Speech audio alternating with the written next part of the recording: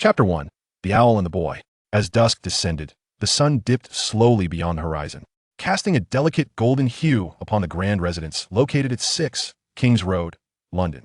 This was a stately villa, steeped in quintessential British charm, spacious, bright, and impressive. The 3-story walls were adorned with tenacious ivy, while the roof was covered with splendid brown tiles. The garden, neatly tended, boasted lush grass and vibrant flower beds, and a luxurious Bentley stood quietly outside the garage. It was a picturesque sunset, tranquil and serene. However, on the balcony of the villa's top floor, a dark-haired boy was engaged in an uncanny gaze with an owl, an oddity that starkly contrasted with the idyllic scene before him. Evan Mason stared at the owl, his eyes brimming with curiosity. This was no ordinary bird one might encounter in a typical household. In fact, the owl clutched a brown envelope crafted from thick parchment in its talons. Evan felt a peculiar certainty that the letter was meant for him. Yet, he was uncertain how to retrieve it, as the owl seemed to demand a reward before relinquishing the letter. "Hello," Evan greeted, attempting to communicate, despite the awkwardness it brought him. "Ho," the owl responded softly, tilting its head to size up the boy, its amber eyes filled with suspicion. "Do not be alarmed, I mean no harm." Evan endeavored to soften his voice, slowly extending his right hand. "Is that letter beneath your feet addressed to me, I wonder?" Before he could finish, a loud voice echoed from downstairs. "Darling, are you ready? We must leave." Footsteps approached. "Oh no, it's my mother. She mustn't see you." Evan jolted awake, abandoning further communication with the owl. He waved his right hand forcefully, attempting to shoo it away. "Oh." Offended, the owl swiftly moved aside. "I apologize, my mother is allergic to birds. She is terrified of all sorts, big and small," Evan explained hurriedly while still waving his hand. "You must leave at once." Seemingly convinced by Evan's frantic gestures, the owl realized the boy would not provide it with sustenance. That a moment later, it flapped its wings, swooping down to peck Evan sharply before dropping the letter at his feet. "Ow!" Evan exclaimed in pain, watching as the owl flew off the balcony like a whirlwind, vanishing from sight. With no time to spare, he bent down and picked up the envelope before his mother entered, clearly addressed in emerald green ink. "Mr. Evan Mason, 3rd floor bedroom, 6 King's Road, Surrey. This letter, along with that owl just now." Evan squinted, a sense of uncanny familiarity washing over him at the bizarre turn of events. "Evan, we need to hurry. Your father is waiting in the car." A well-dressed, middle-aged woman entered, her tone slightly stern. "Being late for an initial visit to someone's home is quite impolite." "I know, Mother." Without a moment's thought, Evan discreetly stuffed the envelope into his trouser pocket. Tonight, their family was hosting a small gathering with his father's business associates, specifically a substantial procurement of drilling machinery from their company.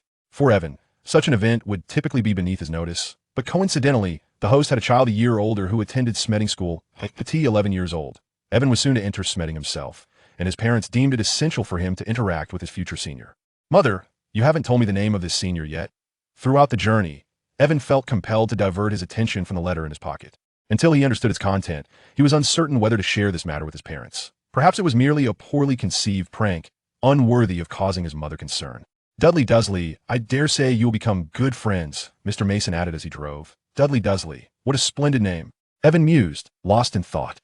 In truth, he recognized the name. If memory served him correctly, Dudley was a character from the Harry Potter series he had read before his Rebirth. In the books, Dudley was an insufferable child, spoiled from a young age, bringing misery to Harry's childhood.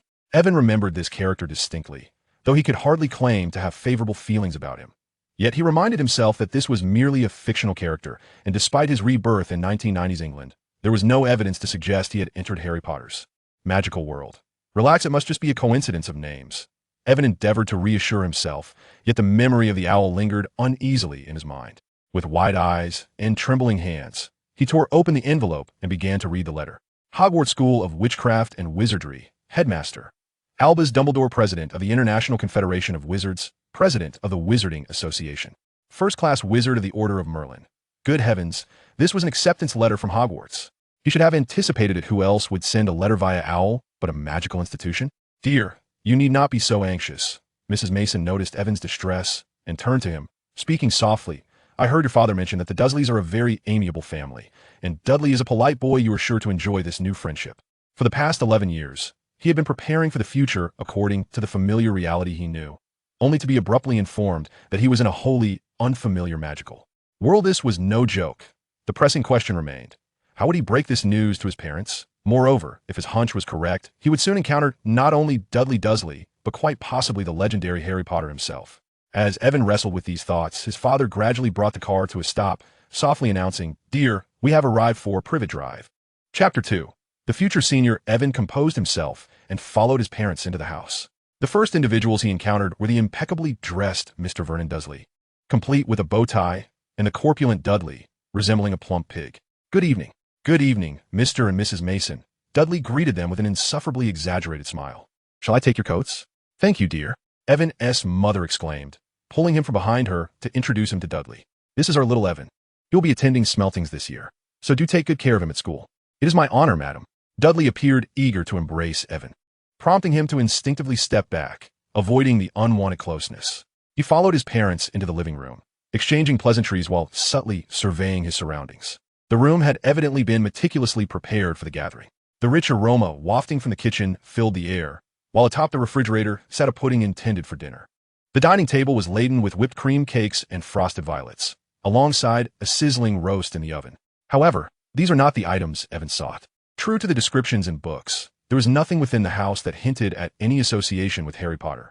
Clearly, the Dursleys wished to keep their extraordinary nephew a secret from outsiders. A slight smirk crossed Evan's lips as he envisioned the poor child, presumably hiding silently in his upstairs room, pretending not to be home. With this thought, Evan felt compelled to take action. "I'm sorry, Mr. Dursley," he interjected, interrupting a tedious joke about a Japanese golfer. "You see, I'm not accustomed to visiting others' homes, and I'm quite curious about everything here. If you wouldn't mind, I would like Dudley to accompany me for a little exploration before dinner." "Not a problem. Let Dudley show you his room and the new gaming console he just bought," Mr. Dursley replied cheerfully, seemingly considering that Evan might not grasp the nuances of his jokes. "Go on, children. When dinner is ready, I'll have Petunia call for you." Reluctantly, Dudley accompanied Evan out of the living room.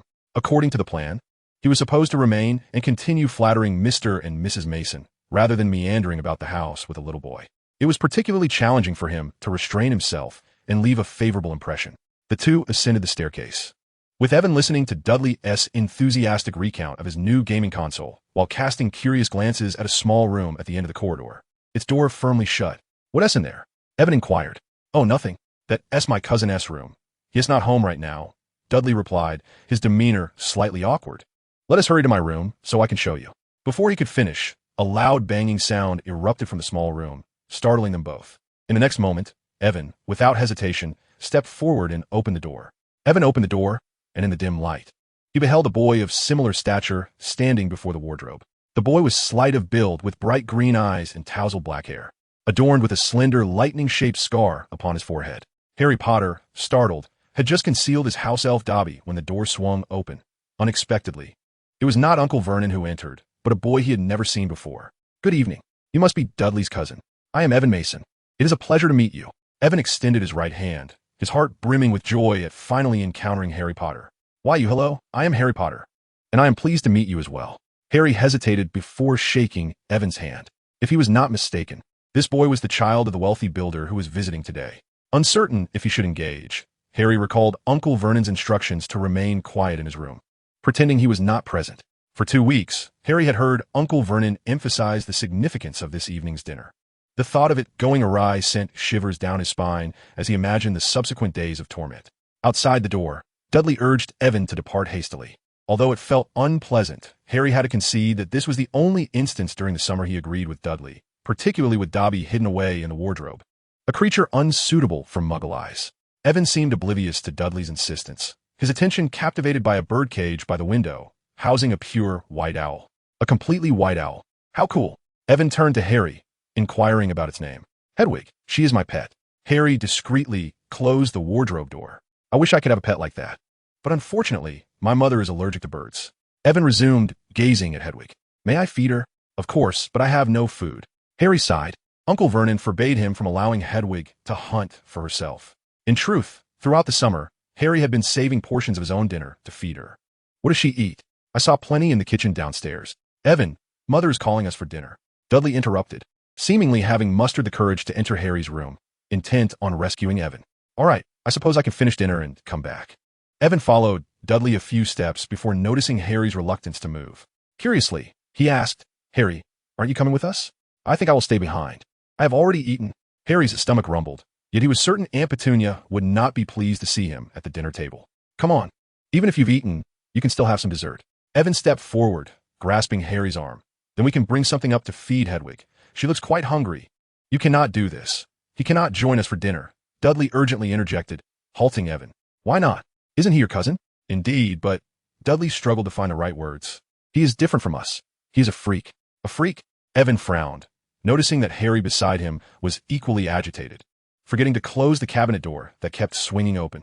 In the next moment, a small green creature sprang from within the wardrobe, sporting bat-like ears and bulging green eyes the size of tennis balls. Dobby the house elf. Evan immediately recognized him, though he was taken aback by the elf's unsightly appearance. How dare you insult the great Harry Potter in front of Dobby? The moment Dobby emerged from the wardrobe, he let out a high-pitched scream.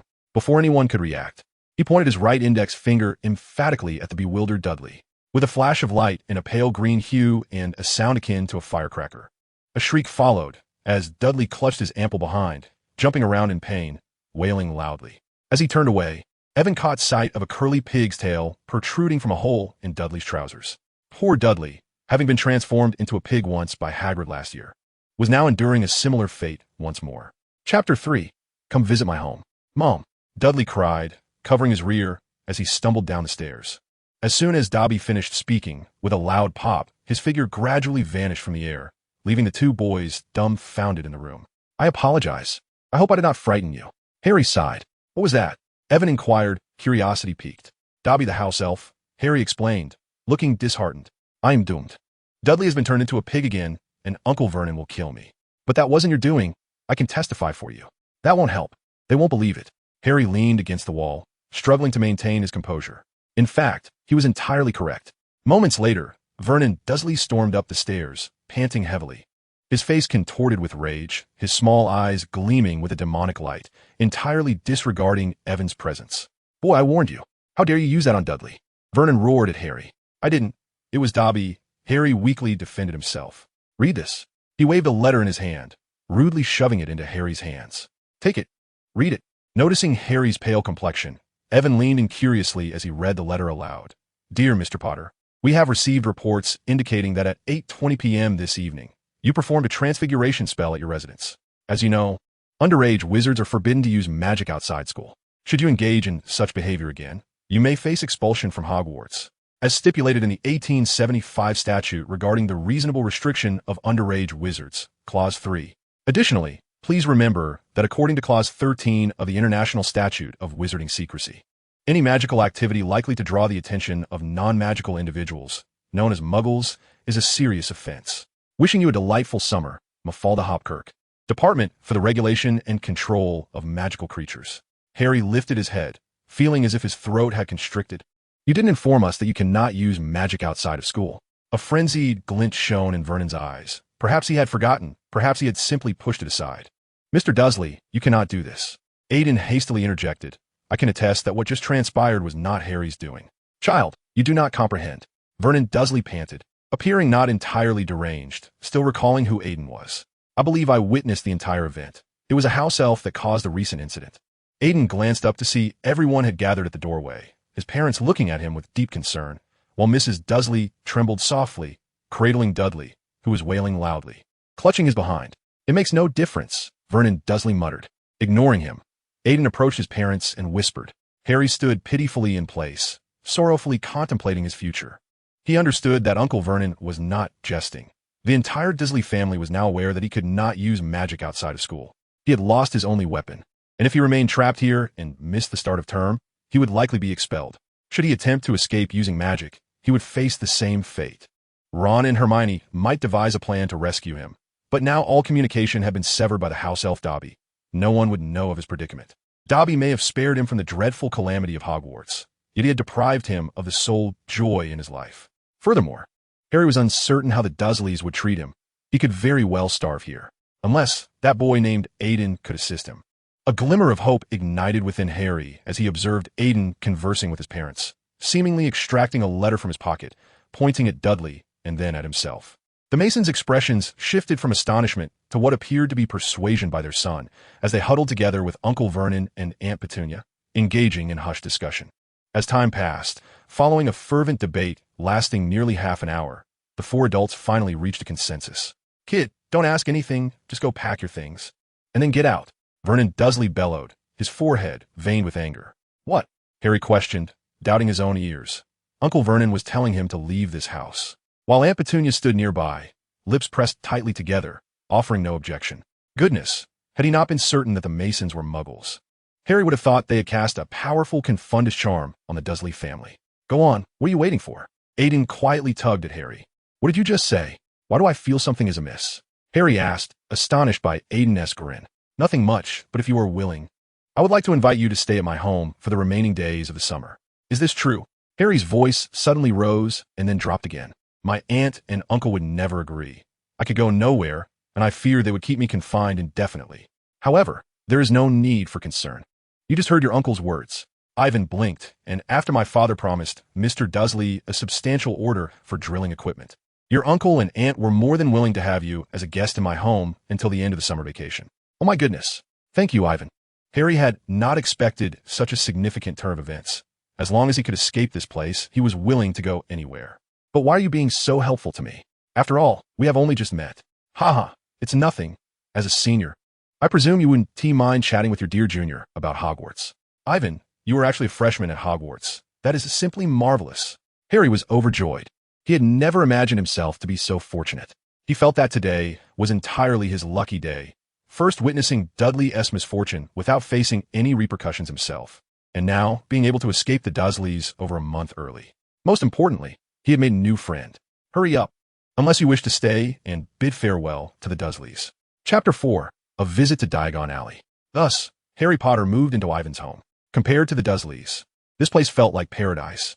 The Masons quickly accepted their son's identity as a wizard as if it made no difference at all. Furthermore, they were exceedingly kind to Harry.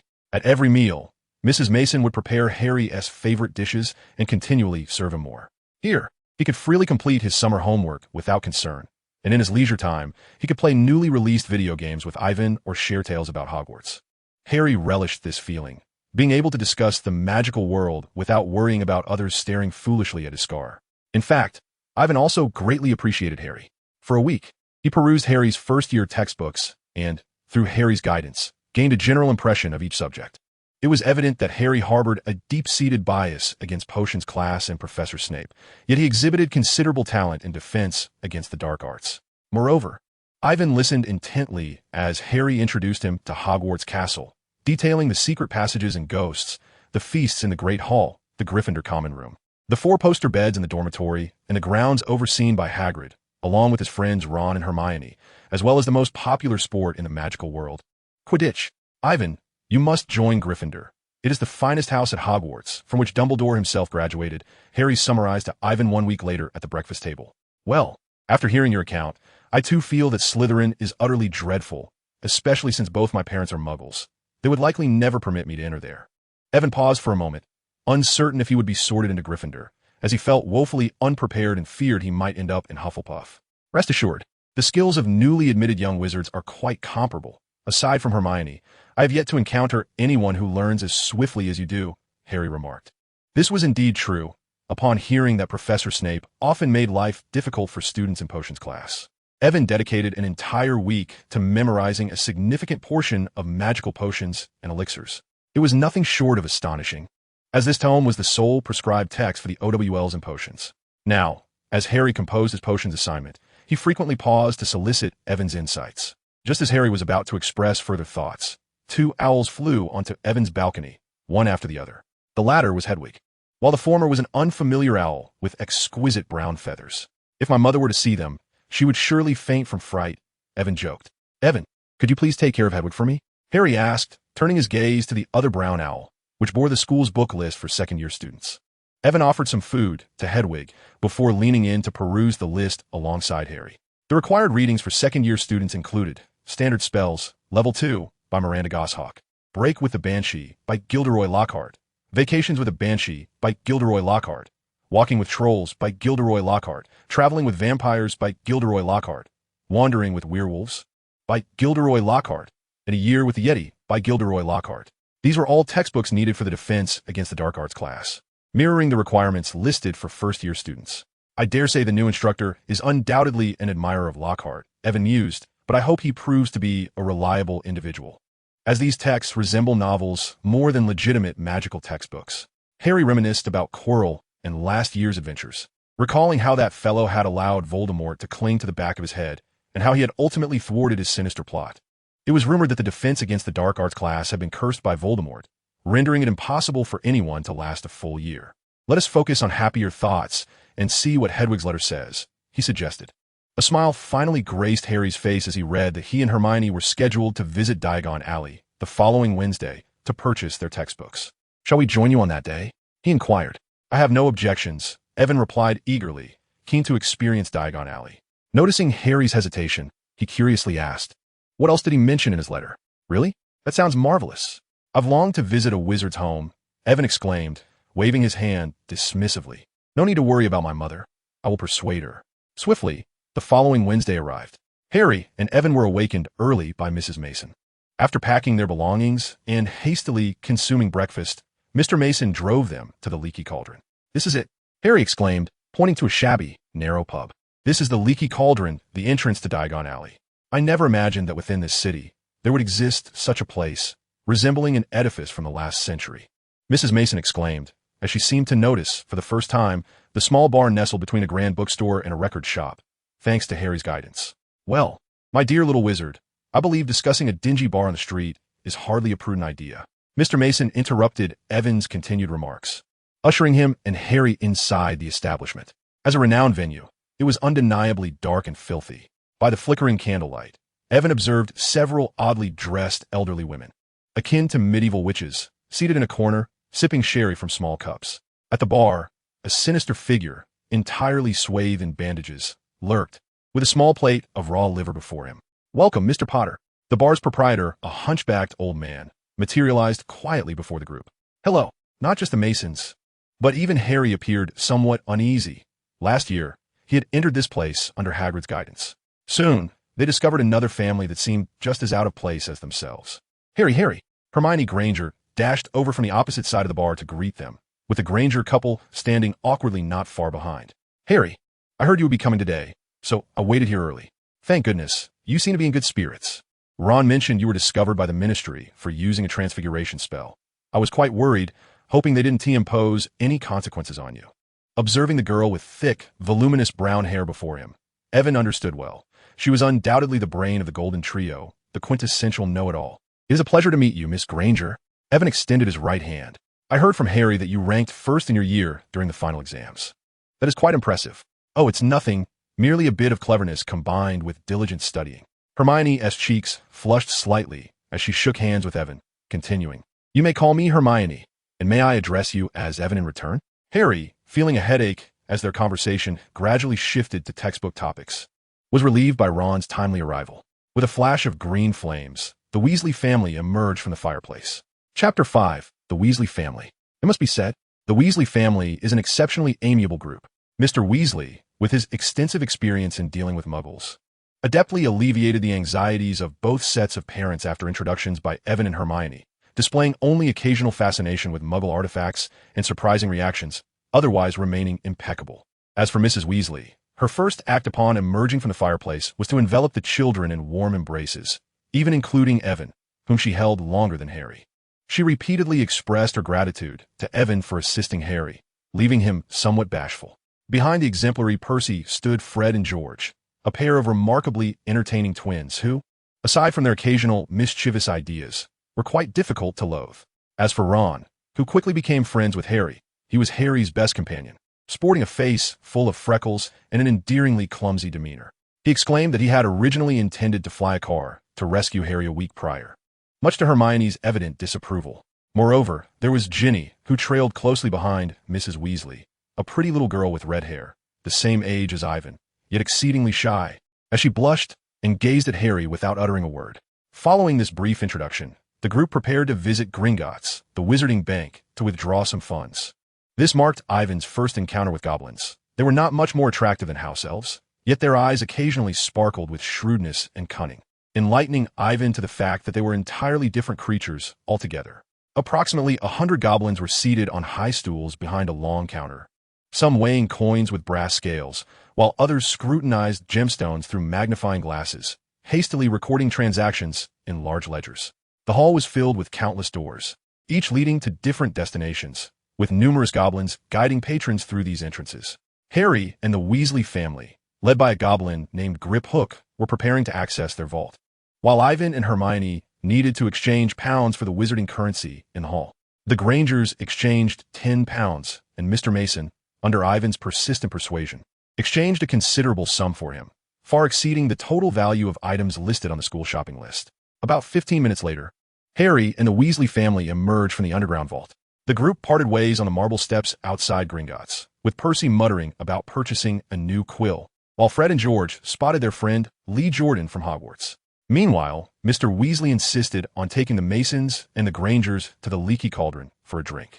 Ivan glanced at Harry, who seemed to wish to converse privately with Ron and Hermione. After a moment's consideration, Ivan decided to accompany Mrs. Weasley and Ginny to procure robes and wands for school. "We will meet in an hour at Flourish and Blott's to purchase your textbooks," Mrs. Weasley instructed as she set off with Ginny and Ivan. "And don't go causing trouble," she called out to the retreating figures of the twins. "Mrs. Weasley, where should we go to buy wands?" "You know this is my first visit to Diagon Alley," Ivan inquired somewhat awkwardly. "My dear, we are heading to Ollivander's. Both you and Ginny will need new wands," Mrs. Weasley replied, turning to Ivan with a smile. "However, we must hurry. There's still much to buy. And today marks the launch of Gilderoy Lockhart's new book, and we cannot be late." "Gilderoy Lockhart?" Ivan furrowed his brow. "I saw his books on the school supply list, but I wonder what the new defense against the dark arts professor was thinking. Those books are rather expensive." "Indeed. Perhaps your new instructor is an admirer of Lockhart, for he is undeniably remarkable. However, purchasing 5 sets of his books all at once is quite an extravagant expense." Mrs. Weasley appeared somewhat troubled. "I am sorry, Ginny, but it seems you will have to acquire many items secondhand this year." "That's all right, Mum," Ginny responded, seemingly unfazed by the news. She winked at Evan and whispered, "My mother is utterly captivated by Lockhart. She idolizes him." "Don't be ridiculous, Ginny." Mrs. Weasley blushed. "One must concede that a wizard of his caliber is indeed quite alluring, especially to middle-aged women," Evan muttered, covering his forehead. He harbored no fondness for the charlatan Lockhart, confident that his deceit would eventually be unveiled. He preferred to steer the conversation away from that topic. What astonished him more was Ginny. The young girl was no longer as shy as when they first met. As long as Harry was not around, she quickly reverted to her lively and talkative self. Along the way, she shared numerous anecdotes about her family. Unlike Ron, it was evident that Ginny was unconcerned about using hand-me-downs from her older brothers, save for one item, the second-hand school uniform, which greatly disheartened her. As the trio chatted, they arrived at a small, dilapidated shop. The golden sign above the door had begun to peel, reading, "Ollivander, established 382 BC, expertly crafted wands." In the dusty window, a solitary wand rested on a faded purple cushion. Upon entering the shop, a series of tinkling bells echoed from the back. Evan surveyed the tiny establishment. Apart from a long bench in front of the counter, it was largely empty. Nearby loomed thousands of narrow boxes stacked nearly to the ceiling, each containing an assortment of wands. For some inexplicable reason, Evan felt a shiver run down his spine as the dust and silence seemed to conceal a mysterious magic. Mrs. Weasley led them to the bench to wait. Shortly thereafter, a gentle voice emerged from within the shop. "Good morning." An elderly gentleman with light-colored pupils stood before them.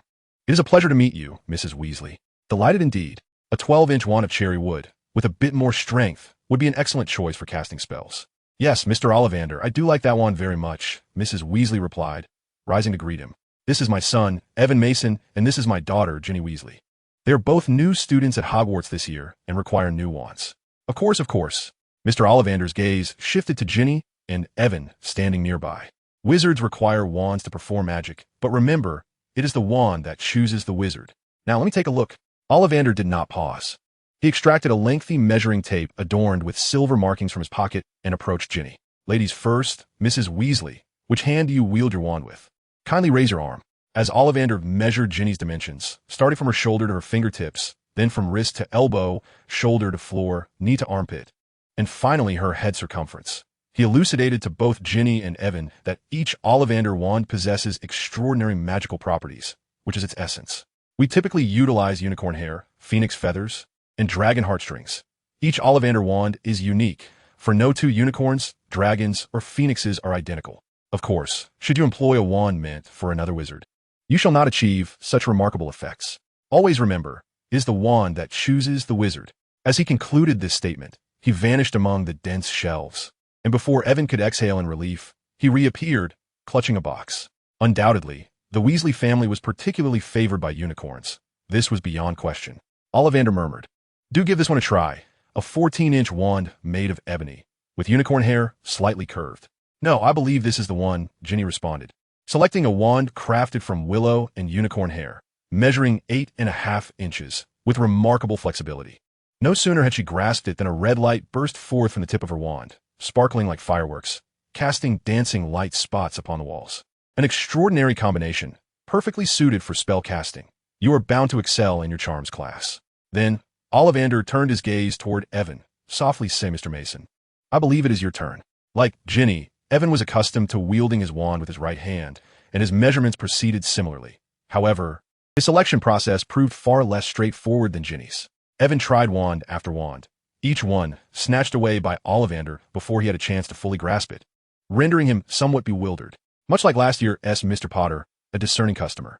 "But fret not, we shall surely find the ideal, most perfect wand for you." Ollivander appeared quite pleased. "Let me contemplate.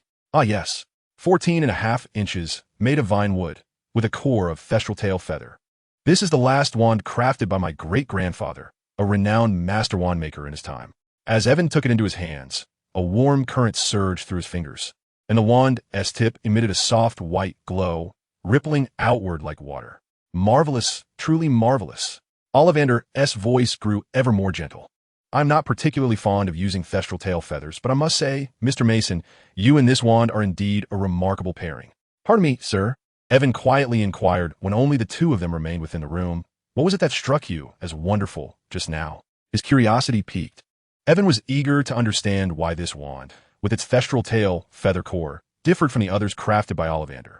It was widely known that thestrals were considered harbingers of ill fortune.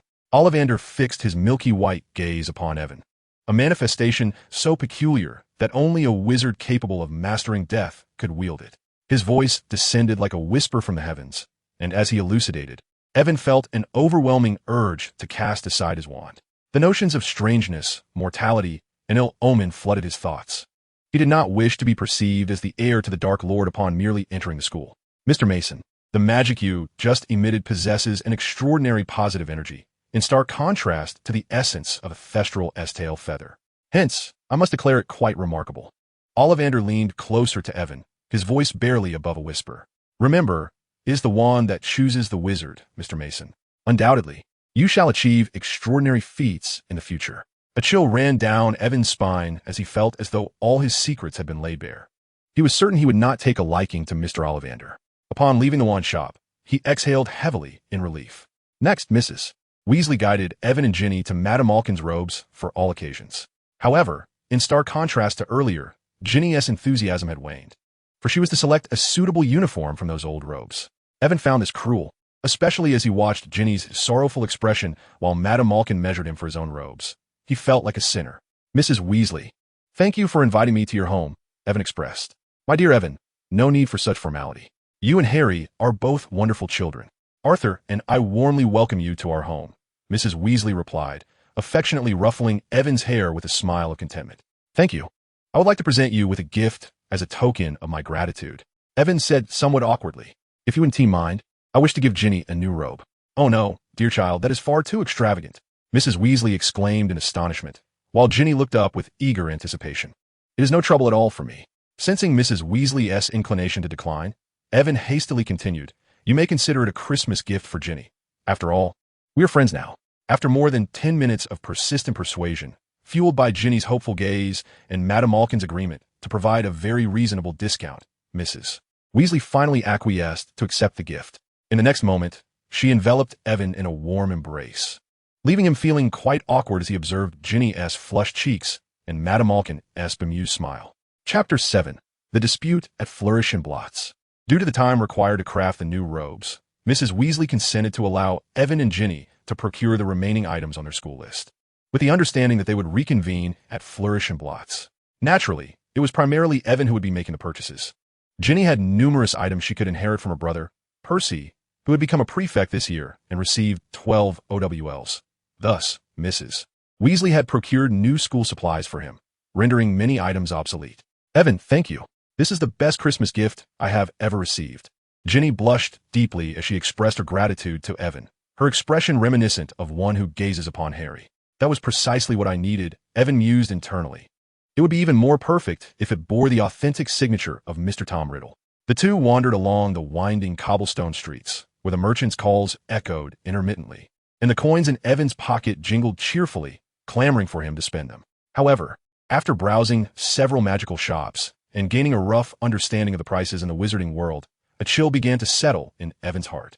The gold galleons he possessed were woefully insufficient for the items he wished to acquire. Indeed, for a first-year student at Hogwarts, the galleons in his possession represented a substantial sum. Yet, his desires far exceeded the school list's requirements. It appeared he would need to devise a means of earning money. Although Evan could request additional funds from his parents, such a solution was not sustainable. They would not grant a child excessive money, particularly for items that a student ought not to possess. He had begun to form a preliminary idea for generating income, but it would have to wait until he arrived at Hogwarts. Under Ginny's guidance, Evan purchased the necessary pewter cauldron from the school list, a finely crafted scale for measuring potion ingredients, and a collapsible brass telescope. At the apothecary, they procured standard supplies of potion ingredients, essential for their first-year potions class. Additionally, they acquired quills for recording, ink, and parchment. Passing by a magical creature shop, they chose not to enter. Evan had contemplated this. He was not ready to acquire a pet, as his mother was allergic to birds and aside from owls. Other pets offered little assistance to a wizard and would only add to his burdens. Nevertheless, he meticulously compiled a mail-order list from nearly every shop in Diagon Alley, anticipating the need for additional materials while previewing higher-year courses. Evan was acutely aware of the myriad challenges that lay ahead in the coming years. He could not afford to learn at a leisurely pace as dictated by textbooks, especially since he was a year behind the Savior.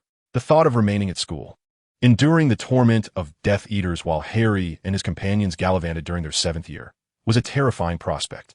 Throughout their journey, Evan and Ginny engaged in delightful conversation, quickly forging a strong friendship. At the Jokes and Japes shop, they encountered Fred, George, and Lee Jordan, who were busily purchasing numerous boxes of Weasley's Wizard Wheezes products, including the automatic igniter and the spectacular fireworks that burst into flowers upon contact with water. In a quaint second-hand shop brimming with rickety wands, wobbly brass scales, and potion-stained old cloaks, they spotted Percy engrossed in a rather tedious book titled How to Acquire Power as a Prefect. They chose not to disturb Percy, and, passing by Florian Fortescue's ice cream parlor, Evan treated himself and Ginny to 2 large chocolate lemon ice creams. As they meandered into a dimly lit alley, they were startled to see Harry, Ron, and Hermione emerging from the leaky cauldron, their faces pale with alarm. Behind them stood the imposing figure of Hagrid, the keeper of keys and grounds at Hogwarts, who was vociferously reprimanding the trio for meandering into Knockturn Alley. "Do you not comprehend? That is not a place for you. Harry, do not let anyone see you there. We ventured into Knockturn Alley. Mother forbids us from going there," Ginny interjected, her face etched with concern. "Get lost, Ginny." Ron waved her off, clearly exasperated. "Wait, Ron." Harry exchanged a glance with Ivan. Hesitating before elaborating, we spotted Draco Malfoy. He and his father were heading into Borgin and Burke's, a shop that specializes in dark artifacts. "Harry," Ron raised his voice, evidently wishing to shield his younger sister from such revelations. "Oh, what did you discover?" Ignoring Ron's excessive reaction, Ivan inquired with curiosity. "Nothing at all. We peered through the window for ages, yet saw them purchase nothing." Hermione turned to Hagrid, asking, "Hagrid, what brings you to Knockturn Alley?" "I am in search of a potion to repel the carnivorous snails. They are on the verge of ruining the school's cabbages." Hagrid replied gruffly, glancing at Ivan. "You must be Ivan Mason, the one Harry mentioned. It's fortunate you helped him escape that dreadful house. Those vile muggles, if only I had known."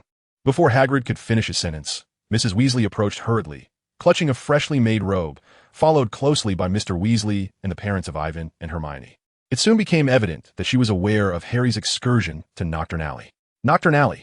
Thank goodness you found him, Hagrid," she exclaimed. "Well, I'd best be off," Hagrid said, slightly embarrassed as Mrs. Weasley grasped his hand tightly. "Children, see you at Hogwarts." Once Hagrid had vanished from sight, Mrs. Weasley turned to admonish the trio sternly, while Mr. Weasley appeared fascinated by Harry's accounts. Clearly, he was there to sell something. He must be terrified. Mr. Weasley remarked solemnly, "Oh, how I wish to gather evidence against Lucius Malfoy." "Be cautious, Arthur," Mrs. Weasley warned him, That family is not to be trifled with. Do not bite off more than you can chew. Do you think I cannot hold my own against Malfoy? Mr. Weasley retorted indignantly. Yet his attention was swiftly diverted by a throng of people gathered outside Flourish and Blots. Most of them were witches of Mrs. Weasley's age, all jostling at the entrance. Eager to enter, through the gaps in the crowd, they glimpsed Gilderoy Lockhart, clad in a blue wizard's robe, seated in the center of the shop, signing books. Surrounding him were large photographs of himself, all winking at the crowd and displaying dazzlingly white smiles. Although Lockhart was undeniably a fool, Ivan had to concede that he was a successful author, if only he did not resort to appropriating others' experiences. Little girl, take your book. It is the finest gift your father can give you. Lucius Malfoy extricated himself from Hagrid's grasp and beckoned to Draco, rushing out of the shop. After Lucius Malfoy departed, the staff of Flourish and Blots seemed intent on detaining them as well. However, upon noticing Hagrid's extraordinary stature and the rather substantial order that Ivan was about to place, they quickly dismissed any thoughts of confrontation. Ivan, what on earth are you doing? Do you intend to empty Flourish and Blots?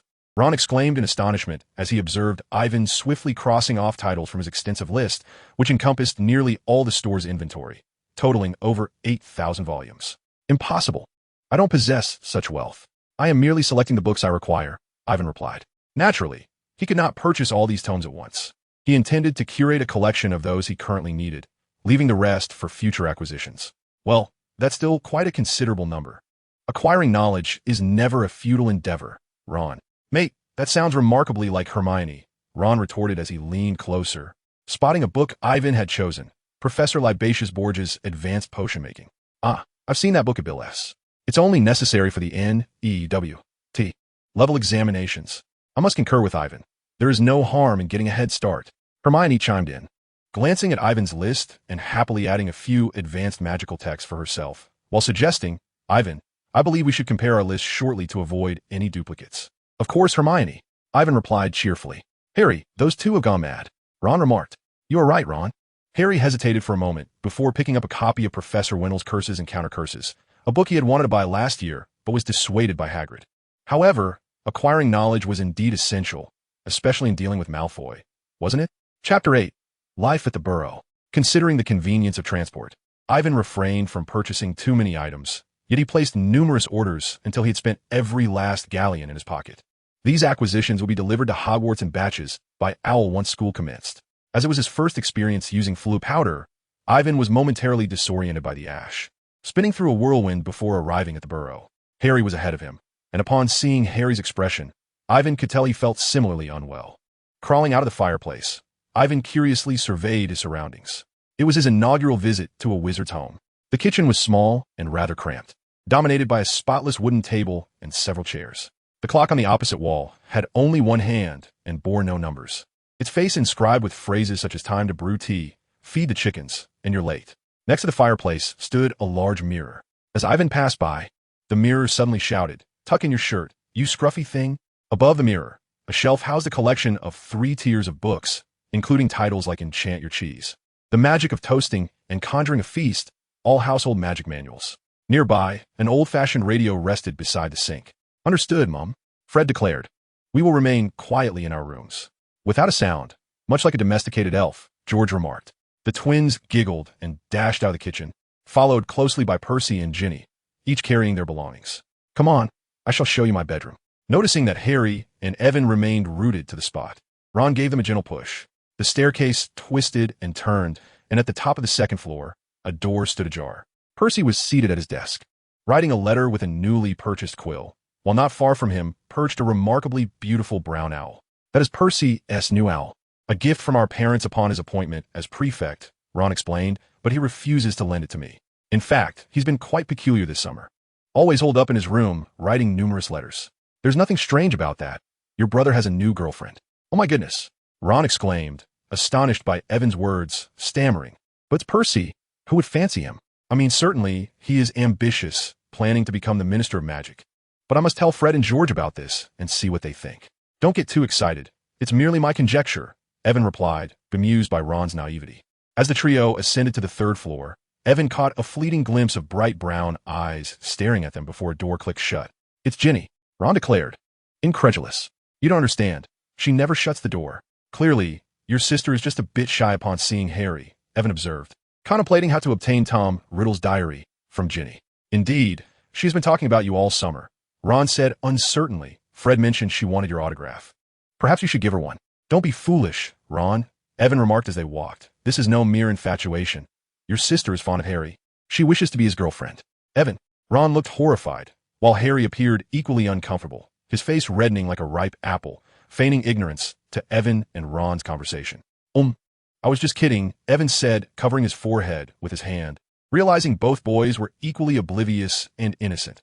No wonder they had nearly struggled to find partners at the Yule Ball in their 4th year. They climbed another flight of stairs and stood outside the twins' room, which was firmly closed, utterly silent within, leaving them to wonder what mischief they were up to. When they reached the top floor, they arrived at a peeling door with a small sign that read Ron S. room. Evan and Harry stepped inside, the slanted ceiling nearly brushing their heads. It felt as though they had entered a grand furnace. Everything in Ron's room radiated a dazzling orange hue. The bedspread, the walls, and even the ceiling. Evan then realized that Ron had covered nearly every inch of the tattered wallpaper with posters, all depicting the same 7 witches and wizards clad in vibrant orange robes, joyfully waving their broomsticks. Your Quidditch team? Harry inquired. The Chudley Cannons rank 9th in the league.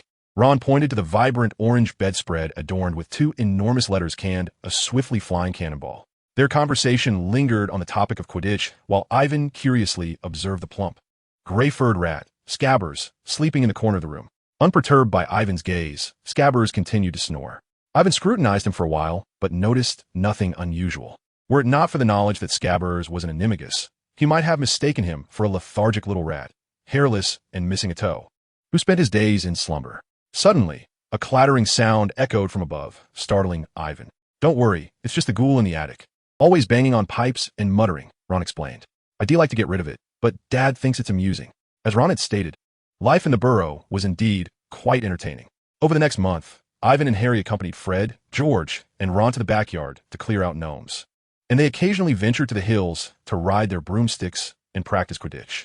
In the evenings, while Harry and Ron busied themselves with their summer homework, Ivan frequented Percy for academic guidance. Percy excelled in nearly every subject, particularly in history of magic and charms, where he possessed unique insights. By the end of the month, Harry and Ivan had become exceedingly familiar with the Weasley family. Mrs. Weasley mended their socks, insisting they refill their plates at least 4 times during meals, while Mr. Weasley incessantly inquired about Muggle life. Except for Ginny, the others swiftly adapted to Harry and Ivan's presence in their home. More precisely, it seemed that whenever Harry was around, Ginny would nervously knock something over. However, she behaved quite normally when alone with Ivan. Due to their similar ages, Ivan and Ginny got along splendidly. Yet even on the last day of summer, Ivan had not managed to procure Tom Riddle's diary from her. He had hinted several times, but Ginny remained unresponsive, unable to articulate his request clearly, nor daring to search her room. Ivan was uncertain whether she had discovered the diary or had simply chosen not to disclose it to him. Nevertheless, he was not anxious. Time was still on his side. The worst outcome would follow the storyline, wherein poor Ginny might face some tribulations, yet the prospect of being rescued by Harry, the object of her affections, did not seem a dreadful fate for the young girl. Chapter 9. Flying to Hogwarts. On the last day of summer, Mrs. Weasley conjured a sumptuous dinner. The family joyfully gathered around the table to savor the delectable treacle pudding while watching Fred and George's arduous firework display. These fireworks had evidently been enhanced by the twins, featuring shapes not found in the promotional flyers. The kitchen was filled with scattered orange, red, and blue stars, bouncing between the ceiling and walls for at least half an hour.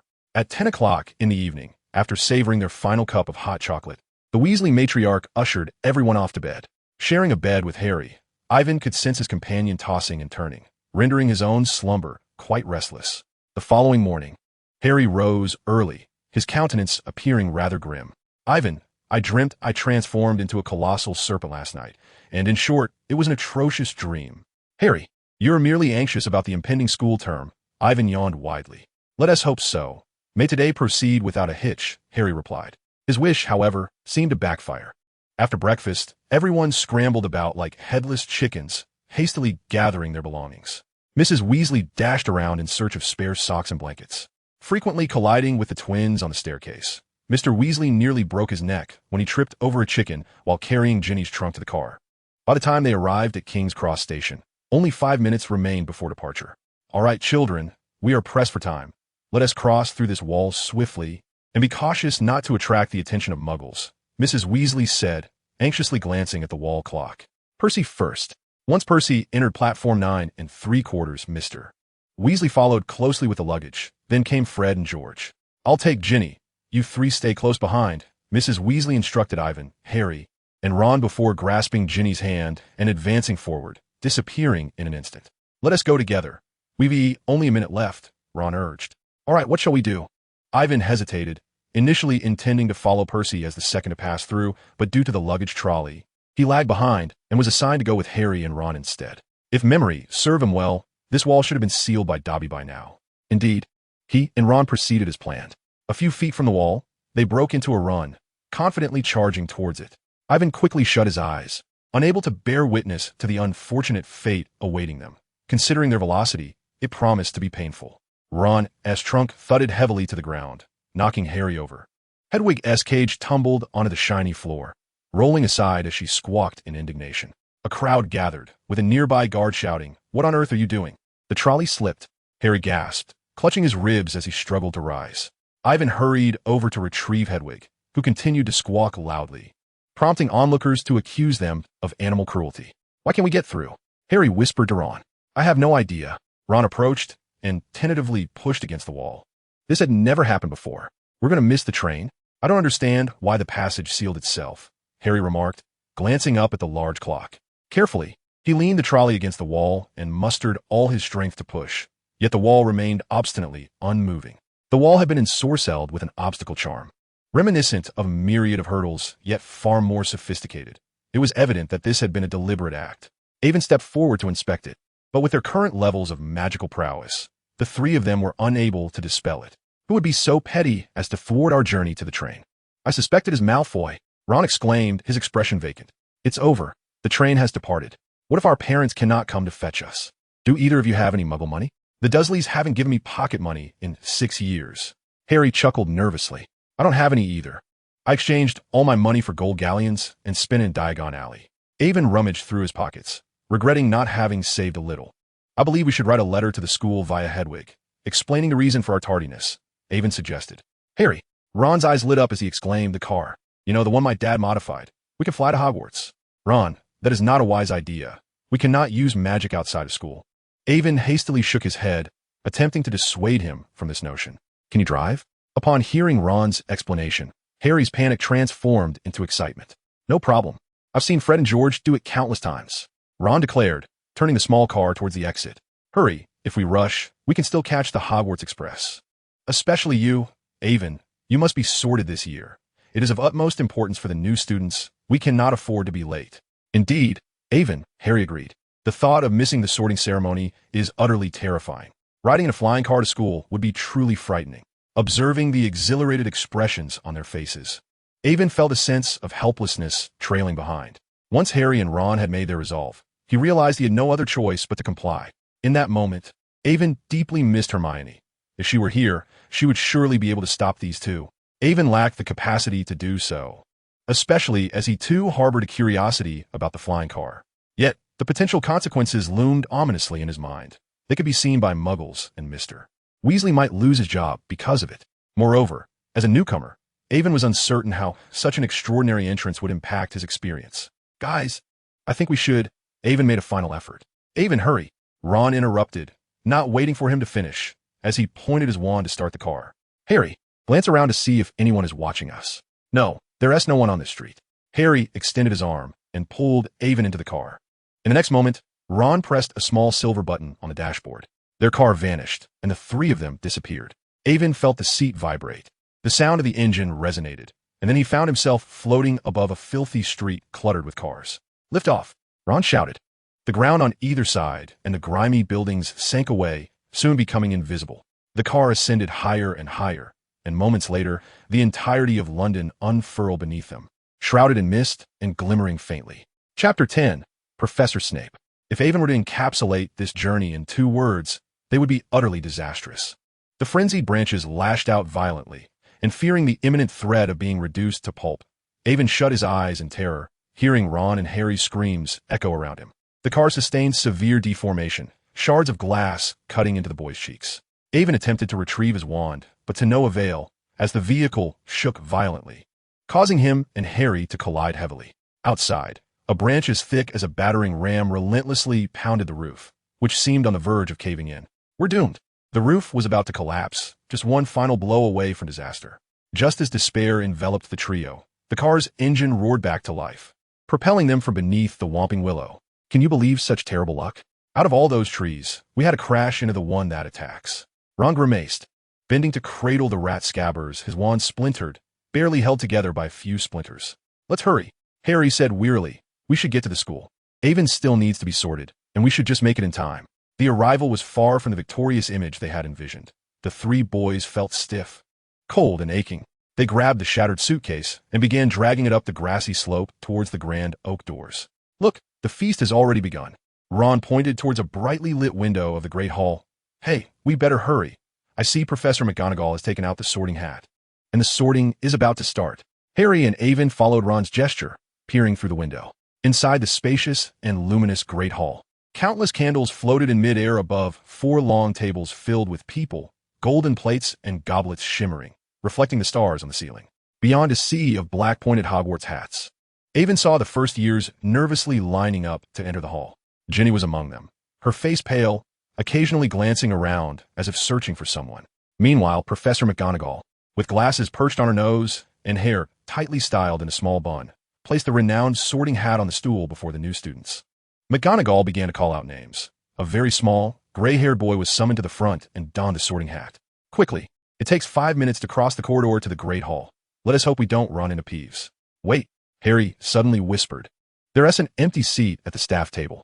Where has Snape gone? Who knows? Perhaps he is ill. Ron said hopefully. Maybe he has left, Harry exclaimed with excitement.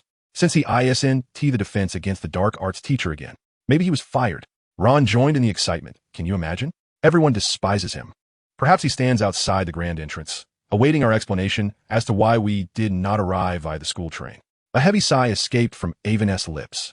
He beheld a gaunt figure, with sallow skin, a hawk-like nose, and long, greasy black hair cascading over his shoulders, standing coldly upon the steps of the castle. The smile upon Snape's face signaled to Avon that their predicament was dire indeed. Ah, look who I have encountered, the illustrious Harry Potter, along with his 2 esteemed companions. Accompanied by a faint, low hiss, Avon observed Professor Snape regarding him with a look of disdain. Surely, you find a school train rather mundane and seek a thrill instead. Do you not? Sir, we did not. It was the barrier at King's Cross Station that— Silence. Snape interjected icily. Follow me. Sir, we must go to the Great Hall. Avon still needs to be sorted. Harry summoned his courage to state. Silence. Snape interrupted Harry once more. He opened a door leading into a dim corridor, gesturing for them to enter. Under Snape's watchful gaze, the 3 boys trembled as they stepped into his office. The room was shrouded in darkness, with numerous large glass jars lining the walls, each containing various colors of nauseating liquids. The fireplace stood empty, a gaping maw of blackness. Snape closed the door and turned to face them, akin to a serpent observing its prey. After a prolonged silence, he coldly inquired, What have you done to the car? What? Ron gaped, bewildered, uncertain how Snape knew of the car. Could he truly read minds? Wesley, despite your vacuous brain, I have never harbored any illusions. Snape unfurled a copy of the day's Daily Prophet, but it is evident that you were seen. He displayed the headline to them. Ford Anglia can fly, Muggles astonished. A cold smirk graced Snape's features as he read aloud. 2 Muggles in London are convinced they saw an old car flying past the post office building at noon in Norfolk. Mr. Angus Flitt, while Mrs. Hetty Bellis was hanging laundry, reported this sighting to the police with 6 or 7 Muggles present. I recall your father works in a misuse of Muggle artifacts office. Does he not? He raised his gaze to Ron, his smile growing more sinister. Oh dear. His own son. Avon noted the expressions of despair on Harry and Ron's faces, as they seemed to grasp the gravity of the situation. Should anyone discover that Mr. Weasley had bewitched the car, the consequences would be dire. And furthermore, Snape continued, while inspecting the grounds, I discovered that a very rare whomping willow appears to have sustained significant damage. That tree inflicted far greater harm upon us. Ron blurted out. Silence, Wesley. Snape snapped once more, his gaze now fixed upon Avon. And you, Mr. Mason, I believe you have realized that being the companion of a savior is not a prudent choice. I dare say you shall become the first student in history to be expelled from Hogwarts on the very first day of term. No, you cannot expel Avon, Harry shouted vehemently. Harry's pallid visage followed Snape's retreating figure. He yearned to console Ivan, yet when he opened his mouth, words eluded him entirely. If Snape summoned Professor McGonagall, he and Ron would not fare any better. She might be slightly more impartial than Snape, yet equally formidable. Should Snape expel Ivan, Harry and Ron would undoubtedly face similar repercussions from Professor McGonagall. He felt uncertain about where to go after leaving Hogwarts. The Dursleys would certainly not welcome him.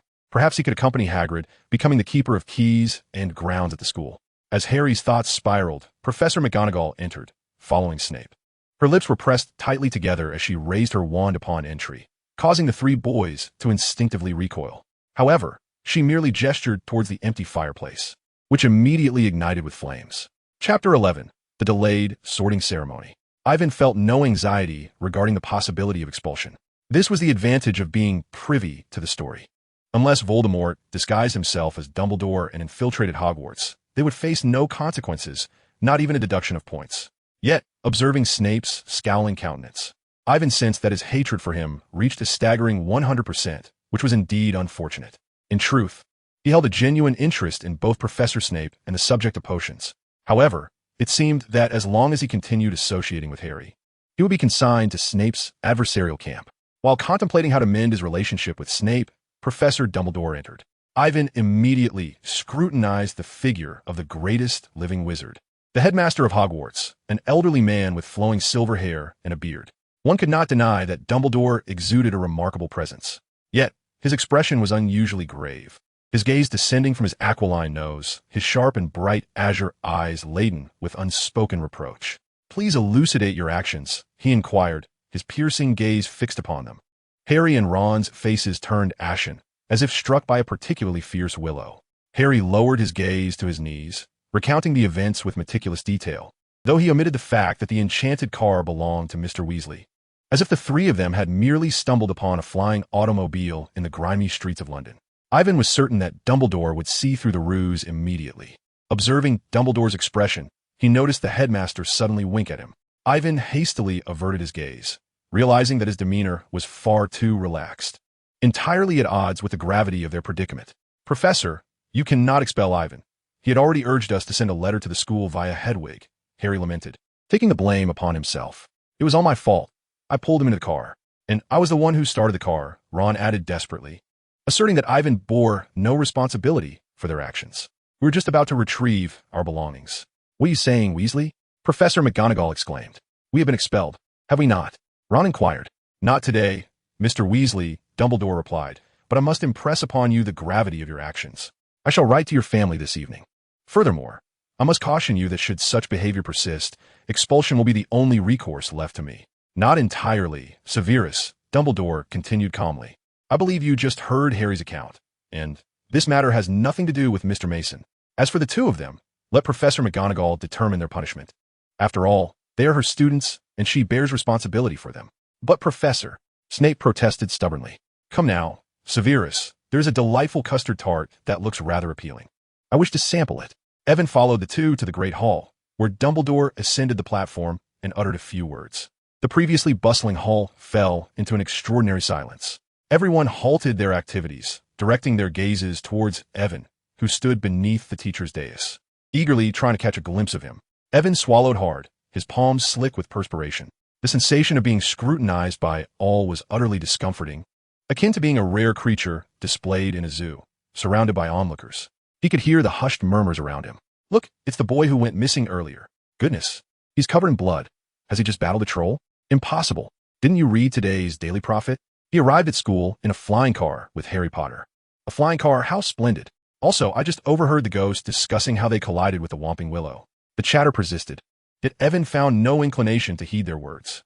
He observed Professor Snape retrieving the sorting hat and approaching the high chair in the center. "Evan Mason," Snape announced grimly.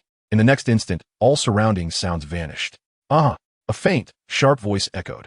A latecomer, quite evident in his intelligence and talent, with a good heart as well. "You ought to be sorted into Ravenclaw, where the brightest minds often achieve the most." Evan nodded. Ravenclaw was indeed an enticing choice.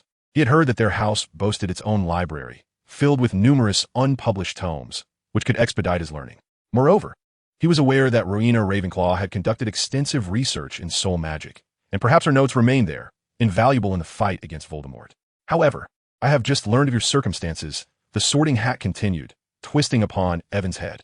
It has been many years since I have encountered a new student who has made such an impressive entrance. Exceedingly brave, I dare say Gryffindor may suit you better. Before Evan could express his thoughts, the Sorting Hat proclaimed loudly, Gryffindor.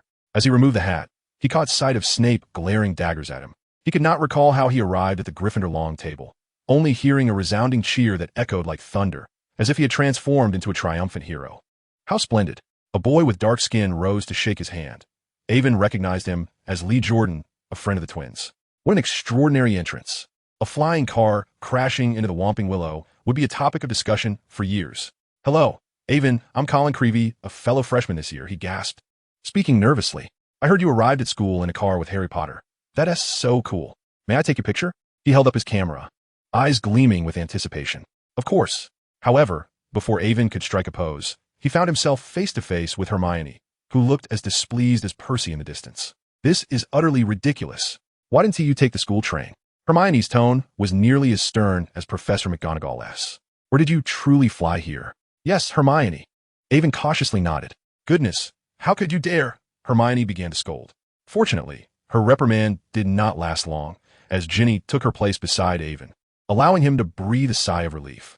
Ginny, you're not here to scold me like Hermione, are you? Don't blame Hermione. She was quite worried when she didn't TC you on the train. Ginny asked anxiously, what about Ron and Harry? How are they? They're doing well. Avon reached for a pudding from the plate before him. I'll tell you more later. I need to eat something first. I haven't had anything since noon. Yet. Before he could take a bite, all the food on his plate vanished as if it had never existed. The feast was over. Oh no. Avon slumped helplessly in his chair. Chapter 12. The Hogwarts Magical News. Half an hour later, Harry and Ron exited Snape's office, treading the familiar path toward the Gryffindor Tower. The castle was eerily quiet. The dinner had concluded. I wonder how Avon is doing. I truly wish we could have been at the feast, Harry mused. Professor McGonagall didn't want us to show off, Ron wisely replied. She doesn't want anyone thinking that arriving at school in a flying car is something to boast about. True, but at the very least, we should know which house Avon will be sorted into. Without a doubt, he'll be placed in Gryffindor, just like Ginny, Ron asserted. Not necessarily. He is quite clever, and he might be sorted into Ravenclaw, Harry expressed with a hint of concern. Their summer together had fostered a fondness for Avon, and he hoped they would be in the same house. Anything but Slytherin. Ravenclaw would be a fine choice. What is the password? The fat lady inquired as they approached. Oh, Harry faltered, unable to respond. Hermione, do you know which house Avon was sorted into? Of course, it's Gryffindor. Hermione replied impatiently. How could you dare bring him to school in a flying car? You could be expelled. Please refrain from lecturing us. We have listened to these words for an entire evening, Ron said impatiently. Just tell us the password. The password is honeysuckle, Hermione continued, undeterred. But that is not the issue at hand. Do you not realize? She had intentionally waited outside to admonish Harry and Ron before they entered the common room, hoping to make them aware of their missteps. However, as the portrait of the fat lady swung open, her words were abruptly drowned out by thunderous applause, and Harry and Ron were swiftly pulled inside. The Gryffindor students had not yet retired. They were all gathered in the circular common room, reveling in the atmosphere that reached a crescendo with the arrival of Harry and Ron. Aiden was delighted to see them enter. Relishing the moment when he was no longer the center of attention, he quietly withdrew from the crowd and collapsed onto the sofa beside the fireplace, utterly drained from a night of relentless excitement and the absence of sustenance. Aiden, he noticed Hermione sitting across from him, her expression grave. In a pitiful tone, he pleaded, Please spare me. Hermione, let us discuss this tomorrow. I am on the verge of starvation. Hermione pursed her lips, choosing not to respond further. Instead, she produced a large piece of chocolate from her pocket and handed it to him. Aiden took a bite, instantly feeling rejuvenated. Mate, congratulations on your acceptance into Gryffindor. Today has been truly remarkable. I know I shouldn't feel so proud, Ron began, but he faltered upon seeing Hermione as displeased expression directed at him. Where are Fred and George? Why haven't I seen them?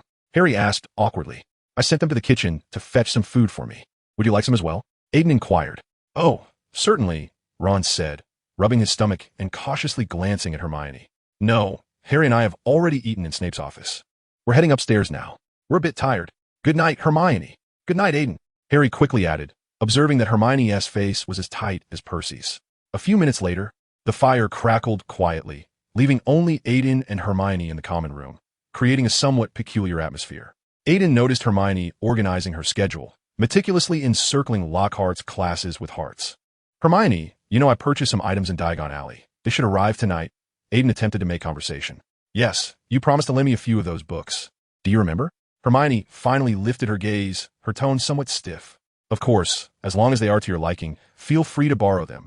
Aiden readily agreed, sensing Hermione's lingering dissatisfaction with their arrival at the school. Just as he finished speaking, several owls from Flourish and Blots appeared outside the Gryffindor Tower window. Aiden hurried to open the window. Beautifully crafted magical books materialized before them, numbering over 50. Hermione's attention was completely captivated by the assortment of books Aiden had procured, which included not only advanced textbooks, but also a wide variety of other genres. Subsequently, the conversation between the two individuals gracefully shifted to the realm of magical knowledge, where they engaged in delightful discourse. Ivan noticed that Hermione had reverted to her previous amiable demeanor, just as they were engrossed in discussing a particular spell. The grand door of the common room swung open, revealing Fred and George, who entered carrying trays brimming with an abundance of food. It appeared as though they had transported the entire school library along with them. Indeed, dear Mr. Mason, it is our utmost pleasure to serve you, declared George. Evading Ivan, Fred produced several red candles from his cloak. These are your dining candles. We shall not intrude upon your forthcoming candlelit dinner with Miss Granger, he exclaimed, as George stepped forward to ignite the candles. Ivan and Hermione blushed deeply, observing them place the trays before them, akin to refined waitstaff in a luxurious restaurant. Casting a glance at the two somewhat anxious individuals, Fred and George exchanged mischievous smiles, preparing to depart, but they halted in astonishment, gazing out the window. Look quickly. What is that outside? Following their gaze, Ivan and Hermione beheld an enormous entity approaching the Gryffindor Tower. Moments later, illuminated by the flickering candlelight within the common room, Ivan discerned that it was a convoy composed of dozens of robust owls. These owls appeared utterly exhausted, struggling to maintain their altitude, prompting Ivan to hastily welcome them inside. As the owls descended, the floor trembled under their weight. Fear not, it is merely my purchases arriving, Ivan reassured the three astonished companions beside him. What is it? Fred and George inquired in unison. Well, it is a specialized apparatus for newspaper printing that I ordered from Diagon Alley, and it cost me a substantial sum, Ivan explained, feeding a few of the owls before rising to sign for the delivery. A professional printing device? What on earth do you need that for? Fred exclaimed, raising his voice. Do not tell us you are planning to start a newspaper, George added. Indeed, I intend to establish a newspaper, much like the Daily Prophet. I have even chosen a name, the Hogwarts Magical Gazette, Ivan declared, unveiling the packaging of the printing equipment, revealing a set of intricate, silver-toned magical devices that resembled a Muggle printing press, yet operated entirely through magic, complete with precise calibration features. Chapter 13, A Howling Letter. Ivan turned to Fred and George, continuing, I have contemplated that the revenue generated from the Hogwarts Magical Gazette could be utilized to fund all students' magical research and inventions. It is with great honor that I inform you both that you will be my first beneficiaries. You may advertise your products in the newspaper, bringing joy to many. Oh, Ivan. Fred and George gazed at him, visibly moved. As for you, Hermione. Ivan turned to Hermione, who appeared as though petrified. I would like to invite you to serve as the editor-in-chief of the Hogwarts Magical Gazette. What? Hermione was still processing the proposal. No, Ivan. She shook her head in refusal, her expression one of astonishment. I cannot do that. I have my own assignments to complete. Hermione continued at a rapid pace, expressing her enthusiasm for becoming the editor of the Hogwarts Magical News. In fact, I believe your idea is absolutely splendid. Yes, a newspaper entirely our own, Fred exclaimed. Trust me, Ivan, you will be immortalized in the annals of the school, George added, due to a scarcity of articles and limited manpower. The Hogwarts Magical News was provisionally set to be published once a week. It would be divided into 10 sections, with news and current affairs dedicated to all the fresh happenings and in-depth commentary within the school, under Hermione's editorial guidance. As for sourcing the news, in addition to relying on a few individuals for gathering information, Ivan planned to communicate with the ghosts within the castle, as they were privy to nearly everything. The entertainment and mystery section would be entrusted to Fred and George, who would undoubtedly excel, primarily focusing on various locations, passages, and some lesser-known secrets of the castle. Additionally, the magical creatures section, which would introduce the animals of the Forbidden Forest, could be assigned to Hagrid. The Quidditch section would be managed by Harry and Ron, while the history of Hogwarts would be overseen by Ivan himself. Furthermore, in the section showcasing individual talents, Ivan decided to feature Lockhart as the primary subject for the academic year. believing he would garner the admiration of the girls before his true nature was unveiled. The fiction section and the magical scholarly exchange section would be open for submissions from all faculty and students. The final advertising section would also be under Ivan's purview. Besides Fred and George intending to promote their successfully transformed magical fireworks, Ivan planned to seek an opportunity to visit Hogsmeade, confident that local merchants would be delighted to advertise in the newspaper, though the sales of the Hogwarts magical news must first be ensured. Hermione would be responsible for the final review of all submissions, enlisting Ginny's assistance if the volume became overwhelming. Communication with external parties would be entrusted to me, while the promotional efforts would be managed by Fred and George. Ivan concluded with a sigh, stating that if all proceeded smoothly, they could publish the inaugural issue in a week. In the circular room, 5 four-poster beds adorned with red velvet were arranged, accompanied by several tall, narrow windows. Ivan noticed that his trunk had already been brought up, and he gently climbed onto his bed, turning to see the bed of a boy named Colin right beside him. A sudden thought struck him. He could recruit Colin as the exclusive photographer for the Hogwarts magical news. Soon after, additional ideas began to surface in his mind, but exhaustion overcame him, and he quickly fell into a deep slumber. The next morning, as Ivan entered the Great Hall, he observed Harry and Ron seated at the Gryffindor table, with Hermione beside them, her head bent over a piece of parchment, writing something. "Good morning," Ivan greeted as he settled down across from the trio, facing bowls of porridge, platters of pickled herring, mountains of bread slices, and plates of eggs and bacon. "Sorry, what newspaper?" Harry inquired, looking up.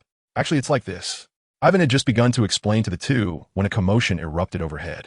A multitude of owls swooped into the hall, circling above as they dropped letters and parcels into the crowd of conversing individuals.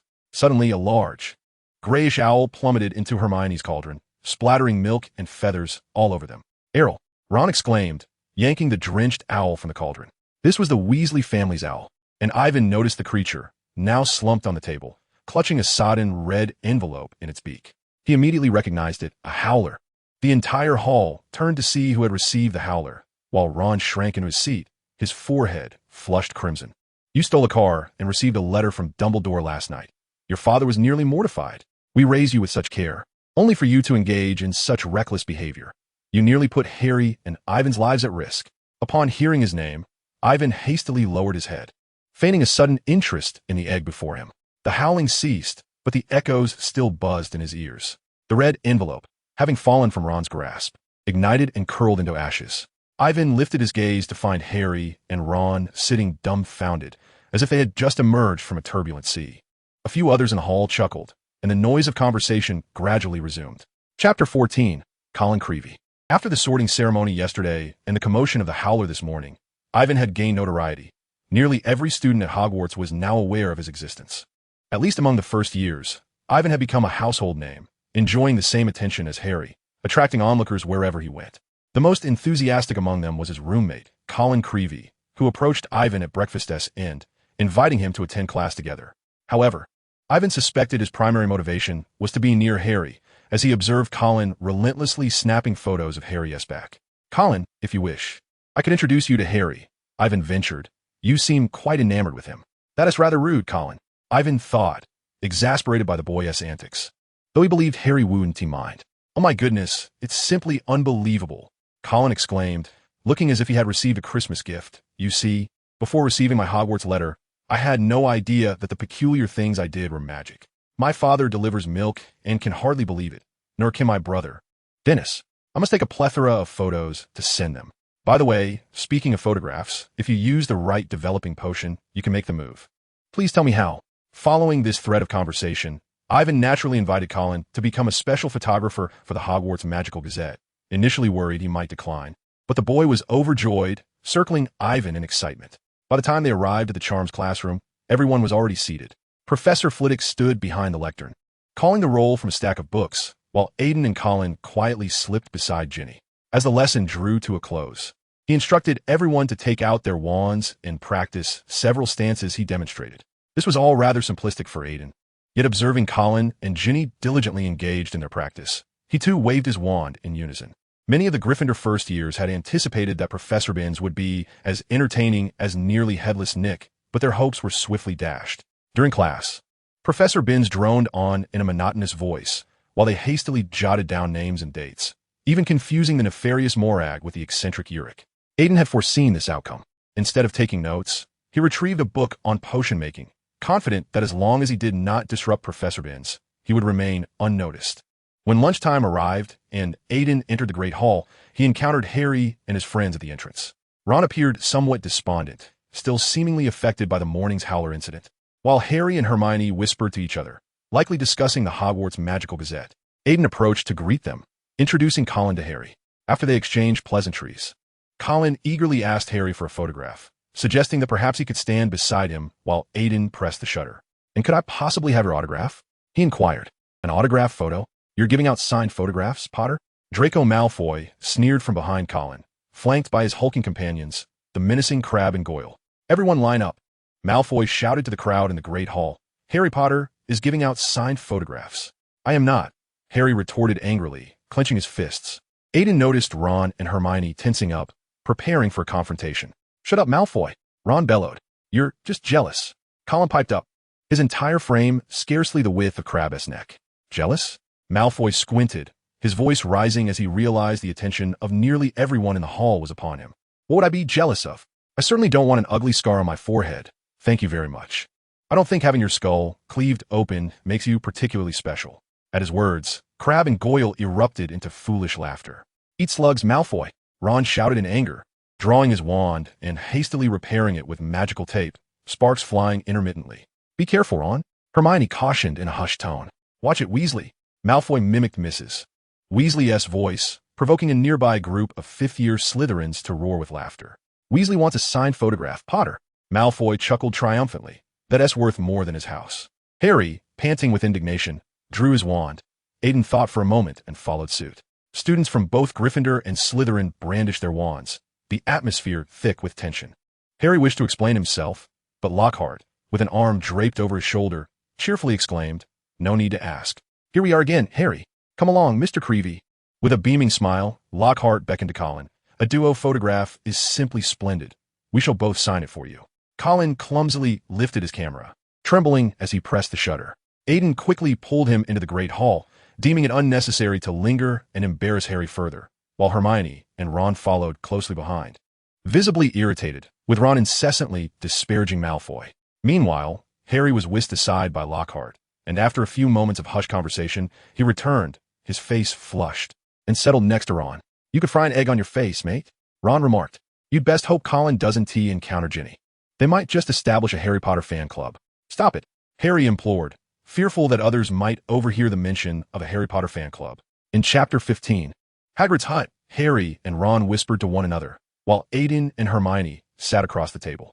"He is quite handsome, isn't, Hermione remarked softly. "What?" Aiden responded, somewhat surprised, following her gaze to Lockhart at the staff table, finally realizing whom Hermione was referring to. "Indeed, he is quite an extraordinary wizard. It's unfortunate that the first years will have to wait until tomorrow for their chance to attend his class." Though he spoke thus, Aiden felt a sense of relief within. He vividly recalled what transpired in Lockhart's first lesson and had no desire to be besieged by a horde of Cornish pixies. He hoped that this lesson would impart enough wisdom to Lockhart to deter him from bringing such uncontrollable creatures into the classroom again. Before long, the group finished their lunch and dispersed. Harry, Ron, and Hermione were bound for Lockhart's class, while the first years had no lessons that afternoon. In the Gryffindor common room, Aiden collaborated with Fred and George to finalize the promotional poster for their newspaper, emblazoned with eye-catching slogans, submission guidelines, payment details, and ordering methods. To broaden their reach, Aiden planned to distribute the inaugural issue of the Hogwarts Magical Gazette for free, believing that if the content proved captivating enough, it would entice young wizards to subscribe. He envisioned developing this section into two parts, one titled Hogwarts in History, primarily detailing significant events that have transpired at the school. The content of the first issue would revolve around the founding of Hogwarts by the four founders. However, he did not intend to adhere strictly to the textbook accounts. The second part of the historical section would be called Forgotten Memories, dedicated to unveiling lesser-known aspects of Hogwarts alumni. Aiden had yet to determine who would be featured in the first issue. He initially considered writing about Dumbledore, but found himself unable to uncover any information regarding the headmaster beyond the widely known facts. As for another renowned figure, Ivan managed to uncover a wealth of information related to Tom Riddle. However, he decided against it, not wishing to be perceived as advocating for Voldemort, lest he inadvertently receive an invitation to enjoy tea at Azkaban. Who, then, should he write about? Firstly, This individual must possess sufficient notoriety so that every young wizard would recognize him. Yet he cannot be a dark wizard. For an entire afternoon, Ivan sat in the library, laboriously sifting through the chronicles of Hogwarts history and the alumni directory. Each tome was quite substantial, stacked together towering higher than himself. Mrs. Pants, the librarian, scrutinized Ivan with a stern gaze, eager to discern the intentions of this student. She had never encountered a newcomer like Ivan, who, on the very first day of term, chose to delve into such tedious historical texts in a library. Around 3 o'clock in the afternoon, Ginny approached Ivan. "Ivan, I heard from Colin that you were here."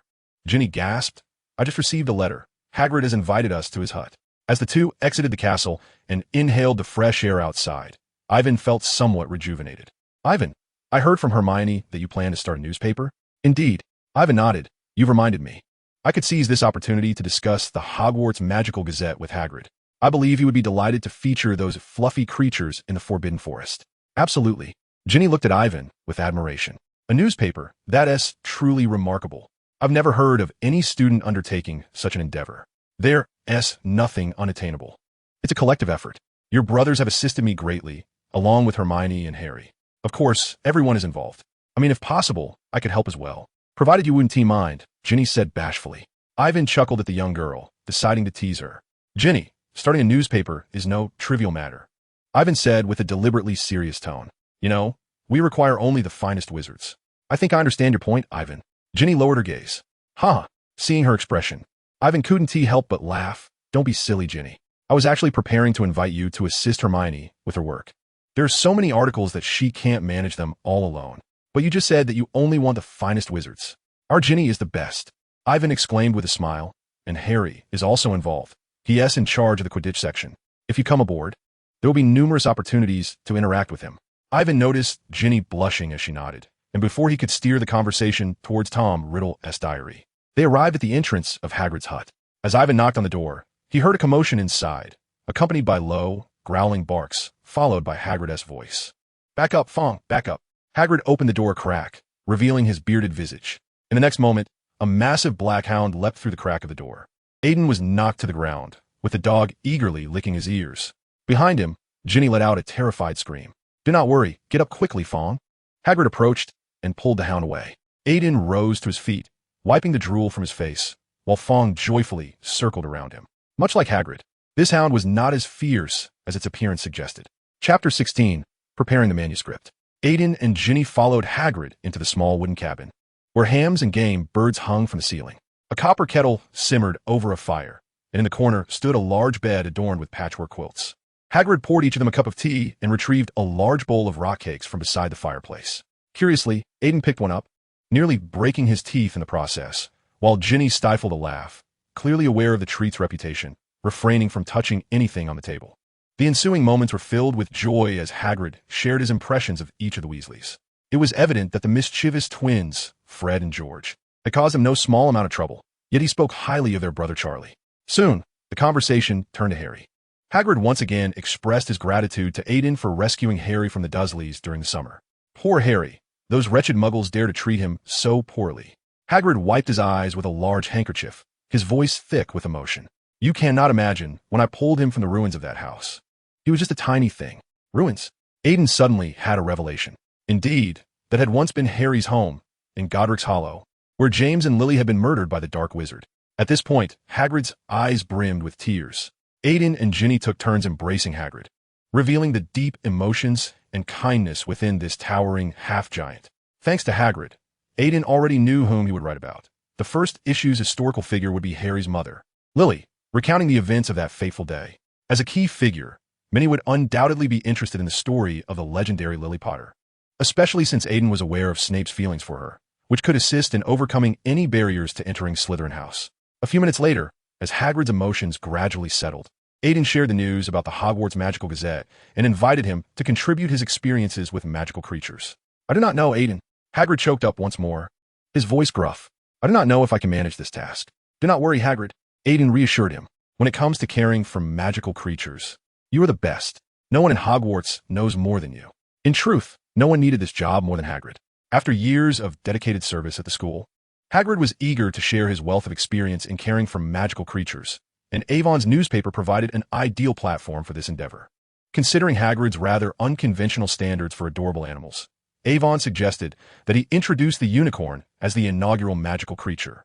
Otherwise, given Hagrid's temperament, he might inadvertently present terrifying beasts such as three-headed dogs, eight-eyed spiders, or explosive snails. With the magical creature firmly selected, the subsequent arrangements became considerably more straightforward. Hagrid was tasked with locating a unicorn, while Avon would bring a team to photograph it on Friday afternoon and compile the husbandry insights provided by Hagrid. At present, discussions surrounding the Hogwarts magical newspaper were abuzz. "How magnificent! Avon, a newspaper entirely our own," exclaimed a third-year Hufflepuff student, whom Avon had not previously encountered, as he approached and patted Avon on the shoulder. From the entrance to the dining hall, numerous students greeted him, most of whom Avon had never met. Yet they all seemed to know him. At the dining table, Fred and George approached with broad smiles. "The response has been unprecedented. The results are remarkable," Fred declared. "We've already begun receiving orders, with many requesting subscriptions," George added. Indeed, while the success of the promotional poster brought joy to some, it also instilled a sense of pressure.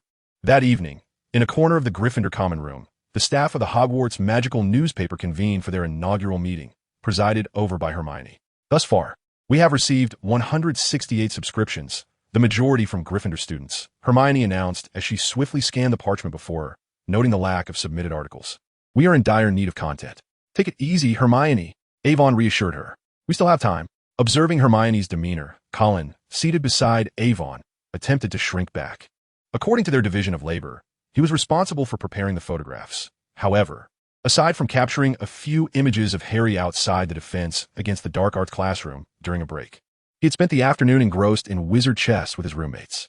Faced with Hermione's relentless inquiries, Avon quickly discerned that silence was the wisest course of action.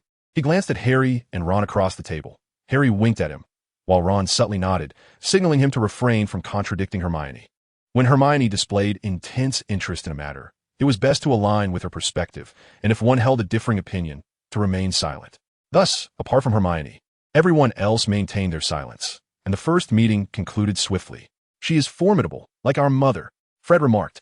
"Indeed, if we fail to deliver acceptable articles by next week," George added. "She will surely have our heads." The twins chimed in unison. They then pulled their younger sister Ginny into a corner, seemingly intent on writing something about the Hogwarts moving staircases. Colin prepared to send off the order for the developing potion from the Ollery, while Evan sat alone before the hearth, commencing a letter. This missive was addressed to Bashida Bashart, the esteemed historian of magic and a friend of Dumbledore, who resided in Godric's Hollow, neighboring the Potters. After half an hour, Evan completed the letter, feeling quite satisfied with his composition. In the tone of an admiring junior, he articulated his purpose, hoping to gain her assistance in enlightening more young wizards about matters concerning Lily, and sincerely invited her to become a historical consultant for the Hogwarts Magical Gazette. He made his way to the Ollery to dispatch the letter, watching as the owl gradually vanished into the night. A smile crept upon Evan's lips, confident that before long, the great Professor Dumbledore would learn of this matter from his old friend. Evan believed that with Dumbledore's aid, Mrs. Bashart would be more than willing to recount the events of that day. Chapter 17, Luna Lovegood. Although Lockhart's class had nearly devolved into a farce the previous day, it did not deter the girls from continuing to idolize him. For instance, Hermione stubbornly maintained that Lockhart had intentionally released the house elf to provide everyone with practical experience. Thus, when Evan arrived at the defense against the dark arts classroom and saw all the girls seated in the front row, he felt no surprise. Once the class was settled, Lockhart entered the room, appearing as radiant as ever. With a cliched opening remark, Evan was certain he had uttered the same words the day before. "Excellent. I see you have all purchased my complete works. Today, we shall commence with a brief quiz. Perhaps you have gleaned some information from upperclassmen, but I regret to inform you that today's questions are entirely different from yesterday's." He distributed the papers to everyone, announcing, "You have 30 minutes. Begin now." Evan glanced at the paper in his hands, which included queries such as Lockhart's favorite food, his greatest wish, and his most significant achievement, totaling over 50 questions. He helplessly rubbed his forehead. In truth, he did not know the answer to a single question, having never purchased Lockhart's books. However, this was of little consequence.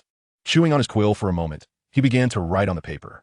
He intended to share the Hogwarts Gazette initiative with Lockhart, inviting him to be a featured subject in the profile section, of course, narrating this in the tone of an adoring fan. On the examination paper, he endeavored to portray himself as an ardent admirer of Lockhart. Though he was not, this was quite simple, as many around him served as reference points.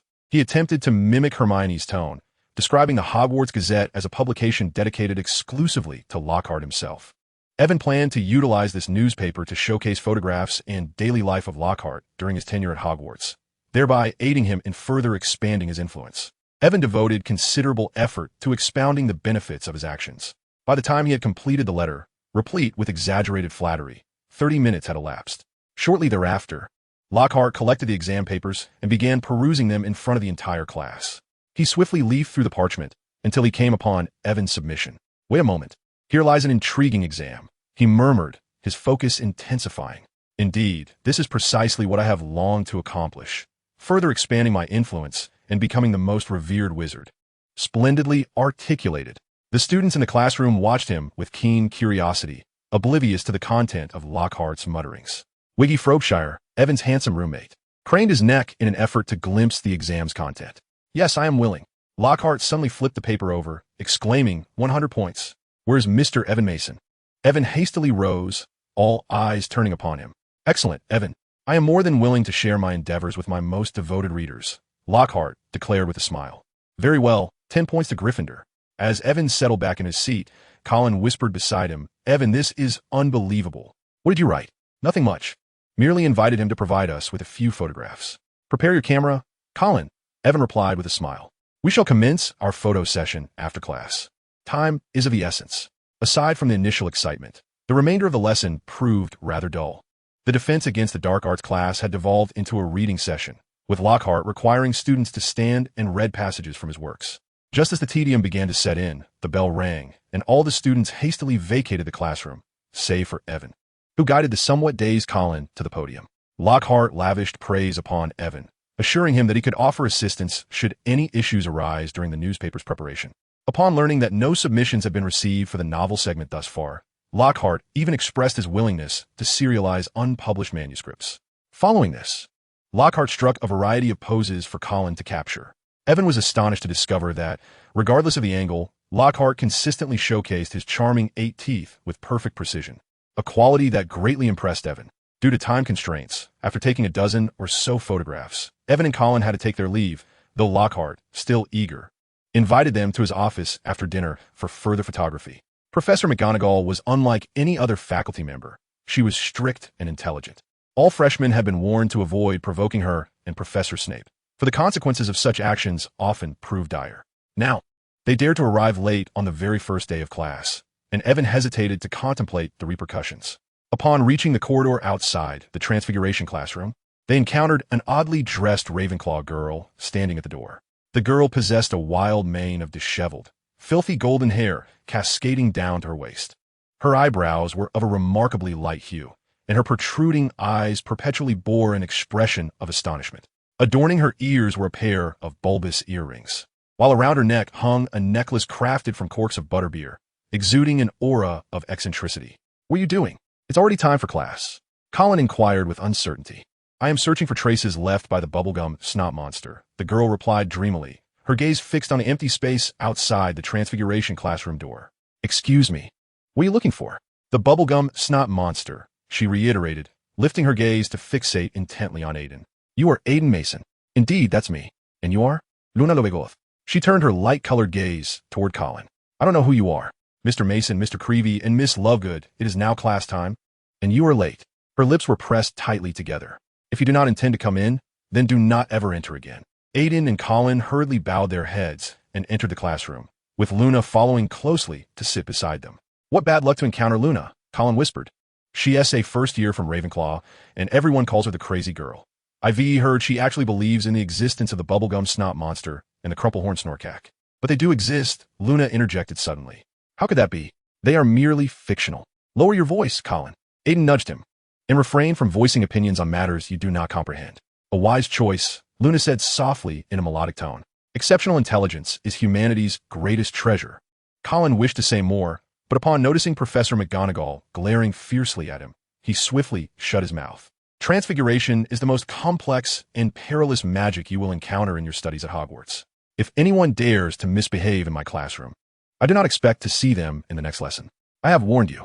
After everyone had jotted down extensive notes filled with intricate complexities, Professor McGonagall distributed a matchstick to each student, instructing them to attempt transforming it into a needle for the newly enrolled young witches and wizards. Achieving this transformation proved exceedingly challenging. They could not even induce any change in the matchsticks. It was not until nearly the end of the class that Aiden managed to transform the match head into a needlepoint. Yet he remained the swiftest student in the class. Aiden observed that Professor McGonagall's lips seemed to be less tightly pressed than before. Chapter 18, Aiden's Revenge. More arduous than Transfiguration was Potions class, or so all the Gryffindor students believed. Deep within the damp basement, the Potions classroom exuded a faintly unpleasant odor, a result of years spent concocting various brews. Glass jars lined the walls, containing preserved specimens that sent shivers down one's spine. Even more chilling than the Potions classroom was the countenance of Professor Snape. Merely his presence silenced the entire class. After mocking everyone in the first lesson, Snape summoned Aiden, preparing to make an example of him. Another know-it-all. Snape scoffed disdainfully. Indeed, this was the new moniker that Ivan had acquired from the illustrious sidekick of the famed savior, a title that aptly complimented Hermione, the Miss Know-It-All. Snape still deducted a point from Ivan, citing his untidy uniform. But upon discovering that Ivan had nearly memorized the entirety of 1,000 magical herbs and fungi and magical potions and elixirs, he altered his approach. He now regarded Ivan much like he did Hermione, essentially ignoring him. This leniency brought Ivan some relief. However, it was challenging to feel pleased while listening to Snape incessantly concoct various reasons to penalize the Gryffindor students. To speak candidly, Snape was undeniably skilled.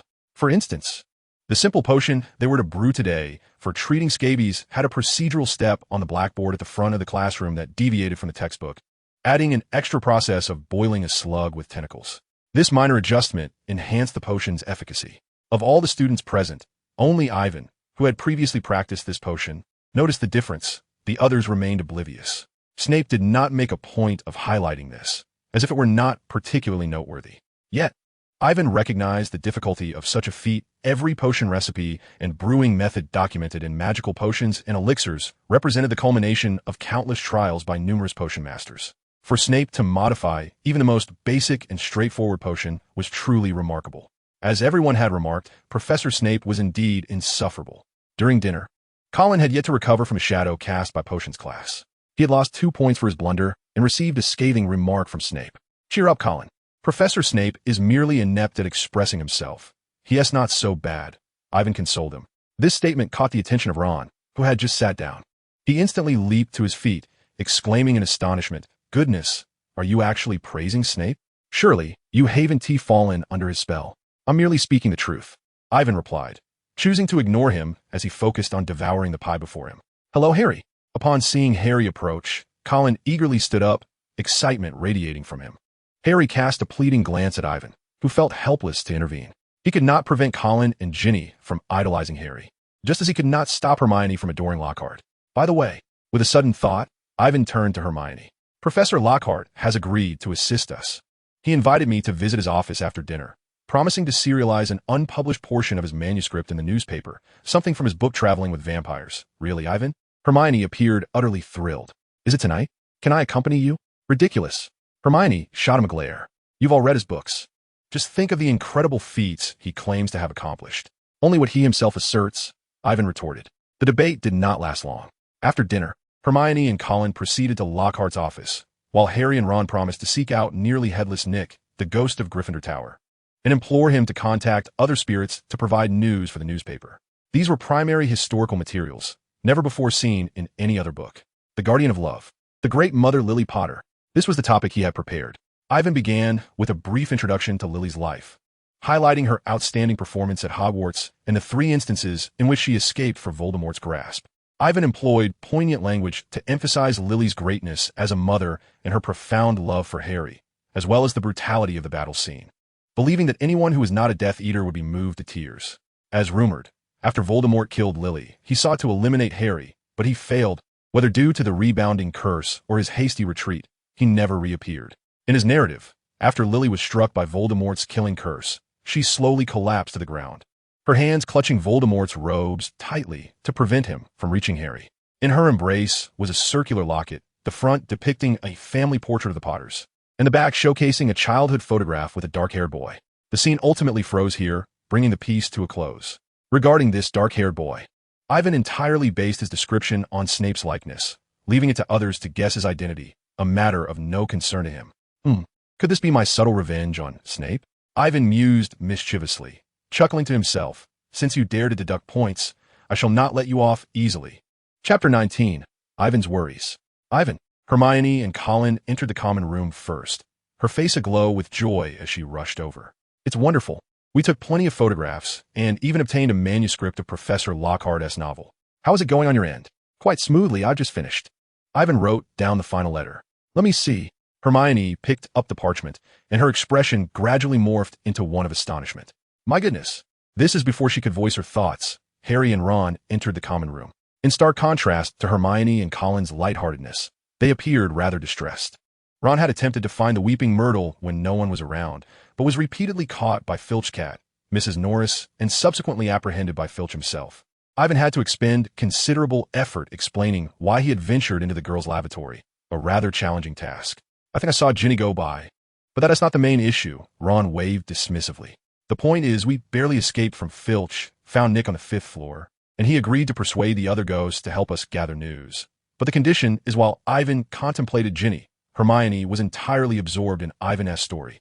Not hearing a word Ron said, he abruptly halted, uncertain whether he had inadvertently upset Hermione.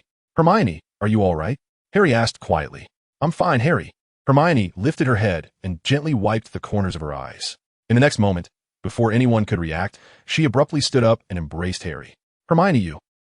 Harry felt somewhat bewildered. He diverted his puzzled gaze to the parchment, and after 3 seconds, he realized what was inscribed upon it, his complexion turning ashen. Evan, this is all true. I learned the truth from Madame Pashadabayat. She has lived in Godric's Hollow, a neighbor to your parents, and witnessed everything that transpired that day. The atmosphere grew increasingly somber, silence enveloping the room. After listening to Hermione's explanation and observing Harry's pallor, Ron, with a worried expression, inquired, Harry, did you not know about these things regarding your mother? I am sorry. Hade, Evan murmured after a long pause, finally recognizing the extent of the hurt his words inflicted upon Harry. For over a decade, Harry had known almost nothing about his parents. Now, having the details of their demise laid bare before him must be an exceedingly cruel revelation. It's not your fault, Evan, Harry replied, hastily wiping away the tears from his cheeks. The unusual scene in the corner soon drew the attention of others. Not wishing for anyone to witness his tears, Harry abruptly turned and dashed towards the bedroom, clutching the parchment tightly in his hand. Don't worry, I'll take care of him, Ron called as he followed closely behind. By the fireplace, only a disheartened Evan remained, along with the teary-eyed Hermione and Colin, who was still trying to understand what had transpired. It's all my fault. I should have sought Harry's consent before divulging the details of his mother, Evan lamented. In truth, I believe your writing is quite commendable, Hermione consoled, embracing Evan. Harry merely needs time to process this. As the flames began to dwindle, Evan found himself alone in the common room when he noticed Ginny awkwardly crawling in. She appeared quite disheveled, as if she had just battled a troll, her robes covered in dust, her complexion paler than Harry's, devoid of any color. Evan's heart sank. Could the Chamber of Secrets have been opened? Ginny, you. Don't worry, Evan, Ginny reassured, as Fred followed her in. We went to confirm a newly discovered passage and encountered a bit of trouble. A box full of dung bombs was discovered by Peeves. It was utter chaos. But thankfully we managed to escape quickly. George crawled in right after. I hope Filch can handle it. Ginny nodded in agreement. Ginny, do you know Tom Riddle? Evan suddenly murmured. And no, it's nothing. Good night, he said, turning towards the bedroom. Good night, Evan. Under the candlelight, the girl's brown eyes sparkled remarkably. Chapter 20. Cowardice and Humility. Evan spent the night restlessly, plagued by numerous dreams. Immediately thereafter, he dreamt of Ginny, the girl collapsing weakly before him, her body cold as a corpse. Young Tom Riddle, the Dark Lord, stood beside her, wearing a mocking and triumphant expression, deriding his feeble efforts, which were utterly insignificant in the face of absolute power. Arduously, Evan drew his wand, only to be effortlessly sent flying by Tom Riddle in an instant. In the next moment, a flash of green light hurtled toward him, causing him to jolt upright in bed. The dream had ended, and Evan was drenched in sweat. Outside, dawn was just breaking, and as he gasped for breath, he lay back down, realizing how insignificantly weak he truly was, no match for Voldemort. Fortunately, time was still on his side, and even more fortuitously, they had Dumbledore, the only wizard whom Voldemort feared. Gradually, Avon found solace in the thought that strengthening his abilities required a methodical approach. It was unrealistic to expect to master profound magic and become his equal in an instant. The immediate concern was to devise a strategy to defeat the basilisk and address that cursed diary. The basilisk seemed to fear the crowing of roosters. Should he? As Avon pondered this, a sudden rustling sound from the corner of the room caught his attention. Someone had intruded. With a flicker of light, Avon swiftly grasped his wand from the bedside, vigilantly watching ahead. Before him stood a creature cloaked in a brownish-green hue, adorned with a filthy pillowcase, a house elf, busily tidying the room. The light from Avon's wand startled it immensely, with wide, pitiful eyes. It stood frozen for 3 seconds before emitting a muffled shriek and vanishing into thin air. On the nearby four-poster bed, Colin turned over and resumed his slumber. Yet, Avon found sleep elusive. With a sigh, he recalled Voldemort, realizing that perhaps, in Voldemort's eyes, he was as insignificant as that house elf. This sensation was disheartening, prompting Avon to don his robes and quietly rise from his bed. The morning at Hogwarts was exceptionally tranquil, with the portraits lining the corridors fast asleep, and not a soul in sight. As Avon wandered through the empty castle, an inexplicable urge to witness the sunrise surged within him. Holding his breath, he ascended the staircase directly upwards to the castle's pinnacle, which he had never visited before. Upon reaching the final step, Avon beheld a grand circular room, adorned with elegant arched windows and draped in blue and bronze silk. Opposite him was an aged, polished wooden board featuring a bronze knocker in the shape of an eagle. The entrance to the Ravenclaw common room. He refrained from approaching it, and instead made his way to the protruding balcony of the left window, where he could gaze upon the breathtaking scenery outside the castle. In the next moment, Avon noticed that someone had arrived before him.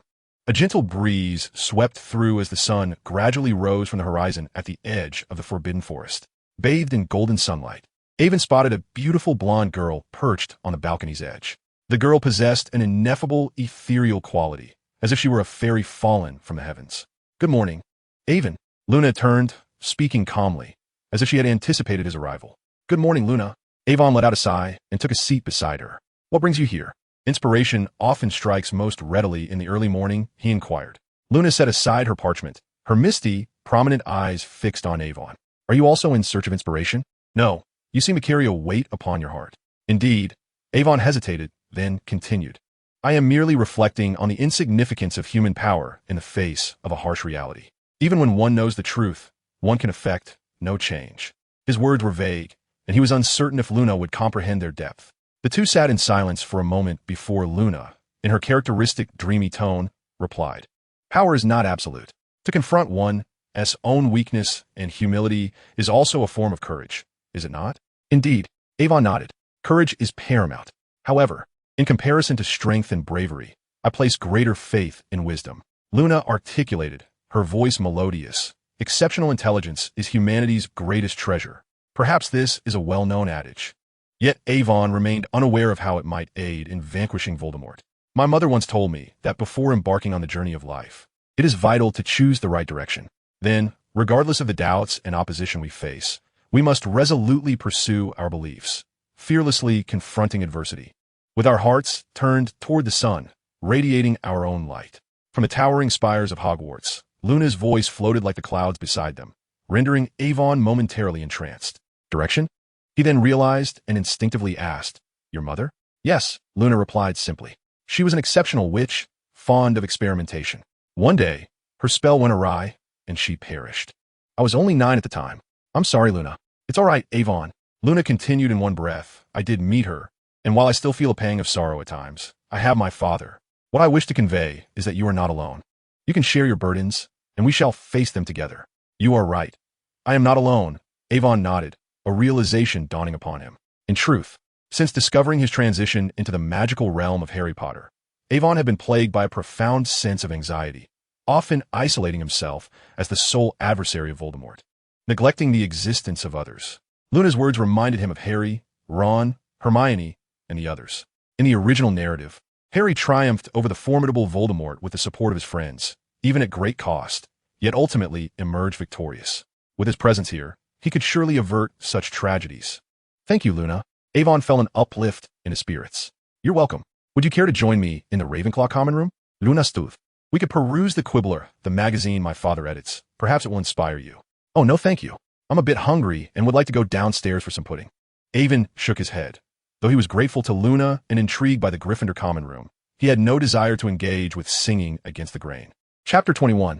To Hogsmeade. Perhaps Luna's words had an effect, or perhaps Avon's mindset had shifted. After finishing breakfast, circumstances began to improve. However, the Gryffindor cubs were never lacking in courage when faced with adversity. Since his exposure to the flying broomstick at the Weasley household during the summer, Avon had discovered a pronounced fear of heights. After explaining his predicament to Madame Hooch, he was granted permission to observe from the sidelines without flying.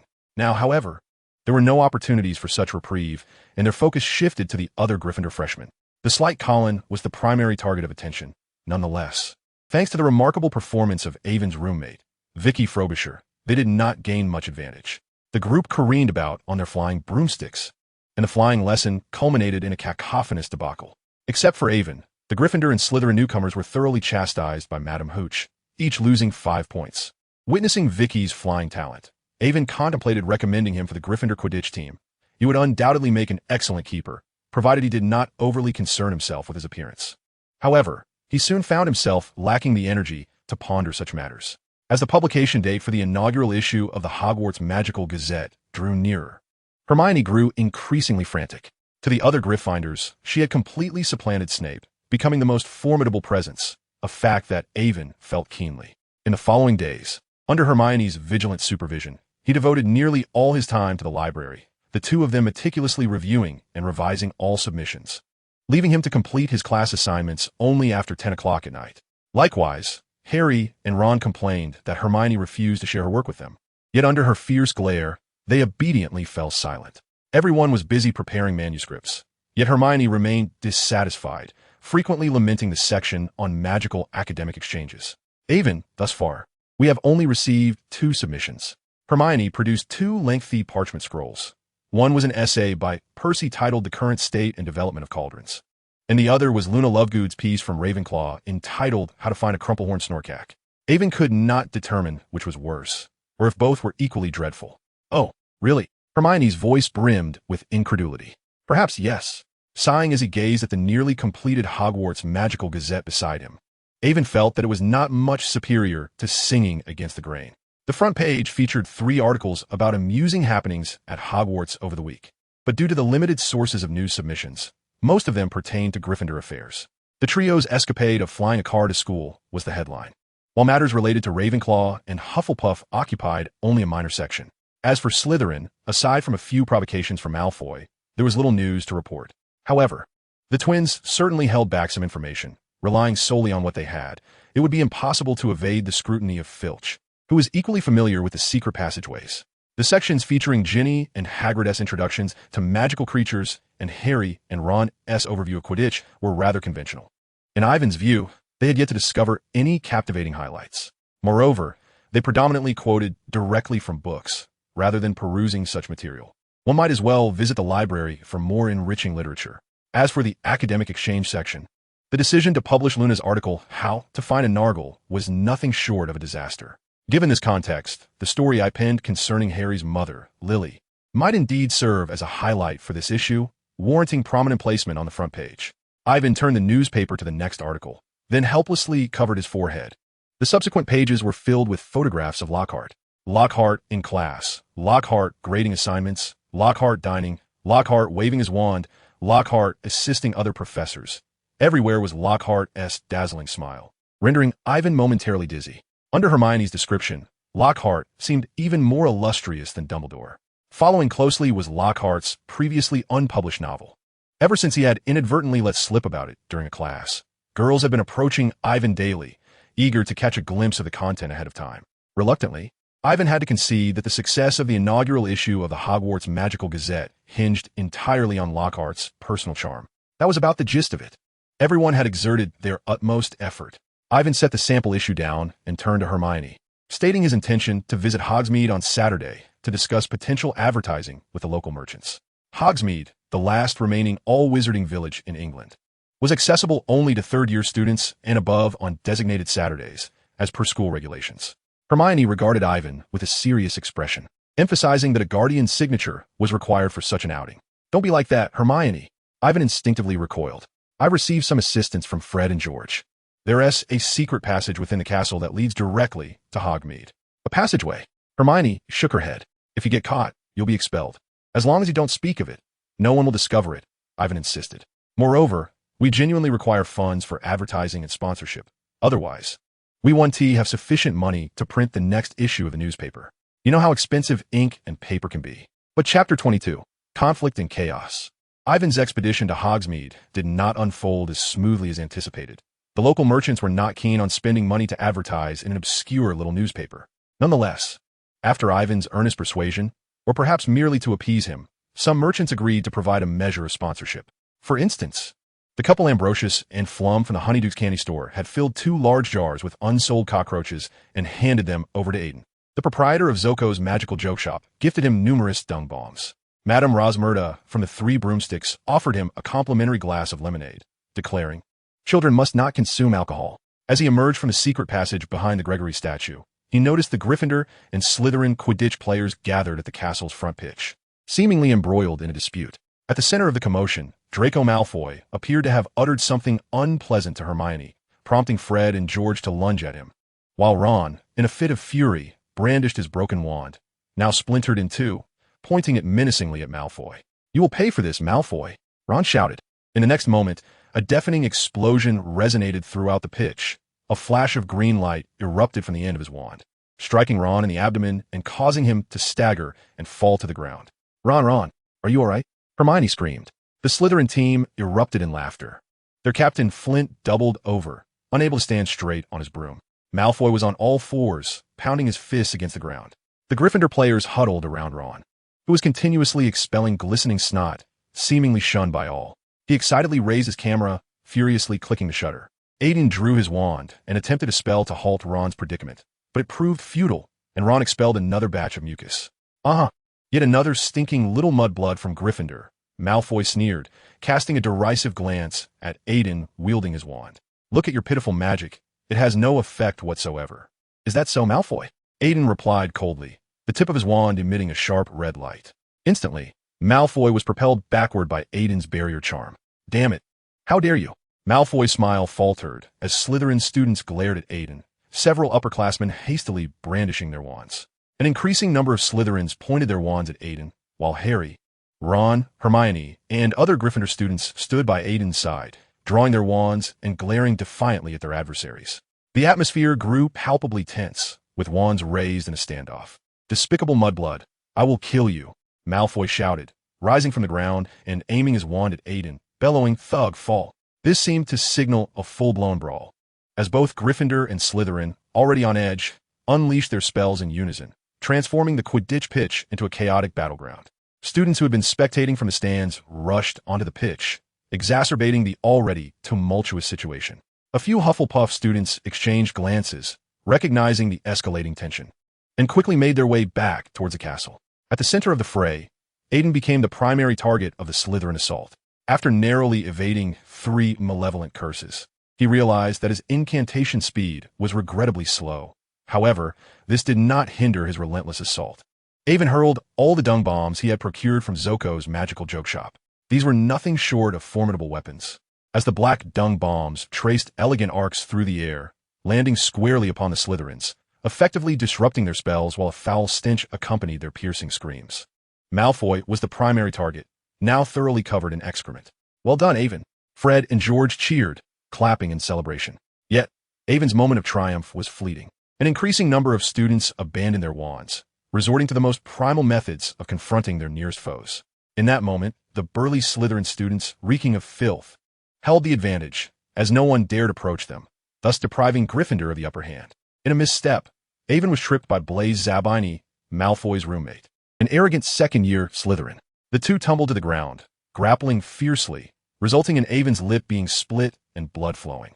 However, Aven did not relent, delivering several heavy blows to Zabini. Just as he prepared to incapacitate his opponent completely, a massive hand suddenly separated them. Aven looked up in shock to see Hagrid lifting him effortlessly. "Good heavens, what are you two doing?" Hagrid exclaimed, his face a mask of astonishment.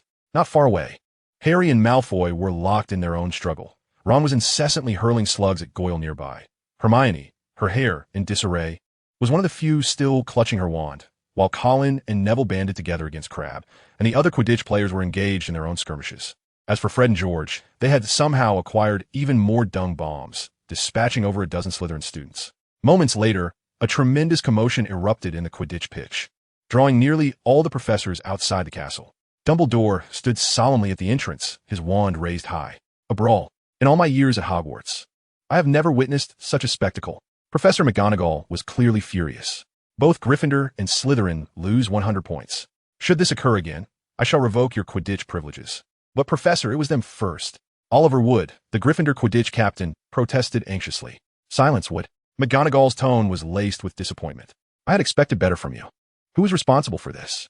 Professor Snape's dark voice cut through the air, his gaze fixed intently on Harry and Avon, who stood beside him. It was Avon Mason and Harry Potter. Almost all the Slytherins pointed accusingly at the two. They're lying. Malfoy instigated it. Gryffindor retorted defiantly. He called Avon and Hermione mudbloods. Ron added, spitting slugs onto the ground. Enough, Weasley. I can discern who is lying myself. Snape, filled with disdain, withdrew to the side, directing his gaze towards Harry and Evan. As for you two, Severus, I believe they are students of my house, Professor McGonagall interjected at an opportune moment.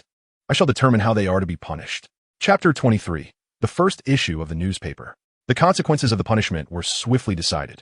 Everyone involved in the brawl was placed under detention, aside from Malfoy, who was tasked with cleaning Snape's office. The remaining members of the Slytherin and Gryffindor Quidditch teams were to restore the Quidditch pitch to its former glory, a task made arduous due to the multitude of dung bombs unleashed by Fred and George. Even more disheartened than the others was Hermione, who, in a fit of frustration, exclaimed, "Look at the mess you all have created. With only a day left until the newspaper is officially published, and here we are, all in detention. This is nothing short of a nightmare. Evan, you shouldn't have been so impulsive, and neither should Ron. You're still sniveling over Malfoy. It simply isn't worth it." He muttered under his breath to Harry, who sat beside him, noting that during the fight, Hermione had seemed more enthusiastic than anyone. Yet now she chastised others for their recklessness. His voice was barely audible, and aside from Evan, no one else heard him. "Calm down, Hermione." Fred reassured her. "After all, we emerged victorious, did we not? This was our first time boldly using dung bombs to attack someone, and the effect was remarkable." George gazed with satisfaction at the Slytherin table, where an overpowering stench lingered, causing everyone to shy away. "To celebrate this triumph, we should throw a party," they both declared in unison. "Throwing filth at others? I ought to write home and inform your mother about this." Hermione glared at them in anger. "Give them a break." "Hermione," Evan hastily defended the twins. "They were merely trying to help us. It was Malfoy who first called you and me mudbloods." "What does that even mean?" Hermione inquired.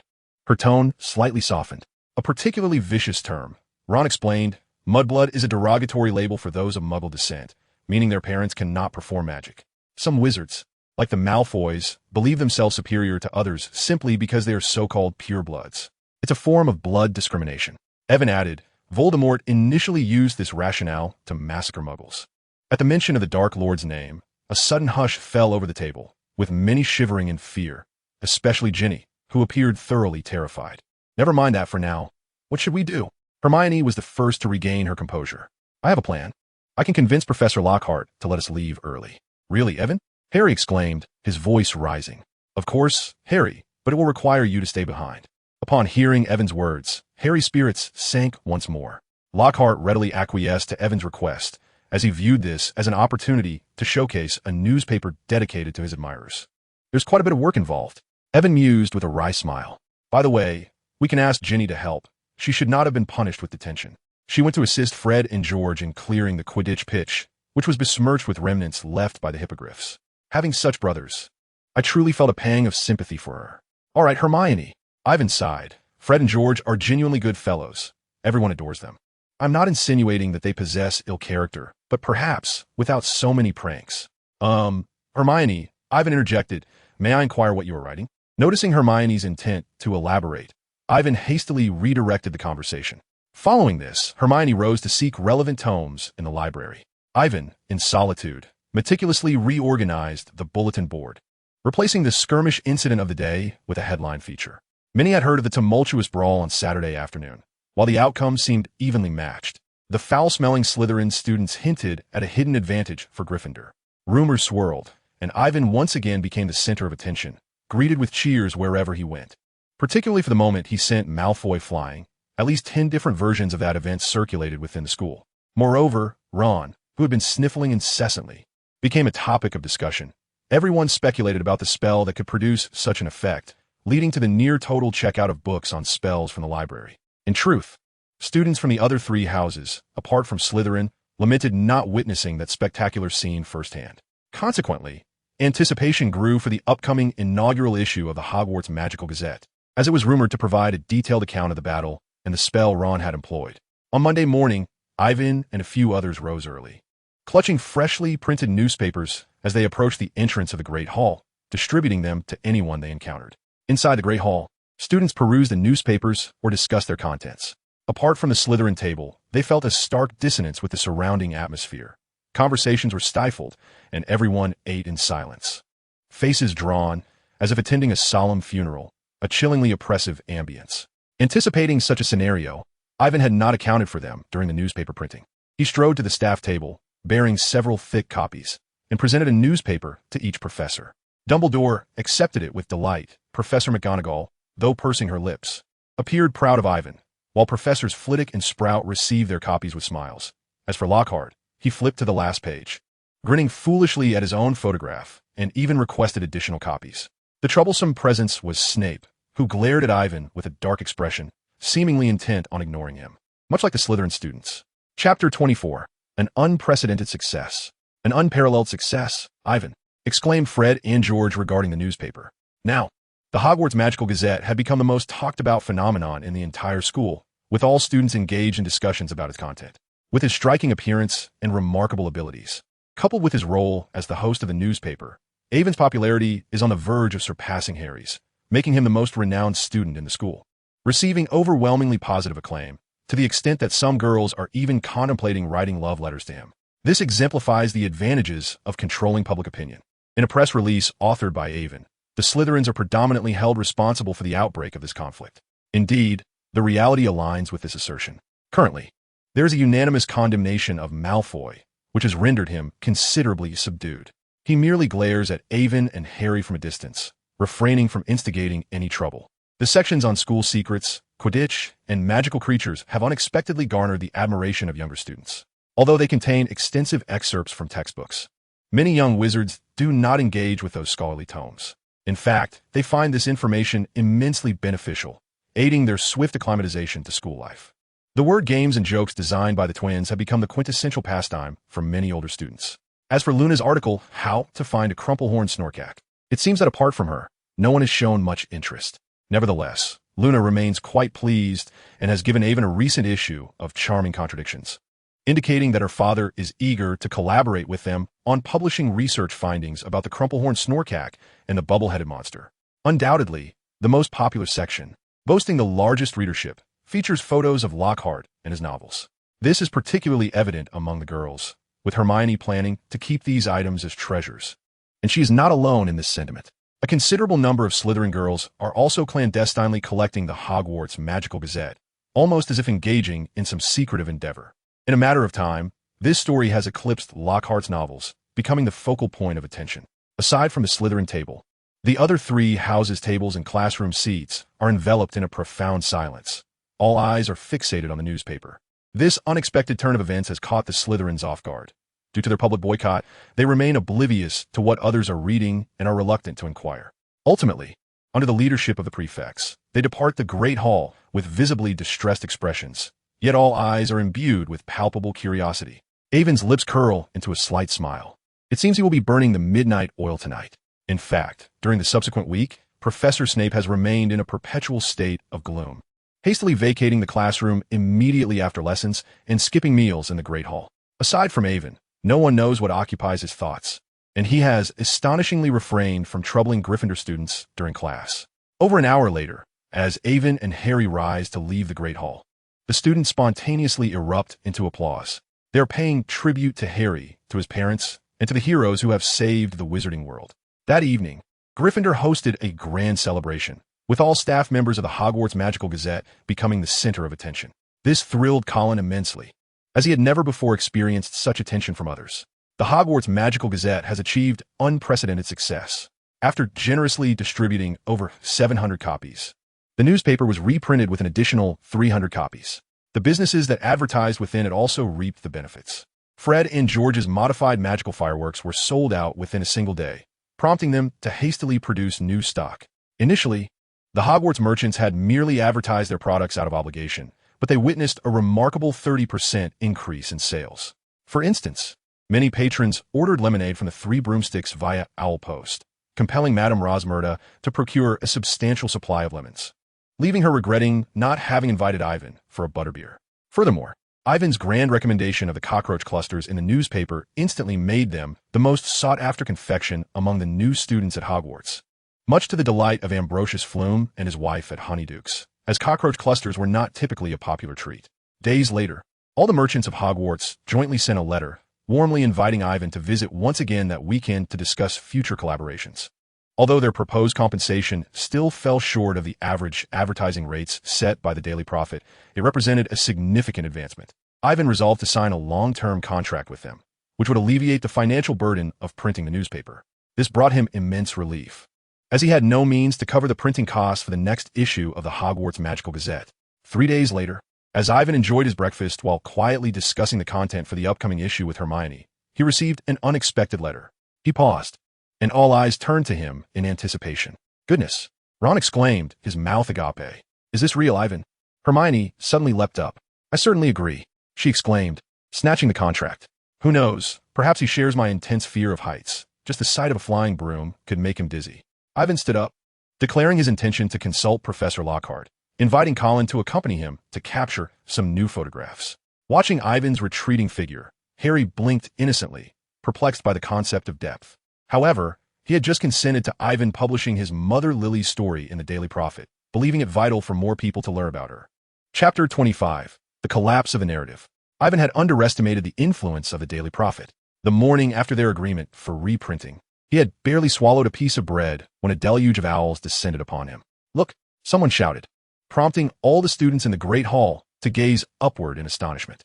Like a torrential downpour, countless owls flew into the Hogwarts Great Hall, nearly covering the entire ceiling. From Mr. Ivan Mason, Ivan spotted his name and address on an envelope carried by one of the owls. Furrowing his brow, he reached out to retrieve the letter.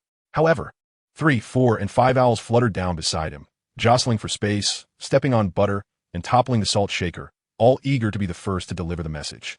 They shrieked and flapped their wings, drawing the attention of everyone at the Gryffindor table. Hermione, brimming with excitement, reached into the pile of feathers and extracted a long-eared owl bearing a cylindrical package. Yet, before she could even unwrap it, over 10 more owls swooped in, surrounding her instantaneously. "These are letters from readers, all of them," Hermione exclaimed eagerly. The letter she held was from a witch in her 50s, expressing heartfelt gratitude for Hermione's efforts in ensuring the safety of underage wizards, following the tragic death of her daughter in a flying accident at the age of 8. Many more letters came from wizards of Muggle descent, thanking Hermione for voicing sentiments they had long wished to express. In contrast to Hermione's uniform expressions of gratitude, Harry's correspondence evoked a deeper emotional response. People adorned their letters with the most eloquent phrases, lamenting Harry's unfortunate circumstances. As for Ivan, he encountered a chorus of skepticism. One man insisted that they had a right to know the truth. Ron, unable to contain his curiosity, opened a letter for Ivan. Muttering about what the man could possibly want to know and why he didn't just ask the mysterious figure instead. "Look at this," Colin interjected. "This woman suggests you visit St. Mungo's Hospital for magical maladies and injuries." She seems to be a follower of the mysterious figure. In truth, the pressure on the classroom was even greater than on Ivan. Faced with the incessant influx of owls, the two struggled to keep up. Professor Snape, sitting nearby, took a more decisive approach. He brandished his wand with a swift flourish, causing all the owls to vanish in an instant. With the advantage gained from the first issue, Ivan successfully launched subsequent editions, each printing around 800 copies. Everything began to fall into place. The Hogwarts Magical News became an integral part of the daily lives of several young witches and wizards, with an increasing number of submissions pouring in, leading to modest profits. Hogwarts professors and students gradually adapted to the weekly deluge of owls during breakfast on Wednesdays. Due to the limited earnings, Ivan, after meticulous budgeting, purchased a small quantity of potion ingredients for himself and a new feather quill for Hermione, investing the remaining funds into Fred and George's research. With ample supplies of raw materials, the twins achieved remarkable results. In addition to their increasingly elaborate magical fireworks, they developed extendable ears for eavesdropping, self-inking quills, nosebleed nougat that cause an incessant flow of blood when consumed, and tongue-extending toffees. While these inventions were amusing, they were undoubtedly fraught with peril. Fred and George received a substantial number of orders, with many young wizards expressing anticipation for their new products. However, Percy and Hermione forbade them from distributing anything that had not been thoroughly tested. Consequently, they had no choice but to use themselves as test subjects, leading to an extended stay in the school infirmary. Madame Pomfrey, the head nurse, was overwhelmed. Even without Fred and George's occasional chaos, she was already exceedingly busy each day. Since the onset of October, a sudden outbreak of influenza has swept through the school. Fortunately, aside from her somewhat pallid complexion, Ginny has exhibited no unusual behavior. She diligently assists Hermione in organizing manuscripts at the library each evening, seemingly devoid of time to unlock the chamber's secrets. Or perhaps she remains untainted by Tom Riddle's influence. Aidan managed to converse with her, and Ginny insisted she had never encountered a black diary. This revelation astonished Aidan immensely. If Tom Riddle's diary was not in Ginny's possession, then where could it possibly be? Or perhaps Lucius Malfoy never entrusted the diary to Ginny at all. Such a notion seemed implausible, leading Aidan to ponder whether his own time travel had precipitated a butterfly effect. Regardless, the narrative had shifted, and Aidan's greatest advantage had dissipated. It would be best if Tom Riddle were to remain absent forever. As for how to obliterate this Horcrux, that burden should fall upon Dumbledore's shoulders. Chapter 26, Nick's Death Day Party. Faced with the uncertainty of the future, Aidan chose to adopt a relatively cautious approach, waiting patiently. Should the diary have been placed in the school by Lucius, then given Tom Riddle's formidable prowess, the chamber ought to have been breached by now. Your call was resolved last Tuesday, Aidan, Hermione protested, asserting that the task of gathering materials could be delegated to Colin and Ginny. Nick has recently provided us with ample news. You simply cannot be absent tonight. However, I have heard that Dumbledore has booked a skeleton dance troupe, Harry remarked, his hesitance palpable, as he and Ron were also reluctant to attend the Death Day party. Once a word is spoken, it cannot be retracted. Hermione turned to Harry, imperiously reminding him, you and Ron promised Nick that you would attend his Death Day party.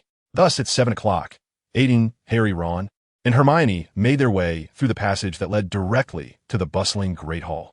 It was adorned with festive decorations, candles flickering in a dance of light, and tables laid out with enticing golden platters, yet they steered towards the lower classroom. Although they traversed this corridor for every potions class, this evening it felt particularly eerie. The walls were draped with candles, yet the effect was far from pleasant. They were dark, slender candles, burning with an eerie blue glow that cast a foreboding shadow upon their vibrant faces. With each step, the temperature seemed to plummet. Aidan sneezed and wrapped his clothing tighter around himself. Almost immediately, a sound pierced the air, akin to 1,000 nails scraping across a vast blackboard. What is that? Ron exclaimed, his face stricken with terror. As they rounded a corner, they encountered nearly headless Nick standing at a doorway, cloaked in a shroud of black velvet. My dear friends, he said with profound melancholy, welcome, welcome. I'm utterly delighted that you could come. He removed his feathered hat and bowed, inviting them inside. The scene before them was utterly astonishing. The underground classroom was teeming with hundreds of milky, translucent figures. Most were gliding languidly across the overcrowded dance floor. Waltzing to the terrifying and quivering sounds emitted by 30 saws, the band seated upon a stage draped in black fabric. Above them, a magnificent chandelier flickered with 1,000 candles, casting a midnight blue glow. Aidan noticed his breath forming clouds of mist before him, as if he had stepped into a cold storage room. Well, what shall we do now? Harry suggested, seeking to warm his feet. Be careful not to pass through anyone's body, Ron nervously warned. They sauntered slowly along the edge of the dance floor, passing a group of glum nuns, a ragged man adorned with chains, and a portly friar. It was then that they encountered the Bloody Baron, the ghost of Slytherin, gaunt and hollow-eyed, his form marred by silver streaks of blood. No one dared approach him. The other spirits were careful to give him ample space. Oh dear, Hermione suddenly halted. Turn around quickly. I do not wish to speak with Moaning Myrtle. Who? Harry whispered. That ghost. She haunts the girls' lavatory on the 3rd floor, Hermione explained. Haunts the lavatory? Yes, that lavatory is perpetually out of order due to her incessant tantrums, drenching everything with water. People generally try to avoid it at all costs. If you enter, she shrieks at you in agony. It's absolutely dreadful. Just as Hermione finished speaking, she was astonished to see Aiden walking directly towards moaning Myrtle. What was he doing? Who knows? Perhaps Myrtle is Aiden's type. Ron suddenly chuckled. Now that's news. Hermione shot Ron a fierce glare, and the three hurried to catch up. In fact, since the entrance to the Chamber of Secrets was within the lavatory where Myrtle resided, Aiden hoped to inquire if she had recently seen any unfamiliar visitors. This was particularly crucial given the current mystery surrounding the disappearance of Tom Riddle's diary. Every clue was of utmost importance. However, before Aiden could speak, a ghost adorned with a vibrant orange party hat and a spinning bow tie, his broad face grinning wickedly, appeared before him. It was Peeves. "Hey there, little rascals. Care for a treat?" he sweetly offered, presenting a bowl of moldy peanuts. "No, thank you," Aiden quickly declined. "I just overheard you discussing poor moaning Myrtle." "How rude." Peeves' eyes twinkled mischievously. Suddenly, he took a deep breath and bellowed, "Hey, Myrtle." "Oh no, Peeves, don't tell her what I said. It would upset her." Hermione, standing beside Aiden, anxiously whispered, "I was just joking. I don't mind her like that." Before she could finish her sentence, the ghost of short, plump girl floated gracefully towards them. Her visage was the most melancholic and somber that Ivan had ever encountered, partially obscured by her long, straight hair and thick, pearl-colored glasses. "What?" she inquired, her expression taut. "Hello, moaning Myrtle," Hermione replied in a voice feigning cheerfulness, delighted to see her outside the lavatory. "Miss Granger was just discussing you." The mischievous Peeves whispered conspiratorially into Myrtle's ear. "We were saying how lovely you look tonight." Hermione shot an admonishing glare at Peeves. "You are mocking me," Myrtle said suspiciously, tears suddenly cascading from her translucent eyes. "No, truly. Did I not just say how beautiful Myrtle looks?" Hermione insisted, jabbing Harry and Ron in the ribs with her elbow. "Yes, she did say that." "Don't deceive me," Myrtle gasped, tears streaming down her cheeks. "Do you think I am unaware of what others call me behind my back? Fat Myrtle, ugly Myrtle, poor, weeping, despondent Myrtle. You forgot one." Peeves cackled gleefully. "Enough, Peeves," Ivan interjected hastily, needing to question her without letting Peeves drive her away. "We genuinely believe you look stunning tonight, endearing even. Unlike any other ghost, you are the most special one, believe me." As Ivan struggled to flatter Myrtle, Harry, Ron, and Hermione gazed at him in astonishment, mouths agape. He couldn't possibly have genuine affection for moaning Myrtle. His taste was certainly questionable. Ron whispered to Harry, but unfortunately, his voice was rather loud, catching the attention of Peeves and Myrtle nearby. "You are lying. No one would like me." Myrtle suddenly began to sob, sprinting out of the underground classroom. "No one likes Myrtle, the pockmarked Myrtle." Peeves darted after her, pelting her with moldy peanuts and shouting, "Pockmarked! Pockmarked!" Chapter 27. Special Correspondent Nick. "Oh dear," Hermione lamented. "Ron, you shouldn't have said that. I was just about to console her." Ivan glared at Ron in frustration. "Enough, mate." Ron's face turned slightly flushed. "You can't possibly like Myrtle, a weeping, ugly ghost." "Ron," Hermione admonished sharply. "Of course, I do not like her. But she is an important source of information." Ivan snorted. "I had questions for her, and now you've ruined it. You should apologize to Myrtle. Although she may not be particularly appealing, we shouldn't speak of her that way, especially with Peeves overhearing," Hermione advised. "Apologize?" Ron's face reddened as much as his hair. "Indeed, Ron." Harry nudged him. "I believe Ivan and Hermione are right. We have indeed gone too far in this matter." Fine, if you all feel that way. I will go apologize to her now." Ron stepped back, gasping for breath, his face flushed to the extreme. Upon finishing his words, he swiftly turned and dashed out of the subterranean classroom, leaving the other three with a look of concern. "Let's take our leave as well. I glanced about and found the sustenance here quite unsuitable for the living." Aiden sighed. "Moreover, I have pressing inquiries for the Myrtle."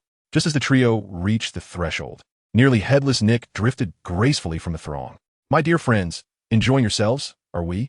"Oh, indeed," they fibbed. "The turnout is quite satisfactory," nearly headless Nick proclaimed with pride. "The weeping widows have traveled from Kent, and my time to address you approaches." Nick commanded the band to cease their playing and strode purposefully toward the podium, stepping into a chilling blue spotlight. "My late lords, ladies and gentlemen, it is with profound sorrow that I..." Before he could finish, a cacophony of hunting horns erupted, and the spirits eagerly scanned their surroundings, while Nick's expression turned pained.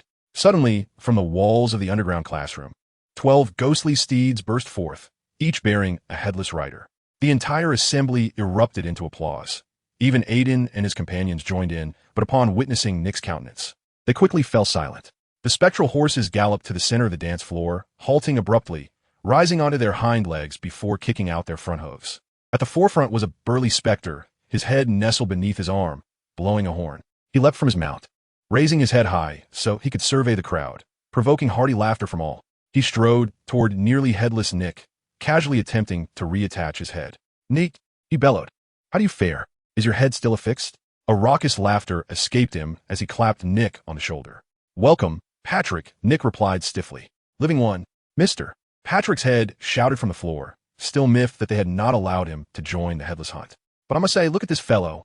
It seemed Harry caught Nick's meaningful gaze, recalling their agreement, and hastily remarked, "Nick is quite terrifying." "Ah," Mr. Patrick's head exclaimed. "I suppose he instructed you to say that." Then, disregarding Harry, he began to engage with the other members of the headless hunt in a game of head hockey, drawing the crowd's attention away from Nick at the podium. Observing Nick's pitiable demeanor, Aiden sighed, feeling compelled to intervene. "Good evening, everyone. As a special guest this evening, I wish to share a few words from the perspective of a living being." The spirits turned their curious eyes toward Aiden, eager to discern what this young wizard would articulate. A speech from the living seemed far more intriguing than the antics of the headless hunt. As a specter, Sir Nicholas may not possess the terrifying visage of Mr. Patrick, yet he remains a figure of considerable respect even in the realm of the living. A murmur of skepticism arose from the assembly, as many spirits questioned the words spoken by Avon. To ensure that more individuals commemorate his death anniversary and express gratitude for the selfless assistance he provided, Avon continued, "I have resolved to invite Sir Nicholas to serve as a special correspondent for the Hogwarts Magical Gazette and to publish his remarkable life story within its pages." The murmurs grew louder, with curiosity piquing about the role of a special correspondent. The existence of ghosts is undeniably monotonous. Despite their eternal life, they lack sensory experiences. The passage of time drains their passion, their memories begin to wane, and many spirits, with nothing to occupy their time, linger motionless in shadowy corners, ultimately forgetting their very identities. This is a truly terrifying fate, prompting all to seek activities, though options are scarce, which is why the headless hunt enjoys such popularity. However, not every spirit's mind and body are disconnected. The vast majority of ghosts still find themselves devoid of purpose. Avon's mention of the special correspondent role offered a new avenue, yet the Hogwarts Magical Gazette was an entity unfamiliar to them. As Avon's words echoed, the assembly nearly erupted in excitement. The life story of nearly headless Nick would grace the pages of the Daily Prophet, a remarkable honor for a spirit who has existed for centuries. All gazed at Nick with envy and admiration. After a full minute, Nick finally comprehended the significance, looking at Avon with gratitude, overwhelmed by emotion. If tears were possible, he would have wept profusely. The ghosts approached Nick one by one to congratulate him, before drifting towards Avon, Harry, and Hermione, eagerly inquiring whether there were any vacancies for the special correspondent position. Avon welcomed all inquiries, knowing that the more new submissions, the better. With nearly 1,000 ghosts scattered across the entirety of Britain, and not even all of them present, persuading them and their friends to assist in gathering news could swiftly elevate the Hogwarts Magical Gazette submissions above those of the Daily Prophet. Observing the enthusiasm of the spirits, Avon even contemplated appointing someone to document their life stories and various magical research endeavors. However, the task seemed overwhelmingly vast and tedious, far beyond the capabilities of an ordinary young wizard. Perhaps it would be best to wait until he could afford to hire dedicated staff in the future. In Chapter 28, titled The First Assault, Avon, Harry, and Hermione became the stars of the death anniversary soiree, surrounded by eager spirits, which consumed a significant amount of time. When they finally extricated themselves from the throng of ghosts, each felt a rumbling hunger. "Incredible! I have never witnessed such enthusiastic spirits," exclaimed Hermione. "Indeed, they can be rather persistent," Avon replied. Avon led the way up the staircase toward the entrance hall, his stomach growling with hunger, hoping that the pudding had not yet been devoured.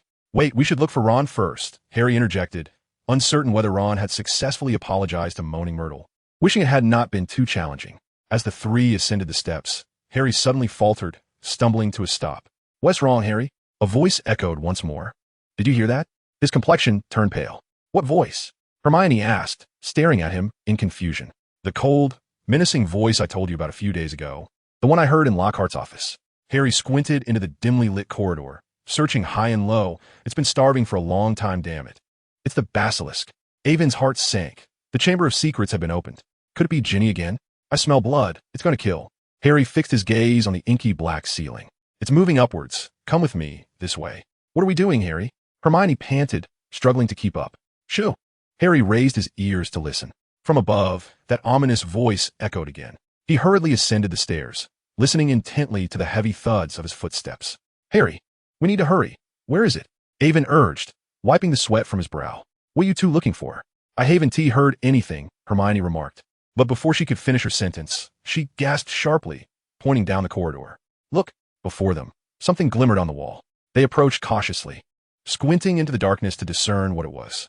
Between two windows, a foot above the ground, some writing was scrawled on the wall, shimmering in the light of the burning torches. "The Chamber of Secrets has been opened. Enemies of the air, beware," Avon read aloud softly, his stomach twisting in response. "What is that beneath the writing?" Hermione grasped Avon's shoulder tightly. "I don't know. Let us get closer and see." They cautiously drew nearer, nearly slipping on a large puddle on the ground. The three of them edged toward the inscription, their eyes fixed on the dark shape beneath it, the air thick with tension. In the next moment, they all recognized what it was, recoiling in fright and splashing water everywhere. Even though Avon was aware of the plot, he was still startled to see the figure of moaning Myrtle hanging on the wall. Like a mummy, her body was stiff as a board suspended by the torch bracket, her eyes wide open and staring intensely, an utterly terrifying sight. Suddenly, a crack echoed from the end of the corridor, causing the three to whirl around, their hearts racing. It was Ron, emerging from the room at the far end, his eyes wide and face pale as he looked at them. "It wasn't us. We just got here," Harry explained. "What are you doing here?" Avon asked, puzzled. "What else could I be doing but listening to you and coming to apologize to moaning Myrtle?" Ron raised his voice, then caught sight of them and the cat. "I found myself in the restroom with moaning Myrtle, who was weeping profusely, leaving a deluge in her wake. It took considerable effort to persuade her to listen to me." Ron grimaced in distaste, reflecting on what he deemed the most foolish act of his life. "Imagine if Percy were to discover my clandestine entry into the girls' lavatory. I could only speculate at the reprimands he would unleash. And for what purpose? To extend an apology to a ghost prone to tears. Ron, think carefully. When you were apologizing to Myrtle, did you notice anything unusual?" "This is crucial," Evan stated with a grave expression. "Well, I think I heard something akin to a hissing sound, though I'm not entirely certain," Ron replied, swallowing hard. "Why do you ask?" "The girls' lavatory was out of order. Apart from Myrtle and myself, there was no one else inside, was there?" "Indeed," Evan replied curtly, though a sense of dread began to creep into his mind. Someone had entered the concealed space unnoticed by Ron, and Evan was uncertain of the identity of this intruder. Although Ginny had explicitly claimed she had never seen Tom Riddle's diary, there remained a possibility she was being deceitful. If she had indeed been under some form of control at that time, Evan's inquiry had likely set off alarm bells for Tom Riddle, a scenario that could prove disastrous. At the same time, he felt a twinge of relief that Ron had remained in the stall. Had he encountered Tom Riddle, the outcome could have been fatal. "We should see if there's any way to save that cat," Harry said hesitantly. "I don't think that's a wise course of action." "Mate," Ron countered, "since none of us have done anything to that cat on the wall, it would be best to make a hasty exit. I have no desire to be discovered here." But it was already too late. No sooner had he uttered those words than a low rumble of noise echoed from the end of the corridor. The feast had concluded. The sound of hundreds of footsteps ascending the stairs filled the air, accompanied by the cheerful chatter of students basking in the aftermath of their repast. Soon, students began to jostle and crowd into the corridor from both ends. As the front of the line caught sight of the cat hanging upside down, the throng came to an abrupt halt, and the lively chatter was suddenly silenced. Evan, Harry, Ron, and Hermione stood isolated in the middle of the corridor as the students fell silent, all pressing forward to witness this dreadful spectacle. Evan spotted Ginny and Colin standing wide-eyed among the crowd, their expressions betraying a desire to approach yet a fear to draw nearer. In the midst of this eerie quiet, a voice rang out loudly, "Beware the heir's adversaries. Mudblood, you're next." Draco Malfoy had pushed his way to the front of the throng, his cold eyes glinting with life, and his normally pallid face flushed with color. He gazed at the motionless, rigid cat, then turned his attention to Evan, a malicious grin spreading across his face. Chapter 29. The Petrified Mrs. Norris. What on earth has happened here? Filch was undoubtedly drawn to Malfoy's outcry, shouldering his way through the crowd. As he continued, he beheld Mrs. Norris staggering backward, fearfully clutching her face. My cat! What has happened to Mrs. Norris?" he cried out, nearly fainting. "It's you." Filch suddenly advanced, seizing Avon and shouting, "You kill my cat. You killed it. I shall kill you. Let me go." Avon protested, shaking off Filch's grip. "I did not lay a finger on that cat. No one touched her. She was like this when we arrived." "Liar. You are lying," Filch screamed, Someone saw you commit the act, didn't they? Filch. Dumbledore arrived on the scene, accompanied by several other teachers. In the blink of an eye, he approached Avon, Harry, Ron, and Hermione, carefully lifting Mrs. Norris from the torch stand. Come with me, Filch, he instructed, and you as well, Mr. Mason, Mr. Potter, Mr. Weasley, Miss Granger. Lockhart hurried forward, gesturing animatedly. My office is the closest, headmaster. Just upstairs. You may go there. Thank you, Gilderoy. Dumbledore nodded. The silent crowd parted, allowing them passage. Under Lockhart's guidance, they entered his dimly lit office in succession, with Professor McGonagall and Snape following closely behind. A commotion erupted on the walls of the office as Avon noticed Lockhart's portraits frantically attempting to hide, their hair still adorned with curling rods. At that moment, the real Lockhart ignited the candles on the table and retreated to the back. Dumbledore gently placed Mrs. Norris on the polished surface of the table, beginning a meticulous examination. He scrutinized her closely, the tip of his long, hooked nose nearly brushing against her fur, his slender fingers poking and prodding delicately. Professor McGonagall bent down, her face almost touching the cat, squinting as she observed intently. Snape loomed behind them, half of his figure shrouded in shadow, exuding an ominous presence. His expression curiously contorted, as if he were straining to suppress a laugh. Lockhart wandered around them, incessantly offering suggestions. Avon, Harry, Ron, and Hermione exchanged anxious glances, cautiously settling into a few chairs that were out of the candlelight's reach. Filch stood behind them, his gaze fixed intently on Avon, as if he had already concluded that he was the feline's murderer. It must have been a curse that caused her demise, likely a transformation torture spell. I have witnessed others employ such incantations. Alas, I was not present at the time. I happen to know the counter-curse, which could have saved her. Upon hearing Lockhart's words, Filch, who stood behind Avon, trembled with despair. Suddenly, he collapsed onto a chair by the table, covering his face with his hands, unable to bear looking at Mrs. Norris, appearing utterly wretched. At that moment, Dumbledore murmured some peculiar incantations, tapping Mrs. Norris with his wand, yet there was no response. Mrs. Norris lay there, rigid, as if she were a freshly prepared specimen. Headmaster, this cat is dead. Lowart recalled a similar incident that transpired in Ouagadougou, where a series of attacks occurred, meticulously chronicled in my autobiography. At that time, I provided the common folk with a plethora of protective talismans, which swiftly resolved the issue. Professor, it is not dead. It has merely been petrified. Evan felt an overwhelming urge to interject. Otherwise, allowing Lowart to continue provoking Filch could likely incite the latter to confront him with fervor. Nonsense. You're the one who killed it. Filch screamed in a high-pitched voice. Mr. Mason is correct. It is not dead. Filch, Dumbledore stated softly. It has been petrified. A profound form of dark magic that no first-year student could possibly execute. He did it. It was him. Filch spat vehemently, his plump, sagging face turning a deep shade of crimson. You all witnessed the writing on the wall, my dear Mrs. Laurie has repeatedly thwarted his attempts to enter the girls' lavatory on the 3rd floor. He must have harbored resentment. I did not. I never touched that cat. Then why, pray tell, did the illustrious Mr. Know-It-All attempt to enter a girl's lavatory? Snape's dark gaze swept over Evan, as if questioning whether anything there could possibly make its way into your fabricated newspaper. I was in search of the castle's ghost to provide news sources for my paper. I thought it necessary to converse with Moaning Myrtle, as she is quite familiar with Hogwarts, and many girls adore her. Evan stammered, hardly believing his own words. Snape unleashed a barrage of inquiries, rendering Evan akin to a compendium of 100,000 whys. Hundreds of ghosts arrived. They can attest to our presence there. But then what? Why not attend the feast? Snape's obsidian eyes glimmered in the candlelight. Why venture to the upper corridor? Because Ron had a misunderstanding with Moaning Myrtle at the memorial feast, and we needed to apologize to her. Apologize to a ghost, instead of having dinner? A triumphant grin flickered across Snape's gaunt face. I suspect the food provided by the ghosts at the feast is rather unsuitable for the living. We are not hungry, Ron declared loudly, just as his stomach rumbled audibly, prompting a more pronounced smile from Snape. My opinion, Headmaster, is that they have not been entirely truthful. Perhaps we should revoke some of their privileges until they are willing to disclose the full story. Personally, I believe it would be best to halt Mason's absurd newspaper, and for Potter to step down from the Gryffindor Quidditch team until their attitudes become more forthright. Frankly, Severus, Professor McGonagall interjected sternly, I see no reason to deprive these children of their cherished extracurricular activities. The cat was not struck on the head by a newspaper or a broom, and there is no evidence to suggest they have committed any wrongdoing. Dumbledore cast a probing glance at the four of them, his bright blue eyes radiating a profound understanding.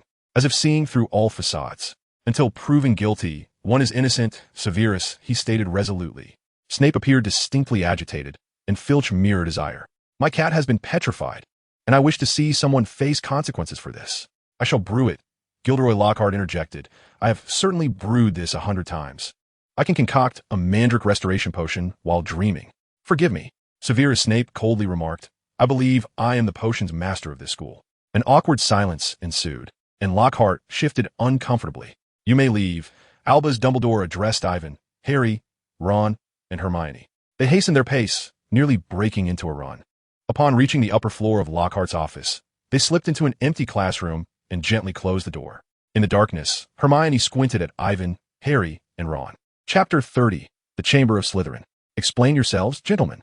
Her gaze swept across the faces of the three. Explain what? Ron appeared somewhat flustered. Professor Snape is right. None of you spoke the truth in the office. Hermione asserted with undeniable certainty. First, you, Ron, were precisely in the third-floor lavatory when Mrs. Norris was attacked, right outside that door. You don't suspect that I did it, do you? Don't be ridiculous, Ron. Hermione waved her hand. Professor Dumbledore has stated that it is a profoundly dark magic, one we could not possibly have conjured. What I wish to inquire is, did you truly notice nothing unusual? I just told Ivan that I heard a hissing sound, but I wasn't too sure. Myrtle was wailing, and it was quite loud. Perhaps that is a clue. Hermione turned to Harry. Can you recount what you heard at that moment? The voice said it was starving, that it wanted to kill, like a ghost. It passed straight through the castle's stone walls. Harry explained in a hushed tone, and then we saw Mrs. Norris petrified against the wall. It must have been the work of that voice. But who is it, or what is it? I didn't hear any sound at all. Hermione frowned. Who knows? Harry hesitated. Should I tell the professors about the voice I heard? He detected something in Ron's voice, asking, You believe me, don't you? Of course I believe you. Ron quickly replied, but you must admit, it is quite peculiar. Perhaps we should consider it from another angle. The cat was attacked. Who would feel pleased by that? Ron suggested. That won't do. Everyone except Filch would feel happy about it, Harry pondered. And what does this have to do with the chamber? I mean, exceptionally pleased. Or who hates that cat the most? Ron added reluctantly. Stop speculating. I happen to know some information regarding the legend of the chamber. Noticing that Hermione had not engaged in Harry and Ron's discussion, but was instead watching him intently, Ivan felt compelled to divulge something. Upon hearing his words, Harry and Ron turned in unison, astonished, shaking their heads. Ivan, you mean Hermione seems to recall something? Indeed, it is the secret chamber left behind by Salazar Slytherin. Evan continued. It is well known that Hogwarts was co-founded by Godric Gryffindor, Helga Hufflepuff, Rowena Ravenclaw, and Salazar Slytherin. Initially, they collaborated harmoniously, yet as time elapsed, the rift between Slytherin and the others widened considerably. Slytherin desired a more selective admission process, believing that magical education should be confined to those from pureblood families. He was unwilling to accept Muggle-born children, deeming them unreliable. After some time, Slytherin and Gryffindor engaged in a fierce argument over this matter, leading Slytherin to depart from the school, albeit leaving behind a secret chamber unbeknownst to the other founders. A secret chamber? Yes, Evan nodded. The reliable texts cease at this juncture, but there are rumors that Slytherin sealed the chamber, ensuring that no one could access it until his true heir arrived at the school. Only that heir would possess the ability to unlock the chamber, releasing the terrifying entity within to purify the school, eradicating all those unworthy of learning magic. Suddenly, the classroom fell into an unsettling silence, the atmosphere thick with tension. Harry, Ron, and Hermione remained mute, all awaiting Evan to elaborate further. The tale was complete. After a prolonged pause, Evan spoke softly. But what exactly do you mean by the terrifying entity within the chamber? Hermione interjected eagerly. I do not know. Evan shook his head. It could be some sort of beast, only controllable by Slytherin's heir. Wait. Hermione's voice rose sharply, recalling the inscription on the wall. The chamber is opened by the heir. And Harry happened to hear a sound. If Filch's cat was petrified by the terrifying entity within the chamber, then she could not finish her thought. Yet the other three understood her implication. It cannot be Harry. If you ask me, the heir must be Malfoy, as his entire family is pureblood. Perhaps he is indeed a descendant of Salazar Slytherin. Do not entertain such thoughts, Hermione. Harry was with us the entire time. He had no opportunity, Evan added. Noticing the three of them intrigued, Evan inwardly cursed, as he certainly did not wish to be perceived as one who eavesdrops in the girls' restroom, especially not on the weeping, moaning Myrtle. All right, I shall speak candidly, Evan said with a wry smile. In truth, aside from the chamber, I possess some additional information. What is it? The trio asked in unison. What? Who opened it? I do not know. It was not stated. Evan shook his head. The only mention was a handwritten note related to the chamber, while a newspaper clipping detailed a girl named Myrtle Warren who died in an unfortunate accident. Although it remains uncertain whether her death is linked to the chamber, that girl is Evan retrieved a yellowed newspaper from within his garments, presenting an article from that time, featuring a photograph of a girl. This is Moaning Myrtle. Indeed, it is her. Evan spoke rapidly, expressing his desire to inquire whether she had noticed anything. Chapter 31. The Infinite Loop of Death. In truth, the four of them indeed intended to do just that.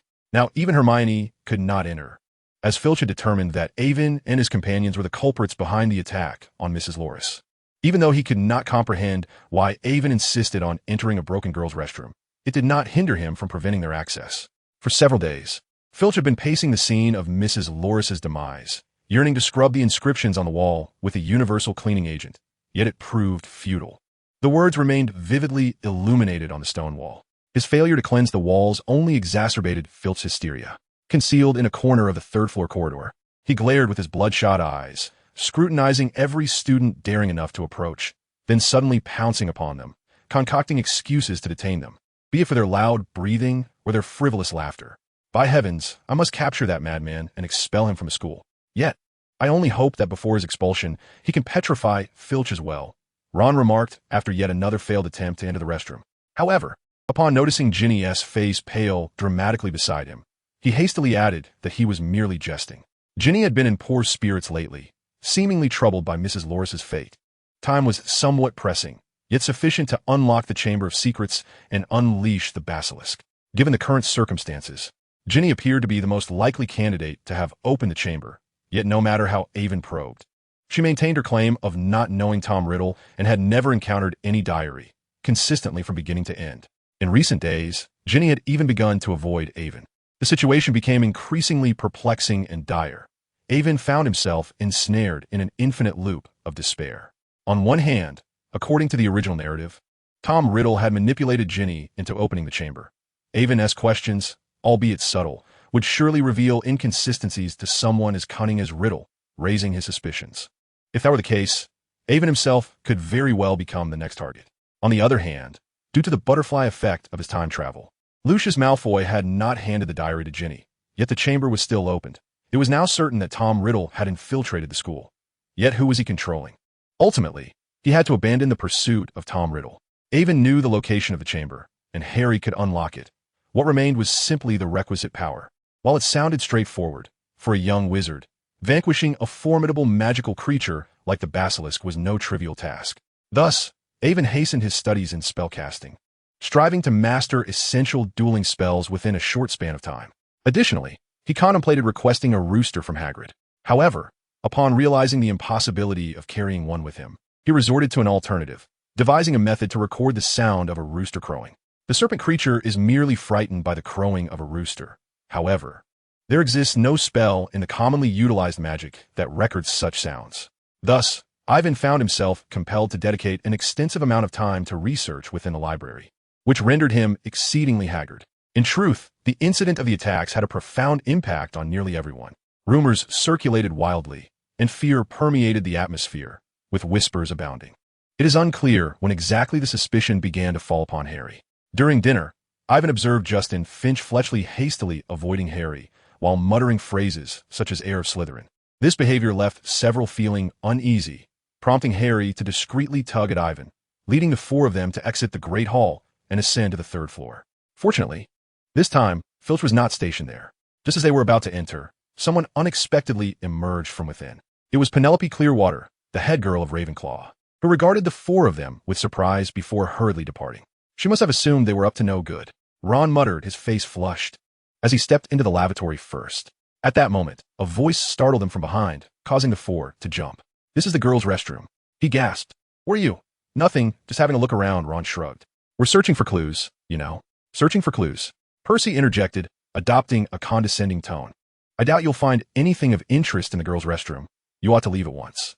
As he approached Ivan and the others, he spread his arms, urging them to vacate the premises. "What on earth is this? Don't you care? Everyone else is dining, and you lot are attempting to enter a girls' restroom. Why can't we be here? You know nothing." Ron halted abruptly, glaring at Percy in frustration. "I know what you're thinking. Listen, We haven't laid a finger on that cat. I told Ginny the same, Percy retorted defiantly, but she still seems to believe you'll be expelled. I've never seen her so distraught, crying endlessly. You ought to consider her feelings. The first years are all quite unsettled by this incident. Ivan is a first year as well, and I can't discern any signs of distress from him.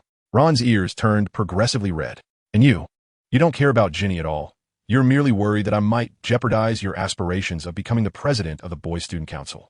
He strode away. His neck as crimson as Ron's ears. Ron, you shouldn't argue with Percy. He is only concerned for us, Ivan quietly advised. Do you think I am being unreasonable? Ron turned to Ivan.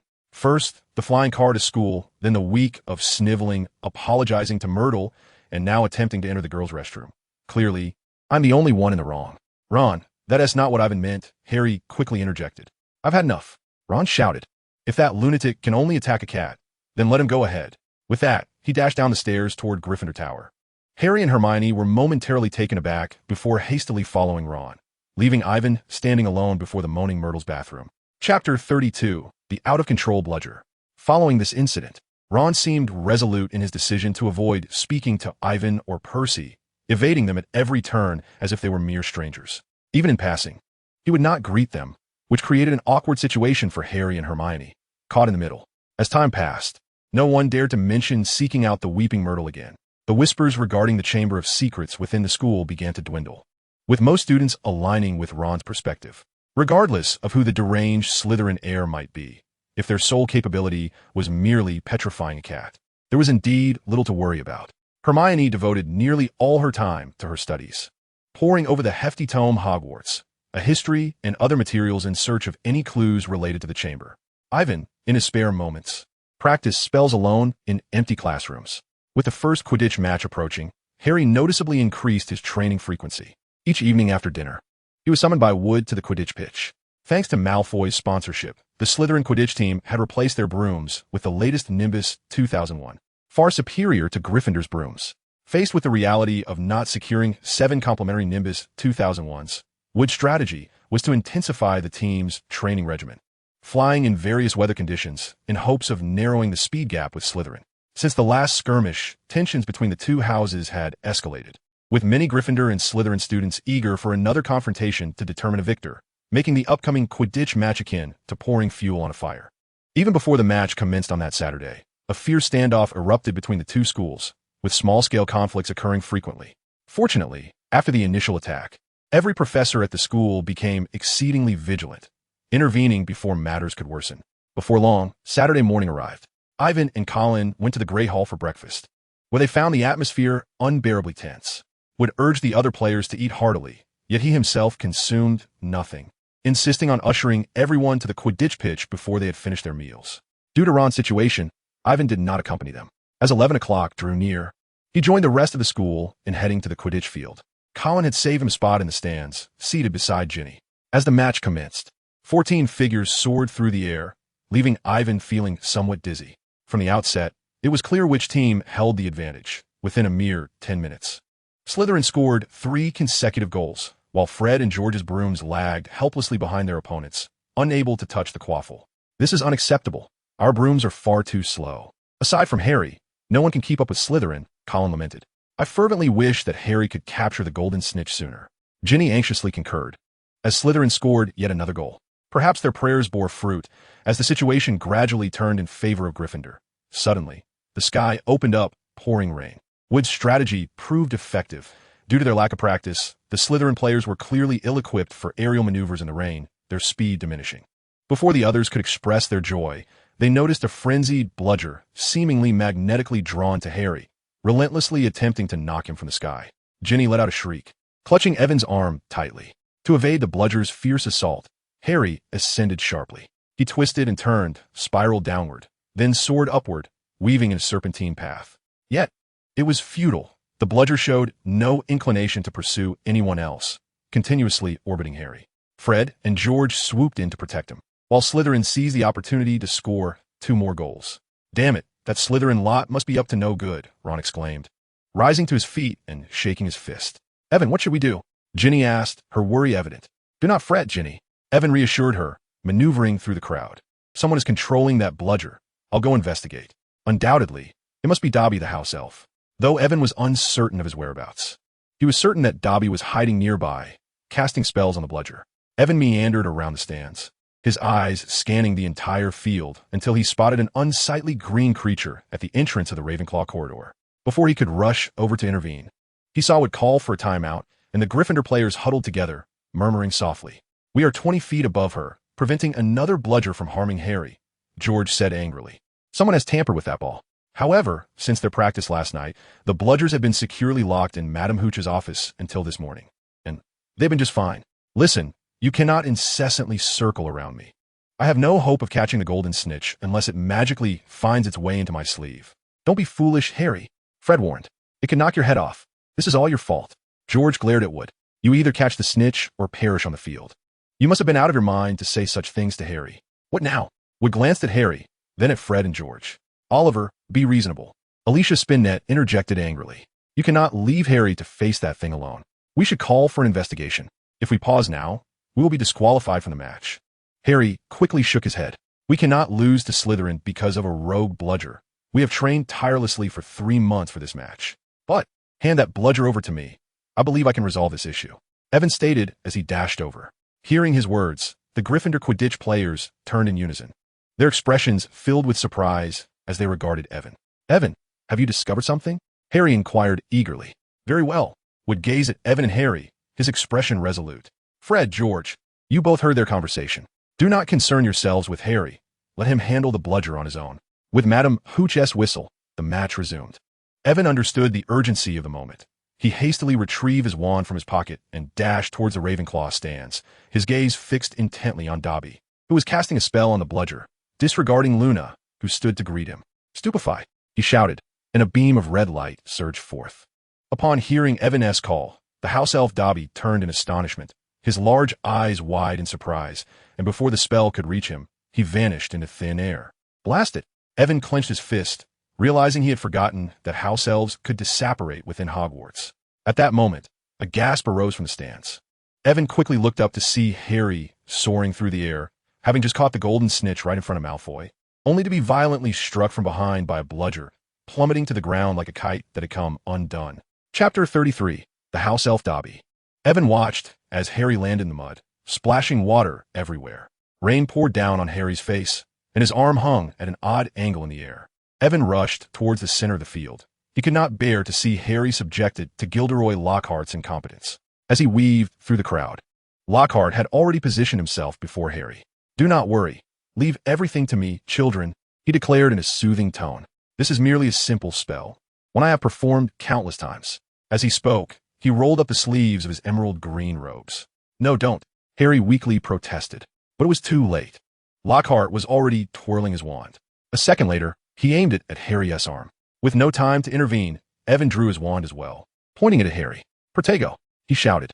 In the next instant, a red light shot from the tip of his wand, colliding with Lockhart's pale blue spell just as it struck Harry. The pale blue arc traced a beautiful trajectory through the air, accurately hitting Percy, who stood beside Lockhart. Percy collapsed suddenly, and the onlookers gasped. They witnessed Percy's left arm, struck by the spell, become instantly limp, dangling like a thick, flesh-colored rubber glove. "Good heavens! His bones are gone!" Lockhart exclaimed, equally flustered. "Indeed, such things can happen at times. It must be the result of a peculiar interaction between Evan's shield charm and my spell. But do not fret. Which of you can carry him to Madame Pomfrey? She can certainly remedy this." Fred and George shot Lockhart a fierce glare, lifting Percy and rushing towards the hospital wing, while Ginny followed, her face pale and tears brimming in her eyes. In the infirmary, Madame Pomfrey effortlessly mended Harry's bones in a mere second. However, upon observing Percy's arm, her expression soured. "What have you done to him? Poor child. He has lost all the bones in his arm. I will need to make them regrow now." "I'm sorry, Percy. I didn't anticipate this," Evan lamented. "It was merely an accident." Percy shook his head. Surrounding Percy's hospital bed were Harry, Hermione, and the Weasley family, their faces etched with concern. Though Gryffindor had triumphed in the Quidditch match, no one could muster joy upon witnessing Percy's current state. "It's all Gilderoy Lockhart's fault. His spell was flawed," Fred asserted. "You cannot blame him. It was Evan's bone-breaking charm that reacted with his spell." Hermione defended Lockhart. "But why are you still protecting him, Hermione?" Ron exclaimed. "If Harry or Percy wished to have their bones removed, they would have expressed it themselves. Everyone makes mistakes. Hermione's cheeks flushed crimson. Lockhart merely intended to assist. He has only made matters worse. If it weren't for Evan, Harry would be lying here now, she retorted, pouring a steaming cup and handing it to Percy. Everyone watched as Percy, grimacing in pain, swallowed the bone regrowth potion, coughing and spluttering while Ginny hurriedly offered him sips of water. Once Percy regained his composure, Madame Pomfrey insisted they leave, though the Weasley family was determined to remain with Percy a while longer. Do not worry, Evan. Harry patted Evan's shoulder. This is not your fault. If it weren't for you, Percy would simply be having a stroke of bad luck. He shouldn't have been so close to Lockhart. Harry, Professor Lockhart merely wished to help you. The trouble lies with that deranged bludger. Someone has bewitched it, Hermione stated. But who? I believe I know, Evan interjected, guiding them into an empty defense against the dark arts classroom to explain. It was Dobby, the house elf. He cast a spell on the bludger. As Evan recounted what he had witnessed, a green figure abruptly materialized before them. In the dim classroom, Dobby gazed at the trio with his large tennis ball-sized eyes, looking woeful as a single tear rolled down his pointed, elongated nose. Dobby, what brings you here? Harry inquired in astonishment. Wait, how did you know I missed the train? Harry suddenly asked. Dobby's lips quivered, and his demeanor raised suspicions. Was it you? You blocked the passage, preventing us from getting through. Harry slowly articulated. Indeed, sir. Dobby fervently nodded, flapping his large ears. Dobby was waiting for Harry Potter and then blocked the way. Afterward, Dobby had to iron his own hand. He raised 10 long fingers, each bound in bandages for the trio to see. Why did you iron your own hand? Hermione exclaimed in disbelief. Because Dobby seeks to punish himself, yet he remains indifferent, believing that Harry Potter is now safe. Little did Dobby dream that Harry and his friends would take an alternate route to school. He swayed back and forth, his grotesque head shaking incessantly, which compelled Ivan to question his intelligence. You nearly caused Ivan, Ron, and me to be expelled, Harry exclaimed angrily. You'd better vanish quickly before I lose my patience and strangle you. Dobby remained unfazed, offering a faint smile. He was accustomed to threats of death, hearing them 5 times a day at home. Wait, who is threatening you? Hermione furrowed her brow. Dobby shook his head, unable to reveal his master's name or secrets. He wiped his nose with a corner of his filthy pillowcase, appearing quite pitiful. All right, why are you wearing that, Dobby? Harry inquired, seeming less angry now. This symbolizes the servitude of house elves. Dobby tugged at the pillowcase. Servitude? Hermione's brow furrowed even deeper. Indeed, Dobby can only gain freedom when his master provides him with clothing. The household is very cautious. They want to even give Dobby a pair of socks, for that would mean his freedom and his departure from their home. Chapter 34. The Darkened House Elf. Tell me why you directed that rogue bludger to attack Harry? What do you mean by that, Ivan? Harry's anger flared anew. Is it Dobby who sent that bludger to kill me? Oh, if only Harry Potter knew. Dobby lamented, tears streaming down his tattered pillowcase. If only he understood what we humble, enslaved beings mean within the magical realm. Dobby had not forgotten the time when the Dark Lord, whose name could not be spoken, was at his most powerful. People treat us house elves like vermin. Ivan felt uneasy as he listened to Dobby recount his harrowing experiences in a nonchalant tone, noticing Hermione's brow tightening further. Of course, they still treat Dobby that way, he said, wiping his face on the pillowcase. However, overall, our lives have significantly improved since Harry Potter defeated the Dark Lord. This marks a new beginning for those of us who believe the dark days would never end. Harry Potter shines like a beacon of hope. Is this how you repay your benefactor? Harry did not yet grasp that something terrible was about to unfold at Hogwarts. Perhaps already had. Dobby appeared frantic. He could not allow Harry Potter to remain here, for history was about to repeat itself. The Chamber of Secrets was once again to be opened.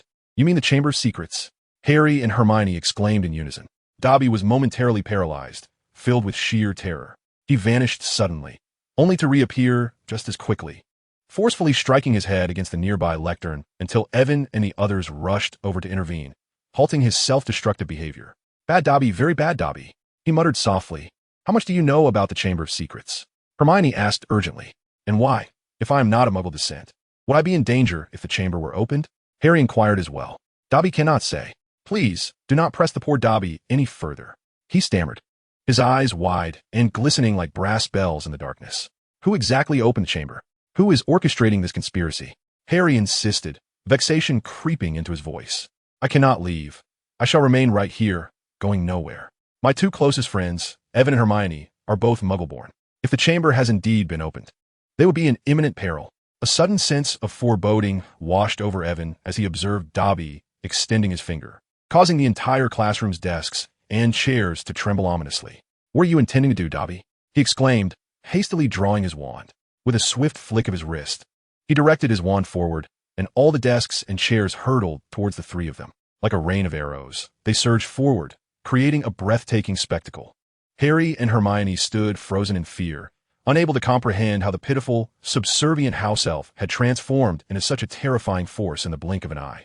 Obstacles abound. Evan's wand emitted a crimson light, sending a desk that was rapidly approaching them crashing backward, colliding with the ones behind it, producing a resounding clatter. Do not stand there foolishly. This deranged house elf is deadly serious. Upon hearing Evan's words, Harry and Hermione snapped back to reality, drawing their wands to cast several spells. However, their efforts proved futile. Dobby had commandeered over 80 desks and chairs, encircling them tightly in the center. The spells cast by the three young wizards barely made a dent, failing to create even a single opening through which they could escape. Moments later, the three huddled closely together, gasping for breath, their magical energy rapidly depleting, leaving them resembling athletes who had just completed a marathon. "Dobby, please stop. You will kill us," Hermione pleaded. Evan had never anticipated that a house elf's soft entreaty could wield such lethal power. He had no doubt that should Harry refuse, the very next moment, the desks would come crashing down upon them. If struck, the consequences would be far from trivial. "He has lost his mind. What should we do?" "This is the defense against the dark arts classroom. Perhaps Professor Lockhart will hear the commotion and come to our aid," Hermione said with hopeful earnestness. "I would rather it be Snape who arrives." Harry gasped. "Damn it! Who is behind this conspiracy? Who unleashed this madhouse elf?" Suddenly, a spark of insight ignited in Evan's mind, and he shouted, "It was Malfoy. It was Lucius Malfoy who sent you, wasn't it?" All the tables and chairs crashed to the floor with a resounding thud, and it seemed that Evan's words had frightened Dobby. "Do not speak the name of my master." Dobby revealed the secrets of his household. Naughty Dobby, naughty Dobby. He picked up a chair and struck himself fiercely, then suddenly vanished before the eyes of the three, as if he had never existed. Chapter 35, The Second Attack. The gloomy sky outside rendered the already dark castle even more sinister. Evan and his companions hurried towards the Gryffindor Tower, still shaken by the recent events. It was hard to believe that Dobby had been sent by Malfoy, intending to harm us. Harry's face turned pale. "I doubt it. Why would Malfoy want to kill us?" Evan shook his head, noting Harry's expression that said it all, and sighed, continuing, "Well, even if he harbored such thoughts, he wouldn't be foolish enough to send a mad house elf to carry out such a task. It's far too obvious. Then why Dobby? I believe he spoke the truth. He must have overheard something regarding the opening of the Chamber of Secrets and came to warn us. He wants to save you, Harry. Yes, by preventing us from boarding the train, breaking my arm, and orchestrating a frenzied attack with over 80 tables and chairs." Harry sighed. "If he keeps trying to rescue me like this, he'll surely end up getting me killed." Don't blame him. House elves are inherently subservient beings. They cannot defy their master's orders, nor can they reveal their master's secrets. Dobby's actions must have put him under immense pressure and suffering. Subservience? Hermione scoffed, incredulous. "In this day and age, slavery still exists in our country. I'm not concerned about that," Harry replied. "I just wish Dobby could clearly tell me who opened the chamber or what monster resides within it. I truly don't understand how it could roam the school undetected. Perhaps it can make itself invisible," Hermione pondered, "or it could disguise itself as an armor or something else. I've read tales of chameleonic spirits. But in any case, this matter is connected to Malfoy," Evan interjected hastily. "Lucius Malfoy is plotting some sinister scheme," but his words trailed off as the three turned a corner, entering another corridor, only to behold a scene of utter horror. Evan felt his stomach churn, and his blood ran cold. A Ravenclaw girl lay on the floor, her body icy and rigid, a look of sheer terror frozen on her face, her eyes vacantly staring at the ceiling. But that was not all. Beside her was a figure that Evan had never encountered in such a bizarre manifestation. It was the Weeping Myrtle, no longer pale and translucent, but shrouded in darkness.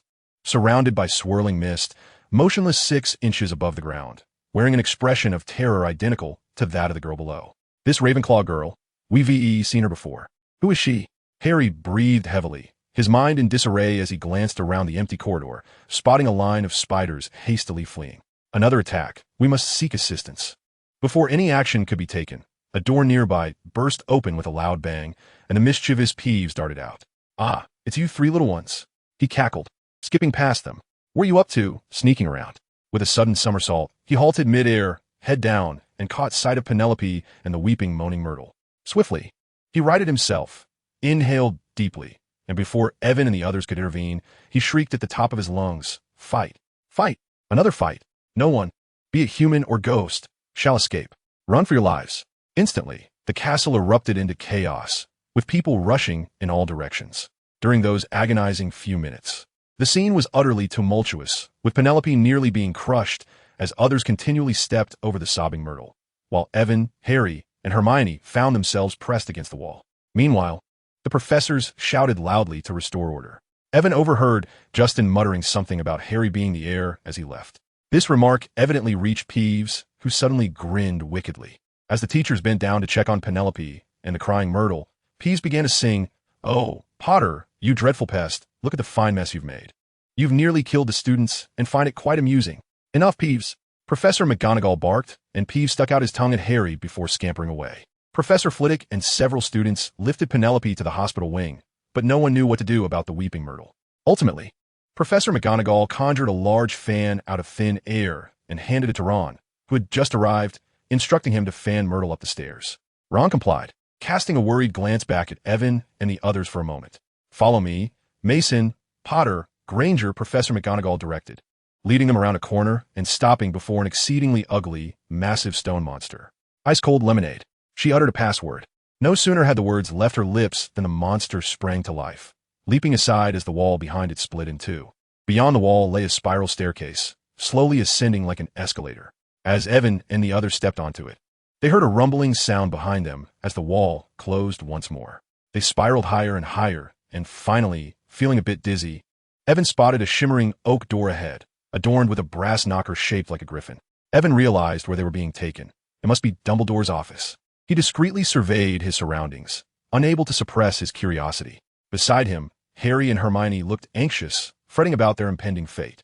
Everything felt too coincidental. They were the first to discover the initial attack, and now they were at the center of this one as well. Even if one were to assert that they are entirely unrelated to the mysteries of the chamber, it is unlikely anyone would believe them. Dumbledore's office is truly captivating. It is a spacious, beautifully circular room brimming with an array of whimsical sounds. On a slender-legged table, an assortment of peculiar silverware spins, emitting wisps of smoke. The walls are adorned with portraits of former headmasters and headmistresses, each gently snoring within their frames. There's also a large table with clawed legs, and upon a shelf behind it rests the tattered and crumpled sorting hat. Perched on a tall, gilded branch behind the door is a bird with resplendent red and gold plumage, appearing quite unwell. "This must be the phoenix, Fawkes," Ivan mused curiously. Before he could examine it closely, Dumbledore emerged from a door within the office. Albus, Miss Clearwater, and Professor McGonagall, with her tear-streaked face, said urgently, "But Albus, you must know who it is." "The question is not who," Dumbledore replied, "but how." Ivan felt a jolt of realization. Dumbledore must have noticed something. Then he observed the expression on Professor McGonagall's face and understood that, like Harry and Hermione beside him, he too had failed to grasp Dumbledore's words. Anticipated inquiries did not ensue. Dumbledore asked nothing further. After a brief discussion about the Phoenix, he dismissed them. Ivan turned, sensing, perhaps mistakenly, that Dumbledore's gaze lingered on him. Chapter 36, Polyjuice Potion. Not everyone possesses the wisdom of Dumbledore. The news of Penelope and the Weeping Myrtle's attack swiftly spread throughout Hogwarts. Instantly, rumors erupted, and suspicion permeated the air. Even the ghosts began to feel fear, uncertain of the terrifying force that could harm one already deceased. Consequently, the other Gryffindor boys reassured him that he was indeed safe, being of pure blood and thus not a target. They first targeted Filch. Neville, his round face reflecting fear, remarked, "Everyone knows I'm practically a sitting duck." His sentiment was echoed by Colin, who hesitated to acquire a protective amulet, said to ward off harm. Moreover, Percy's behavior had become notably peculiar. His arm had healed reasonably well, yet upon seeing Penelope petrified in the hospital wing, he appeared utterly shocked. He no longer seemed invested in maintaining order in the common room or voicing his opinions, opting instead to sit alone by the fire each night, lost in thought. Even more troubled than Percy was Ginny, who had been deeply distressed of late. On several occasions, she approached Ivan, her face pale, as if she had something to convey. Yet ultimately, she remained silent. Evan consoled her for quite some time, uncertain whether Ginny's agitation stemmed from her awareness of being manipulated by Tom Riddle. The situation had deteriorated significantly, First-year students now always huddled in tight-knit groups, as if fearing that solitary ventures would expose them to danger. Apart from Colin, no one wished to associate with Evan. Wherever he went, fingers pointed in his direction. Harry and Hermione endured similar treatment, with people keeping their distance from the three of them, seemingly convinced that the perpetrator of the Chamber of Secrets resided among them. The impact of such rumors had driven the sales of the Hogwarts Magical News to an all-time low, with the latest issue selling a mere 300 copies. Until the truth emerged, no one was inclined to purchase a newspaper linked to a suspect. Moreover, the young wizard's attention was fully consumed by the Chamber of Secrets. They showed little interest in Quidditch matches or Gilderoy Lockhart's boastful novels as they once did. The only silver lining from the attacks was that Ron had resumed speaking to Evan. Perhaps it was due to Evan's spell hitting Percy, leading him to believe Evan was on his side. Or perhaps it was the renewed urgency brought about by the Chamber's reopening that made him realize this was not the time for petty squabbles. For several nights, they huddled in a corner of the common room, whispering in hushed tones. Harry, Ron, and Hermione unanimously agreed that they had missed a crucial clue. As a victim of the Chamber's opening 50 years prior, the Weeping Myrtle must surely possess some knowledge. Yet, she now drifted silently within the hospital wing like a soundless, dark hovercraft, unable to communicate or divulge any information she might hold. Evan, aware of how to access the chamber, refrained from sharing this knowledge, for he was not yet prepared for battle, and he remained uncertain of Tom Riddle's whereabouts. I believe our reasoning may be flawed, Ron remarked with a puzzled expression. As far as we know, who would consider Muggleborns to be worthless? Are you suggesting Draco? Certainly he would, Ron retorted, gesturing at Draco's repugnant visage, noting that the house elf who attacked them, Dobby, hailed from the same family. Indeed, Dobby did mention the chamber and a conspiracy, Hermione interjected, but we cannot conclusively determine that Draco is the heir of Slytherin. Come on, Hermione, Harry chimed in. Look at that family. They're all Slytherins, and he often boasts about it. They are likely descendants of Slytherin, and his father is malevolent enough. They may have held the key to the chamber for centuries. Ron added, passed down from father to son through generations. Yes, that is a possibility, Hermione cautiously acknowledged. Evan, what do you think? Even if Draco is not the heir, he must know something, Evan pondered. In the current state of uncertainty, seeking out Draco Malfoy, in addition to keeping an eye on Ginny, seemed a prudent course of action to uncover the whereabouts of Tom Riddle's diary. Lucius may not divulge his plans to him, yet there must be some subtle clues. For instance, apart from the Weasley family, which other students from Hogwarts have they interacted with? A single hint could significantly narrow the scope of suspicion. Evan shared my thoughts. Yet the predicament lies in how we can compel Malfoy to reveal the truth, Harry lamented. I have a method, Hermione slowly articulated, hastily glancing around to ensure no one was eavesdropping before lowering her voice further. Of course, it won't be easy, and it is perilous, extremely perilous. We would likely contravene 50 school regulations. What exactly is this method? If you wish to share, do not be so coy, Ron said impatiently. Our task is to infiltrate the Slytherin common room and pose a few questions to Malfoy without him recognizing us, Hermione stated calmly. That's impossible. Harry and Ron nearly laughed in unison. No, it is feasible. Evan squinted, provided we have some Polyjuice potion. What is that? Ron and Harry asked in chorus. It is the Polyjuice potion, Hermione exclaimed in astonishment. Evan, how do you know about this? I once read about it in a book. It can transform you into another person. Precisely. We could become 4 Slytherin students. No one would suspect us, and Malfoy might divulge everything, Hermione continued. At this very moment, he is likely boasting in the Slytherin common room. Regrettably, we cannot hear him. I find this Polyjuice concoction rather dubious. Its effects will wear off after a while, Ron remarked. Hermione waved her hand dismissively. Snape mentioned that the potion's recipe is documented in a book called Advanced Potions, which is located in the library. But that is not an issue. I will find a way to procure it. Professor Lockhart might be willing to sign it for us. That fellow is eager to sign anything. Now, the issue lies with the ingredients. I believe we can find them in Snape's private collection. Hermione, that is exceedingly risky. Snape is not Lockhart. We could easily be discovered, Harry hesitated. However, this is not a problem.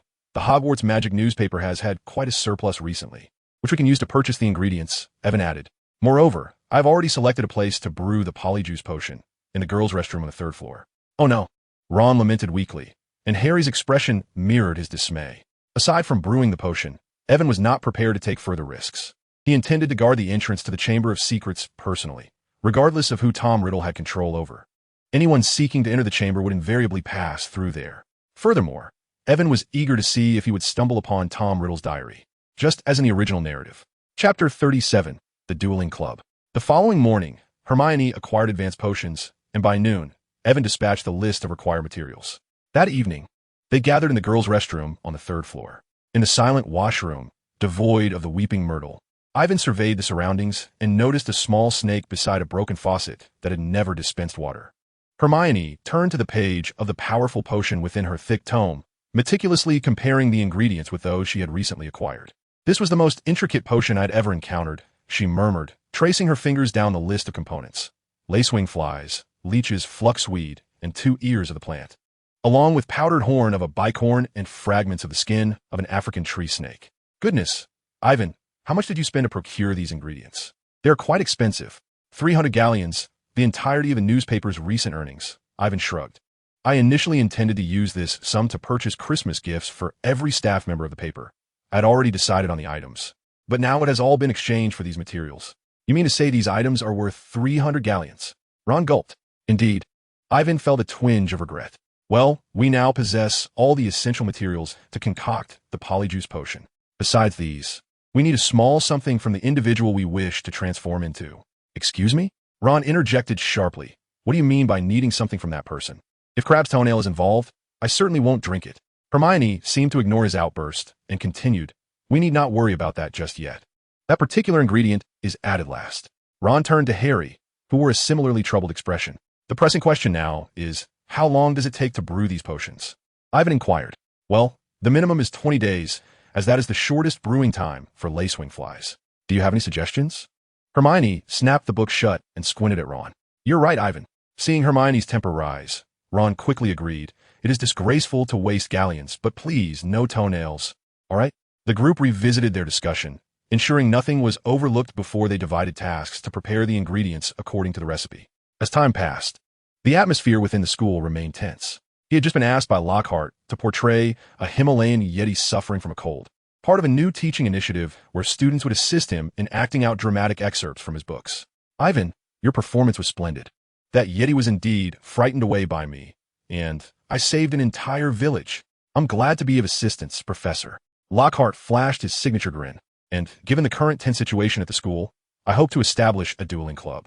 A dueling club? Indeed. You know, I possess more experience in dealing with dark forces than any other professor in this school, Lockhart boasted. Not to brag, but I would be more than willing to share this experience with you all to help enhance your combat skills. A splendid idea. What would you have me do?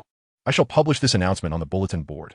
All I require is your assistance in promoting it within the newspaper, and it is as simple as that. Lockhart desires to feature this news on the front page, yet he insists that his name remains undisclosed, claiming it is to maintain an air of mystery and ultimately surprise everyone. Ivan couldn't help but chuckle wryly, pondering what Lockhart could possibly teach them. How to make bones vanish. Perhaps, unsurprisingly, the news of the school's upcoming dueling club piqued the interest of the young wizards. Under Ivan's subtle guidance, most believed that the instructor for the dueling club would be Professor Dumbledore. This was utterly astonishing, considering that since Voldemort's downfall, Professor Dumbledore had not publicly wielded magic for many years. Not only the excited young wizards, but also numerous adult wizards who subscribed to the Hogwarts Magical Gazette, and the parents of students were eager to observe, hoping to learn a trick or two from the greatest living white wizard. Just the thought of it was exhilarating. Upon learning this news, the editor of the Daily Prophet, Rufus Scrimgeour, promptly wrote to express his willingness to send a reporter to cover the establishment of the dueling club. However, the school declined this offer, which only intensified the curiosity among the students, with most believing that Professor Dumbledore was indeed quite likely to take part. Thanks to Ivan's promotional efforts, what was initially intended to be a small gathering in the underground classroom had to be relocated to the Great Hall due to an overwhelming number of applicants. The ceiling again transformed into a velvety black, with students from all over the school in attendance. Ivan, who was well aware of the situation, had been dragged over by Colin and Ginny from the library. They expressed their wish for Ivan to guide them in defensive spells, as all first-year students knew that Ivan's spellcasting skills were unparalleled among his peers. Everyone jostled together, each clutching their own wands, faces alight with excitement. When will the headmaster arrive? What do you think he will teach us? Don't be foolish, Ron. Hermione interjected, raising her voice above the buzzing crowd. It cannot be Professor Dumbledore. He hasn't taken action in many years. Moreover, if it were him, there would be no need for such secrecy. He himself, is the greatest spectacle. If it's not Dumbledore, then who could it be? Someone ventured. I heard that Flitwick was a dueling champion in his youth. Perhaps he will be the one to instruct us. Hermione speculated uncertainly. Harry and Ron quickly turned to Ivan, while Colin, Ginny, and Neville nearby looked at him with eager anticipation. Don't look at me like that. I assumed you would grasp the nature of this promotion when you saw it. Ivan remarked. Wait a moment. You don't mean Harry's words trailed off into a groan as Gilderoy Lockhart ascended the stage, clad in a dazzling purple robe. Indeed, it is he. Ivan lamented with a hand to his forehead, and it seemed that Professor Lockhart had brought along a special guest for the evening. The lively atmosphere in the auditorium came to an abrupt halt as the previously animated chatter vanished entirely. The crowd was met with the ominous presence of none other than Severus Snape, clad in his customary dark attire, standing beside Lockhart. Chapter 38. The Duel of Unforeseen Consequences. Students, initially eager to acquire genuine skills, were disheartened to discover that the dueling club had devolved into nothing more than a farce. Lockhart intended to demonstrate the art of dueling, yet he had chosen the wrong opponent. Snape was certainly not a novice wizard to be trifled with in class. After Lockhart counted down, Snape merely flicked his wand, unleashing a blinding red light that swept across the room. Lockhart was sent staggering, hurtling off the stage and crashing into the wall before collapsing onto the floor in a heap. A gasp escaped Ivan as he witnessed the severity of the fall. Amidst the shrieks of the girls, Lockhart wobbled to his feet, his hat askew and his wavy hair standing on end. He clumsily ascended the stage again, seemingly grasping the reality of the situation. I believe you all witnessed that. He began. That was a disarming spell. As you can see, I have lost my wand. And I was propelled backward. A chorus of boos erupted from the audience. However, the crowd underestimated Lockhart's audacity. He waved his hand dismissively, interpreting the jeers as applause. Indeed, Professor Snape, what a splendid idea to demonstrate this spell to the students. But, if I may say, your intention to execute such a maneuver was quite evident. If I wished to thwart you, it would have taken no effort at all. I think, for the sake of their education, it might be beneficial for them to witness it. Noticing Snape's murderous glare, Lockhart hastily added, all right, the demonstration is over. Now I shall come among you to pair you off into groups of two. Professor Snape, if you would be so kind as to assist me. They navigated through the crowd, pairing the students. Lockhart assigned Neville and Justin as partners, while Snape approached Harry and Ron. The dream team should be broken up, I believe. He mocked. Weasley, you can partner with Mason. As for you, Potter. Upon hearing Snape's words, Harry instinctively moved closer to Hermione. I do not think so. Snape replied, a chilling smile on his face. Malfoy, come here. Let us see what kind of wizard you can mold the illustrious Potter into. Miss Granger, you may pair with Miss Millicent. Malfoy strutted over, a smug grin plastered across his face, followed by a robust Slytherin girl, her imposing chin jutting forward. Hermione managed a feeble smile, which was met with indifference. The ensuing duel was nothing short of nightmare. As Lockhart called out, 3, 2, 1. A cloud of green smoke enveloped the entire auditorium. Harry and Malfoy found themselves ensnared by each other's malevolent curses until Snape intervened to release them. Neville and Justin lay sprawled on the floor, panting heavily. Hermione and Millicent were still engaged in their struggle, with Millicent gripping Hermione's head, causing her to whimper in pain. Both of their wands lay forgotten upon the floor. Harry hastily rushed forward to separate them. The situation was dire for Aiden and Ron's group. Prior to the duel, Aiden had instructed Ron to cast the disarming spell on him, a charm of minimal potency. Given Ron's magical prowess, even if struck, it would merely cause his wand to fly away, unlike Snape's exaggerated deflection of Lockhart. In the next instant, Aiden realized his miscalculation. A deep blue beam erupted from Ron's wand, a hue he had never encountered in any spell, reminiscent of dark, malevolent magic. It was certainly not the killing curse. Yet Aiden sensed an impending peril. Understanding he could not absorb its impact, he shouted Protego, and swiftly dove aside. The shield charm appeared to work. As the deep blue beam slowed and accurately struck the spot where Aiden had just stood, the marble floor beneath him began to corrode rapidly as if tainted by strong sulfuric acid, creating a deep indentation, eliciting gasps from the surrounding young wizards. My goodness, Ron, what have you done? Aiden exclaimed in fright. I have no idea. Ron seemed to awaken from stupor. I merely cast disarming charm. I didn't expect this to happen. Snape hastily approached, his countenance dark as he scrutinized the marks on the floor. After a few tense seconds, he lifted his head, regarding Ron with a strange expression. Weasley, have you been peeking at books in the restricted section? His tone was less a question than an accusation. It must be that broken wand of yours, Aiden thought, realizing the gravity of the situation. They could not let Snape discover their potion-making endeavors. He quickly redirected the conversation. Ron, I absolutely refuse to practice with you again until you procure a new wand. But what was that spell? Enough. Snape barked. If I allow you empty-headed imbeciles to continue practicing, I shall be collecting your corpses by tomorrow. Quite right, Professor Snape, Lockhart chimed in. I believe it is prudent to teach them how to counteract hostile magic. Is there a volunteer pair willing to demonstrate? Longbottom and Finnegan, how about you? This was a poor idea, Professor Lockhart. Snape glided across the stage like a sinister bat. Even with the simplest incantation, Longbottom could wreak havoc. We shall be packing Finnegan's remains in a matchbox for delivery to the hospital wing. Neville's rosy cheeks flushed an even deeper hue as Snape grinned maliciously. And what of Malfoy and Potter? Splendid. Lockhart gestured for Harry and Malfoy to step into the center of the hall, as the crowd retreated to grant them space. Harry and Malfoy stood on opposite sides of the stage, while Lockhart and Snape whispered softly to each other, imparting some combat techniques. Lockhart, unsure of what to say to Harry, waved his wand carelessly, causing it to fall to the ground. Then, just as Evan remembered, a long black snake suddenly emerged from Malfoy's wand, landing heavily in the center of the stage, raising its head in preparation to strike. The crowd screamed and quickly recoiled, creating a space.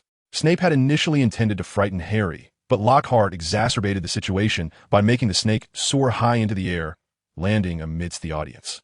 The creature, filled with rage, slithered towards the nearest Justin Finch Fletchley, lifting its head to reveal its venomous fangs, poised to attack. Then everyone heard Harry begin to speak to the snake in a hissing voice, as if engaging in an ancient, mystical ritual. The crowd held its breath, motionless. The great hall so silent that one could hear a pin drop. The snake halted, and Harry looked up at Justin, grinning widely. At the sight of his gaze, the crowd collectively recoiled a step, and Justin's face was etched with anger and terror. What kind of trick are you playing? He shouted, tears of fear welling in his eyes as he turned and fled the hall. Seeing Harry standing on stage, bewildered, Evan hurriedly joined Ron in pulling him down. Chapter 39, Collapse. No one cared about the dueling club anymore. Evan, Ron, and Hermione ushered Harry out of the hall, with Colin and Ginny hastily following. People parted ways, as if fearing to be entangled in something. Ron then pushed Harry into an armchair and said, You're a Parselmouth. Why didn't you tell us? Oh my, Harry asked, astonished. A Parselmouth? You could talk to snakes. I know, Harry replied. I mean, this is the second time I've done it. Once at the zoo, I accidentally set a boa constrictor free, and it lunged at my cousin Dudley. It's a long story, but I bet many people here can do that. Oh, they can't. Ron wrinkled his nose. That's not a common skill, Harry. Exactly, it's awful. Ginny, pale-faced, added as she sat beside Evan. What is awful? Harry raised his voice. What is wrong with everyone? Look, if I hadn't told that snake not to attack Justino, is that what you said to it? Ron interrupted. What do you mean? You were all there. You, Evan, Hermione, Colin, Ginny. You should have heard me. Actually, I only heard you hissing, Colin stammered. I don't know what that means, but it felt wrong. That is parcel tongue, Colin. Ron clarified. It's the language of snakes. You mean I spoke in a language of snakes? Harry's eyes widened in disbelief. Yes, no one else could understand. What you said could mean anything. No wonder Justin is filled with dread. Your voice sounds as if you were inciting that serpent, and the scene is truly spine-chilling. Indeed, Colin and Ginny nodded in unison. Harry gaped at them, oblivious to the fact that how could I speak another language without being aware of it? Ron shook his head, his demeanor heavy with concern. Colin and Ginny's faces were etched with terror, while Hermione sat silently beside them, rapidly flipping through a book she had extracted from the pile. Ivan, on the other hand, bowed his head in deep contemplation, lost in thought. The atmosphere grew increasingly somber, as if someone had perished. Well, would you care to enlighten me on what is so wrong with preventing a hideous serpent from biting off Justin's head? Harry suddenly exclaimed. As long as Justin is not among the headless specters, what does it matter how I acted? It matters greatly. Hermione finally interjected, turning to a page in her book and presenting it to Harry. Look here, the ability to converse with snakes is a renowned trait of Salazar Slytherin, the first confirmed Parselmouth in history. Hence, the emblem of Slytherin House is a serpent. Harry's mouth fell open in astonishment as he gazed at the book before him. Indeed, Harry, Ron followed up, now everyone at school will believe you to be his distant descendant, especially with the Chamber of Secrets now opened. This is rather unfortunate. But I am not. It is utterly impossible for me to have opened the chamber. Harry's voice trembled with an inexplicable fear. I believe you, Harry, Ginny said with a quavering voice. We all believe you, but you will find it difficult to prove. Hermione spoke calmly. Salazar Slytherin lived over 1,000 years ago, and based on everything we know, it is quite plausible that you could be his heir. This is absurd. This is precisely why others have been avoiding me. Harry abruptly stood up, turning to Ivan, who had remained silent, and with a glimmer of hope said, Ivan, you don't think like them, do you? That I am Slytherin's heir or some such nonsense?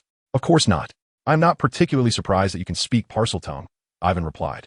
Relax, Harry. While Parseltongue is indeed a rare gift, it is not without its exceptions.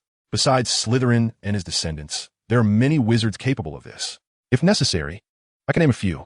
Ivan's words provided Harry with a measure of reassurance, yet he harbored an unspoken thought. Every wizard discovered to possess the gift of Parseltongue. Aside from Salazar, Slytherin himself ultimately became a malevolent dark wizard, without exception. In truth, compared to that, I am more curious about the curse Ron just cast upon me. Ivan's gaze shifted to Ron, who stood awkwardly to the side. What? Ron's face blushed crimson. I already told you. It was merely a disarming spell. Perhaps my wand caused it to mutate. Come on, Ron. Ivan waved his hand impatiently, dismissing my words to Snape. If a broken wand could transform a disarming spell into a profound dark magic, dark wizards would be rampant in the streets. What did you say? Hermione exclaimed, astonished. Dark magic. Indeed, that spell is undoubtedly a form of dark magic, which is why Snape inquired whether Ron had peeked at the restricted section.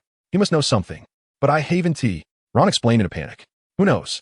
Ivan fixed a piercing gaze on Ron. Perhaps it was not you. Not me? Ron echoed, bewildered, his anger flaring. Ivan, what on earth do you mean? This is absurd. Do you think I'm some creature that used Polyjuice Potion to masquerade as Ron? His laughter was sharp, causing Colin and Ginny to shrink back into the sofa, while Harry and Hermione wore expressions of confusion, unsure of Ivan's implications. I believe Ron could not have been impersonated, Hermione hesitantly suggested. Ivan, there have been too many recent events. You might be under considerable stress. Yet for a dark wizard, controlling a person's mind is an exceedingly simple task. What do you mean? Ron shouted. I was in that cursed bathroom, apologizing to the weeping, moaning Myrtle. There's no one to vouch for that. Ivan's lips curled into a slight smirk. During the second attack, where were you? Of course, I was in the hospital wing with Percy, because your ridiculous ironclad charm caused my brother to lose the bones in his left hand. No, you were not there. Ivan shook his head. Be honest, Ron. Shortly after we left, you departed the hospital wing, and no one knows where you went. But what difference does it make? Everyone was gone. Ron appeared somewhat hysterical. If anyone not with you when the attack occurred is suspect, then all the students in the school must be heirs of Slytherin. But only you could cast a complete corrosion curse with that broken wand. Ivan narrowed his eyes. Isn't that so? Chapter 40, The Unforgivable Curse.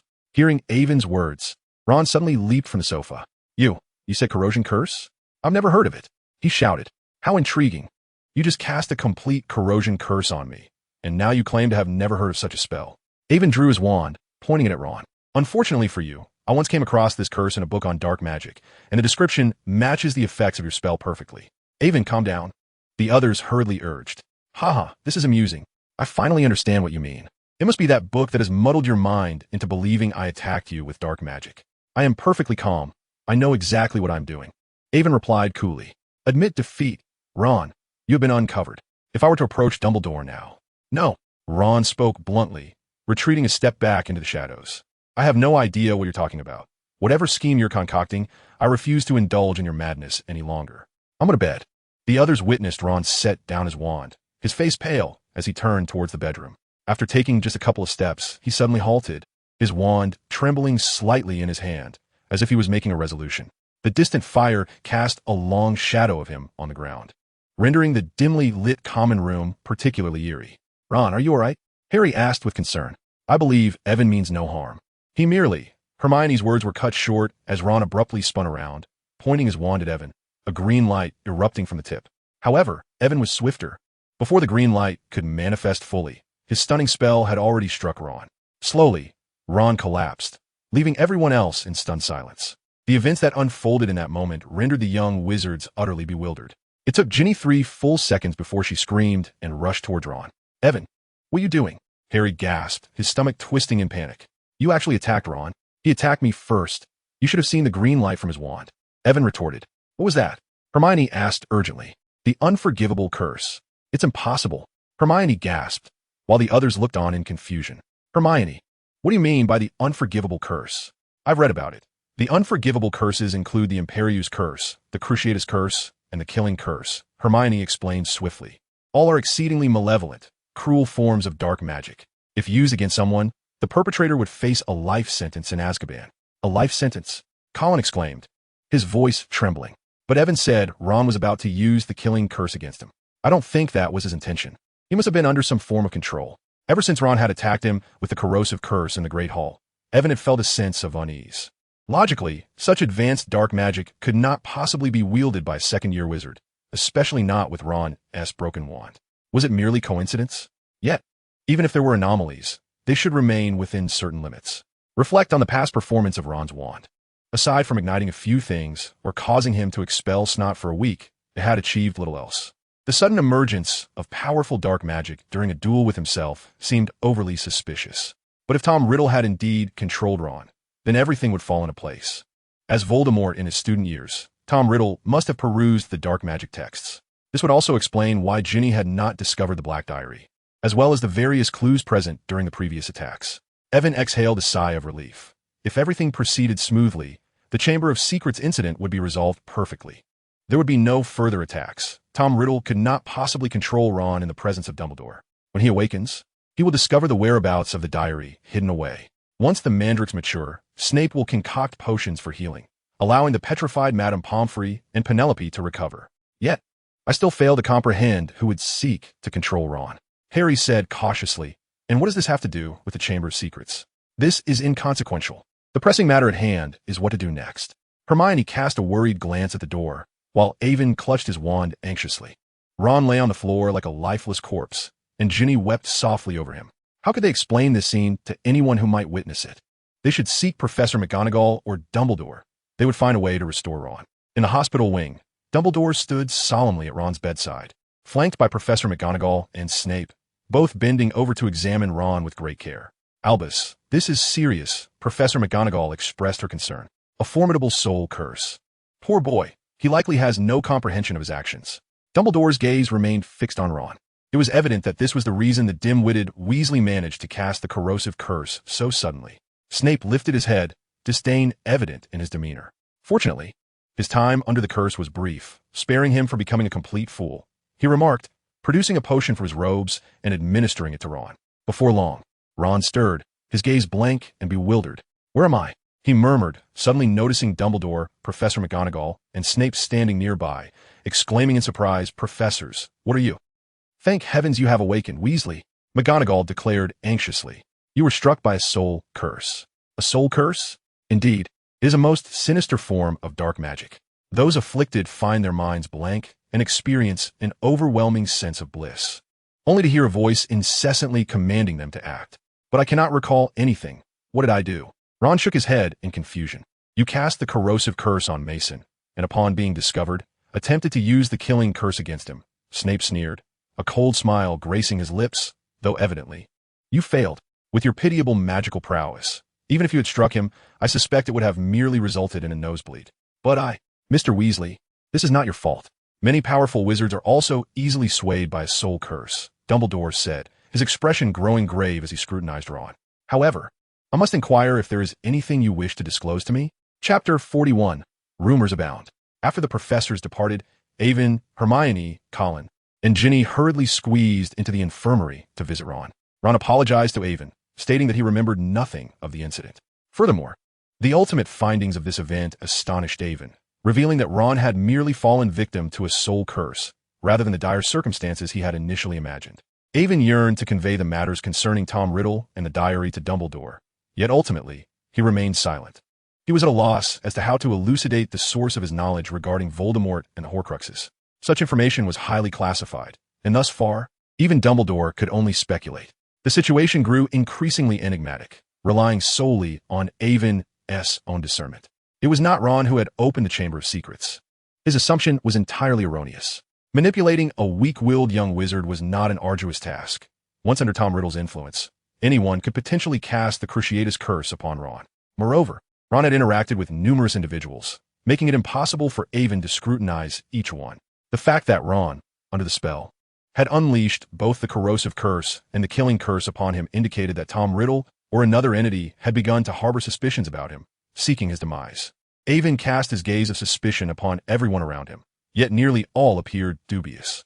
In the subsequent days, the school heightened its vigilance, with professors frequently patrolling the corridors to escort students. Having a scion of Slytherin was already dire enough. Now, this lunatic had not only opened the chamber, but was also wielding a wand to cast the Cruciatus curse indiscriminately. The uninformed young wizards buzzed with gossip regarding Ron's disappearance, flocking to the hospital wing to witness firsthand whether Ron had indeed suffered an attack. Madame Pomfrey was compelled to draw a long curtain, completely shrouding Ron's bed. Professor McGonagall publicly announced that Ron's wand had malfunctioned, causing him to fall victim to a potent curse, yet no one believed her. The consensus was that Ron had been assaulted, and rumors proliferated within the school as young wizards speculated about the identity of the heir of Slytherin. Initially, Harry was merely a suspect, yet was now all but certain, particularly after he had revealed his ability to speak Parseltongue during the dueling club.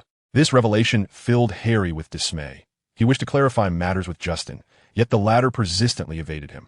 On Friday evening, Avon and Hermione were in the library preparing the next issue of the Hogwarts Magical Gazette when they overheard a few Hufflepuff students quietly discussing the incident.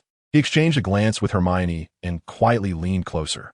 "Anyway, I told Justin to hide in our dormitory, so Potter wouldn't find him," a tall boy remarked. "What I mean is, if Potter is determined to eliminate him, it's best for Justin to remain concealed for the time being." But why isn't it obvious? Ever since Justin inadvertently revealed to Potter that he is a natural-born muggle, I anticipated this would happen. Justin even mentioned that he attended Eton. Such words cannot be uttered lightly, especially regarding the heir of Slytherin, right? Indeed, several Hufflepuff students nodded eagerly. But, Ernie, can you be sure it's Potter? Do you not understand? He is a Parselmouth. Everyone knows this is a mark of dark wizards. Have you ever heard of a virtuous wizard capable of conversing with serpents? They refer to Salazar Slytherin himself as a Parselmouth. A girl with golden pigtails spoke uncertainly. "Hannah," Ernie replied gravely. "Face reality. He can speak Parseltongue, and he is invariably the first to appear whenever an attack occurs." Upon hearing this, a murmur of speculation erupted among the crowd. "Do you recall the words inscribed on the wall?" Ernie continued. "Beware of he who is an enemy to the heir." Philip's cat barred Potter from entering the girls' lavatory on the 3rd floor, and soon we learned that the cat met with a tragic fate. Additionally, Penelope Clearwater encountered Potter outside that very lavatory. She must have discovered something which led to her demise. As for Moaning Myrtle, she remained inside that lavatory. Thus her removal was hardly surprising. But why would Potter need to enter a girl's lavatory? Who knows, perhaps he was experimenting with some nefarious dark magic. Or the entrance to the Chamber of Secrets lies within that very lavatory, Ernie stammered. Several Hufflepuff students gasped, and even Aiden, who had been eavesdropping, was startled. Who would have thought that Ernie's ramblings could contain a kernel of truth? "Come now, Ernie, your assertions are utterly nonsensical." Hannah hesitated. "Aside from Potter, Hermione Granger and Aiden Mason also fit your description, yet they cannot be heirs of Slytherin, for their parents are muggles." Upon hearing Hannah's words, several girls nodded vigorously. "They are merely Potter's accomplices." Ernie pressed on. "Take Mason, for instance. Which ordinary first-year student would contemplate starting a newspaper? And his spells, I dare say no lower-year student can rival him. But I find that rather impressive. Do not be deceived by appearances, Hannah." Ernie lowered his voice mysteriously, and the Hufflepuffs leaned in closer. "Consider the recent attack on Ron Weasley. He must have sought to thwart them, and thus suffered the consequences." Yet Professor McGonagall stated it was an accident with his wand, Hannah countered. "Accidents with wands do not leave one languishing in a hospital bed. Furthermore, think back to how Potter was the one who caused the Dark Lord to vanish," he whispered, prompting Aiden and Hermione to lean in closer. "In any case, it is merely the Hufflepuffs left now. I dare say the next attack will be." Hermione could no longer contain herself. She emerged from behind the bookshelf, with Aiden hurriedly following. The sight before them was quite comical. Upon seeing them, every Hufflepuff froze in fear, and Ernie's face drained of color. You heard everything.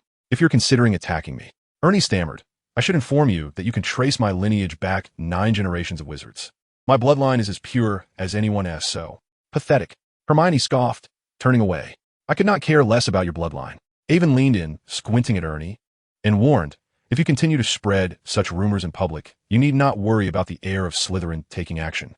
I can easily render you a mere specimen on a shelf, much like Filch's cat." Upon hearing Avon's words, Ernie immediately cowered. Chapter 42, Christmas Gifts. Neither of the two mentioned this matter to Harry, yet the events that transpired in the library swiftly became the subject of whispers. Almost everyone began to avoid them, as if they might sprout fangs and unleash venom upon others at any moment. On Monday morning, during breakfast, Avon, Harry, and Hermione sat together in solitude, while people pointed and murmured about the trio. "This is quite amusing," It's a pity Ron isn't here to witness it, Fred remarked. Indeed, Harry, George chimed in. You've instilled fear in everyone, something Snape has long desired to achieve, and yet you have done it first. This joke is far from amusing. Avon's mood was rather foul. The suspicion surrounding him, coupled with the dismal sales of the latest issue of the Hogwarts Wizarding News, weighed heavily on his spirits. Cheer up, Avon, Fred patted his shoulder. Our joke products are also struggling in sales, but that's inconsequential.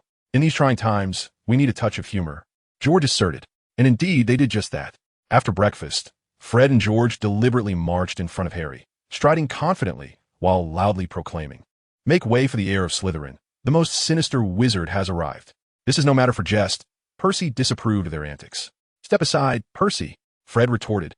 "Harry is on a tight schedule." "Yes, he must hurry to the Chamber of Secrets for tea with his fong-toothed servant." George laughed heartily. This was the kind of humor Fred and George thrived on, while Ginny attempted to intervene. Harry, however, was unbothered. At least the twins found the notion of him being the heir of Slytherin utterly ridiculous, which brought him some solace. Yet, their antics seemed to irk Draco Malfoy, whose expression darkened with each display. When everyone visited Ron in the hospital wing, they relayed this incident to him. As he was eager to assert that he had orchestrated it all, Ron appeared to be recovering well and sagely remarked, "You all know how much Malfoy despises anyone surpassing him. He resorts to vile schemes, and now Harry has garnered all the accolades." "True, but not for long," Hermione replied with satisfaction. "The Polyjuice potion will soon be ready, and we can extract the truth from him at any moment. Do not worry. We will inform you of the results promptly, Ron." 3 days later, the term concluded. This realization brought a sense of relief to Harry. The mere thought of wandering freely through Gryffindor Castle without the burden of scrutiny filled him with joy. Avon also paused his ongoing research, as his recent progress had been rather sluggish. Thus far, he had failed to uncover the incantation that would replicate the crowing of a rooster or devise a means to confront the serpent-like creature. To make matters worse, Hagrid's roosters were nearly on the brink of death. Hagrid speculated that either a fox or a blood-sucking creature was attacking his flock. However, Hermione maintained that this situation was rather peculiar, though it was unclear whether she had noticed anything amiss. In the morning, they accompanied Ron to the hospital wing, where they engaged in a game of wizard chess and discussed matters pertaining to the Chamber of Secrets. After lunch, Avon and Harry ventured into the secret passage to practice dueling, while Hermione continued her studies in the library. Apart from their small group, Colin, Ginny, Fred, and George remained at the school, busily constructing snowmen outside the castle. Percy dismissed these childish antics, often visiting the hospital wing. Ron was astonished to realize that Percy cared for him so deeply. He had visited more frequently than everyone else combined, despite Ron having little to converse about with him. During dinner, Avon spotted Malfoy, accompanied by his two cronies, Crabbe and Goyle. To his surprise, he also saw the long-absent Justin Finch-Fletchley, who had chosen to stay. Justin appeared quite distressed, particularly upon seeing their group. He seemed troubled by the prospect of Harry attacking him. Harry attempted to approach him to offer an apology, but was thwarted in his efforts. Upon noticing Harry's approach, Justin hastily grabbed some bread from the table and fled, shattering Harry's recently restored mood. Early the next morning, Avon was roused by Colin's exuberant voice. "Avon, thank you for the magical camera. It must have cost a fortune," Colin exclaimed excitedly. Avon observed Colin perched on his bed, eagerly unwrapping gifts, while his own bed was heaped with presents. His parents had ordered him a Firebolt 2001, a quintessential gift that aligned with Muggle perceptions of wizards, and they hoped Avon would engage more in physical activities.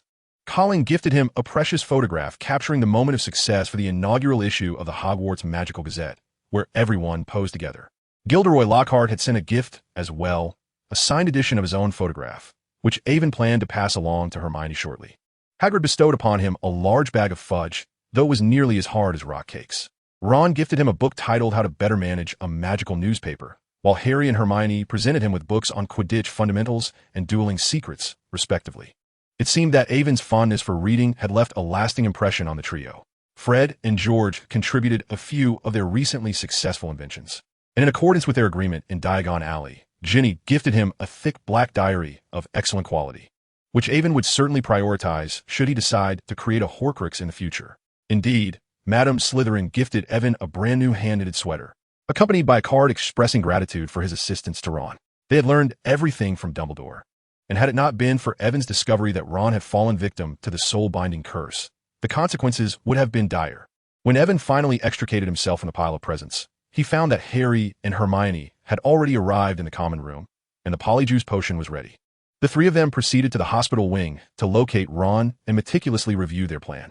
After confirming that nothing had been overlooked, they resolved to take action that very night, determined to confront Malfoy for clarity. Chapter 43. Entering Slytherin. A dozen Christmas trees, adorned with silver frost, stood in harmony with the thick garlands of mistletoe and holly crisscrossing the ceiling. The great hall was enchanted, allowing warm, dry snowflakes to gently descend from above. Everyone was indulging in their meals, and just as Evan and Harry finished their third helping of pudding, Hermione led them out of the hall to execute their evening's plan. Their first task was to deal with Crabbe and Goyle, which was not too challenging. 2 pieces of cake laced with sleeping draught would suffice to subdue these towering figures. Evan and Harry exerted considerable effort to conceal them in a cupboard at the far end of the entrance hall, ensuring they would not be discovered. They even plucked a few strands of hair and retrieved the 2 boys' shoes, as their own footwear could not accommodate Crabbe and Goyle's large feet. The complication arose with Hermione, as Evan firmly believed that the black hair in her possession did not belong to Millicent Bulstrode, but rather was a cat's fur. "That is impossible, Evan," Hermione insisted stubbornly. "I obtained this from Millicent's clothing at the dueling club. Yet she also owns a cat, and that strand resembles her feline's fur almost identically. We should exercise caution," Evan advised. They meandered by the Slytherin table for some time until they noticed Pansy Parkinson rising to approach Snape. Hermione hurriedly bumped into her, swiftly yanking a hair from her head before Pansy could react. As Hermione apologized to Pansy, Evan and Harry caught sight of Snape observing them with a sinister smirk, sending chills down their spines. "I think Snape might have caught on to something," Harry said uncertainly. "Perhaps we should seek another opportunity." Hermione retrieved the prepared polyjuice potion, anxiously scrutinizing the stained page of the powerful potions book. She ladled a generous amount of the potion into 3 glass cups. Trembling, she poured Pansy's hair into the first cup. The potion fizzed loudly, resembling boiling water, and bubbled vigorously. Within a second, it transformed into an unsightly brownish-black hue. "Your turn. Add in the ingredients," Hermione instructed. Harry quickly tossed Goyle's hair into the middle cup, while Evan placed Crabbe's hair into the last cup. Both cups hissed and bubbled ominously. The transformation of Goyle manifested in a tank-like ochre hue, while Crabbe morphed into a murky shade of deep brown. "Well, what shall we do now?" Harry inquired. "Need you even ask?" "Of course, we must drink it," Hermione replied, her voice tinged with anxiety. "Let us hope the taste is not too dreadful." "Cheers." Aiden seized the final vial of the potion, tilted his head back, and swallowed it in one swift motion, then dashed towards the nearest cubicle. The flavor of the polyjuice potion resembled overcooked cabbage. As Aiden swallowed, a burning sensation radiated swiftly from his stomach throughout his entire being, reaching his fingertips and toes. As if he were melting away, his shoulders began to stretch, inflicting unbearable pain. A prickling sensation on his forehead signaled that his hair was encroaching toward his eyebrows. As his chest expanded, his robe tore apart, akin to a barrel bursting its iron bands. His feet were crammed into shoes several sizes too small, causing him immense discomfort. The transformation was sudden yet fleeting. In an instant, everything came to a halt, although he had read about it countless times in books. Experiencing the transformation into Crabbe was entirely different. Aiden struggled to shed the ill-fitting school uniform that had shrunk several sizes, donning Crabbe's attire instead. Then, he heard shouts from outside, the unmistakable voice of Goyle. "Are you two all right?" He stepped out, gazing into the mirror to see a reflection that mirrored Crabbe perfectly. Short, bowl-cut hair, long, gorilla-like arms, and only a slightly pale complexion. Harry and Hermione had also transformed into Goyle and Parkinson. As Hermione had intended to become Millicent, but now resembled Pansy, her garments considerably looser. "All right, you two, stop staring. Precious time has already slipped away for 5 minutes." Hermione urged. "We should hasten to the Slytherin common room. Let us hope Malfoy remains there." They cautiously opened the washroom door and, seeing no one around, set off. They mimicked the movements of Crabbe, Goyle, and Parkinson as they descended the marble staircase. Under Hermione's guidance, the trio proceeded to enter the underground classroom. However, they halted abruptly as Aiden beheld Snape standing before them, a semblance of a smile gracing his lips as though he had been waiting for them. "Good evening, Parkinson, Goyle." "Crabbe," Snape inquired in his slow, low, and measured tone. "What brings you here?" We yet, the typical demeanor of Goyle and Crabbe seemed to fit. After a cursory glance, Snape disregarded them and fixed his keen interest on Hermione, who stood at the forefront. "Oh, is that so?" Snape intoned lightly. "Miss Parkinson, I require you to visit my office before we proceed. I believe it is necessary to discuss the matter from the banquet in greater depth. Yet, Professor, Harry began but faltered, realizing he had no grounds to prevent Snape from escorting Pansy Parkinson away. Moreover, Hermione was gesturing from behind, signaling for them not to intervene. Thus, Aiden and Harry watched helplessly as Hermione was led away by Snape. Was this truly a foolproof plan? Harry anxiously remarked that Snape must have discovered something, and he wondered what would become of Hermione. I believe it is prudent for us to adhere to our original plan. Let us first question Malfoy and then devise a means to rescue Hermione, Ivan suggested. Easier said than done. Do you know where the Slytherin common room is located? Ivan shook his head, realizing the gravity of his ignorance. They stood at a fork in the path with 3 directions, one leading upward to the great hall on the first floor of the school, directly facing an ornate mirror. The corridor to the right led to Snape's office and the potions classroom, the very place where nearly headless Nick had almost held a birthday party. To the left was a broad stone passage that neither Harry nor Ivan had ever traversed, although Ivan noticed a painting of a silver bowl brimming with fruit, indicating a hidden passage to the Hogwarts kitchens. Further ahead lay the entrance to the Hufflepuff common room. Not here. I recognize that mirror. We just saw it. Harry said hesitantly. Perhaps we should proceed to the left. No, that direction leads to the Hufflepuff common room. Just as despair began to creep in, they spotted Draco Malfoy sauntering towards them, and for the first time in his life, Ivan felt a surge of joy at the sight of him. Ivan and Harry nodded foolishly as Malfoy guided them to the right, stopping by an empty, damp stone wall. What is the new password again? He inquired of Harry. Harry stammered. Oh right, it's pure blood, Malfoy declared. No sooner had he spoken than a stone door hidden within the wall creaked open, and Malfoy strode inside, with Ivan and Harry following closely behind. Chapter 44. This won't give you a beating. The Slytherin common room was a narrow, low-ceilinged basement, its walls and ceiling constructed from rough stone. Round, green-glowing lamps hung from chains, illuminating the space. Directly opposite the entrance was an exquisitely carved mantelpiece, where a crackling fire flickered, casting shadows of several Slytherin students seated in ornately designed chairs around it. You two stay here. I'll fetch what my father just sent, Malfoy instructed, gesturing for Ivan and Harry to take seats on 2 empty chairs away from the fire. The two exchanged glances, astonished by their unexpected fortune. Before they could even pose their inquiries to Malfoy, he was already retrieving items sent by Lucius Malfoy to show them. Yet they were left wondering what Lucius had sent and whether it pertained to the Chamber of Secrets. Goyle, you're going to laugh out loud when you see this, Ivan remarked, noticing Harry's body tremble slightly. From his vantage point, he discerned the contents, which bore news concerning Mr. Arthur Weasley.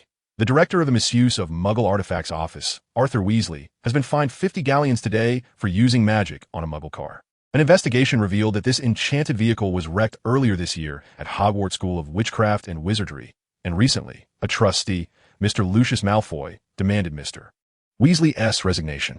Weasley has tarnished the reputation of the Ministry of Magic. Malfoy remarked to our reporter that he is evidently unfit to legislate for us, and his ludicrous Muggle Protection Act ought to be abolished immediately. Mr. Weasley refrained from commenting on this, though his wife instructed the reporter to leave, threatening to unleash their ghoul upon them if he did not. How amusing! When Harry returned the clipping to him, Malfoy impatiently inquired whether they found it entertaining. A dry laugh escaped from both Ivan and Harry. Ivan was uncertain how Mr. Weasley would react, yet he felt relieved that Hermione had not accompanied them, for she would surely be devastated. It seemed imperative to prevent her from seeing tomorrow's Daily Prophet. By the way, I heard that Ron Weasley was recently attacked as well. I'm not surprised in the slightest, Malfoy disdainfully remarked, observing the behavior of the Weasley family, which is an utter disgrace to pure-blood wizards. Ivan made a concerted effort to restrain Harry from recklessly confronting Malfoy. Draco, let's not discuss the Weasleys. Instead, let's talk about the Chamber of Secrets and the heir of Slytherin, Harry tentatively suggested. You must know something about who orchestrated all this. You are well aware that I do not know, Goyle. How many times must I reiterate this? Malfoy snapped.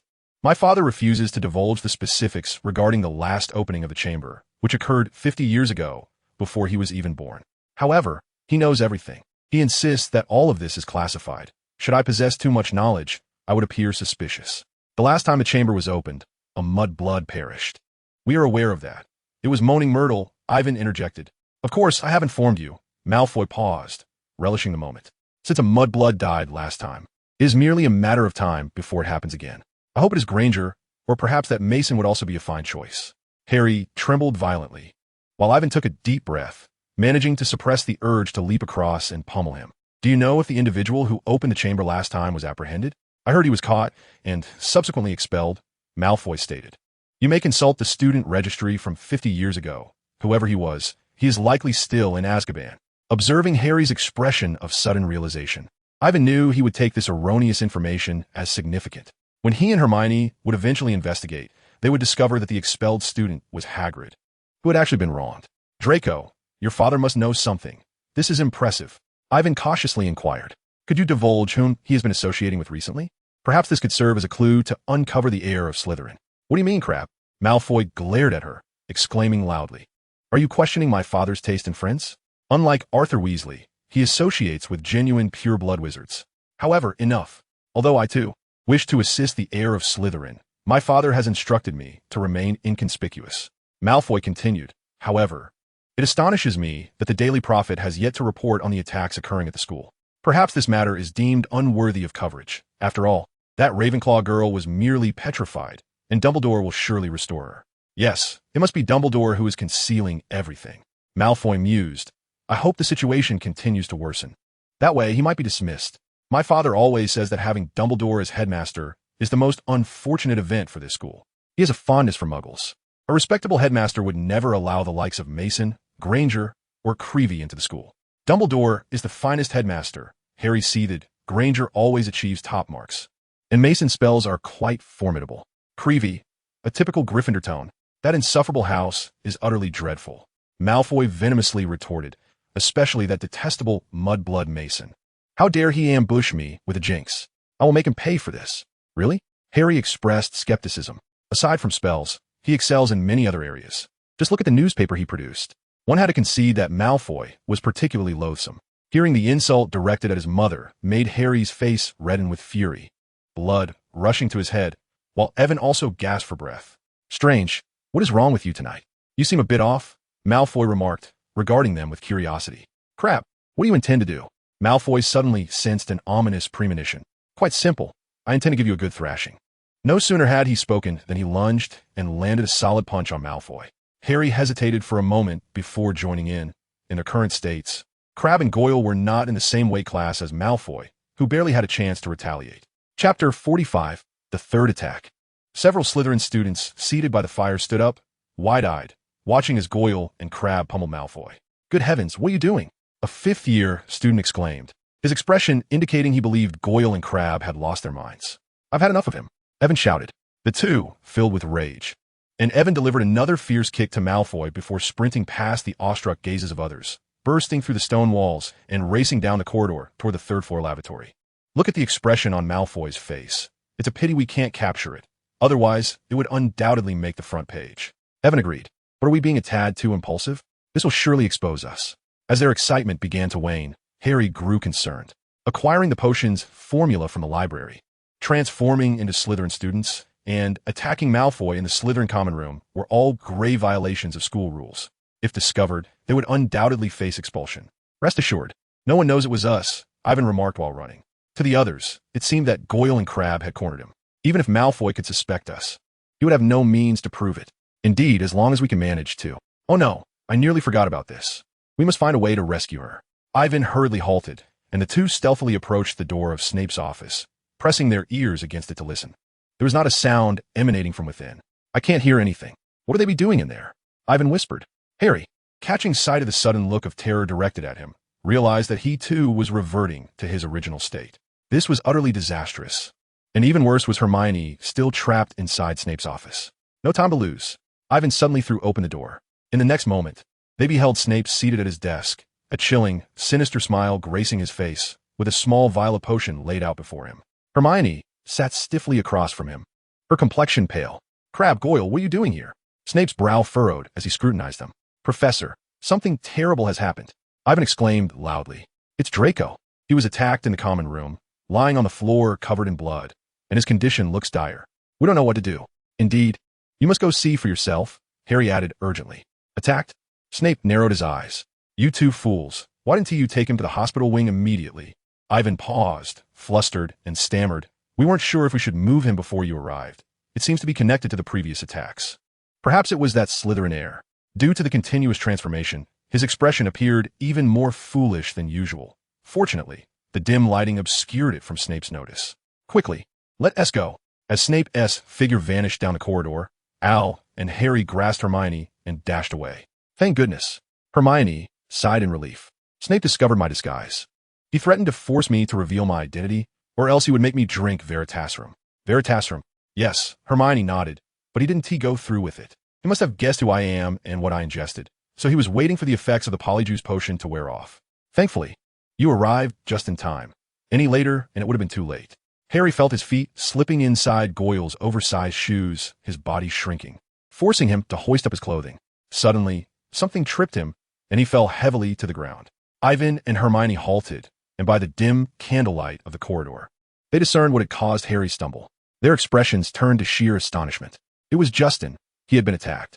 Hermione covered her mouth with her hand to stifle a scream. Before them, Justin Finch Fletchley lay rigid on the floor, his face contorted in agony, his eyes fixed ahead. Following his gaze, one could discern the large mirror facing the entrance hall shattered beyond recognition, with tiny shards of glass strewn across Justin's body. Harry rose to his feet, having also noticed Justin's fallen form. He appeared as though struck by a heavy blow, breathing erratically as he gazed at his friend, a peculiar flush of terror creeping across his face. This was undoubtedly the worst-case scenario. A third attack had occurred, and they were the first to arrive at the scene. What would others say if they were to witness this? However, Ivan was certain that Snape would not welcome their presence. He could envision the scene unfolding before him. Inevitably, they would be expelled. Forget about him. We must leave, Ivan urged anxiously. We cannot allow him to lie here. We need to find help. Don't be foolish, Hermione. Ivan continued. If someone discovers us, can you prove we had nothing to do with this? Especially since we are still wearing Slytherin robes. How will you explain that we merely consumed a bit of Polyjuice potion and gave Malfoy a good thrashing, yet did nothing else? But before she could finish, Ivan grasped her hand, and they bolted once more. Chapter 46, Tom Riddle's Diary. The three of them, shaken and disoriented, dashed up the stairs into the dimly lit entrance hall. In front of the cabinet housing Crabbe and Goyle, Ivan and Harry discarded their shoes, racing up the marble staircase in their socks and bursting into the girls' lavatory on the third floor. There they found Ron standing in a fluster. Ron, what are you doing here? Hermione asked, astonished. Madame Pomfrey said I could leave. She suggested I join everyone in the Great Hall for the Christmas feast. But I thought I should check on you first. Don't get me started. It's been a disaster. Everything was going smoothly until we confronted Malfoy, and then Snape caught us. While escaping, we saw Justin petrified, lying before the shattered mirror at the entrance to the basement. This marks the third attack, Harry lamented. A third attack? Ron gasped, his face paling as he appeared more frightened than the other two. Was it Malfoy? I don't believe so. He was with us in the Slytherin common room when the attack occurred, Harry replied, shaking his head, though it wasn't entirely fruitless, despite not identifying the assailant. We did gather some crucial information from Malfoy. Harry, Ron, and Hermione muttered quietly amongst themselves, while Ivan noticed a tattered black-covered book lying beneath the cracked mirror behind Ron. His heart leapt to his throat, his eyes widening, and his hands clenched into tight fists. Good heavens, could this be Tom Riddle's diary? For half a year, he had searched for this object at school, and just when he was at his wit's end and the situation grew increasingly dire, it abruptly appeared before him. Ivan stepped forward, intended to pick it up, but Ron suddenly extended an arm, restraining him. Ivan, do not touch it. It may be perilous. Ron's face was ashen with fear. What is this? Harry inquired, moving closer. Upon seeing the item in the pool, he scoffed. Nonsense. How could a book possibly be dangerous? You would be astonished to learn, Ron exclaimed, gazing apprehensively at the diary. My father has told me that some books confiscated by the Ministry of Magic include one that can burn out your eyes. Anyone who has read the wizard's 14-line poem can only speak in 5-line verses for the rest of their lives. An old wizard named Bess has a book that, once opened, one can never set down. You would bury your face in its pages wherever you go, forced to do everything with one hand. All right, I grasp your point, Ivan said, lowering his gaze and maneuvering around Ron to attempt picking up the diary. No, you do not understand, Ron shouted sharply, noticing the astonished looks from the other three. He quickly lowered his voice. Believe me, Ivan, this thing is dangerous. We should not touch it. It is wise to exercise caution. Yet we must examine it first to ascertain what it contains, do we not? Ivan declared as he lifted the diary. The moment he grasped it, he recognized it as Tom Riddle's diary, a Horcrux of Voldemort. He endeavored to calm his racing heart as he flipped through the fading black cover. On the first page, a name written in blurred ink appeared, Tom Riddle. Who is Tom Riddle? Hermione pondered, furrowing her brow. How odd. He is certainly not a current Hogwarts student. Yet I feel a familiarity with the name, as if I have encountered it somewhere before. Tom Riddle received a special contribution award from the school 50 years ago. Ivan murmured. I recall seeing it in the Hogwarts Chronicles, but it did not specify why he received that accolade, Hermione replied. Anything is possible. Perhaps he captured 30 owls or rescued a teacher from the clutches of the giant squid, Ron whispered. I do not understand why we do not simply discard this thing. It appears filthy. 50 years ago was indeed when the Chamber of Secrets was last opened. Perhaps this diary is somehow linked to it. Ivan scrutinized the diary in his hands. Really? Let me see, Harry exclaimed, hastily snatching the diary to flip through its pages, only to express disappointment. There's not a single word written inside. He turned it over and noticed the name of a newspaper vendor on Vauxhall Road in London embossed on the back. Riddle must have been a muggle, he mused, which is why he purchased the diary on Vauxhall Road. Well, in any case, this object holds little usefulness for us. Ron urged. I say we leave it here. No, I believe Ivan makes a compelling argument. Hermione squinted her eyes, which made her strikingly resemble Professor McGonagall. Consider this. Since Riddle hails from 50 years ago, he must surely be absent from Hogwarts now. Who brought this diary to the school, and why would they discard it? From Malfoy, we learned that the last individual to open the Chamber of Secrets was expelled 50 years ago, and this Tom Riddle was awarded for his special contributions to the school during that time. Could it be that Riddle received his accolade for capturing the heir of Slytherin? His diary is likely to unveil everything. The location of the chamber, the method to unlock it, and the creature confined within. The person orchestrating these attacks would not wish for this diary to be carelessly scattered about, would they? Brilliant deduction, Ron remarked, wrinkling his nose, but there's one flaw. His diary is blank. Perhaps it's written in invisible ink. Hermione exclaimed, retrieving a spellbook from her bag. She tapped the diary 3 times with her wand, declaring, Reveal thyself. There was no response. Undeterred, Hermione reached back into her bag and produced a bright red eraser. This is a revealing eraser I acquired in Diagon Alley. She vigorously rubbed it over the date, January 1st, on the first page, but nothing appeared. You won't find anything in there, Ron asserted. Yet Hermione persisted. I feel an odd sense of familiarity with this Riddle. He seems like a long-forgotten friend. But that is surely absurd. I had no friends before coming to Hogwarts, especially not one from 50 years ago. Harry chimed in, all right, since you both think so, I have an idea. Ron lowered his voice. Evan, let me handle this. I'll send it to my father. He is an expert in such matters. No, Ron. Evan shook his head, placing the diary back into his bag. I believe it's safer here with me. I recently read about a revealing potion that might coax out its hidden secrets. If it was not merely an illusion. Under the dim candlelight of the restroom, Evan noticed Ron's face appeared even paler. Chapter 47. The First Confrontation. Realizing that his current strength was insufficient to destroy the diary, Evan resolved to attempt communication with Tom Riddle. Regardless of what was said, he vowed not to trust it. That night, Evan nestled alone in his bed, took out a quill, and began to write in the diary. Hello, my name is Evan Mason. The black ink glimmered brightly on the paper for a moment before it seemed to be absorbed, vanishing without a trace. Suddenly, words began to emerge on the page. Words Evan had never penned, written in his own ink. Hello, Evan Mason. My name is Tom Riddle. How did you come upon my diary? The text in the diary soon faded, but only after he hastily began to write. It seems you have offended someone. They discarded the diary into the toilet, where I found it, Evan scrawled. Fortunately, I have recorded my past in a manner more enduring than ink. I have long been aware that certain individuals do not wish for this diary to be read. Within its pages lie some dreadful memories, events long concealed, and occurrences that transpired at Hogwarts School of Witchcraft and Wizardry. Oh, so you two were a student at Hogwarts? Indeed, during my years at the school. The Chamber of Secrets was. Before Riddle could finish, he was abruptly interrupted by Ivan, who hastily scribbled in his diary. That's splendid. You must be able to assist me with my class assignment.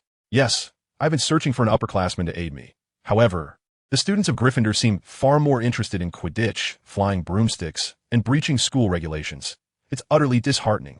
You see, Professor Binns, the dreary history of magic teacher, has assigned a 4-foot-long essay on the compendium of medieval wizards, and I am still a foot short. Moreover, in potions class, Professor Snape has tasked us with 14 methods for brewing common antidotes, which requires at least 3 feet. There are also transfiguration and charms classes.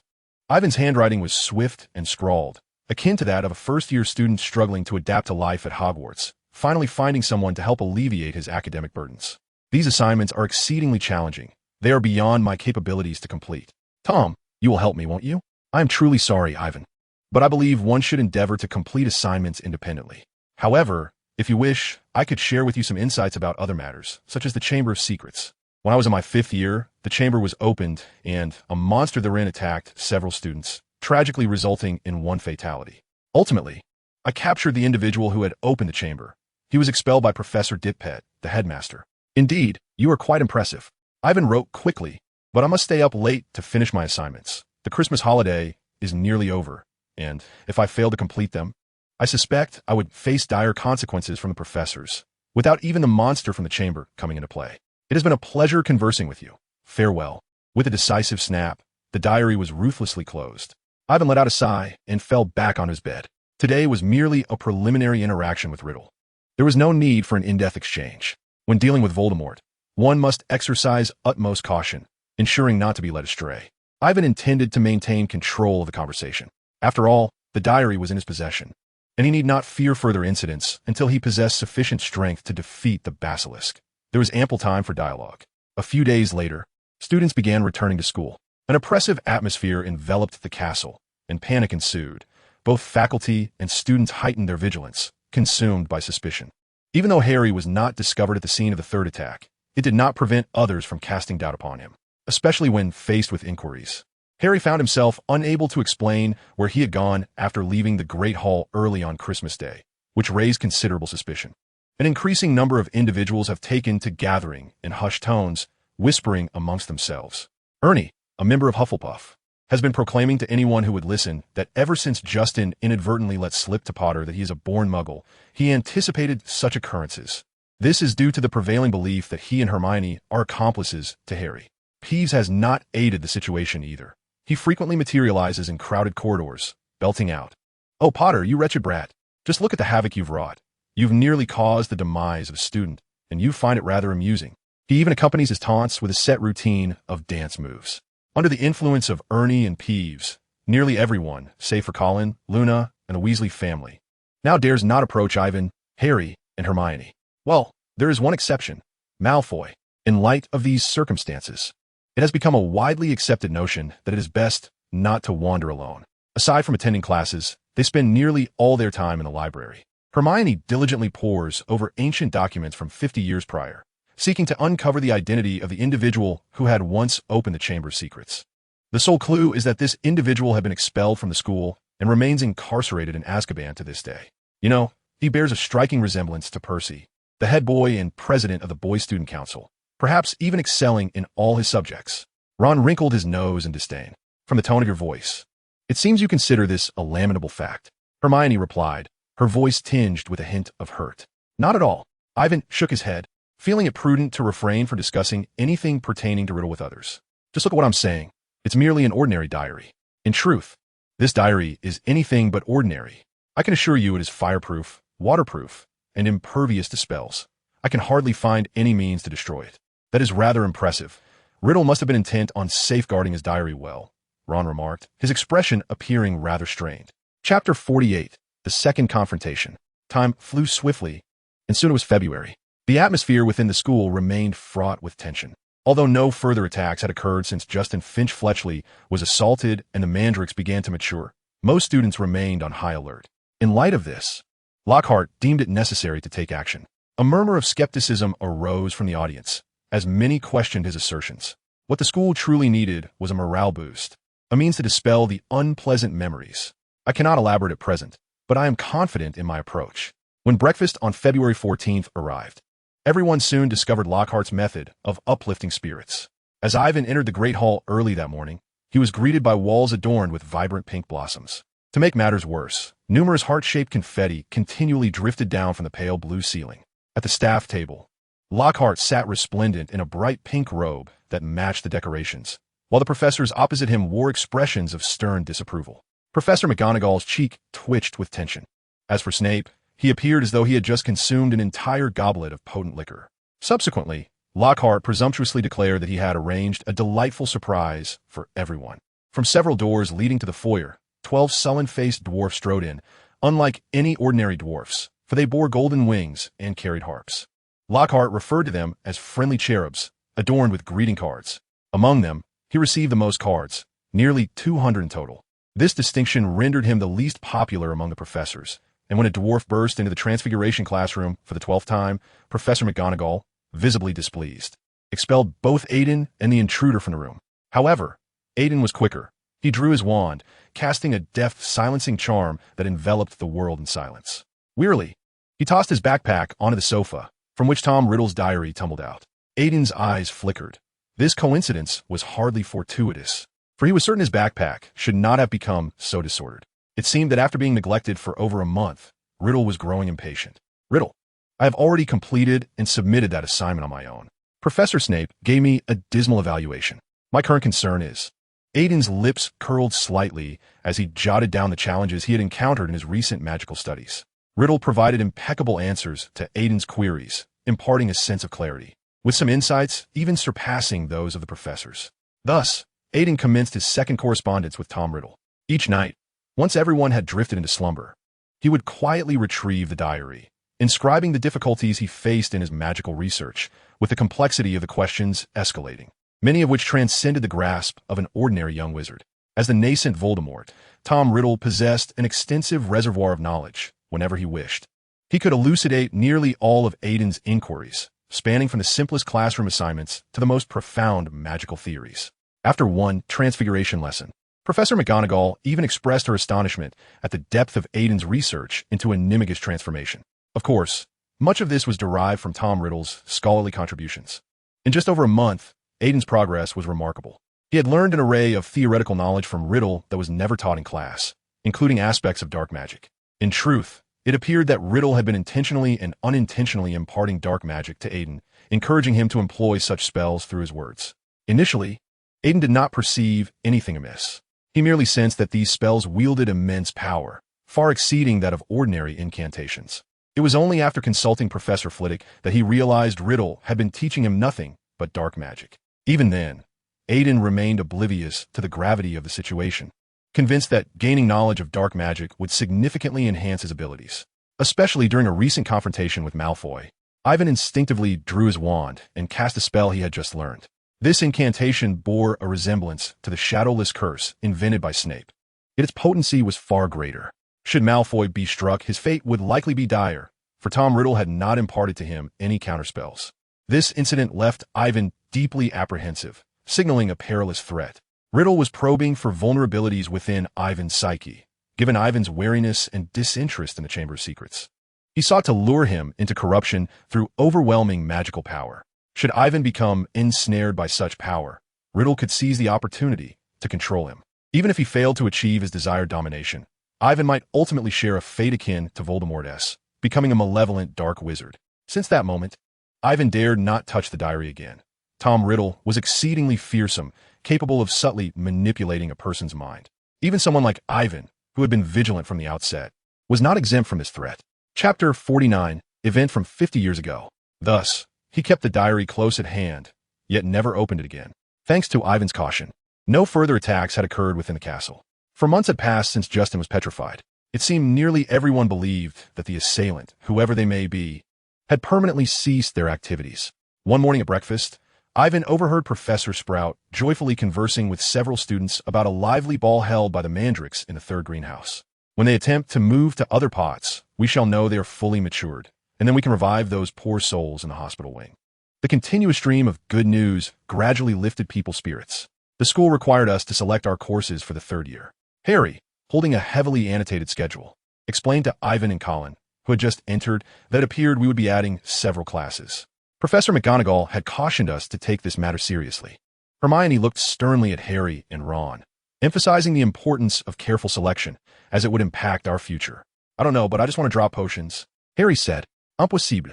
Ron lamented, we have to stick with our original subjects. Otherwise, I would have discarded defense against the dark arts long ago. But that class is crucial. Hermione exclaimed in surprise. With a teaching style like Lockhart's, I doubt it, Ron retorted. Aside from not letting the house elf out, I learned nothing from him. Children from wizarding families sought their parents' opinions via owl post. For instance, Neville, sitting nearby, received numerous letters from relatives, making it increasingly difficult for him to decide. He anxiously asked others if they thought arithmancy sounded harder than ancient runes. As for Harry, raised in a muggle household, no advice was forthcoming. In the end, He closed his eyes and randomly pointed his wand at the list, choosing whatever course he happened to land on. "You cannot do this, Harry." Hermione urgently intervened. "Do you have any better ideas?" Harry replied with a frown. "We could choose all of them. The school hasn't stated that we cannot do so, have they?" Hermione suggested uncertainly. "Indeed, but I would never resort to that." Harry quickly shook his head. "Hermione, that suggestion does not suit me. Divination seems quite intriguing. You ought to select that." Aiden leaned in to glimpse at Harry's course schedule. "I am quite fascinated by that subject. If the opportunity arises next semester, I would like to audit the class with you." Aiden's suggestion is commendable. Divination can aid in unveiling the future, Percy remarked as he approached. Ever since he learned about the imminent ripening of the mandrakes, he appeared to have returned to his usual self. He advised Harry, "The courses you choose primarily depend on where you envision your future. People often deem Muggle studies foolish. Yet I personally believe that wizards ought to possess a comprehensive understanding of the non-magical society, especially if they aspire to work closely with Muggles. Look at my father. He must engage with Muggle affairs at every turn. My brother Charlie has always been fond of outdoor activities, hence he chose care of magical creatures. Play to your strengths." Harry. Percy's advice seemed to hold little weight, as Harry could not conceive of any strengths beyond Quidditch. "Professor McGonagall has requested our selections by tomorrow. Let us deliberate further." "Harry," Hermione urged, having signed up for all subject herself. "And you too, Ron. You must take responsibility for your future." "That sounds just like my mother," Ron said, scrunching his nose in discomfort, appearing rather listless. In truth, he had been feeling unwell lately. Even after procuring 2 calming potions from Madame Pomfrey, he had found little relief. Everyone suspected it might be a side effect of the Dementor's curse. Ginny also seemed to be in poor spirits. Aiden was convinced she was concealing something from him. Yet despite several attempts to speak with her, he had achieved no progress. That evening, Aiden, Harry, and Ron sat by the fire in the common room, discussing each course in detail. Ultimately, Harry and Ron opted for the same new subjects, believing that if the coursework proved challenging, at least they could support one another. Just as they finished signing their chosen courses, Hermione rushed in, flustered. "I have discovered the identity of the individual expelled from the school 50 years ago." Hermione lowered her voice, speaking eagerly. "It's Hagrid. 50 years ago, he opened the Chamber of Secrets." That's impossible," Harry exclaimed, rising swiftly. "I wish it weren't true. But the evidence I have found is quite incriminating," Hermione continued. "Since I couldn't find any information in the library, I wrote to Mr. Grubbly-Plank, the editor of the Daily Prophet, seeking his assistance." "What did he say?" Harry asked, frustrated. "What's the significance of that? We already knew Hagrid was expelled." "Pay attention to the date of the report, Harry," Hermione remarked. "Recall that newspaper clipping Evan showed us from 50 years ago? It detailed an unfortunate incident at the school, where a weeping Myrtle was one of the victims. Shortly thereafter, Hagrid was expelled, also due to a severe incident. Perhaps these 2 events are unrelated," Harry lamented. "Yet, since Hagrid's departure, the attacks have ceased." Hermione sighed. "What could be so grave as to warrant expelling a student? Remember, we encountered Hagrid last time in Nocturne Alley. He was merely purchasing a potion to repel flesh-eating slugs." Harry raised his voice. "Hermione, Hagrid would never intentionally harm anyone. Indeed, he would not. But the creature he raised may pose a different story." Hermione hesitated. "Hagrid has a penchant for dangerous animals. He finds them fascinating. Just consider what he kept at school last year. A 3-headed dog and a baby dragon. Shouldn't we inquire about these matters with Hagrid? That would certainly make for a delightful visit. Hello, Hagrid. Have you released any savage, furry beasts within the castle recently?" Ron interjected. "That isn't amusing, Ron. For caution's sake. I believe." "No, Hermione. Hagrid is undoubtedly innocent. I trust him," Harry insisted. The 4 fell silent, the atmosphere laden with awkwardness, and for a long while, no one spoke. Chapter 50. Hagrid and Aragog in the Dead of Night. Evan found himself alone in the common room, staring blankly at Tom Riddle's diary placed before him. The events of the day made him realize that the impasse could not persist. Although no further attacks had occurred, the mystery of the Chamber of Secrets would continue to breed suspicion until resolved. Perhaps he should hand this object over to Dumbledore. The latter would surely recognize it as a Horcrux and know how to handle it, thus bringing an end to the Chamber's troubles. Before Evan could solidify his resolve, he saw Harry emerging from the dormitory. "Evan, why aren't you in bed?" Harry asked, astonished. "Shouldn't I be the one asking you? What are you doing out at this hour?" "I can't sleep. My mind keeps swirling with thoughts of Hagrid. He is innocent, and I need to confirm it with him." Harry looked at Evan with hopeful eyes. "You believe that too, don't you?" "Absolutely." Evan nodded. "Then let us hurry." Harry whispered. Yes." Harry seized Evan's arm. "I intended to go alone, but since you've discovered me, let us go together." He was reluctant to sneak out of the castle in the dead of night to visit Hagrid for confirmation of something he already knew. But Harry wouldn't be given the chance to refuse, pulling him out of the Gryffindor common room. Before they could even crawl through the portrait hole, they spotted Hermione standing behind them, her expression serious. "Hermione!" Harry exclaimed, surprised. "Don't look at me like that, Harry. Did you think I would allow you to act alone?" Hermione remarked, "I have long suggested that we must converse with Hagrid. Although I am convinced he is not the culprit, he surely possesses some knowledge. Well, since everyone is going, let's hasten." Harry draped the invisibility cloak over them. The castle was particularly eerie in the dead of night, its corridors desolate and empty. It was evident that Harry had wandered through the castle in the dead of night numerous times, as he expertly guided Ivan and Hermione past Filch, leading them out of the castle's grand doors. The trio hurried towards the window of Hagrid's dwelling, illuminated by a warm glow, and only shed the cloak upon reaching his doorstep. Moments after they knocked, Hagrid abruptly swung the door open, with Fong, the giant dog, barking loudly behind him. "Oh, it's you lot," Hagrid exclaimed, his eyes wide as he scrutinized them. "What brings you three here at this hour?" "Hagrid, we have matters to discuss," Harry began, stepping into the small abode, hesitantly adding, "Could you share with us your recollections of—" "Well, Hagrid, we wish to inquire about an incident from your time at Hogwarts that pertains to the Chamber of Secrets." "The Chamber of Secrets?" Hagrid's large hands trembled, causing the teapot to topple. "Hagrid, you are aware that there have been attacks within the castle by a creature from the chamber. It has occurred 3 times now," Harry quickly stated. "Our investigations have revealed that the chamber was opened 50 years ago. What exactly do you wish to know?" Hagrid's complexion drained of color, and beads of sweat formed on his forehead. 50 years ago, shortly after the chamber was opened, you were expelled from the school due to a grave incident," Hermione interjected, producing a newspaper. "Hagrid, it is not that we doubt you, but you must know something." "I know nothing," Hagrid bellowed, visibly unsettled, as water from the kettle splashed out, nearly extinguishing the fire. This was exceedingly suspicious, and Harry exchanged a furtive glance with Hermione. "We require your assistance, Hagrid," Harry implored the last time the chamber was opened. "A student was killed by the creature within. If we do not act, that creature may strike again." "No, Aragog is innocent. He has harmed no one," Hagrid stammered. "Aragog? Who is that?" Harry inquired urgently. "He is a giant spider, a gift from a distant traveler for my 12th birthday. I raised him in my cupboard. When the chamber was last opened, Aragog was terrified, pleading for me to release him. He claimed it was a creature that all spiders dread." Hagrid wiped away tears with a large handkerchief. "What is this ancient creature?" "I do not know. Despite my many inquiries, Aragog has never divulged the name of that monster. It was only after that dreadful creature killed a Ravenclaw girl in a restroom that the one whose name must not be mentioned captured me, blaming all the misdeeds on Aragog. The one whose name must not be mentioned." Harry rose, pale with shock. "Hagrid, are you referring to Voldemort?" They were expelled by Hagrid, and as Harry and Hermione walked away, they engaged in hushed conversation. Hagrid had just mentioned Voldemort. It was evident that 50 years ago, Voldemort had opened the Chamber of Secrets, resulting in Myrtle's death, and subsequently framed Hagrid for the crime. "I knew it would be like this," Harry exclaimed with indignation. "But this time, who opened it? It can't be Voldemort again, can it?" Suddenly, Harry recalled the events from the previous semester when Voldemort infiltrated the school to steal the Philosopher's Stone, and he had thankfully managed to thwart him. Who could it be? And what monstrous creature lurked within the chamber? Harry lowered his head in contemplation. Hagrid had mentioned that it was an ancient creature feared by spiders. He felt as though he had encountered something similar before. After a moment's thought, Hermione turned to Ivan and inquired, "Ivan, do you have any clues?"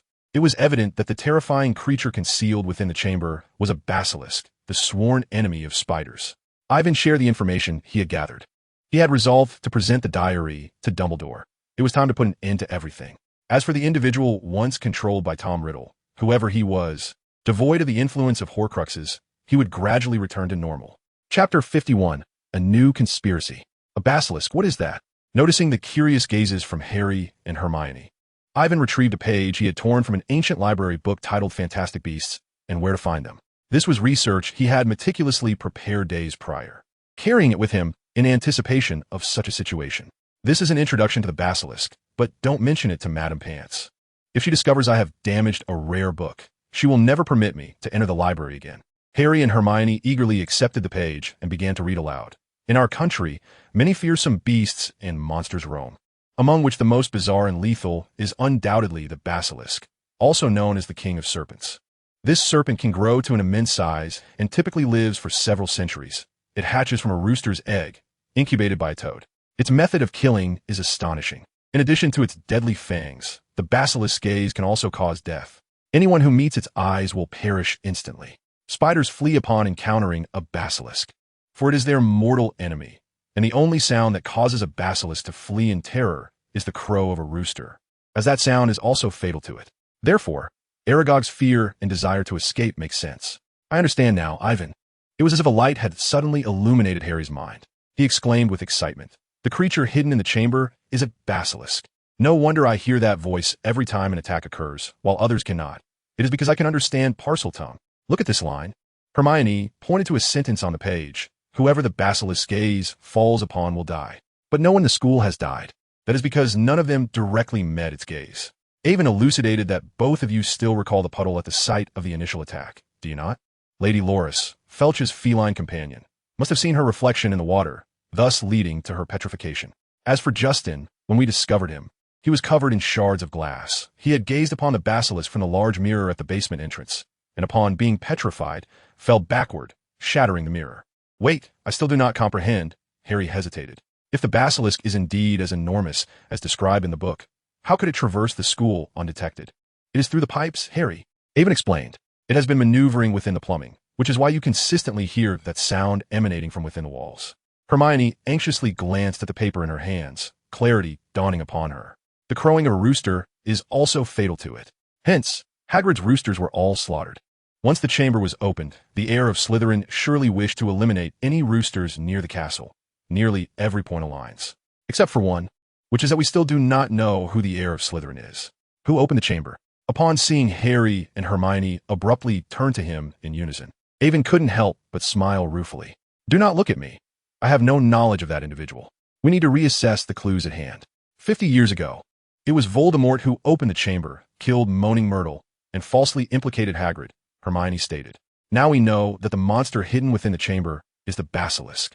Hagrid's roosters were murdered, and Ron fell victim to the possession curse. The heir of Slytherin must be among us. Riddle received an award for special contribution from the school 50 years ago, Harry added. Ron and I saw that trophy in the school's trophy room.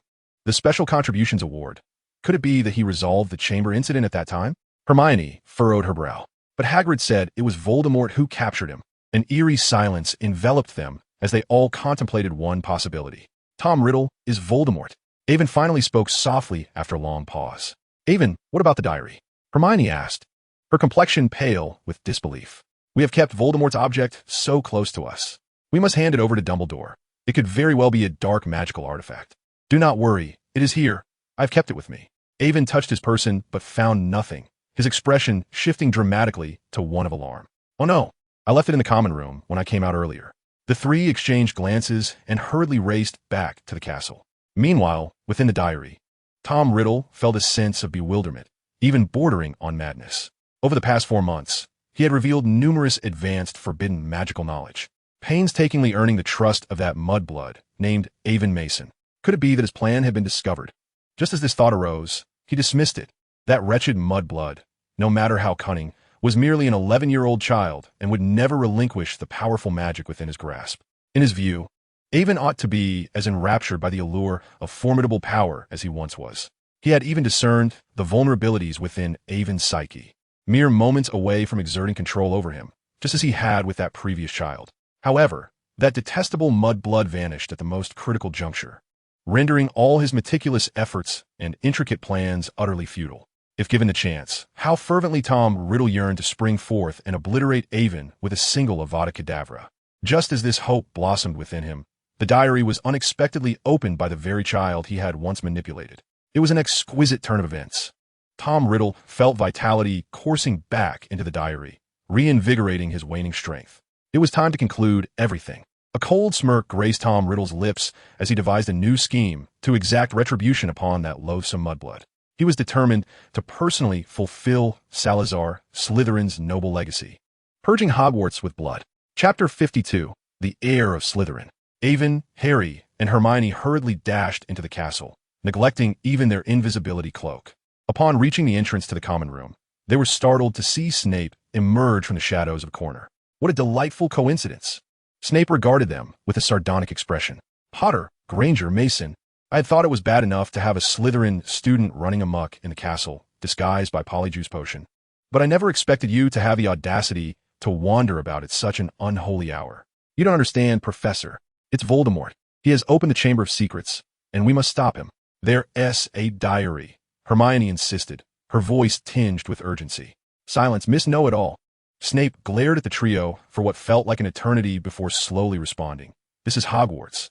That individual cannot possibly be here. Follow me. I wish to see how Dumbledore will handle your indiscretions. Harry, feeling despondent, gazed at Snape, uncertain of what to do.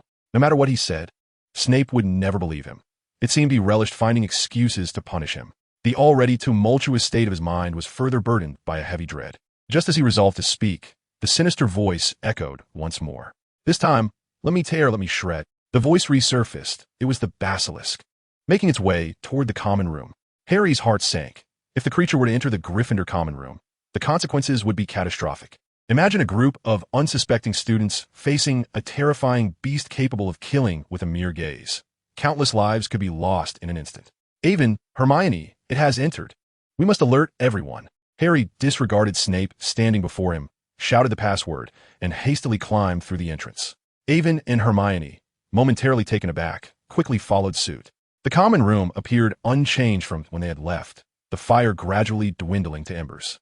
Through the dim light, Ivan discovered that his diary, once resting upon the sofa, had vanished. It must have been taken by that student under Tom Riddle's influence.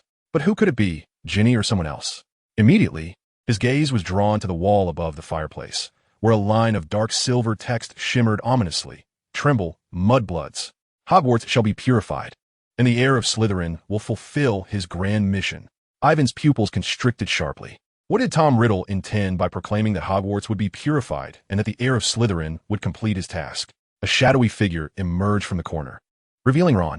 However, Ron appeared oddly different, exuding a menacing elegance that starkly contrasted with his usual demeanor, his clothes splattered with paint matching that on the wall. Ron, thank heavens you are here.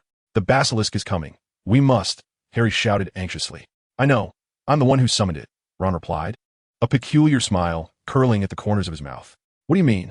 Harry and Hermione stared at him in astonishment. I mean, the attacks occurring within the school. They're all my doing. Ron's smile widened. Harry Potter, I have long wished to meet you. Among everyone at Hogwarts, you are the one I've been most eager to encounter. Ron, I cannot comprehend what you are saying. Harry stepped closer. Do not approach, Harry. He is not Ron. He is Tom Riddle. Ivan urgently shouted. Ivan Mason. Ron's smile gradually turned cold. You wretched, detestable mudblood. I anticipated you would be a nuisance, but I never imagined you would dare mock the illustrious heir of Slytherin. You shall pay dearly for this. You will come to regret it. Enough. What kind of trickery are you four up to? Snape interrupted, entering the common room with a stormy expression. He had been outside, listening to their conversation, and was perplexed by the madness unfolding before him. The heir of Slytherin was, astonishingly, a Gryffindor student, none other than the dim-witted Ron Weasley. To him, it seemed the utmost farce. Surely it was a prank orchestrated by Ivan, Harry, Ron, and Hermione. Snape drew his wand, preparing to cast a stunning spell to quell the chaos. Yet before he could utter the incantation, a tremendous noise erupted from within the Gryffindor common room, loud enough to rouse half the castle. Do you Gryffindor imbeciles not realize what time it is? Or do you all wish to be expelled from Hogwarts? Snape bellowed, but he abruptly halted as a thunderous sound emanated from the nearby lavatory, as if some colossal entity had plummeted from a great height onto the stone floor. The entire Gryffindor tower trembled, a noise far beyond that which any student could create. Snape swiftly turned to face the lavatory, his wand cautiously pointed forward. Ron's lips curled again into that strange smile, while the others stared in horror at the door to the lavatory. Strange sounds resonated from within, signaling the imminent emergence of something dreadful, creating an atmosphere thick with tension. Ivan, Harry, and Hermione hastily drew their wands, while Snape, his expression grave, stepped forward, his body taut, the tip of his wand emanating a faint glow. With a thunderous crash, the bathroom door flew open, splintering into fragments. Through the swirling dust, Ivan beheld an ugly giant serpent slithering out of the restroom, its body of vibrant green, glistening with the distinctive sheen of venomous scales, as thick as an oak trunk, its upper half rising high into the air. It's the basilisk. Do not look into its eyes, Ivan shouted, directing his wand at the creature and uttering a spell. Snape moved even faster. As the basilisk charged out, the faint glow of his wand intensified dramatically. unleashing 3 bolts of dark silver light that struck the creature with pinpoint accuracy, leaving 3 bloody gashes across its emerald hide. Taken aback by the sudden assault, the basilisk's massive, flat head shook as if inebriated, its intense pain igniting a furious rage. It emitted a frenzied hiss, glaring with its bulbous yellow eyes for the source of the attack. Suddenly, it noticed a flash of orange light racing toward its eyes. Ivan's spell struck true, causing the basilisk to close its eyes in agony. Chapter 53. The Frantic Basilisk. Seizing the opportunity, Harry and Hermione unleashed several spells, but they merely ricocheted off the creature's scales. Only Snape's magic left wounds upon its body, dark blood splattering onto the floor like a torrential downpour. The basilisk thrashed wildly, its immense tail sweeping across the common room, shattering the walls. The cacophony of battle roused the entire Gryffindor house, students pouring from their dormitories, their expressions shifting from sleepy confusion to sheer terror. In an instant, their eyes widened in disbelief as they beheld the green serpent rampaging through the common room. Unlike the other students who stood frozen in shock, Percy reacted swiftly, instinctively drawing his wand to cast a spell. A red beam struck the basilisk, only to be deflected back. The creature hissed in fury, its relentless attacks driving it to madness, intent on shredding every person in its path. Yet before it could act, Snape's spell struck again, causing the creature to recoil sharply, its eyes too pained to open. In another corner of the common room, Ivan, Harry, and Hermione were engaged in a fierce confrontation with Ron, who was under Tom Riddle's control, spells flashing intermittently. Riddle appeared somewhat flustered, yet maintained an air of composure. Ivan narrowed his eyes. This was unsustainable. How amusing, attempting to use the dark magic I taught you against me. I must admit, I underestimated you, Mudblood. Riddle glared fiercely at Ivan. If only this wand were more accommodating, I would relish continuing this little game. He suddenly turned around and spoke a few words in Parseltongue to the serpent monster.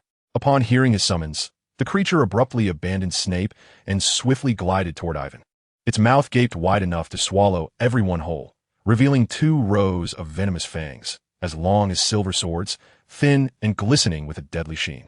Blinded by rage, it charged forward, while Ivan halted his incantation, with Hermione standing pale behind him. The 2 of them hurriedly dodged, but it was too late. The serpent's speed was overwhelming. Without a moment's hesitation, Ivan turned and tightly embraced Hermione, shielding her with his body from the approaching beast, feeling her tremble in his arms.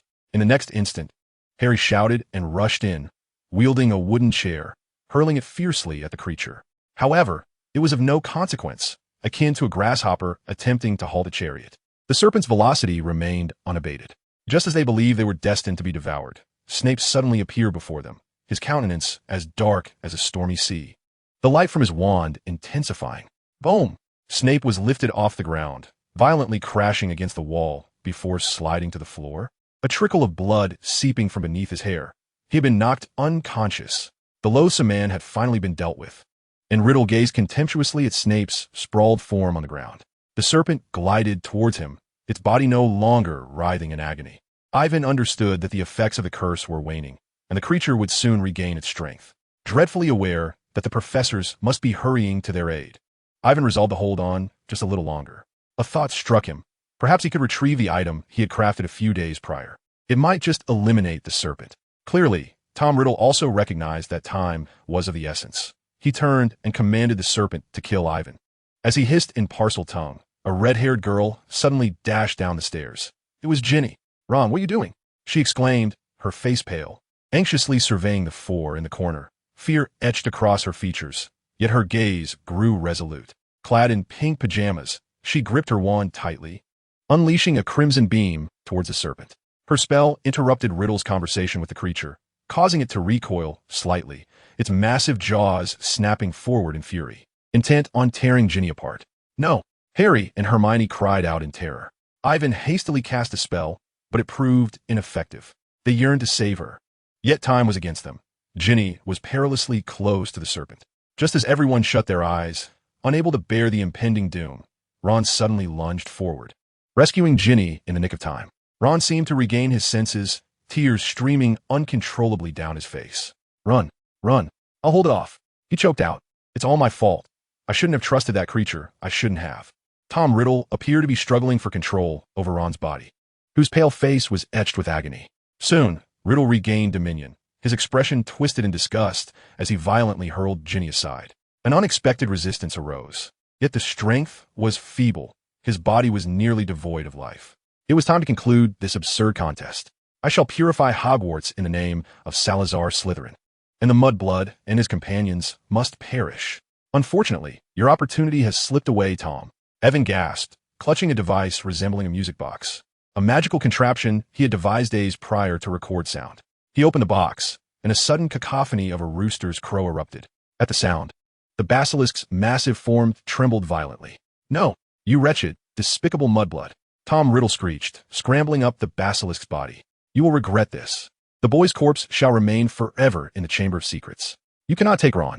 As the basilisk slithered past, Harry lunged forward, seizing Ron's body, and Evan, momentarily stunned, swiftly grasped Harry. In the next instant, like a car propelled at full throttle, they surged forward, vanishing into the darkened pipe at the corner of the restroom, under the astonished gaze of all present. Chapter 54. The Chamber Within the Castle.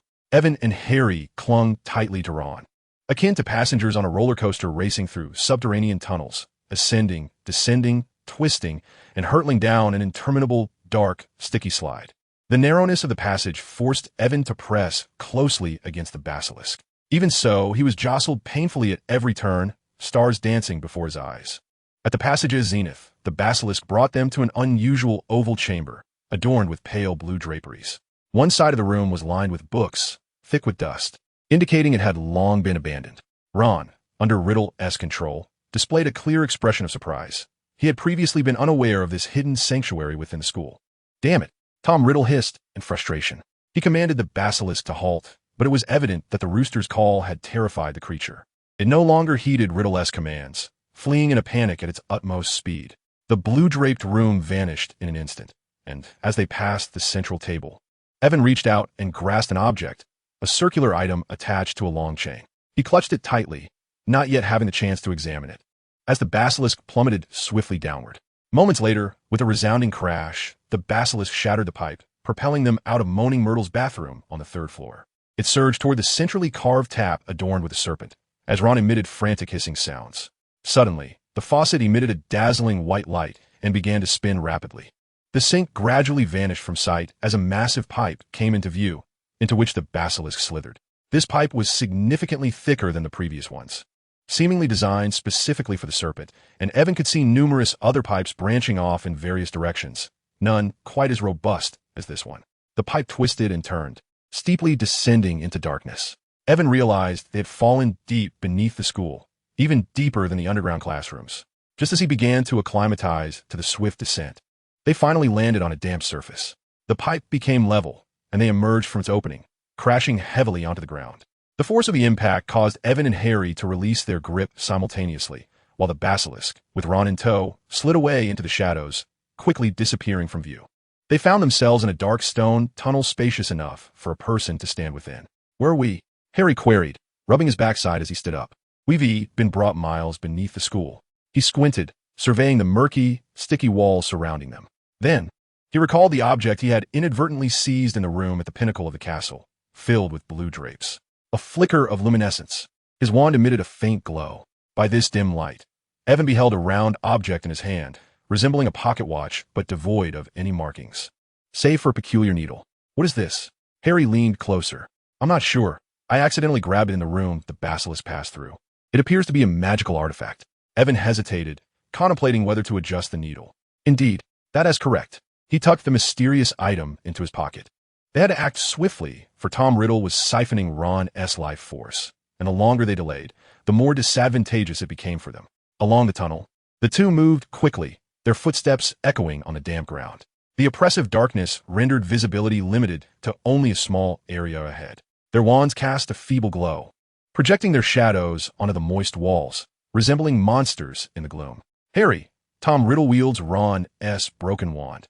Using wandless magic requires extraordinary control, and he cannot cast powerful spells in a short span. As Evan walked, he quickly advised, "I'll distract the basilisk. You search for the diary." "The diary?" Harry paused in surprise. "I remember." He nodded, suddenly gripping Evan's shoulder. "Look, there is something over there."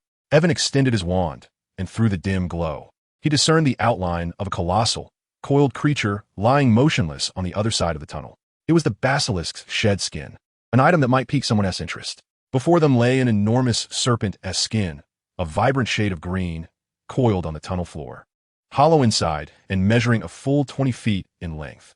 It is evident that the serpent had just shed its skin. They moved cautiously forward, carefully turning another corner, only to discover a solid wall before them, adorned with two intertwining serpents, their eyes set with large, glistening emeralds. "Harry, speak to them in parcel tongue," whispered Ivan. Harry approached, feeling an unsettling dryness in his throat. He strained to envision these stone serpents as living creatures, yet their eyes appeared strikingly lifelike. "Open," Harry hissed in a deep, hoarse whisper. The serpents parted, and the stone wall cracked down the middle, sliding apart to reveal an entrance. Ivan hurried inside, and before them lay a long, dimly chamber. Numerous stone pillars, intricately carved with coiling serpents, towered high, supporting a ceiling that faded into the darkness above, casting long, eerie shadows across the room, which was suffused with a mysterious green haze. "Is Slytherin's chamber," Ivan murmured. The chamber was eerily silent as the two raised their wands and proceeded cautiously among the serpentine pillars. When they reached a point parallel to the last pair of pillars, a statue as tall as the chamber itself loomed before them, pressed against the dark wall behind it. Ivan looked up to see a massive visage, an aged, simian face with sparse, long whiskers that nearly brushed the hem of the stone wizard's robe, standing upon two large, grayish feet on the smooth floor. Between those feet lay Ron, lifeless, face down upon the ground. Chapter 55, The Truth Revealed. Ron lay on the ground like a discarded doll, his complexion blending with the marble beneath him, cold and devoid of color. "Ron!" Harry rushed to his side, kneeling and desperately shaking him. "Ron, don't die. Please. You mustn't die. He will not awaken," a voice softly uttered. Ivan turned swiftly to see a tall boy with black hair leaning against the nearest stone pillar, watching them with cold indifference. "Tom Riddle," Ivan whispered, cautiously aiming his wand at him. "It is futile, mudblood. It is all over." Riddle said casually, "It is just us here. No annoying interlopers will disturb us, nor will there be any crowing roosters. In the end, victory will be mine, and you will remain here forever, just like this boy. What have you done to Ron? Why has he become like this?" Harry shouted, rising to his feet. That is an intriguing question," Riddle replied cheerfully. "It is a long story, but seeing as you are about to embrace death, I might as well enlighten you. In my view, the true reason for Ron Weasley's condition is that he opened his heart to an unseen stranger, confiding all his secrets." "What are you talking about?" Harry asked in astonishment. "The diary." Riddle remarked that ever since my cunning servant handed the diary to Ron, he had spent months penning his innermost thoughts, confiding in me his heart-rending troubles and sorrows. He felt like the most ordinary one in his family, overshadowed by his brothers and his best friend, all of whom outshone him. No one ever paid heed to the commonplace, feeble, and pitiable him. What?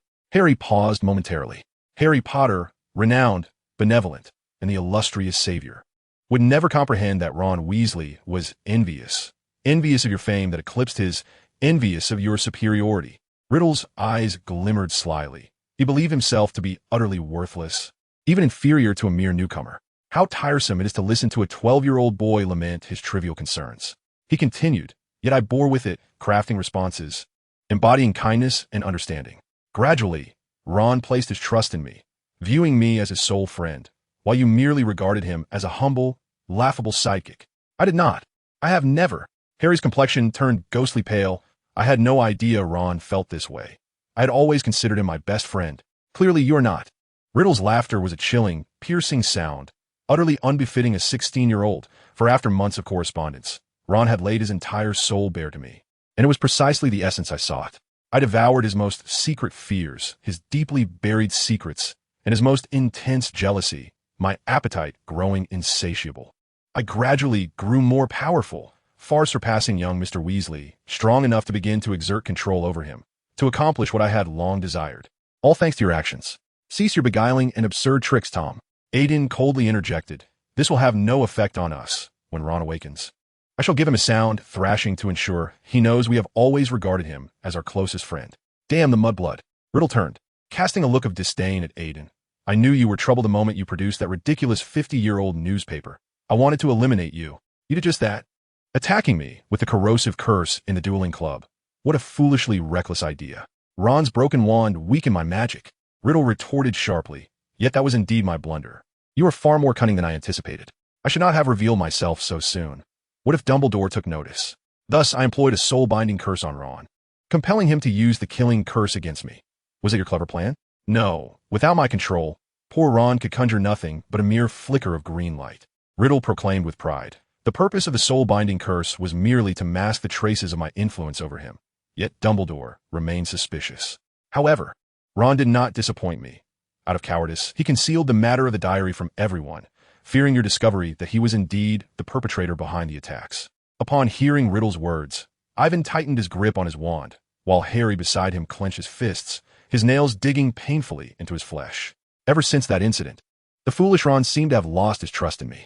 Riddle remarked that he had grown suspicious and attempted to dispose of the diary. Harry, how I wished it had been you who found that diary. As I mentioned earlier, I long to see you. Why do you wish to see me? Harry, consumed by rage, struggled to maintain his composure. Ah, I see. Harry, Ron has shared your situation with me. Riddle spoke of your thrilling and captivating past. His gaze swept over the lightning-shaped scar on Harry's forehead, his expression growing increasingly ravenous. I know I must learn more about you, converse with you, and, if possible, meet you in person. Riddle then turned his gaze back to Ivan, disdainfully stating, but I never expected it would be you, this detestable mudblood, who found my diary. I attempted to manipulate you as I did with Ron, to earn your trust. I even considered revealing to you the events surrounding the opening of the chamber 50 years ago, but, alas, I have never trusted those sneaky, dim-witted individuals. Ivan's face reflected nothing but contempt. Indeed, you are a cunning mudblood, just as I initially suspected, a significant nuisance. Riddle's voice regained a semblance of calm. I sense your wariness towards me, yet I have discovered your unusually intense desire for magical power, prompting me to adopt a different approach. I decided to slowly entice you into the throes of power addiction. You have failed once again, Tom. Ivan began to gather magical energy. Can you enlighten me as to why? Riddle inquired eagerly. A girl once told me that power is not absolute. The image of Luna flashed in Ivan's mind as he resolutely declared, what truly matters is believing in friendship, in familial bonds, in love, and in the beauty of the world. Tom Riddle, you shall never grasp this. Apart from your own power, you believe in nothing. And this will inevitably lead to your downfall. Chapter 56. Ivan and Harry versus Tom Riddle. What is the issue? Harry demanded sharply, his fist still clenched tightly.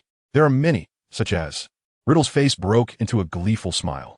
How could a mere infant, devoid of any extraordinary magic, defeat the greatest wizard of all time? How did you manage to escape unscathed, leaving only a scar, while Voldemort's power was obliterated? Now, a peculiar red glint flickered in his wolfish eyes.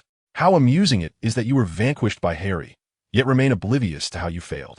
Voldemort, is this what you call immense power? Ivan scoffed. He cautiously surveyed his surroundings, searching for that diary. Riddle was now merely an incorporeal memory, having absorbed Ron's life force, rendering any attack against him utterly ineffective.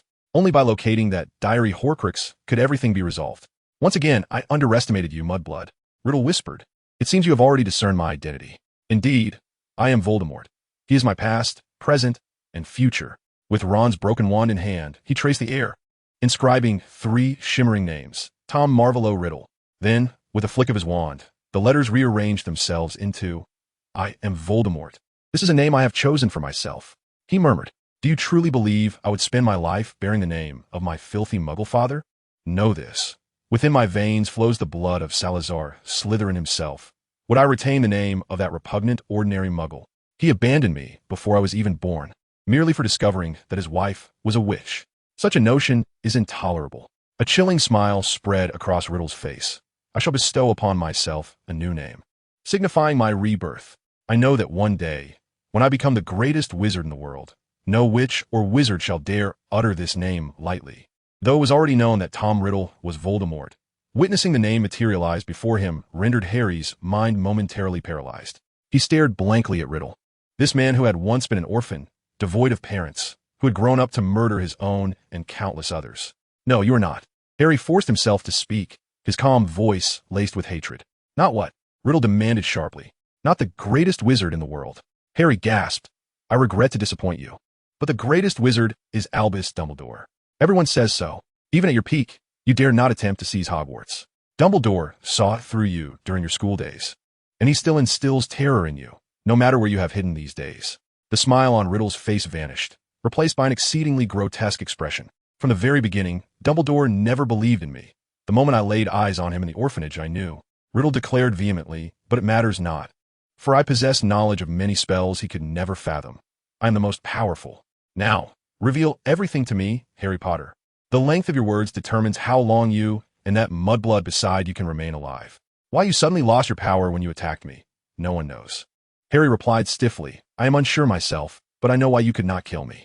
As Avon stated, because my mother died to save me. Her love for me vanquished you. Harry trembled, desperately suppressing his fury. She prevented you from killing me. I have seen the true you. I witnessed you last year. You have become nothing more than a tattered remnant, barely clinging to life. Look at how mighty you once were, now reduced to this fate. You cower. A grotesque sight that repulses all. Riddle's face contorted, forcing forth a sinister grin. I comprehend now. Your mother perished to save you, not out of some laughable maternal love, but rather through a formidable enchantment. Indeed, that was an exceptionally potent counter-curse, and now it dawns upon me. Ultimately, there is nothing extraordinary about you. You merely escaped my grasp by sheer fortune. Riddle turned to regard the statue of Slytherin, his malevolent smile growing more pronounced.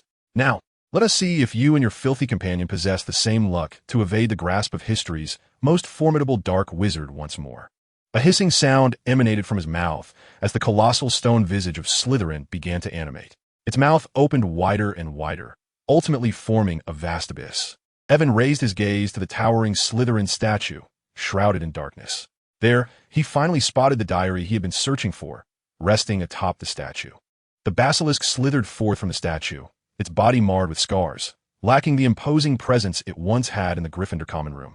Severus's attack and a rooster's crow had rendered it unusually fatigued and weak.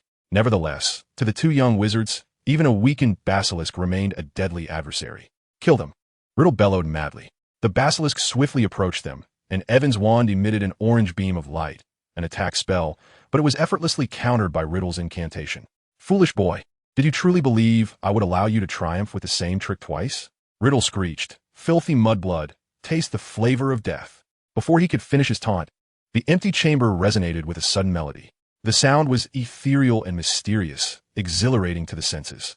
Evan beheld a deep crimson bird descending from above, as large as a heron, performing its peculiar music beneath the arched ceiling.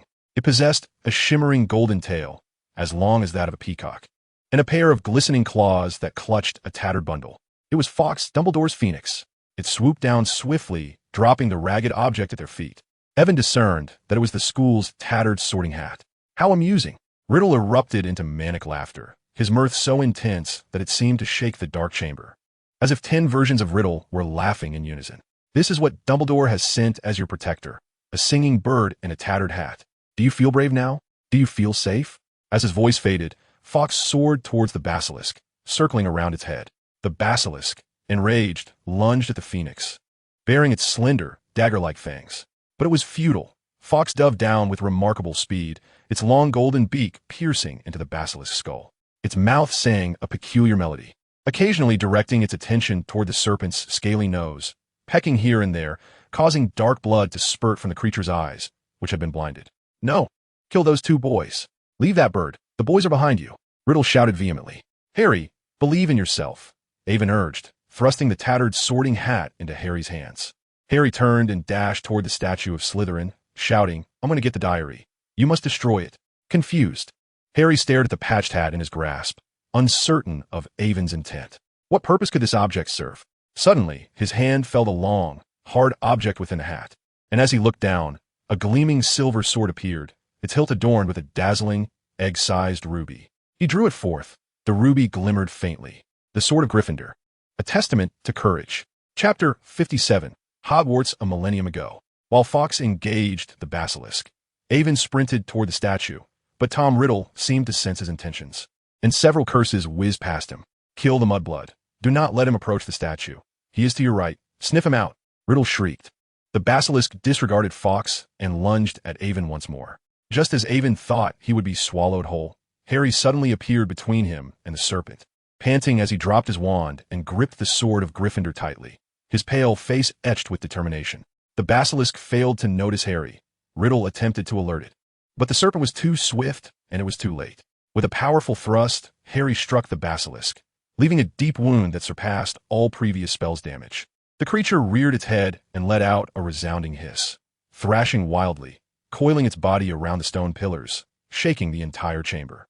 Harry was hurled against the wall, and the basilisk lunged toward him, its forked tongue darting past his body. Fortunately, at that moment, Fawkes soared back to intercept the basilisk, halting its advance. Avon had no time to focus on the fierce battle unfolding. He quickly climbed the statue, narrowly evading Riddle's curse attacks.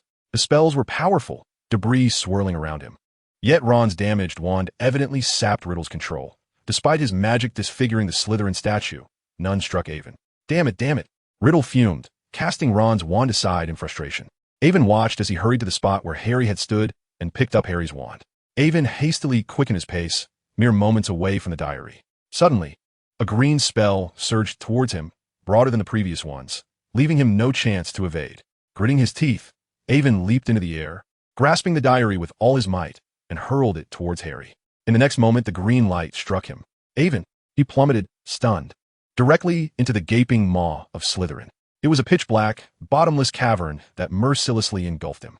Amidst the fading glow, Avon glimpsed the pocket watch-like object he had found soaring from his grasp, its hands spinning counterclockwise at an astonishing speed. He lost track of how many revolutions it made. And as the last vestige of light vanished, darkness enveloped him, causing him to faint. Time lost all meaning as Avon gently reopened his eyes. Was this what death felt like?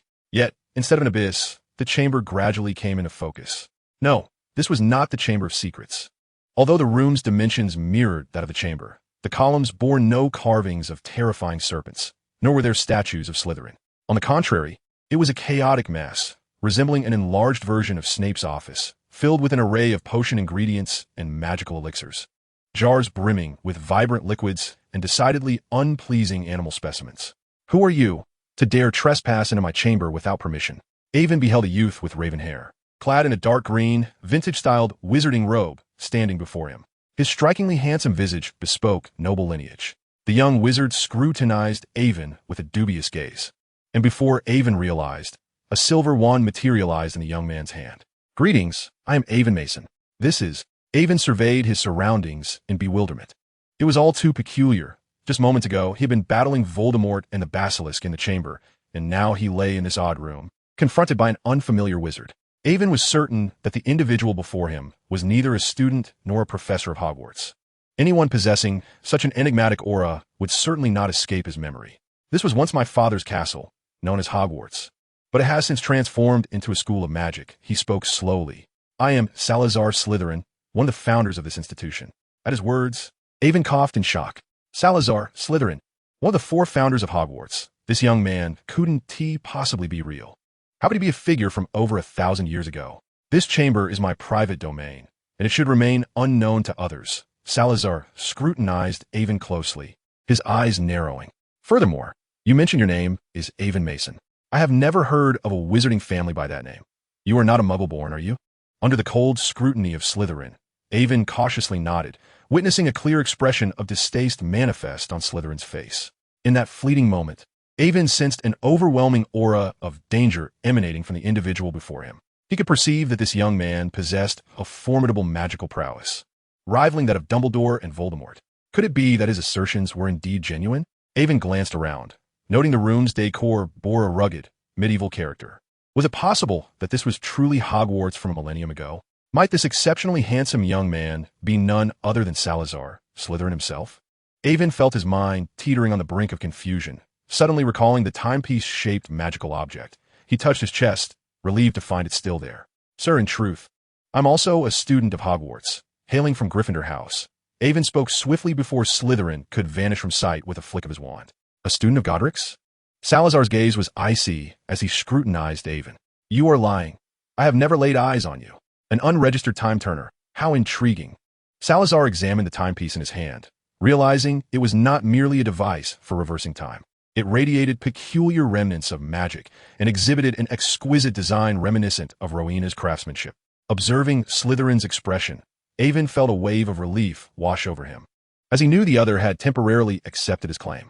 Otherwise, his fate would have been dire.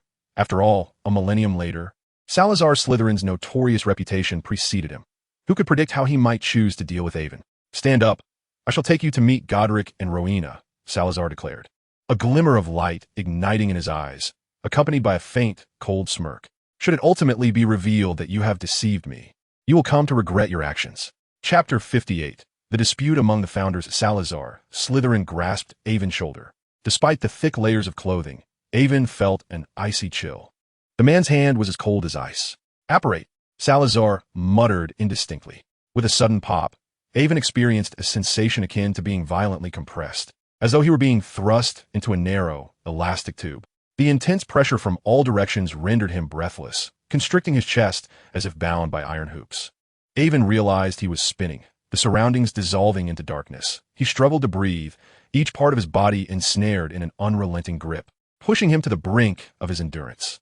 Just as he believed he was destined to suffocate, the invisible tube abruptly burst open, and he found himself standing in a circular chamber, gasping for the fresh air.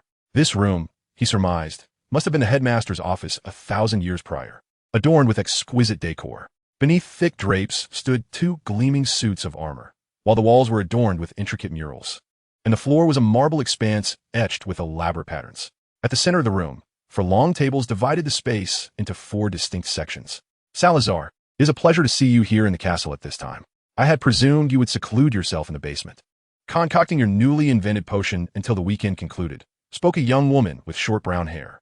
She appeared to be brimming with vitality, surrounded by thick parchment and a gleaming golden cup, for which a blue-black concoction wafted steam. I intended to do this before this muddy situation arose. Helga, Salazar huffed, pushing Avon forward while keeping a watchful eye on him. I shall fetch Godric and Rowena. No sooner had he spoken than Slytherin vanished once more, leaving only Avon and Helga Hufflepuff in the room. Avon awkwardly bowed, noticing Helga's gentle gaze scrutinizing him. Relax, child. Helga smiled warmly. Do not be deceived by Salazar's fierce exterior. He is, in fact, a very good man, albeit somewhat inept in expressing himself. With a snap of her fingers, a house elf materialized in the room. Dobby, please bring this gentleman some of the treats I made myself, Helga instructed softly, then turned to Avon. I almost forgot to introduce myself. I'm Helga Hufflepuff. What's your name? Hello, I am Avon Mason, he replied. Avon sampled the pastries presented by the house elf, curious about the sweet flavor infused within. A wizard of Muggle descent. How rare indeed, Helga remarked. You see, Muggles harbor deep-seated prejudices against wizards. They seem more inclined to bind us to the stake and burn us alive. In such an environment, it has been many years since I encountered a young wizard of Muggle origin. Avon, may I inquire who your mentor is? Well, it's actually this way. In fact, I'm also a student at Hogwarts. Avon hastily recounted his story. It was evident that Helga was quite intrigued by the Hogwarts of a millennium hence. She posed numerous questions about her own house, and from her expression, it was clear that she was very pleased with the state of the institution. The Sorting Hat has done well. It has effectively embodied my philosophy. We must treat all equally. Salazar, Godric, and Rowena have placed too much emphasis on innate qualities, neglecting the cultivation of the young wizard's acquired virtues, which is indeed perilous. Is that so? I beg to differ. Tailoring education to individual aptitudes is the wisest choice. A gravelly, ethereal feminine voice suddenly resonated in the room. No sooner had her words fallen than a series of soft pops echoed, and 3 figures materialized before Avon. To the left of Slytherin stood Rowena Ravenclaw, tall and statuesque, with waist-length golden hair and eyes shimmering with wisdom, adorned with a diadem set with sparkling gems. She exuded an air of mystery. On the right was Godric Gryffindor, handsome and robust, with a mane of fiery red hair and a thin scar above his left eye that added a touch of ruggedness. Unlike any wizard Avon had previously encountered, Gryffindor donned the attire of an ordinary noble lord, complemented by a long sword at his side in addition to his wand. Rowena clearly heard what Hufflepuff had just uttered. She continued in a slightly hoarse voice. Helga, you are exceedingly benevolent. The cultivation of young witches and wizards should be approached with utmost caution. We must judiciously select our students. Subsequently, she noticed the time turner resting on the table, her face lighting up with intrigue as she leaned down to examine it. Nevertheless, the discourse persisted. Indeed, look at how Hogwarts has deteriorated a millennium later, allowing Muggleborns to enroll. Salazar cast a disdainful glance at Avon. Mind your language, Salazar. This child is a student of my house, Godric retorted sharply. Face the reality. Many children of Muggle descent possess extraordinary magical talents and are inherently kind-hearted. In stark contrast, numerous dark wizards have emerged from long-established pure-blood families, deriving amusement from bullying and slaughtering Muggles. If we do not rectify this situation, the magical world will struggle to survive. I have already addressed this matter with you countless times, Godric. Salazar replied slowly. I am writing to the Council of Elders, recommending the establishment of a wizarding prison to confine those dark wizards. But first, we must uphold the purity of wizarding bloodlines. Muggles are utterly unreliable, seeking only to burn us at the stake. You would still consider admitting such individuals as students? That is due to their lack of understanding of wizards and the magical realm. Fear arises from the unknown. If we guide those Muggle-borns with magical potential, we can help them form the right perspectives. Aiding them in our own destruction. What a profoundly foolish notion, Salazar scoffed. Your obstinate prejudice is outdated. If you persist in this mindset, Hogwarts will inevitably devolve into a breeding ground for dark wizards fostered by those wizarding families. Godric toyed with his sword, an aura of power flickering intermittently. Surely, you do not wish for such a future, Salazar? As long as I am present, dark wizards shall never set foot in Hogwarts. Salazar drew his wand, the temperature in the room plummeting as he coldly declared, I shall only select those with the purest bloodlines, for they are the only ones worthy of trust. Regardless of your objections, Helga, Rowena, and I have resolved to admit Muggle-born students starting this year, Godric said firmly. We do not require your assistance. The three of us have devised a magical artifact capable of precisely locating all 11-year-old children with magical potential. To enroll Muggle students without my consent, how dare you? Salazar exclaimed, visibly astonished. This castle was bequeathed to me by my father. He suddenly drew his sword, his aura erupting fiercely, matching Slytherin's formidable presence. Or do you wish to engage in a true duel of men, as we once did, to determine the future of Hogwarts? That suits me just fine. Let me witness it. Enough, you two. Helga promptly intervened, asserting that it was exceedingly impolite to discuss such matters in the presence of guests, particularly when our young visitor hailed from the future. Perhaps it would be prudent to listen to him share tales of Hogwarts a millennium hence. At her words, a hush fell over the room. Both Gryffindor and Slytherin abruptly turned their gazes towards Ivan. Even Ravenclaw, who had been engrossed in examining the time-turner on the table, lifted her head to quietly observe him. Chapter 59. The Secret Treasures of the Four Founders. Under the watchful eyes of the legendary Four Founders, Ivan recounted all he knew, from a state of Hogwarts 1,000 years hence to the current condition of the magical world. He spoke in great detail, and the four across from him listened with rapt attention. They were particularly intrigued by the operational status of their respective houses, the student demographics, and the curriculum. Gryffindor, Ravenclaw, and Hufflepuff occasionally interrupted Ivan with inquiries. In stark contrast, Slytherin remained silent, listening intently, his expression growing darker. It was evident that he was profoundly astonished by the notion that wizards a millennium later coexisted peacefully with Muggles. Even more unsettling for him was the increasing intermarriage between pureblood families and Muggle-born wizards, rendering the concept of pure lineage a mere jest rather than a supreme honor. It was not until Ivan mentioned Voldemort that he abruptly rose to his feet. Enough, you mudblood. How dare you suggest that my descendants could become malevolent dark wizards? You insult the illustrious Slytherin lineage. Ivan felt a powerful wave of pressure wash over him, constricting his breath. Yet this oppressive sensation dissipated swiftly as Gryffindor stood before him. Ivan was not insulting the Slytherin family. He was merely stating the facts. Godric continued, clearly, your descendant, the dark wizard known as Voldemort, shares certain ideologies with you. I have long maintained that these are perilous thoughts. An overindulgence in power can blind one's vision. Rowena softly remarked, only the wisest can evade such a fate. It is the wizard who must master magic, not the other way around. After a moment's hesitation, he revealed the events that transpired within the Chamber of Secrets. Good heavens! Salazar, you constructed a hidden chamber within the school and left behind a basilisk. Godric exclaimed in astonishment. I was entirely unaware. True, but I never intended to leave behind a basilisk, Salazar replied. That is not the crux of the matter. Gentlemen, Rowena gently interjected. The focal point is the diary Ivan mentioned. If I'm not mistaken, it is highly likely to be a Horcrux. Horcrux! The other three were momentarily taken aback. After a long pause, Helga murmured, are you suggesting that wretched heirlooms left behind malevolent spells? Ravenclaw nodded slightly, as if signaling, and the room fell into an eerie silence. The atmosphere growing increasingly tense. This is madness. Who would wish to split their own soul?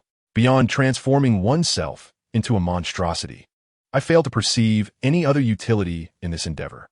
There is the allure of immortality. However, that individual who fragments his own soul may remain oblivious to the reality that such actions merely ensnare his shattered essence within an eternal illusion, neither permitting him to embrace death nor to ascend as a specter. This transcends mere philosophical discourse.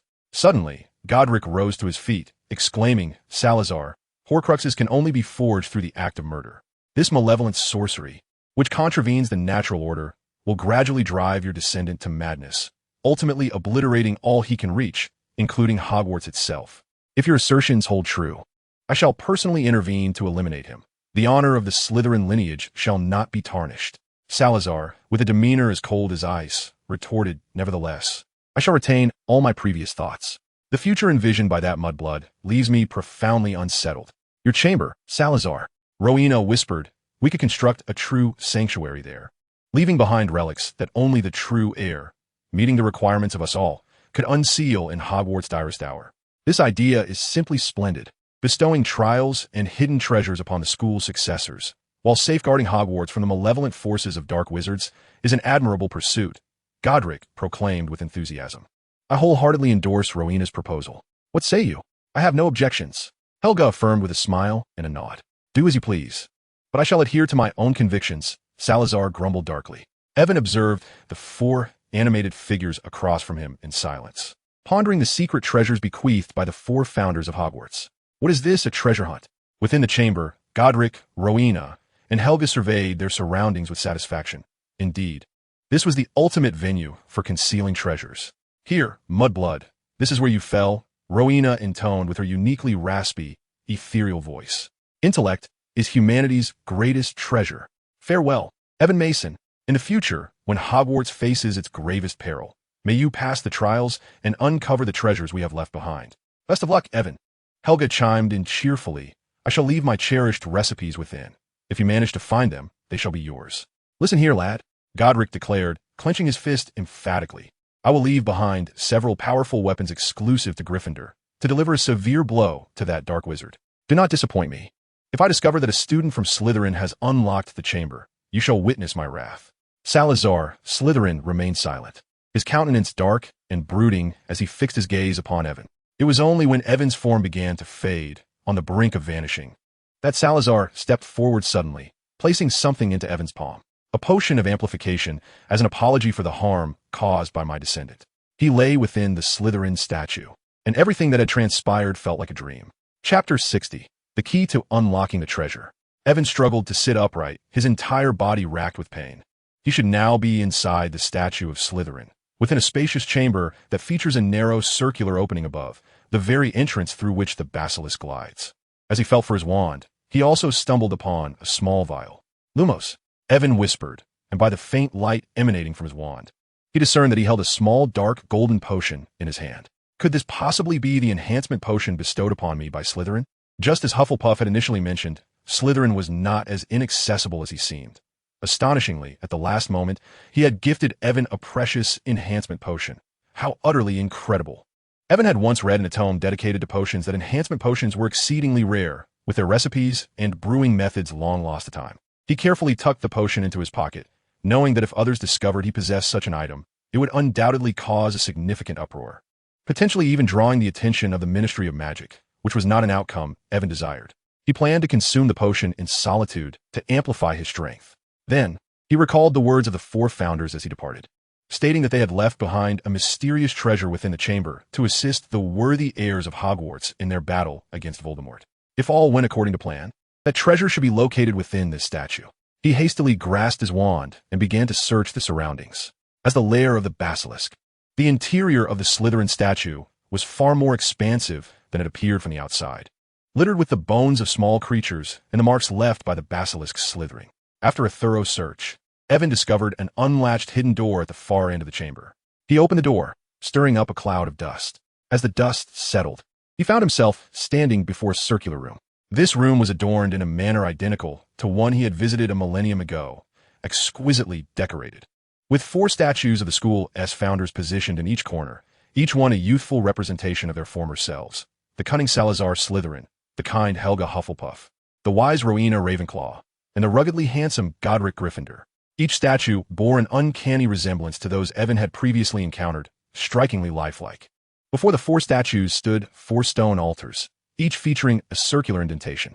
This must be the true chamber the 4 founders spoke of, though it remained uncertain whether the secrets they left behind included a treasure and the trials that must be undertaken to access it. Evan took a step forward and noticed inscriptions on the walls of the room, each bearing different phrases. The content bore a resemblance to the songs sung by the Sorting Hat. As he examined each one, he found on the Gryffindor wall, inscribed in golden paint, "Brave Gryffindor." From the barren marshes to the one with the greatest courage, the highest reward awaits. The key to the treasure lies buried in the depths of your heart. You must earn the recognition of his proud followers. On the wall of Hufflepuff, the paint is of a deep black hue. The benevolent Hufflepuff, hailing from the expansive Vale. She treats all with impartiality, affording everyone the opportunity to partake in her treasures. The key to unlocking this bounty lies in integrity and loyalty. All one must do is believe in their humblest companion. In contrast, Ravenclaw's wall is adorned with a serene blue, the exquisite Ravenclaw, emerging from the tranquil riverside. She believes that the most astute minds deserve their due reward. The key to her treasures is extraordinary intellect, which shall be eternally passed down from her equally brilliant allies.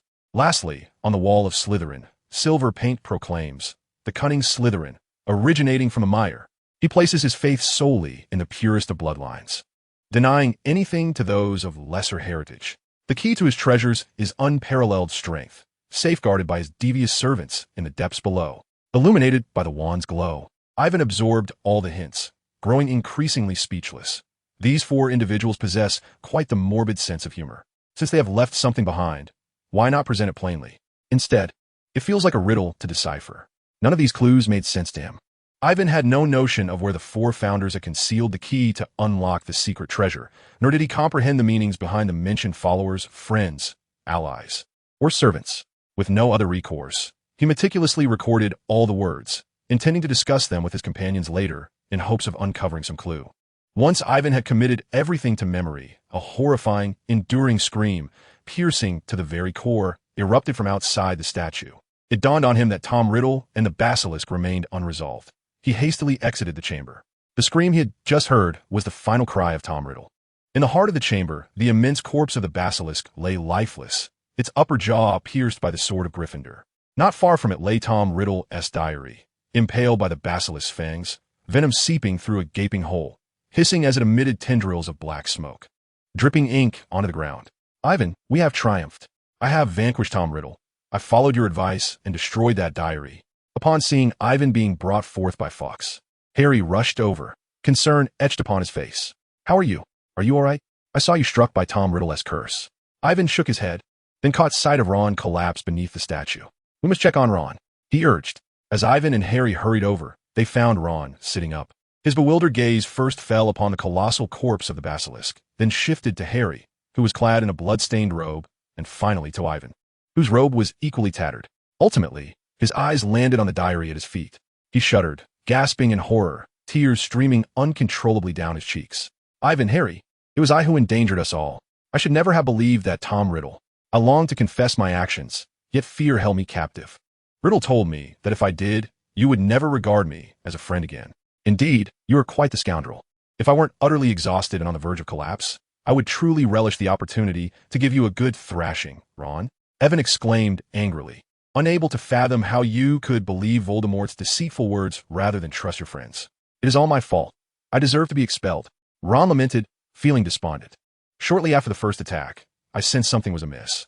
I naively thought I could dispose of that diary, but instead, I found myself ensnared deeper and deeper. It is all over now, Ron." Harry consoled him, assuring that they all believed in him, that he had merely been under Riddle's control, and that those actions were not his own. "Yet, in light of your bravery in saving Ginny in the common room, I shall forgive you," Evan asserted, pulling Ron to his feet as he followed suit. "However, in the future, should anything like this arise again, you must inform us immediately rather than attempting to resolve it alone." Chapter 61, The Demise of Lockhart. Fawkes circled at the entrance of the Chamber of Secrets, awaiting their return. However, before they could depart, Hermione and Lockhart stumbled in, the latter appearing utterly terrified and trembling uncontrollably. Hermione stood behind him, her wand pointed at him, her face equally pale.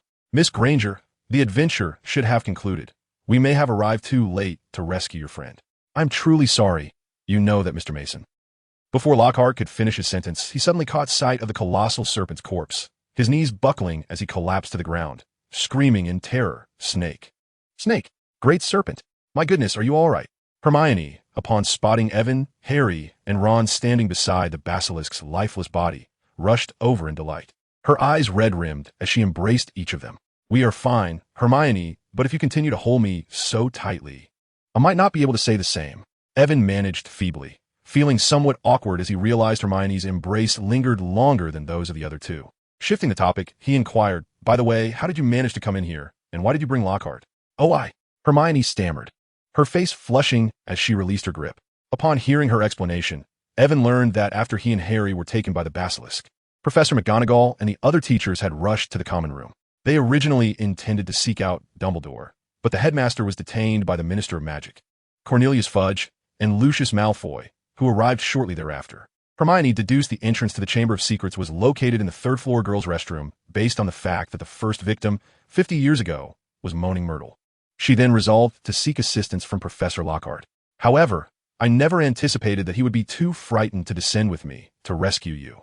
Upon hearing that the basilisk had begun attacking students, he even contemplated fleeing. Hermione gazed at the incapacitated Lockhart, her voice trembling. "I had to compel him down with my wand. I could find no one else to assist, and time was of the essence. I fear that any delay would." Evan quickly enveloped Hermione in his arms, gently stroking her hair, recognizing that this young girl appeared utterly terrified. But why would he wish to flee? How could he do such a thing? Harry exclaimed in disbelief. He is the defense against the dark arts professor and has authored so many remarkable books. "Well, how shall I put this? When I accepted this position, the terms of employment did not include such expectations," Gilderoy Lockhart mumbled, noticing the 4 pairs of eyes turned toward him. "Moreover, books can be deceptive." "Deceptive?" Hermione exclaimed, her head snapping up. "Aren't those books written by you?" "Oh, dear Miss Granger." Lockhart sidestepped slightly, urging her to consider the matter with common sense. "If people did not believe I was responsible for those feats, the sales of my books would plummet. Readers are hardly inclined to delve into the exploits of an unattractive old American wizard, despite his success in liberating a village from the clutches of a werewolf. Imagine putting his photograph on the cover. How utterly unappealing. He has no taste in attire whatsoever. And then there's the witch who banished the banshee. What a mouthful she is. Just think about it. So, you take credit for the accomplishments of others?" Hermione asked incredulously. "It is not as simple as you make it out to be," Lockhart said, shaking his head in impatience as he shifted a few meters away. "I have my share of work. I must track down these individuals and inquire how they managed to achieve such feats. Then, I have to cast a memory charm on them, ensuring they forget the entire affair." "A memory charm?" Ivan thought warily, recalling that this man was indeed a master of such spells. "Indeed, if there's one thing I take pride in, it is my memory charm. You see, it requires considerable effort on my part, not merely signing books and posing for photographs. To gain fame, one must be prepared for arduous labor," Lockhart continued, as he seemed to find something on the floor. He stood up, panting, holding Ron's wand, a characteristic smile illuminating his face, revealing his pearly white teeth. "Professor, how could you do such a thing?" Harry, Ron, and Hermione stared at Lockhart in astonishment. Prior to Lockhart rising, Ivan had intended to incapacitate him with a stunning spell, but upon seeing the broken wand in Lockhart's hand, he abandoned that notion. He could feel Hermione trembling with anger beside him and gently patted her shoulder to signal her to calm down. "I wouldn't be foolish enough to let you expose me," Lockhart declared. "Children, say farewell to your memories." He raised the broken wand high above his head and shouted, "Obliviate!" Boom! The wand suddenly exploded with a force akin to that of a small bomb. Lockhart was struck by his own magic and was propelled backward, crashing heavily onto the floor of the chamber. Observing the aftermath, Ivan recognized the formidable power of the memory charm. Good heavens, is he all right? He has been struck by his own charm and should no longer remember who he is. Perhaps this will not be a misfortune for him. Otherwise, when we confront his true nature, Professor Lockhart would certainly go mad, Ivan murmured softly. "Professor, who are you talking about?" Lockhart looked up at them with a friendly demeanor, expressing his bewilderment at the peculiar surroundings. "Do you live here?" he inquired. "No," Harry shook his head. "Let South leave this place quickly. After a whole night of turmoil, we all require a proper rest. Moreover, Professor Dumbledore is waiting for us upstairs. We should keep him too worried." The thought of facing Dumbledore's inquiries made Ivan's head throb.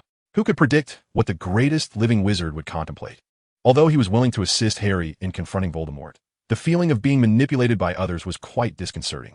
Ivan suddenly realized that defeating the basilisk and Tom Riddle had not alleviated his troubles. Firstly, he had to be wary of Dumbledore's machinations. It was unlikely he would be as naive as Harry, ultimately left to count the coins of betrayal. However, he did not need to overly fret, for Dumbledore, at the very least, possessed certain principles, unlike Voldemort, who acted without scruples. Secondly, there remained the secret treasures left by the 4 founders of Hogwarts. What lay within those treasures was unknown, but from the dialogue of those 4 individuals, it could be surmised that the contents would be immensely beneficial in combating Voldemort and saving Hogwarts. The pressing question was, where were the 4 keys hidden? Furthermore, with Lockhart now suffering from amnesia, his previous fabrications would be dismantled, leading to his inevitable disgrace. This was not auspicious news for the Hogwarts Magical Gazette, and Ivan found himself troubled by the need to seek new angles for stories. He then noticed Ron standing despondently, while Harry stood beside him, at a loss for words. Hermione approached, intending to inquire about matters concerning Tom Riddle, but Ivan quickly intercepted her, suggesting they allow Ron some quiet time. Any discussions could wait until tomorrow. He believed that both Ron and Hermione would learn a valuable lesson from this ordeal, not to place unwavering trust in the written word. Chapter 62. A bustling headmaster's office at this moment. The atmosphere in Dumbledore's office grew increasingly tense. Dumbledore sat in silence behind his desk, his calm demeanor concealing his thoughts. Not far behind him stood Professor McGonagall, pale and anxious, alongside a sullen Snape, his head bandaged. In front of the desk stood a rather peculiar man, a short, stout figure with disheveled gray hair, anxiety etched across his face, dressed in an odd assortment of clothing, a pinstriped suit, a bright red tie, a long black cloak, and purple-pointed boots. He was Cornelius Fudge, the Minister of Magic. Opposite him sat Hagrid in a specially designed large chair, restlessly shifting his weight as he dabbed at his tears with a large handkerchief, repeatedly murmuring the names of Ivan, Harry, and Ron. In the room, Mrs. Weasley sat by the fireplace, quietly weeping, while Mr. Weasley comforted her. The couple had rushed over as soon as they learned of Ron's abduction, yet they had not anticipated the situation to be so dire. The only one who appeared pleased was Lucius Malfoy, ensconced in a corner, wrapped tightly in a black travel cloak, surveying the others with a cold, self-satisfied smile gracing his lips. Beside him lay a peculiar creature, swathed in bandages from head to toe, trembling silently. It was Dobby, the house elf, who seemed utterly distraught over Harry's disappearance, his face a mask of despair and helpless fear. "I deeply regret it, Albus," exclaimed Cornelius Fudge in a crisp, hurried tone. "The situation is dire. A basilisk has invaded the castle and attacked openly, abducting 3 students. Considering the previous 3 assaults, this is utterly intolerable.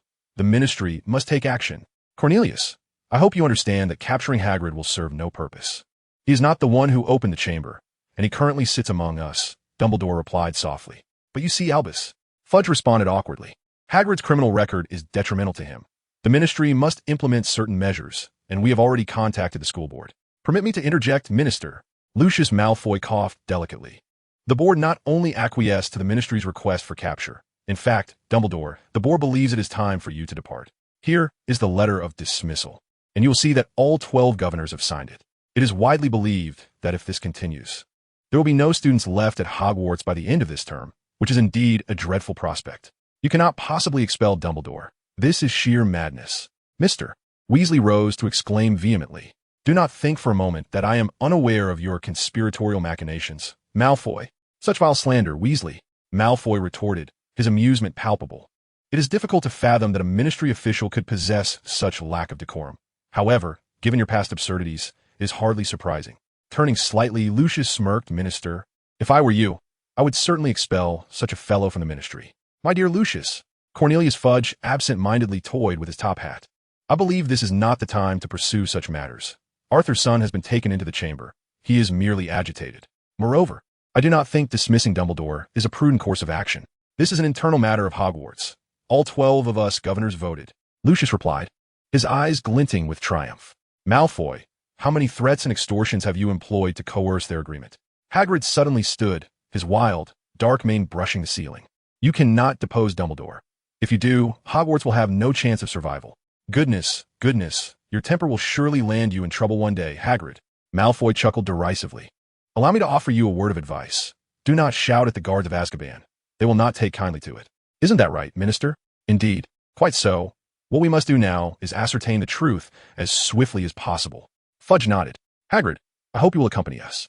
If your so-called investigation of the truth amounts to indiscriminately seizing the innocent, do not fret.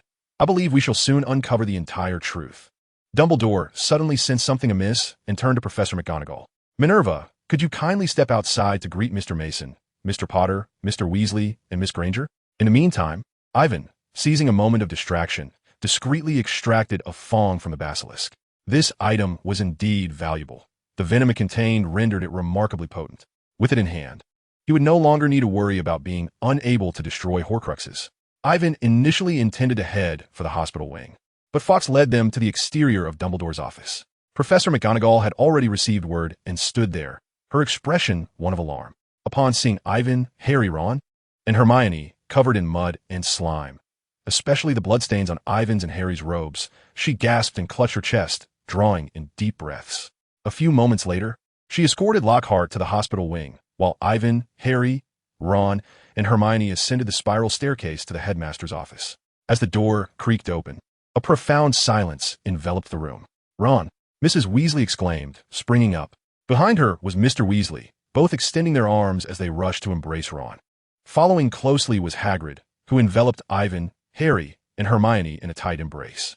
Ivan's gaze swept past him, quickly scanning the room. A faint smile played at the corners of his mouth. It appeared that prior to their arrival, the headmaster's office had been quite lively. Chapter 63. The Special Contribution Award. Thank goodness. Mrs. Weasley approached Harry and Ivan. You saved Ron. You saved him. How did you manage it? This was a question that resonated with them all. Snape fixed his intense gaze upon them. Ivan and Harry exchanged a quiet glance. Ivan nodded toward Dumbledore, suggesting that Harry should recount the events that transpired in the Chamber of Secrets. After a moment's hesitation, Harry stepped up to the desk, placing the sorting hat, the ruby-encrusted sword, and the remnants of Riddle's diary upon the surface, one by one. Then, he began to narrate the events in their entirety. For about 15 minutes, he spoke, and the room hung on his every word, enveloped in a profound silence. He recounted how he had consistently heard that disembodied, ghostly voice, and how, through their investigation, they learned from Hagrid about the events surrounding the chamber's opening 50 years prior. This led them to deduce that a basilisk lurked within, slithering through the pipes and attacking students. He then described the two battles that transpired in the common room and the chamber itself, detailing how he and Ivan were led to the chamber by the basilisk, how Ivan was struck by Riddle's curse, how Fawkes arrived just in time, how the sorting hat gifted him the sword, and how he used it to slay the basilisk. However, as he continued, his voice faltered. He had consistently refrained from mentioning Riddle's diary or Ron. At this moment, Ron stood by the fireplace, head bowed, a visage of despair, tears silently cascading down his cheeks. Harry anxiously pondered. If he claimed that Riddle had manipulated Ron into these actions, how could they substantiate that Riddle's diary, now rendered powerless, had indeed coerced Ron into such behavior? Potter, get to the point. Snape whispered. We are primarily concerned with who opened the Chamber of Secrets and why that foolish basilisk was determined to abduct Weasley. Harry found himself at a loss for words, particularly since it was Snape who had posed the question, despite having rescued them in the common room. Yet, Harry was convinced that if given the opportunity, Snape would not hesitate to expel them from Hogwarts. Professor, it was all Voldemort's doing, including the incident 50 years ago. Ivan's voice interjected at a most opportune moment. The mere mention of Voldemort's name rendered the room abruptly silent. The Weasley couple, Hagrid, and Cornelius Fudge shuddered. Snape's expression grew peculiar, while Lucius Malfoy, who had been lurking in the corner, suddenly appeared uncomfortable. Goodness, are you implying that this was all the work of the Dark Lord? Fudge exclaimed in astonishment. Wasn't it Hagrid 50 years ago who was apprehended by a student? We even awarded him a special commendation for it. There are records to prove it. Cornelius, I have long maintained that Hagrid was wrongfully accused. He is as innocent as the rest of us, Dumbledore replied calmly. Indeed, you did mention that. However, the student who captured Hagrid, Fudge hesitated. His name was Tom Riddle, the Voldemort of his student days. He orchestrated a series of attacks within the castle. Harry and I thwarted his plot within the Chamber of Secrets. Upon hearing Ivan's words, Fudge nervously took a step back. Though he had just listened to Harry, he could hardly fathom how two 11 or 12-year-old wizards could vanquish a powerful dark wizard and a basilisk. The entire affair sounded like a tale spun from fantasy. Minister, since we have thwarted Voldemort's scheme and saved Hogwarts, Ivan fixed his gaze on Fudge, a smile gracing his lips. Might it be possible for the four of us, myself, Harry, Hermione, and Ron, To receive a special commendation as well? What? Fudge was momentarily taken aback. Well, if you indeed defeated the Dark Lord, I suppose that should not be an issue, though it will require discussion with the department and the school board. It should be resolved in a few days. That would be splendid. Thank you, Minister, Ivan exclaimed, buoyantly leaping up. If possible, I would prefer that you personally present the award to us. This news could be featured in our Hogwarts Magical News and the Daily Prophet. I believe everyone would appreciate the ministry's efforts. No problem, my dear child. I shall likely return to Hogwarts tomorrow with your special commendation trophy and Hagrid's pardon. Upon hearing that the reputation of the Ministry of Magic would remain unscathed by this incident, Fudge appeared quite pleased. Albus, now that everything has come to light, I must take my leave. You know there are numerous matters awaiting my attention within the department. He bid farewell to everyone and turned to exit the headmaster's office, with Snape trailing closely behind. Although it was well understood that Voldemort had orchestrated these events, once Fudge departed, Dumbledore gently remarked, I remain curious. How did Voldemort manage to deceive Ron? According to my sources, he is currently hiding in the forests of Albania. What? Mrs. Weasley exclaimed in astonishment. Are you suggesting that the Dark Lord deceived Ron, when just moments ago, Ivan mentioned they were together? Professor, it is this diary that is at fault, Harry interjected hastily, clutching the diary and presenting it to Dumbledore. It was written by Riddle when he was 16. Dumbledore took the diary from Harry, his gaze descending from his long, hooked nose to intently scrutinize the damp, charred pages. Ivan could ascertain that the other party had recognized it as a Horcrux. Remarkable, Dumbledore whispered. Needless to say, he could be considered one of the most outstanding students in the history of Hogwarts. He turned to the Weasleys and recounted tales from Voldemort's student days. However, I did not understand why Ron would be involved. Good heavens, Ron, Mr. Weasley exclaimed, utterly bewildered. Have I not taught you? I have always advised you to never trust anything that can think for itself, unless you can see where it keeps its brain. This dubious diary is evidently filled with dark magic. Do not blame Ron, Mr. Weasley, Ivan quickly replied. It was Ron who saved Ginny when the basilisk attacked in the common room. In fact, few wizards can break free from Voldemort's magical control. Dumbledore added, Arthur, you should be proud of Ron, and I believe he has certainly learned a significant lesson from this experience. Before he could finish his statement, a letter suddenly appeared on Dumbledore's desk. I was just about to discuss this matter with you, Lucius. Dumbledore stated calmly. I have just been in contact with the other 11 board members, and after deliberation, it seems they believe I am the most suitable candidate for the position. I see, Lucius said slowly, narrowing his eyes. Furthermore, they informed me of some rather interesting matters. It appears someone has threatened them, stating that if they do not agree to my dismissal, they will curse their families. Dumbledore smiled at him knowingly. Quite the jest. Lucius's complexion turned paler than usual, his eyes blazing with fury. In that case, I shall take my leave. I hope Hogwarts will not experience such attacks again. Otherwise, as a board member, I will be quite troubled. Chapter 64, Dumbledore's Probe. Lucius turned to leave, but the peculiar behavior of the house elf Dobby, who stood behind him, caught his attention. Dobby's bulbous eyes were fixed meaningfully on Harry as he incessantly pointed at the diary on Dumbledore's desk, then at Malfoy, and then he struck his own head with his fists. A sudden insight struck Harry, and he nodded at Dobby. In response, Dobby retreated to the corner, fiercely tugging at his ears as a form of self-punishment. Mr. Malfoy, aren't you curious about how Ron came into possession of this diary? Harry inquired. Humph. Lucius sneered at Harry. My time is exceedingly precious, and I have no interest in the trivialities of how a foolish 12-year-old acquired a ridiculous diary. Is that so? Harry elongated his tone. Ron just mentioned that he discovered this diary in Ginny's Transfiguration textbook, and I recall you conveniently picked up Ginny's Transfiguration book at the Leaky Cauldron. Surely, you seized the opportunity to secretly slip the diary inside, did you not? At Harry's words, Mr. Weasley sprang to his feet, glaring angrily at Lucius Malfoy. Had it not been for Mrs. Weasley restraining him, he would have lunged forward. Ivan noticed Lucius's pale hands clench in a fist before relaxing once more. Do you have any evidence? He rasped. Oh, no one can provide evidence now. Dumbledore replied with a smile. After all, Riddle has vanished from this book. However, Lucius, I must offer you a word of advice. Refrain from disseminating relics of Voldemort's student days. Should such items fall into the hands of the innocent, at the very least, Arthur will surely trace them back to you. Lucius Malfoy stood in stunned silence for a moment, his right hand twitching as if to reach for his wand. But he restrained himself. I shall heed your advice, Dumbledore, he stated, turning to the house elf. We are leaving, Dobby. He twisted the doorknob, and the house elf hurriedly ran forward, only for Lucius to kick him out the door. Dobby's anguished screams echoed down the corridor as they faded away. Meanwhile, Harry remained, intently focused on the diary, furrowing his brow in deep thought. "Professor Dumbledore," he exclaimed hurriedly, "may I return this diary to Mr. Malfoy?" "Of course, Harry," Dumbledore replied calmly. "However, afterward, you must visit the hospital wing. Madame Pomfrey has prepared some potions for you." Grabbing the diary, Harry dashed out of the office. Ivan paused for a moment before urgently whispering a few words to Hermione, who nodded and followed suit. Ron, Hagrid, and the Slytherins also looked worried as they trailed behind. In the blink of an eye, only Dumbledore and Ivan remained in the office. "Take a seat, Ivan." Dumbledore gestured to the chair before him. "It seems you have something to discuss with me." Ivan nodded and sat down cautiously. Since he had already attracted Dumbledore's attention, evasion was futile. It would be better to take the initiative. "Relax. Do you need some cockroach clusters? I've heard you quite fancy them." Dumbledore picked up a jar of sweets from beside the table and extended it towards Ivan. "No, thank you, Professor." Ivan hastily shook his head. He had only ever promoted these sweets in a newspaper, and who would believe he actually liked them?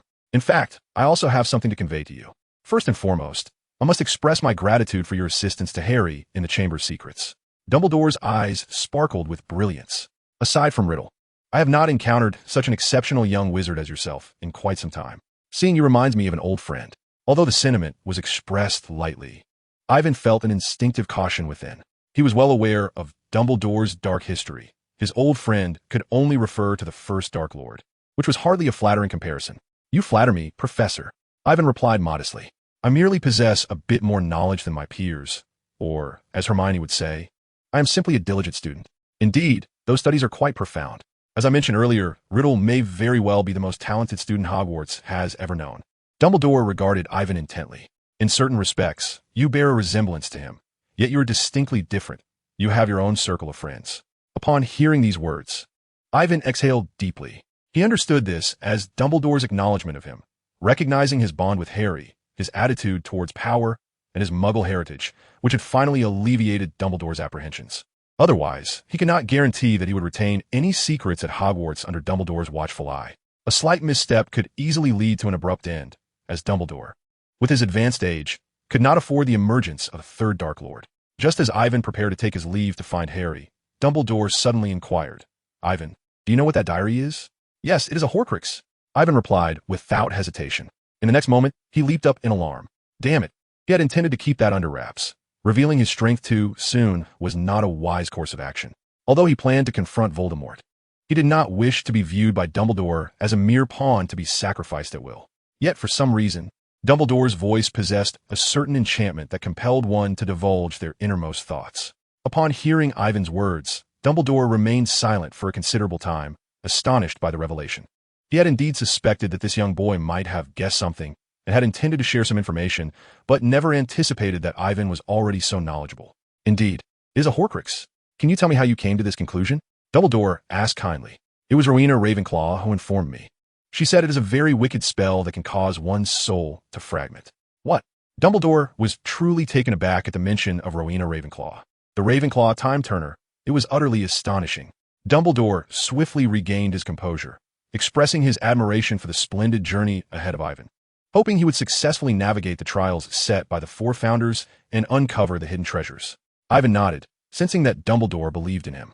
As the conversation turned to the four founders of Hogwarts, Dumbledore remarked leisurely, "You must be aware that Voldemort is the last heir of Salazar Slytherin, and he should also be the final Parseltongue.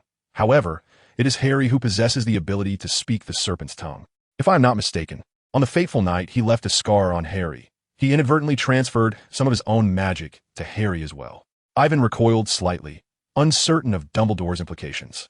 He was certainly aware of the matters discussed, including the fact that Harry was also a Horcrux. "What I mean is, regardless of the circumstances or unexpected events, you will undoubtedly stand by Harry's side. One to you?" Chapter 65. The final chapter of the chamber. Ivan could not recall how he exited the office, only that his back was drenched in cold sweat. Dumbledore was truly formidable. Perhaps he meant no malice, yet the sensation of having no secrets was profoundly unsettling. Ivan resolved to diligently learn the art of mental occlusion. At that moment, the corridors of the school were devoid of any human presence, yet they buzzed with excitement. It was unclear who had leaked the news, but all the portraits were chattering animatedly about the events within the chamber, their discussions nearly mirroring the reality. Upon seeing Ivan, each portrait curiously halted him, eager for him to recount how he and Harry vanquished the basilisk. Ivan disregarded the portraits and proceeded directly to the hospital wing. In the next instant, with a resounding pop, the house elf Dobby appeared before him. "Sir, Dobby is free. Harry Potter has liberated Dobby, giving him a sock from his master. He is even greater than Dobby had previously known." The little elf exclaimed in a piercing voice, his large eyes brimming with tears. "Congratulations, Dobby," Ivan said softly, noticing the sticky, foul sock adorning Dobby's right foot. "Thank you," Dobby choked out, his voice filled with a joyful sob. "Sir," Dobby overheard Miss Hermione Granger mention that you sought Dobby for something. "I do have a matter to discuss with you," Ivan nodded, quickly inquiring, "Dobby, now that you are free, what are your plans for the future?" "I have given it much thought, sir," Dobby replied. Dobby cherishes freedom, but he also enjoys work. He needs a job and wishes to earn wages. However, he continued, his demeanor shifting to one of disappointment. "This may prove difficult, sir. People might be unwilling to pay Dobby, as it does not align with the nature of a house elf." His voice grew softer, losing the initial joy. "Actually, I have a position that would suit you perfectly, and I am willing to pay you for your services. I just wonder if you would be interested." Avon had contemplated that as the circulation of the Hogwarts Magical Gazette continued to rise, it would be impossible for just a few of them to manage the workload. With the summer holidays approaching, he couldn't afford to wield magic as casually as he had been. He needed a dedicated wizard or a wise magical creature to assist him, and Dobby fit the bill perfectly. Upon hearing that Avon was willing to pay for his services, Dobby was overwhelmed with emotion, shedding tears of joy as he embraced Avon tightly around the waist. In Dobby's eyes, Avon's stature instantly elevated from being merely a great friend of Harry Potter to being regarded as equally magnificent. Thus, Dobby became the first full-time employee of the Hogwarts Magical Gazette. Considering the immense workload, Avon initially intended to offer him 10 galleons a week with weekends off. However, Dobby vehemently refused this, deeming such wealth and leisure time to be quite terrifying. He negotiated with Avon, ultimately settling on a salary of 4 galleons per month along with a single day off. Additionally, Dobby would also take on various personal tasks for Avon, akin to that of a servant. If Malfoy were to discover this arrangement, one could only imagine the fury that would ensue. After resolving matters with Dobby, Avon made his way to the hospital wing. Thanks to Madame Pomfrey's potions, he enjoyed a restful sleep, waking up the following morning. By then, Gilderoy Lockhart's bed was already vacant. Ron informed him that Lockhart had been transferred to St. Mungo's Hospital for Magical Maladies and Injuries due to severe damage from a memory charm. Apparently, Dumbledore had just visited to check on them, and seeing Avon asleep, everyone had refrained from waking him. Avon could tell from Harry's expression that Dumbledore must have had a private conversation with him. That look could only be described as the result of a highly successful brainwashing. Moreover, Ron had fully recovered, his spirits markedly improved. The three of them enjoyed a delightful lunch prepared specially by Madame Pomfrey, during which Ron recounted his experiences of being controlled by Tom Riddle. Harry then detailed the 2 battles that had taken place in the Common Room and the Chamber of Secrets. Just as Harry finished speaking, Hermione, Colin, and Ginny entered the ward, bearing both good and bad news. The good news was that Dumbledore had awarded each of them 200 points during breakfast, propelling Gryffindor from the bottom to first place, making it clear that the House Cup would likely belong to them this year.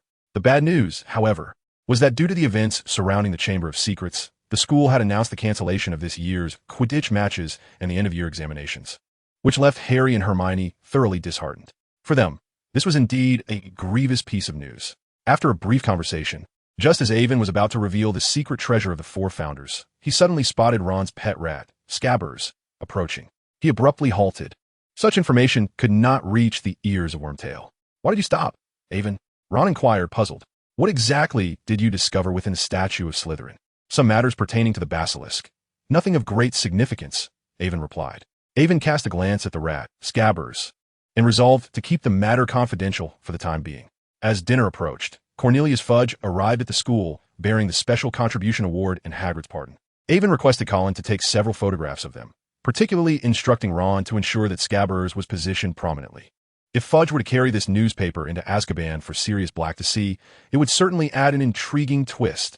It wouldn't be long before the Ministry of Magic found itself in a flurry over Black's escape. Hogwarts had returned to its usual state, albeit with a few minor changes. The defense against the Dark Arts class had been cancelled, Lucius Malfoy was expelled from the school board, and Draco no longer strutted around the school as if he were its master. Instead, he now wore a perpetual scowl, seemingly consumed by resentment. After the mandrakes matured, The petrified students were successfully revived. The Hogwarts Magical Gazette also returned to its peak sales before the Chamber of Secrets incident. Avon found himself troubled, seeking a new angle to replace Lockhart's novels. The section featuring personalities was now dedicated to Hagrid, serving as an excellent supplement to the Chamber of Secrets events, as everyone was keenly interested in his unjust experiences over the years. For the novel segment, Avon ultimately decided to write it himself. He borrowed the complete works of Lockhart from Hermione and, mimicking his style, penned My Encounter with the Basilisk at Hogwarts. To his surprise, it became a resounding success, with numerous fans writing to him daily. Fortunately, Avon enlisted Dobby's assistance. Otherwise, he would have been overwhelmed with work. Avon, Harry, Ron, Hermione, Colin, Fred, George, and Ginny occupied a private compartment, fully utilizing the last few hours before the holiday to play wizard's chess, while Fred and George set off their final few firecrackers. As the Hogwarts Express gradually slowed, Harry provided them with the Dursley's phone number, although Avon harbored doubts about whether Harry's aunt and uncle would welcome a call from a wizard. Just as Harry was speaking to Ron, he mused that if they learned about Harry's many near-death experiences, they would surely be furious. As the train gently rolled into the station, Avon stood to retrieve his luggage and unexpectedly felt the enhancing potion in his pocket, recalling the summer study topics of mind closure and the Patronus charm. A bittersweet smile crept upon his lips. It seemed his summer would indeed be filled with activity. Chapter 66, A Busy Summer. As anticipated, Avon's entire summer was exceedingly busy. On the very first day of the holiday, at 4 a.m, the house elf Dobby hurried to Avon's home, just as he did at Hogwarts or the Malfoy residence, promptly beginning to tidy the household. By 6 o'clock, Mrs. Mason rose early to start her chores, only to discover that breakfast had already been prepared, the trash was disposed of, and the floors, windows, and furniture had been thoroughly cleaned. Even the garden lawn had been neatly trimmed. After ascertaining the course of events, Avon was compelled to inform his mother that it was all a consequence of magic. Despite his considerable efforts to persuade her, Mrs. Mason remained unconvinced until the very end. She knew her son too well. Avon would never voluntarily engage in household chores, especially at the ungodly hours of 4 or 5 in the morning. Witnessing the skeptical glances from his mother, Avon could only manage a wry smile. Once she departed from his room, he promptly summoned Dobby and conveyed that such tasks were no longer necessary. However, the outcome was less than favorable. Dobby, with his bulbous eyes, gazed at Avon with a pitiful expression, repeatedly inquiring if he had failed in some regard. After Avon had insisted a dozen times that he had not, Dobby suddenly broke into tears, fearing that Avon intended to cast him away. Ultimately, Avon found himself comforting the little elf.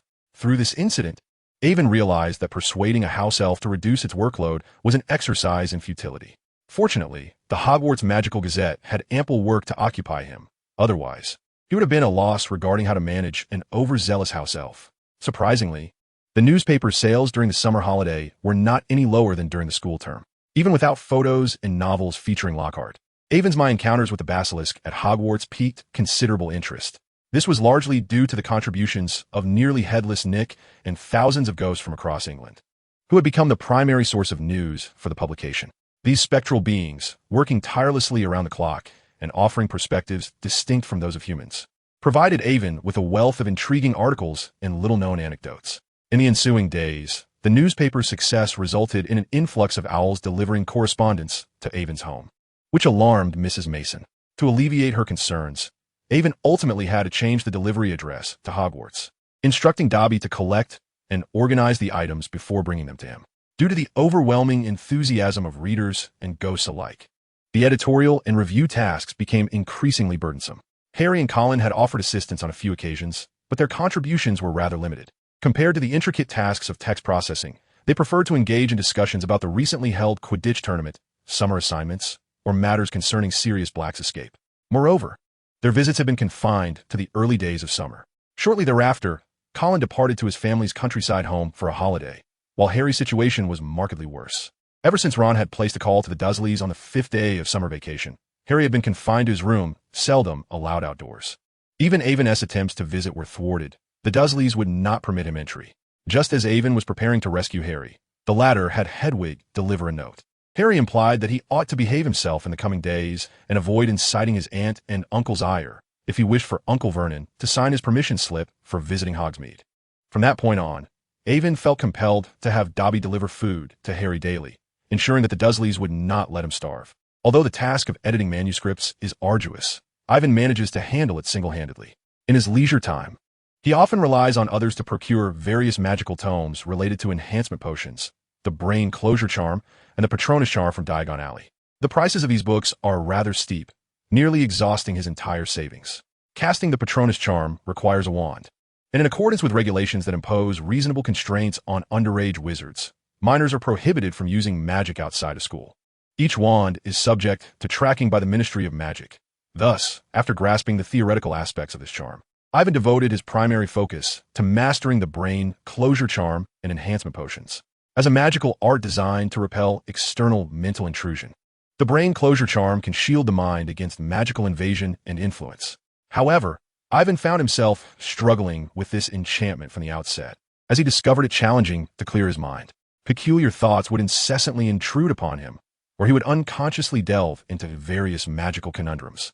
After much endeavor, he reluctantly categorized the Brain Closure Charm as a long-term practice project, hoping to master the spell before the conclusion of his second academic year. Reflecting upon it, Ivan realized that precious and ancient potions, such as enhancement potions, were merely utilized to prolong combat, which seemed a regrettable waste. After meticulously reviewing all the magical texts he could acquire, he ultimately resolved to use this knowledge to assist himself in achieving Animagus transformation. Animagus is a complex transfiguration spell that allows a wizard to transform into a specific animal. For the majority of wizards, even those of adult age, this spell remains profoundly intricate and perilous, let alone for a mere 12-year-old like Ivan. During the Animagus process, practitioners are susceptible to various pitfalls that could lead to disastrous transformations or even demise. Consequently, the Ministry of Magic enforces stringent regulations regarding the spell, requiring all animagi in their animal forms to be registered with the Ministry's Office for the Misuse of Magic. A designated official is responsible for supervising the initial transformation process. Throughout the 20th century, only 7 individuals successfully registered as animagi. Undoubtedly, this number does not encompass the totality of wizards possessing the ability. Ivan is aware of many unregistered animagi, such as the ever-present Peter Pettigrew and the soon-to-appear Sirius Black. Both completed their transformations during their student years. In light of this, equipped with enhancement potions, Ivan resolved to achieve his own Animagus transformation during the upcoming summer. He had conducted thorough research and understood that becoming an Animagus requires not only a solid foundation in transfiguration theory, but also a substantial reservoir of magical energy. The theoretical knowledge posed no issue, as Ivan had previously sought counsel from Tom Riddle regarding Animagus transformation while in possession of his diary, receiving considerable assistance from him. Though Voldemort may lack in moral character, his grasp of magical knowledge is on par with that of Dumbledore. The challenge lies in the substantial magical energy required during the initial transformation process. The metamorphosis from human to animal demands a considerable amount of magical power. Depending on the physical constitution of a shapeshifter, this can often be 1 to 5 times the capacity of an adult wizard, which is a primary reason why many wizards fail to complete the transformation. The common approach involves purchasing numerous potions that replenish magical energy. However, these potions are exorbitantly priced, and their efficacy is relatively mediocre, far inferior to the significant enhancement provided by potency-boosting elixirs. Thus, with the assistance of such elixirs, Ivan's endeavor to become an Animagus was virtually devoid of complications. After numerous practice attempts, he gradually mastered the essential techniques. Following over a month of preparation, during the 5th week of summer vacation, Ivan isolated himself in his room, preparing for his inaugural transformation. He instructed Dobby to guard the door, permitting no one to enter without his express consent. Chapter 67, The Animagus. Inside the room, Ivan opened the thick tome of magic, turning to the page dedicated to Animagus transformations, meticulously reviewing all the steps and critical points once more. Once satisfied, he inhaled deeply and lifted the potency-boosting elixir to his lips, consuming it in one swift motion. Like a shot of strong liquor, the dark golden potion surged through him, unleashing a formidable surge of magical energy that intensified rapidly. The magic flowed within him like an unbridled river, coursing through his veins and invigorating his entire being. In the span of a single breath, he felt a profound transformation enveloping him. His body brimmed with restless power, and the magic began to overflow uncontrollably. This sensation reminded him of the first time his magic had surged uncontrollably at the age of 5, when he believed he had acquired some extraordinary ability. However, that experience paled in comparison to the intensity of this moment. After enduring for a mere 5 seconds longer, Ivan sensed he had reached his limit. The overwhelming magical energy within him was becoming unbearable. He could not continue without releasing this power. Otherwise, he feared he might be overwhelmed by it. Animagus, he uttered in a low voice. As soon as the words escaped his lips, his body began to transform rapidly. A powerful surge of magic erupted from him, sending everything in the room flying. Even Dobby, who had been vigilantly guarding the door, felt the ferocity of this magical force.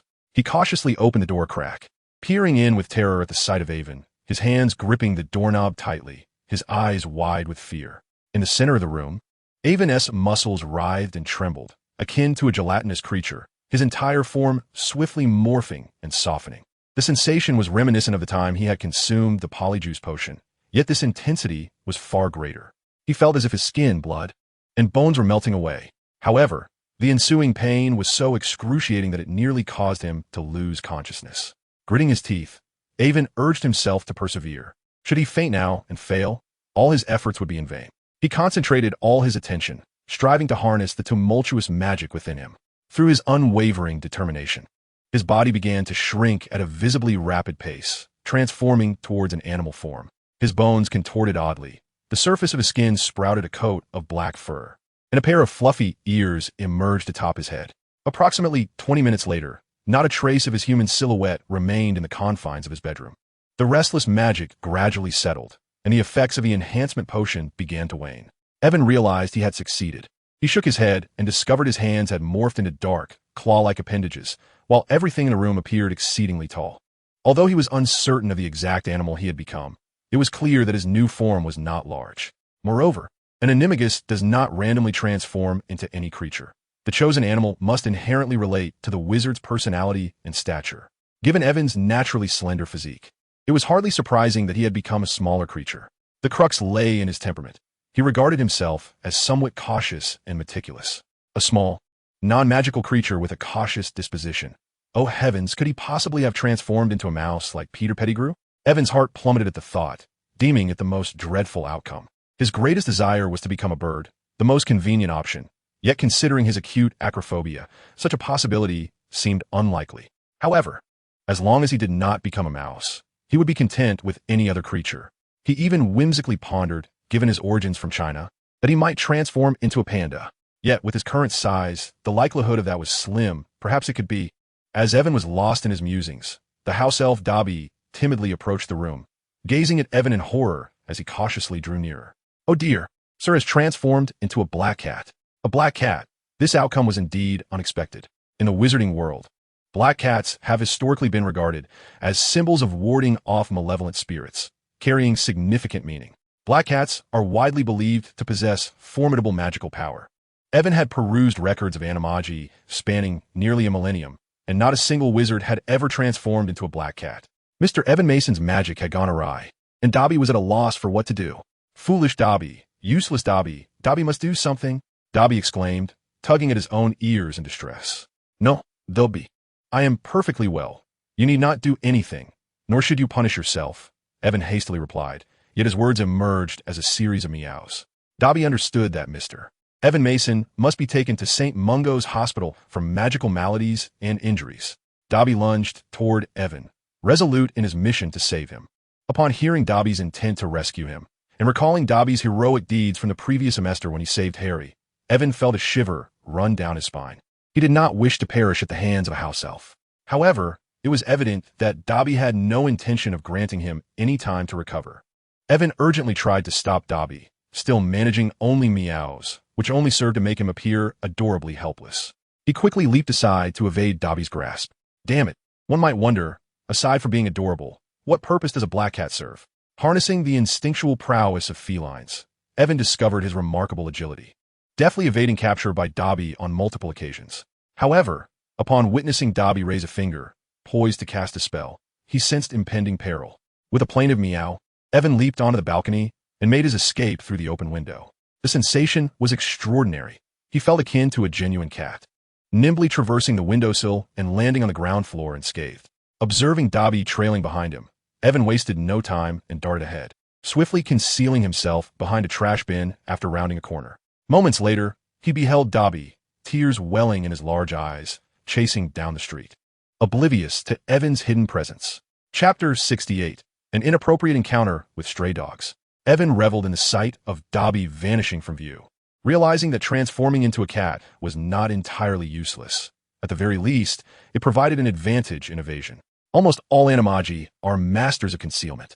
Just look at Peter Pettigrew, who managed to hide in the Weasley household for 12 or 13 years before being discovered. Truly impressive.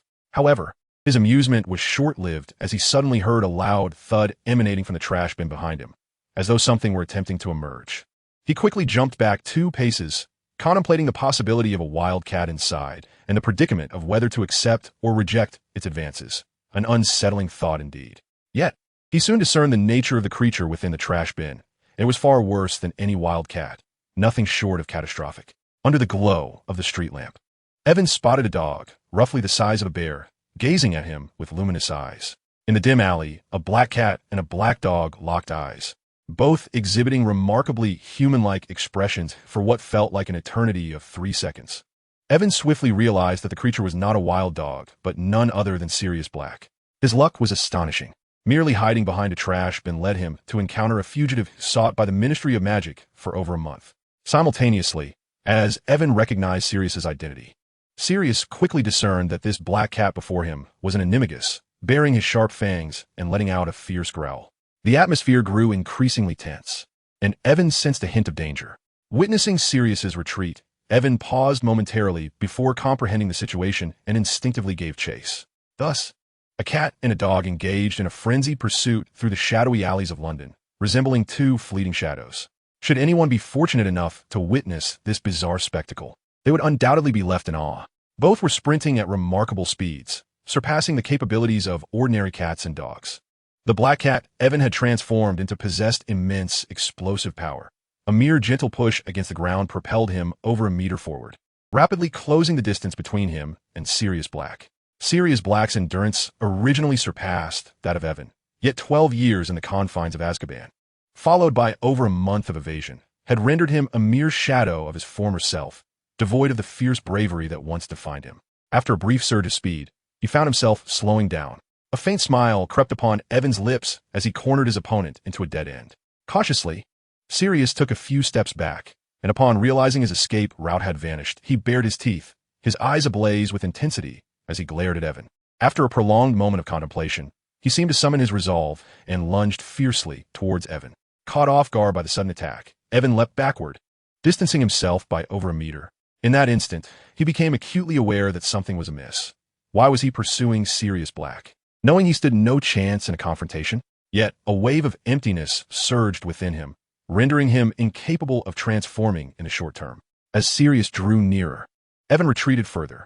The retribution arrived with alarming swiftness, a stark reversal of circumstances as the aura of danger intensified. Evan emitted a feeble meow, but Sirius's relentless advance only grew more ferocious. With no means of communication and sensing the imminent threat of being torn asunder, Evan made the decisive choice to flee. He could feel Sirius hot on his heels, compelling him to quicken his pace. As he traversed the garden, he caught sight of a diminutive figure clutching an enormous box at a dimly lit street corner. Just as he recognized the familiar silhouette, a sudden flash of light illuminated the scene, and he immediately identified the figure. Harry Potter sat despondently upon a low wall on Magnolia Crescent, trembling. He had just inflated his Aunt Marge, a consequence of her own provocations. She had no right to insult his parents. Last semester, he had learned from his closest friend, Evan, that his parents had fought valiantly against Voldemort until the very end, sacrificing themselves to protect him. And he felt an immense pride for them. They were not the unemployed layabouts Aunt Marge had claimed, who met their demise in an accident. Although he had magically inflated Aunt Marge, Harry felt no remorse. He had left the Dursleys with all he possessed, traversed several streets in a single breath, and found himself marooned in the dark Muggle world without a destination. The worst part was that his recent use of magic meant he was almost certainly facing expulsion from Hogwarts. He had grievously violated the decree restricting underage magic use. Yet the Ministry of Magic had not sent an enforcer to apprehend him at his current location, leaving Harry bewildered. What was he to do now? He had sent Hedwig with a letter to Evan, contemplating whether he should seek him out, knowing Evan lived nearby and would surely have a way to assist him. However, hesitation gripped him. With expulsion looming on the horizon, he did not wish to burden Evan with his troubles. Harry lowered his gaze to the wand still clutched in his hand. If he were indeed expelled and destined to be banished from the magical realm, then casting a modicum of magic would be of little consequence. Within his trunk lay the invisibility cloak bequeathed to him by his father. If he could enchant the trunk, rendering it as light as a feather, bind it to his broomstick, don the cloak, and soar to London, he could retrieve all the money from the underground vault. Then, he could wander freely. Such a prospect was undoubtedly daunting, yet he could not remain perched upon this low wall indefinitely. Otherwise, he would have to explain to Muggle police why he lingered on the street at such an hour, burdened with a trunk full of spellbooks and a broomstick. After a moment's contemplation, Harry resolved to act. He opened his trunk and sifted through its contents in search of the invisibility cloak. Suddenly, a peculiar pricking sensation coursed through him, compelling him to stand erect. He sensed that someone or something was hastening towards him. Lumos, he whispered softly, the tip of his wand igniting with a glow. In the next moment, he beheld a diminutive, jet-black cat rushing towards him, leaping into his arms. Chapter 69, The Night Bus. The impact of the cat's leap caused Harry to stagger back a step, his leg colliding with the trunk, which tripped him. One arm cradled the small cat, while the other reached out in an attempt to maintain his balance. Alas, it was of no avail, and he tumbled heavily to the ground. Quickly rising, he found the black cat had taken perch upon his shoulder, wearing an oddly familiar, mischievous grin that instantly reminded him of Ewan. Shaking his head, he dismissed the thought. How could a cat possibly bear Ewan's expression? Yet the semblance of that smile was indeed uncanny. Before he could investigate further, he spotted a large, luminous-eyed silhouette looming in the distant shadows, resembling a colossal dog. Cautiously, he extended his wand forward. Just as his wand was raised, the gravel-strewn walls suddenly flickered with light, followed by a thunderous bang, as a blinding flash surged forth. Harry let out a shout and hastily retreated, only for Ewan to grasp his shoulder firmly, providing timely support. Mere seconds later, a pair of enormous wheels and headlights screeched to a halt precisely where Harry had stood moments before. Ewan looked up to see that the wheels and lights belonged to a triple-decker bus, which had materialized from the thin air. The golden letters emblazoned on the bus's windshield read, "The Night Bus." Welcome aboard the Night Bus, an emergency transport service for witches and wizards in distress. Simply extend your wand and step aboard, and we shall whisk you away to your desired destination. My name is Stan Shunpike, and I shall be your conductor this evening. Sampak, approximately 10 years of age, possessed a pair of large, flapping ears and several small blemishes on his face. He approached Harry, a peculiar passenger accompanied by a black kitten. "What are you still doing there?" he inquired. "No, what is that on your forehead?" Stan seemed to have noticed the scar on Harry's brow. Nothing at all," Harry quickly replied, attempting to cover the mark with his hair. If the Ministry of Magic was searching for him, he wished to remain elusive. "Well, what is your name?" Stan persisted. "Neville Longbottom," Harry murmured, his gaze shifting to the vehicle behind Stan. "So, this bus can go anywhere, correct?" "Indeed, anywhere on land," Stan confirmed. "But not underwater." He looked somewhat skeptical. "Weren't you just signaling for us to stop? You pointed your wand, didn't you?" "Yes," Harry hurriedly affirmed. "Listen, how much to get to Diagon Alley in London?" 11 silver sickles," Stan replied. "However, since you have a pet, you'll need to pay an additional 5. If you add 3 more, you can have chocolate. And for 1 more, you'll receive a hot water and a toothbrush, color of your choice." "Wait, this cat is not my pet." Harry recalled the black cat perched on his shoulder and quickly explained to Stan, "I just encountered it a second before you arrived." "Is that so?" Stan said skeptically. "But it is already boarded. You should know that a black cat is quite a rare breed. If it isn't your pet." Harry noticed that the black cat, which had been resting on his shoulder, had climbed aboard the night bus and settled onto a soft bed. With no other option, he hastily retrieved his coin pouch and poured some silver coins into Stan's hand. Then, he and Stan lifted his trunk, upon which Hedwig's cage rested, and made their way onto the night bus. "You'll sleep here." Stan introduced Harry to the driver and led him to the bed beside Ernie, pulling out a large piece of chocolate and handing it to him. "This is yours. I prepared some cat food for your pet. We have everything here." He rummaged beneath a bed and produced a food bowl, filling it with a generous amount of cat food. Ernie turned his head in disdain. The fool truly believed he was a cat. Had he not sensed that Sirius Black was still nearby, Ernie would not have chosen to board this vehicle with Harry.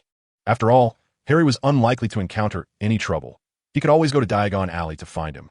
A multitude of tasks awaited him at home, especially since Dobby would be anxious if he could not find him. However, Ernie found himself with no other choice. The after effects of the potion he had consumed had severely drained his magical energy, and he estimated that he wouldn't recover until the following morning. As the bus lurched into motion with a tremendous bang, Harry was involuntarily thrown onto the bed, landing heavily atop Ernie.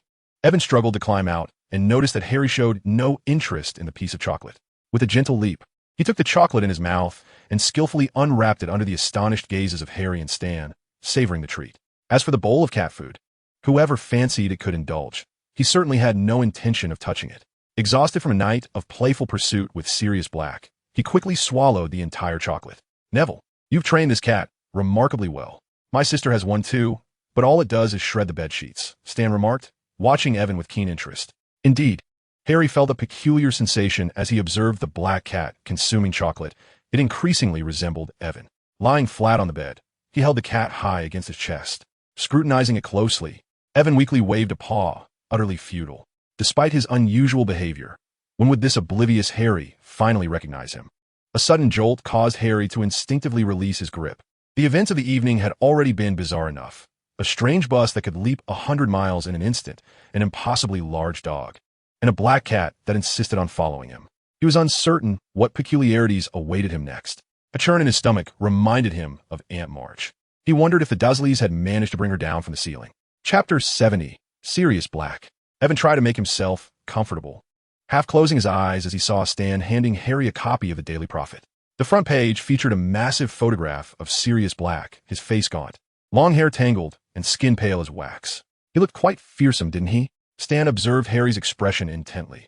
Black had been the subject of much recent news, notorious as one of the most infamous prisoners to have ever been confined in Azkaban. He killed 13 people? Harry whispered, incredulous. With a single curse? Indeed, in broad daylight, before witnesses, causing quite a stir. Stan leaned in, lowering his voice. Black was a staunch supporter of the Dark Lord, closely allied with him. You know, when young Harry Potter was to be murdered by the Dark Lord, Evan noticed Harry anxiously pulling his hair down over his forehead. All of the Dark Lord supporters had been hunted down. They knew that with the Dark Lord's escape, they were also doomed. So they had all laid low, except for Sirius Black. He remained the Dark Lord's most loyal supporter. I heard he believed that one day the Dark Lord would rise again, and he would be second in command. Nevertheless, they cornered Black in the streets, which were bustling with muggles. He brandished his wand and blew up half a street, resulting in the death of one wizard and 12 muggles. Terrifying, isn't it? Do you know what Black did next? Stan whispered dramatically. What? Harry asked, tense. He laughed. Stan remarked, standing there with a hearty laugh until the reinforcements from the Ministry of Magic arrived. He quietly followed them, still chuckling along the way. Could it be that he had lost his sanity? If he had not gone mad by the time he reached Azkaban, surely he must be deranged now. Stan whispered Neville. You are familiar with Azkaban, right? No one can endure such confinement for long. Yet, he has emerged now. No one has ever escaped Azkaban before, have they? The guards are insurmountable, are they not?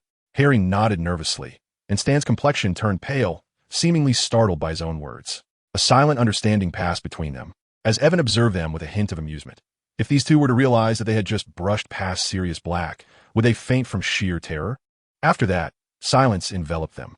The night bus surged through the darkness, scattering bushes, pedestrians, safety posts, telephone booths, and trees in its wake. Harry lay on his feather bed, restless and forlorn. Evan reached out, tousling Harry's hair. Harry seemed to want to embrace him, but he quickly leapt aside to evade. The sky outside the window brightened slightly, and Evan spotted a dilapidated pub appearing ahead as the night bus glided to a halt. Evan hopped onto Harry's shoulder, and they disembarked. Stan set down Harry's trunk and Hedwig's cage on the pavement, and the night bus departed. Now, we are headed to Gringotts. Harry abruptly halted, staring ahead in astonishment. You've arrived, Harry. In the shadows, a figure emerged from the low, dim entrance of the leaky cauldron. It was Cornelius Fudge, the Minister for Magic. Harry felt a surge of anxiety as he dragged his heavy trunk, being ushered into the pub by Fudge. A hunchbacked figure holding a lantern appeared from behind the bar. Tom, the toothless, wrinkled proprietor of the leaky cauldron. You found him, Minister. Tom bowed. What would you like to drink, beer or brandy? I'll have a pot of tea. Fudge replied, looking somewhat haggard. He gestured to a chair by the fire and said to Harry, Take a seat, Harry. Harry sat down, and although the fire blazed brightly, Evan could feel Harry's body trembling slightly, as if he were exceedingly anxious. Fudge removed his green, striped robe and tossed it aside, quickly adjusting the trousers of his deep green suit before sitting opposite Harry. We met just 3 months ago, Harry. I am Cornelius Fudge, the Minister for Magic. Fudge said hastily, casting a peculiar glance at the black cat resting on Harry's shoulder. Harry nodded awkwardly, unable to believe that he was being confronted by the Minister for Magic himself. Just 3 months prior, Fudge had awarded him, Evan, Hermione, and run a special commendation. Was he now here to expel him? Before he could utter a word, the pub owner Tom returned with a tray bearing tea and scones. He placed the tray on the table between Fudge and Harry, then exited the booth, closing the door behind him. "Well then, Harry." Fudge poured the tea as he spoke, expressing his relief. "I'm not afraid of you knowing. You left us in quite a panic, running away from your aunt and uncle's home like that. I initially thought. Thankfully, you were unharmed, and that is the most important thing." He spread butter on his biscuit and pushed the plate toward Harry. "Eat. Harry, you look rather morose. You will be pleased to hear how we resolved the unfortunate incident with Miss Midge being inflated. Just a few hours ago, 2 members from the Department of Magical Reversals were dispatched to Privet Drive. Miss Midge has recovered, and her memory has been adjusted. She no longer recalls the event. It is as simple as that, and no harm was done." Evan lightly hopped onto the long table and helped himself to a piece of biscuit as he observed Fudge smiling at Harry from the edge of his teacup, akin to an uncle gazing fondly at a cherished nephew. Opposite the table, Harry could hardly believe his ears. He opened his mouth as if to speak but could not find the words, so he closed it again. Now, once you calm down, I assure you, you and T feel that way," Fudge said with a tone of concern. "After all, they're your family. I am certain that deep down, you all care for one another." Harry did not wish to correct Fudge as perception. He was still waiting to hear how he would be dealt with. The remaining question was where he would spend the next 2 weeks of his holiday. "I suppose I could go to my classmate Evan's house. He has invited me several times," Harry said uncertainly. "Wait, Minister," Harry exclaimed hurriedly. "What about my punishment? I broke the law. I violated the decree against underage wizardry. Oh, dear child, we shan't penalize you for such a trivial matter." Fudge waved his biscuit impatiently. "It was an accidental incident. We wouldn't send someone to Azkaban merely for inflating an ant." These words left Harry somewhat bewildered, as they did not align with his previous dealings with the Ministry of Magic. "Last year, a house elf in my uncle's home turned Dudley into a pig, and I received a formal warning." Harry frowned. "The ministry said that if I performed any more magic there, I would be expelled from Hogwarts." "An excellent point," Evan observed with interest as Fudge suddenly appeared flustered. "Circumstances often change, Harry. In the current situation, we must prioritize your well-being. You surely wouldn't want to be expelled, would you?" Upon hearing Harry's words, Fudge burst into a hearty laugh and called over Tom, the pub owner, signaling him to prepare a room for Harry. He repeatedly urged Harry to remain in Diagon Alley for the next 2 weeks, and especially not to wander into Muggle London. Then, he donned his robes, preparing to depart. "Minister, do you have any news about Sirius Black?" Harry inquired. At this, Fudge's fingers slid over the silver clasp of his robe. "Ah, you've heard that news. Well, no, not yet, but capturing him is merely a matter of time." The Guardians of Azkaban had never faltered before, and this time they were exceedingly enraged, more so than any previous occasion I had witnessed. Fudge's voice quivered slightly. "Well then, farewell, dear Harry." Fudge shook hands with Harry. Harry hastily inquired whether Fudge could sign his permission slip for visiting Hogsmeade, to which Fudge reacted uncomfortably. He resolutely declined Harry's request, his expression growing increasingly unnatural. As Ivan observed him turning away, he discreetly wiped the cold sweat from his brow. After Ivan and Harry finished their respective pancakes, they followed Tom up a splendid wooden staircase to a room marked with a brass plaque indicating it was number 11. Tom opened the door. Inside, there was a large bed that appeared exceedingly comfortable, several gleaming oak furnishings, and a crackling fire in the hearth. Hedwig, who had been absent until now, perched atop the wardrobe. "Hedwig," Harry exclaimed with delight. "So you're here. Did you deliver that letter to Ivan? What did he say?" He suddenly halted, realizing that the hurried note he had written to Ivan upon leaving the Dursleys was still securely tied to Hedwig's leg, untouched.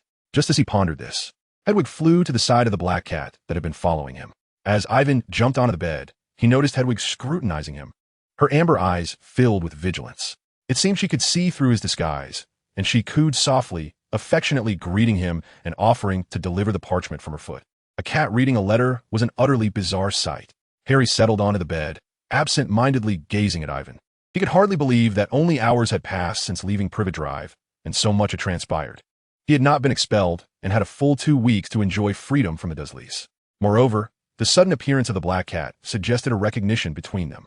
Harry rolled over, extending his hand to embrace the cat, but it swiftly evaded him, casting an indignant glance in his direction. Harry had never known that a cat could possess such human-like expressions. It was truly a peculiar creature. Suddenly, he realized he had yet to learn the cat's name. If he intended to keep it, shouldn't he bestow a name upon this feline companion? Harry contemplated numerous names, and by the time the sky outside transitioned from a deep violet blue to a cold, steely gray, he had drifted into a drowsy slumber. The following morning, while still in the embrace of dreams, Harry felt something weighing down upon him. He abruptly opened his eyes to discover that it was Ivan who was sprawled on top of him. This startled him awake, dispelling any remnants of sleep. Ivan, wake up, Harry urged, nudging the still, slumbering Ivan. When did you come in? Did you see the letter I wrote you? And how did you end up on my bed? Good morning, Harry. As Harry stared at him wide-eyed, he hastily recounted the events. How he had transformed into a small cat as an animagus, and how he had been attacked by a large black dog on the street. However, he omitted one crucial detail. The fact that the imposing black dog that had pursued him the previous night was, in fact, Sirius Black. You mean that black cat from last night was you? Harry exclaimed in astonishment. No wonder I felt something was off. A normal cat wouldn't eat chocolate and pancakes. Would it? I should have realized it sooner. It's akin to Professor McGonagall's transformations. What is that spell called? Harry gazed at Evan with envy. Animagus. Evan replied. I hope you can keep this a secret. Harry, I intend to use it as a trump card. Of course, I will keep your secret. But how did you manage it? Professor McGonagall said it's an extremely complex and perilous spell. I received a bit of assistance from Tom Riddle and Salazar Slytherin. Evan said as he sat up straighter. If you wish to learn, I can teach you. The primary challenge lies in the accumulation of magical energy. If all goes well, you might master the spell in a few years. Evan then elaborated further on the topic of animagus with Harry. After finishing breakfast, they descended the stairs, and he summoned his house elf, Dobby. Subsequently, he made a call to his mother, informing her that he would be residing in Diagon Alley for the next 2 weeks until the start of term, assuring her not to worry. As anticipated, Mrs. Mason reprimanded Evan sternly before reluctantly agreeing to his request. Chapter 72, Diagon Alley and the Leaky Cauldron. Thus, with 2 weeks remaining in the summer vacation, Evan and Harry settled into the Leaky Cauldron. In contrast to Harry's excitement, Evan had myriad tasks to attend to. Over the next few days, he visited nearly every magical shop in Diagon Alley. He persuaded the merchants to advertise in his newspaper. Thanks to the steadily increasing sales of the Hogwarts Magical Gazette, many merchants were willing to comply, and the advertising fees were significantly higher than initially anticipated. This bolstered Evan's savings, allowing him to purchase numerous items, including potion ingredients far exceeding the standard quantities used by young witches and wizards. Last semester, while preparing for the Polyjuice potion, he meticulously recorded all the potion recipes from the book Potent Potions, which contained many practical concoctions beneficial for enhancing combat abilities. Buying ready-made potions would require a substantial amount of galleons, making brewing them himself far more economical. Additionally, he acquired a remarkable model of the constellations. With it, he would no longer need to attend astronomy classes. Evan had grown weary of braving the frigid heights of the astronomy tower every Wednesday evening, especially considering his acute acrophobia, which made the experience all the more unbearable. Next, he and Harry ventured out to procure the items listed on their school supply list. They first visited Madame Malkin's robes for all occasions to purchase new robes. As they exited the shop, they noticed a crowd gathered in front of another store. Curiously, they gathered closer, and Evan noticed that it was a specialty shop for Quidditch, showcasing a beautifully crafted broomstick in its display window. The Firebolt, a pinnacle of craftsmanship in broomstick design. Its handle, meticulously fashioned from white waxwood, boasted an aerodynamic shape, exquisite in its elegance, treated with a diamond-hard polish, and featured a hand-engraved registration number. Evan merely cast a glance and lost interest. Yet beside him, Harry was nearly pressing his face against the glass. Let us go, Harry. You already possess a fine broom. There's no need to purchase another. Evan recalled the Christmas gift his parents had bestowed upon him the previous year, a Nimbus 2001, which had languished beneath his school bed since its arrival. But this was the Firebolt, the swiftest broomstick in existence, and indisputably the most expensive. Harry nodded in agreement, glancing at the tag that read price negotiable. He was reluctant to ponder the worth of the Firebolt, yet he was certain it exceeded his financial means. With considerable effort, Evan finally managed to pull Harry away. Otherwise, he would have stood there all day, foolishly fixated on a broomstick. After departing from the Quidditch shop, they proceeded to Flourish and Blots to procure new textbooks. Evan needed a new book on defense against the dark arts, while Harry had added 2 new subjects, care of magical creatures and divination. However, upon entering Flourish and Blots, they were taken aback by the chaotic scene. The once elegantly bound spellbooks were absent, replaced by several large iron cages containing roughly 200 copies of the Monster Book of Monsters. These books were engaged in a furious contest, battling with one another, gnashing their teeth and tearing at each other, with torn pages fluttering everywhere. Is it Hogwarts? Are you here to buy new books? The manager greeted them with visible impatience, but when he spotted Evan, a faint smile broke through his stern demeanor. Ah, Mr. Mason, what books do you require? In just a year, Evan had purchased over 200 magical tomes from Flourish and Blots, making him one of the shop's most esteemed patrons. Don't even mention it. These monster books of monsters are the worst I have ever encountered. Worse than the invisible book of invisibility I once dealt with. They are utterly disruptive. It's hard to believe I've been bitten 5 times this morning alone. No sooner had he spoken than a cacophony erupted from a cage, where 2 monster books were attempting to tear apart a third. No, stop. Please cease. The manager thrust his wand between the bars, prying the books apart as he shouted, I will never stock these books again, never. This is a nightmare. If I find out which imbecile designated this book as a textbook, I will certainly have words with him. Hearing this, Harry swiftly turned his head. Hagrid had gifted him a monster book of monsters a few days prior, instilling in him an odd sense of unease. His intuition suggested that Hagrid must have been the one to designate these books as required reading. Apart from Hagrid, no professor would take a liking to a book that bites. Dealing with such books is, in fact, quite simple. Observing the pitiful state of the other. I've decided to share a trick with him. He gently remarked, if you merely caress the spine of the book, it will quiet down. What? The manager exclaimed in astonishment. Ivan gestured for him to retrieve a copy of the monster's monster book from its cage. The book struggled, eager to take a bite. But as Ivan's index finger glided from the top to the bottom of its spine, the book trembled, opened, and lay quietly in his hand. Goodness, Mr. Mason, this is incredible, the manager exclaimed. You've truly saved me a great deal of trouble. He directed several staff members to sequentially extract copies of the monster's monster book, calming them with Ivan's technique before promptly binding them with a rope. Now, this is the proper way to handle such books. The manager puffed, catching his breath. Thanks to Ivan's suggestion, he and Harry received the minimum discount. Ivan unceremoniously selected several books and, after a moment's thought, picked up the textbooks for the newly added third-year courses as well. The curriculum for the second year was identical to that of the first, and Ivan had already self-studied most of the content. Attending classes would be a sheer waste of time. He resolved to audit a few of the newly added third-year subjects, a request Professor McGonagall had agreed to at the end of the previous term. Harry, on the other hand, purchased Intermediate Transfiguration, Standard Spells, Level 3, and a book by Cassandra Wablask titled Glimpse into the Future, which served as the introductory textbook for divination, providing strong guidance on palmistry, crystal balls, and the entrails of birds. However, Harry did not glance at his new books. His gaze was drawn instead to another volume resting on a small table. The Harbingers of Death, emblazoned with bold red letters. What to do when you know the worst is about to arrive.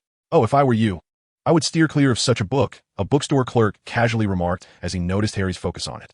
Once you read this book, you'll see omens of death lurking everywhere. It can be quite terrifying. Yet Harry remained fixated on the cover, which featured a dog nearly the size of a bear, its eyes glowing ominously. The dog appeared strangely familiar. Harry tugged at Ivan's sleeve, urging him to take a look at the cover. Ivan caught a glimpse, noting that the black dog representing the Harbinger of Death bore a resemblance to Sirius Black, and it was no wonder Harry felt a sense of unease. Ivan, do you think that night was? Don't think such nonsense. It was merely a stray dog. Ivan recalled being chased down several streets by the creature, gritting his teeth as he added, indeed, a particularly bothersome stray dog. Chapter 73. Crookshanks and Scabbers. Days passed, and soon it was the last day of summer vacation. Mrs. Weasley approached and embraced the two, while Mr. Weasley went to the bar to reserve several rooms. They would be spending the night at the Leaky Cauldron. Moments later, Old Tom brought over their breakfast. Fred and George did not allow him to speak for long. They mimicked Percy's posture and shook hands, which elicited hearty laughter from the two of them. Mrs. Weasley sternly halted such antics, clearly proud of Percy. The conversation shifted back to their travels in Egypt, as the Weasley family recounted their myriad experiences along the journey. Subsequently, Ron showcased his new wand to Ivan and Harry, a splendid 14 inches long, crafted from willow, with the essence of unicorn tail hair. As for Ginny, the young girl blushed instinctively upon seeing Harry, yet she appeared significantly more composed than during the previous term, at least managing not to knock anything over. Once everyone had finished their meals, Hermione and her parents arrived at the Leaky Cauldron. Hermione donned a sky-blue dress and a light yellow straw hat, her skin beautifully bronzed by the sun, exuding an air of elegance with a touch of playfulness, radiating vitality as she cheerfully greeted everyone. After a brief chat, the Grangers had to leave early due to other obligations. They entrusted Hermione to the care of the Weasleys, leaving her belongings for Hogwarts behind, as she would be staying at the Leaky Cauldron that evening. I heard the whole story from my dad. Your Aunt March floated on the ceiling for a full 2 hours. Ron chuckled uncontrollably, finding the notion of inflating his aunt quite amusing. There's nothing humorous about that, Ron, Hermione sharply retorted. Honestly, I find it rather peculiar that Harry wasn't expelled. I feel the same way. You have no idea how Ivan and I exchanged glances, remembering that I had to keep his ability to transform into a cat a secret. In any case, I forgot about the expulsion. I originally thought I would be apprehended. Ron, do you think Mr. Weasley knows why Fudge let me off the hook? Most likely because of you, ISNT it. Ron shrugged, still chuckling. The famous Harry Potter and all that. If I had inflated my aunt, the ministry would have certainly pursued me. Listen, they would have to dig me out first. My mom would kill me. I believe Mrs. Weasley is entirely justified in her actions. You two have become a bit too complacent. You should take a page from Ivan S. book. He would not. I already realized my mistake. Hermione. I just lost control for a moment. Seeing Hermione's annoyance, Harry hastily changed the subject. Where shall we go next? I think we should head to the pet shop first, Hermione replied, checking her wallet. My birthday is in September. My mom and dad gave me some money to buy myself a birthday gift in advance. I want an owl. Perfect. I also want to take Scabbers for a checkup. I believe Egypt was not suitable for him. Ron retrieved Scabbers from his pocket. Ivan's gaze shifted from the parchment in his hand to the small rat. Scabbers appeared thinner than before, with noticeably drooping whiskers and a coat that lacked its previous vibrancy. Ron, in my opinion, your rat simply lacks exercise. Ivan's lips curled into a slight smile, recalling how the infamous Peter Pettigrew must have been terrified by Sirius Black's escape. Exercise. Ron looked at Ivan with skepticism. Indeed, I suggested that Hermione acquire a cat, as it could prove beneficial for you.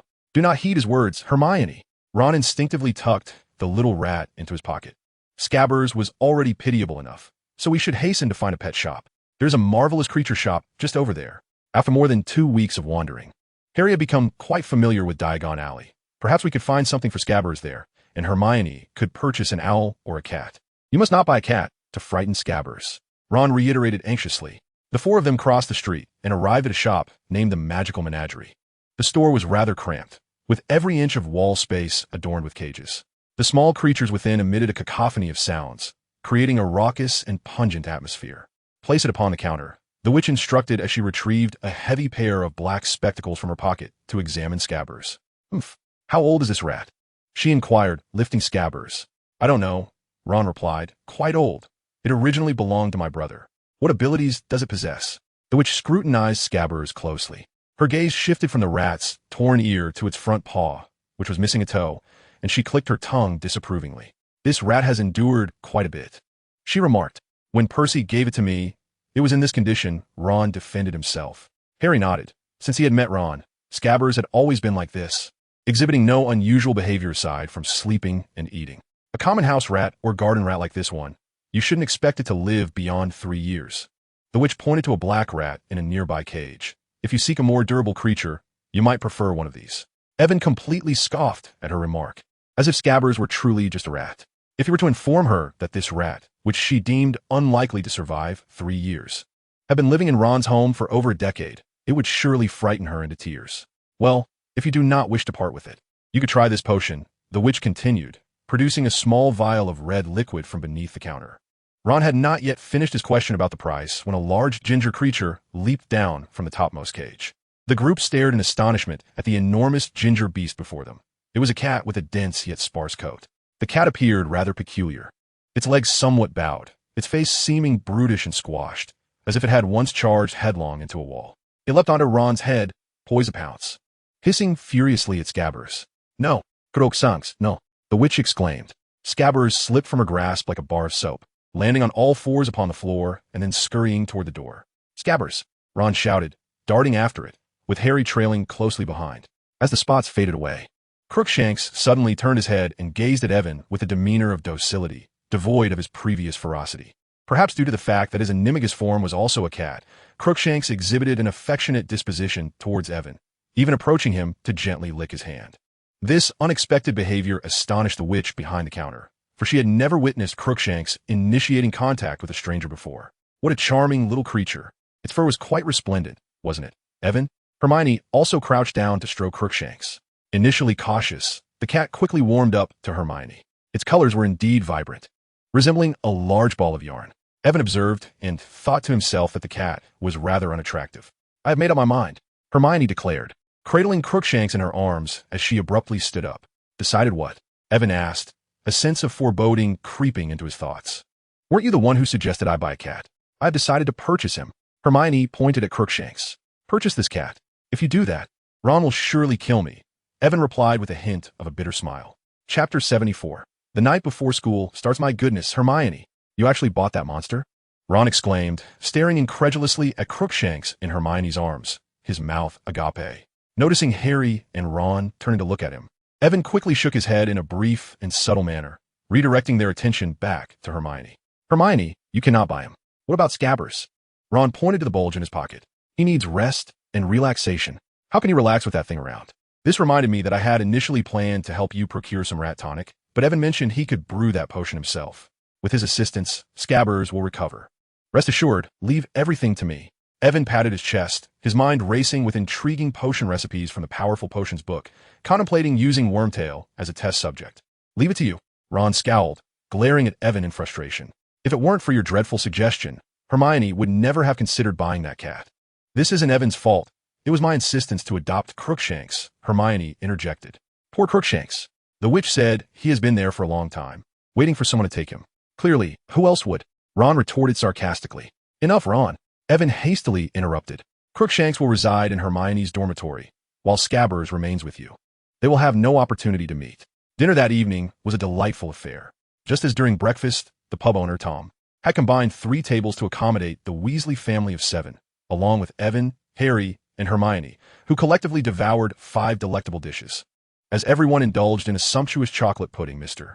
Weasley informed them that the Ministry of Magic would provide 2 vehicles the following day to transport them to King's Cross Station. Evan noticed that his ears turned red, much like Ron's when he felt pressured. It seems that the disappearance of Sirius Black has caused considerable anxiety within the Ministry of Magic, as they fear he may attempt to assault Harry. It remains uncertain how many Aurors will escort them the following day. Evan lagged behind momentarily, making his way to the bar to procure another cup of hot chocolate from Old Tom. As he traversed the narrow, dimly lit corridor, he suddenly discerned the raised voices of 2 individuals emanating from the small sitting room, where the door was firmly shut. He immediately recognized the voices of Mr. and Mrs. Weasley, engaged in a heated debate about whether to disclose the situation regarding Sirius Black to Harry. Mr. Weasley firmly believed that Harry had the right to know everything and that they should not treat him like a child. However, Mrs. Weasley contended that such knowledge would impose an excessive emotional burden on Harry. Evan smirked. Among them all, he was undoubtedly the one bearing the greatest mental strain. Mrs. Weasley was not wrong. At times, knowing too much can be a curse. Within the small sitting room, the conversation between the Weasleys continued to unfold. Molly, you must understand. Although everyone claims Sirius Black has gone mad, he may indeed be mad. He possesses enough cunning to have escaped from Azkaban, a feat beyond the capacity of the ordinary. Mr. Weasley said gravely, there's been no progress from the Ministry. The only thing we know for certain is what Black is pursuing. Arthur, Harry is absolutely safe at Hogwarts. Mrs. Weasley retorted.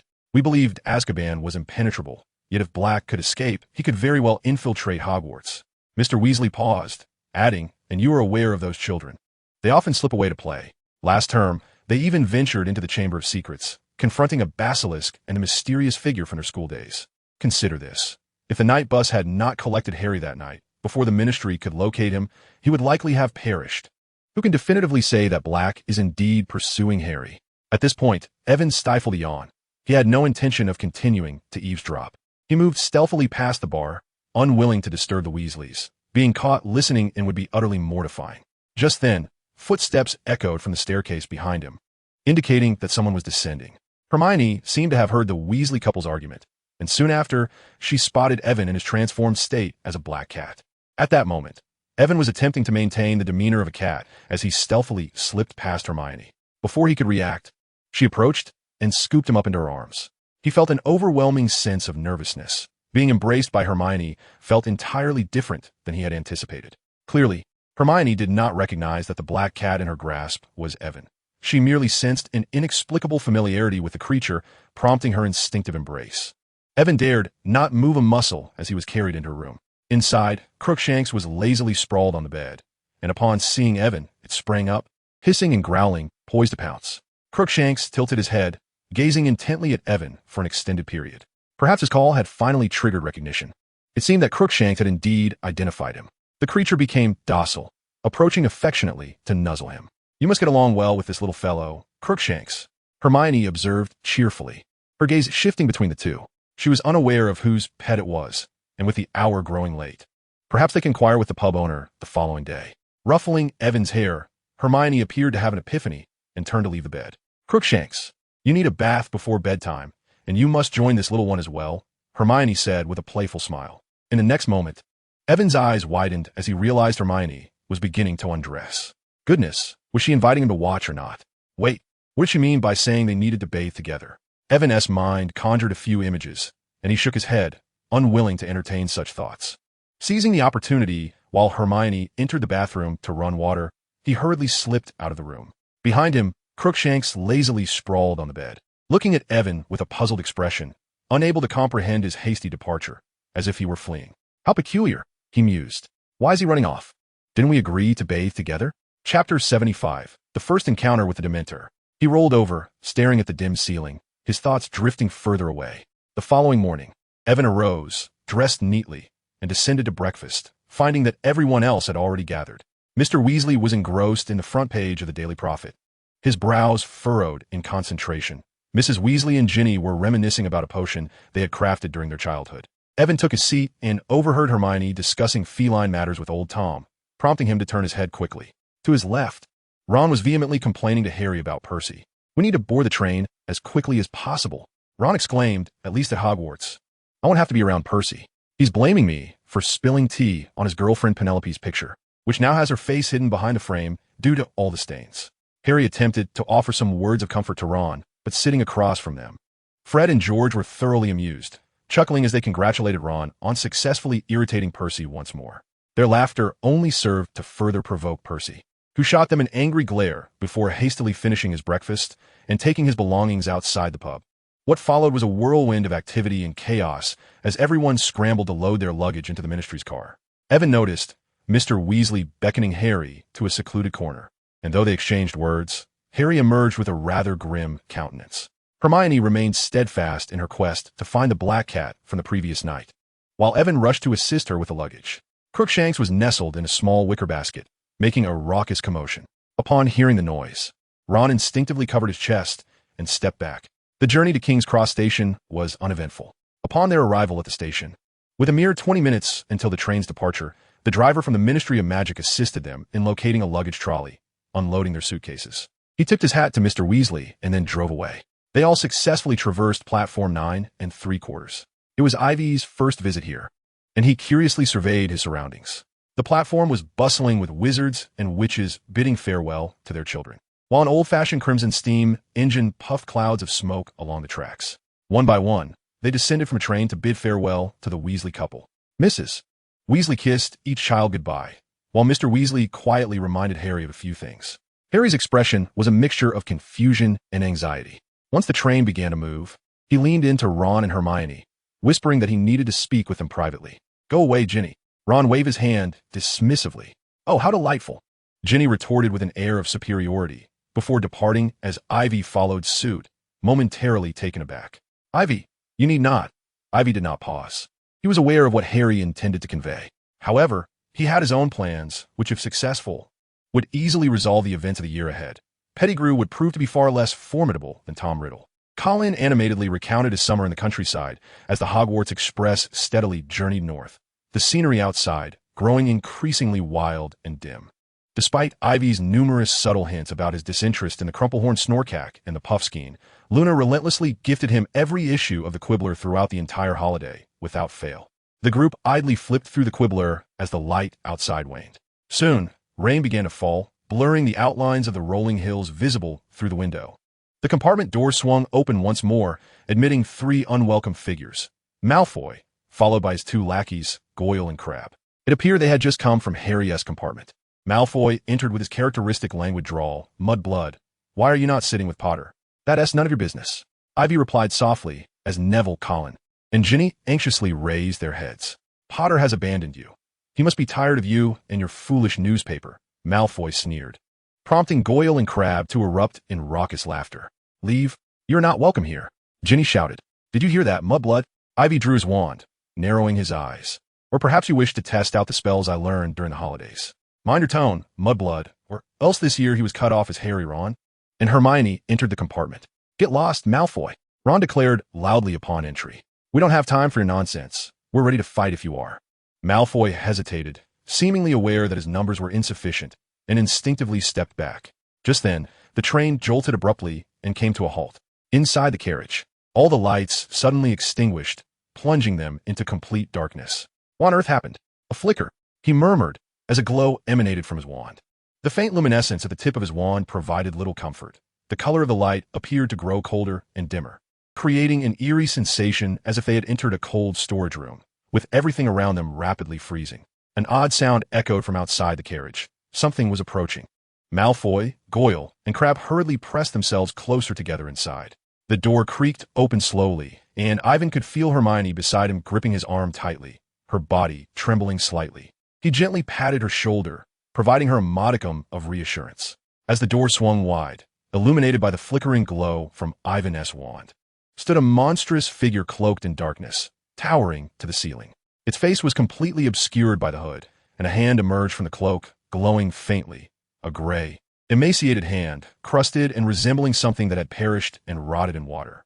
The creature beneath the cloak seemed to sense their gaze and abruptly withdrew its hand into the folds of the black garment. Then whatever lay beneath the hood inhaled deeply, slowly and shakily, as if striving to draw in something beyond mere air. A few children screamed, their voices muffled as if emanating from a great distance. Ivan tightened his grip on his wand. It was a Dementor. Chapter 76. Ivan S. Patronus. A chill swept through them, penetrating their skin and chilling them to the core, reaching deep into their hearts. As if an icy torrent cascaded down upon them, all joyful emotions swiftly drained away. Harry's face turned pale, his body trembling violently, his expression one of sheer terror, as though he had witnessed something horrific. Before anyone could react, he collapsed to the ground with a thud. Ron hurriedly propped him against a nearby seat, and the others slumped against it as well. Malfoy, panic-stricken, gazed at the Dementor, lacking even the time to mock Harry. Get away. There is nothing here for you, Ivan stammered. At his words, the Dementor paused, a putrid scent wafting from beneath its tattered black cloak as it inhaled once more, seemingly preparing to depart. In the next moment, with a snap, Colin struggled to extract his camera and press the shutter. This action seemed to provoke the Dementor, which lunged forward with fierce intent. Expecto Patronum, Ivan shouted, his wand emitting a pale, ethereal light that firmly repelled the Dementor. The surrounding air felt as if it had frozen, and Ivan sensed the glow from his wand weakening. He was on the brink of collapse, and behind him, 9 others were nearly unconscious. These wretched Dementors must have misunderstood something.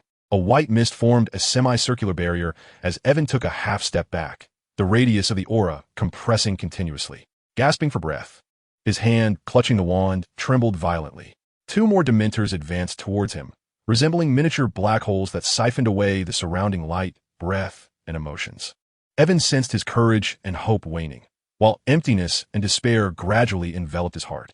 His right hand quivered abruptly, causing the wand to slip downward. Evan had reached his limit. The white barrier was riddled with cracks, disintegrating and fading, the light dimming ever more. Just as he believed, everything was about to conclude. A delicate, frail hand unexpectedly steadied him, raising the wand once again. It was Hermione, her icy hand devoid of warmth. In the darkness, Hermione's fragile form stood resolutely beside Evan, their hands clasped tightly together, sustaining the soul light amidst the shadows. Though her palm was cold, Evan felt a flicker of warmth, akin to a faint spark, coursing through his fingertips, igniting the depths of his heart, which had almost succumbed to darkness. The brilliance of his wand surged, expanding the aura until it gradually formed a complete Patronus. The creature appeared somewhat familiar, causing Evan's eyes to widen slightly. In the next moment, a silver wolf burst forth from the end of the carriage, colliding with the Dementors, sending them flying away, vanishing without a trace. The lights within the carriage flickered back to life, and a stranger, a middle-aged man clad in a tattered wizard's robe with numerous patches, entered. His face bore signs of illness and exhaustion, and his light brown hair was interspersed with strands of white. He was Professor Lupin, who had been sleeping in their carriage moments before. Hermione whispered, her face still pale, "What were those creatures? And what spell did you cast?" "I feel as though I witnessed a rather impressive corporeal Patronus." A warmth suddenly spread to his fingertips and toes, alleviating the cold. He observed others frantically trying to rouse Harry, who slowly opened his eyes, bewildered as he surveyed his surroundings, beads of cold sweat dotting his forehead. "Harry, are you all right?" Ron asked anxiously. "Me fine," Harry replied, glancing towards the doorway, relieved to see the Dementors had vanished. "Where did that creature with the hood go? And who was screaming just now?" Ron recounted the events following Harry's fainting. "I heard a scream and a flash of green light," Harry insisted, shaking his head stubbornly. "Harry, you should rest," Lupin suggested, concern etched on his face as he handed Harry a particularly large piece of chocolate. "Here, eat this. It will do you good." "Professor, what was that thing?" Harry inquired, refusing the chocolate, puzzled by how Lupin knew his name. "From Azkaban came the Dementors." Professor Lupin crumpled the empty chocolate wrapper and tucked it into his pocket. In truth, this little fellow had already performed admirably before my arrival. "You all need to consume these chocolates now. I must speak with the driver. Excuse me," Evan observed as Lupin exited, vanishing down the corridor. "Don't look at me like that," Lupin had just mentioned. "Those are Dementors, the Guardians of Azkaban." "Dementors, Azkaban," Harry muttered, lifting his head to awkwardly inquire. "Has anyone else fainted besides me?" "No." Ron anxiously glanced at Harry, recounting the others' reactions. Though fear gripped them all, none had succumbed to fainting, which only paled Harry's complexion further. He could not fathom why, despite feeling weak and trembling as if recovering from a severe flu, the others had remained unaffected. A wave of embarrassment washed over him. Why was he the only one so frightened? "Evan, what spell did you use to fend off those Dementors?" "I thought I saw Hermione whispering." "Well, the spell I used was—" "Wait a moment, Evan," Ron urgently interrupted, turning to face Draco and his two companions. "A spell that could aid us against such terrifying creatures? I believe this information is not suitable for Slytherin students to overhear." "How ridiculous, Weasley.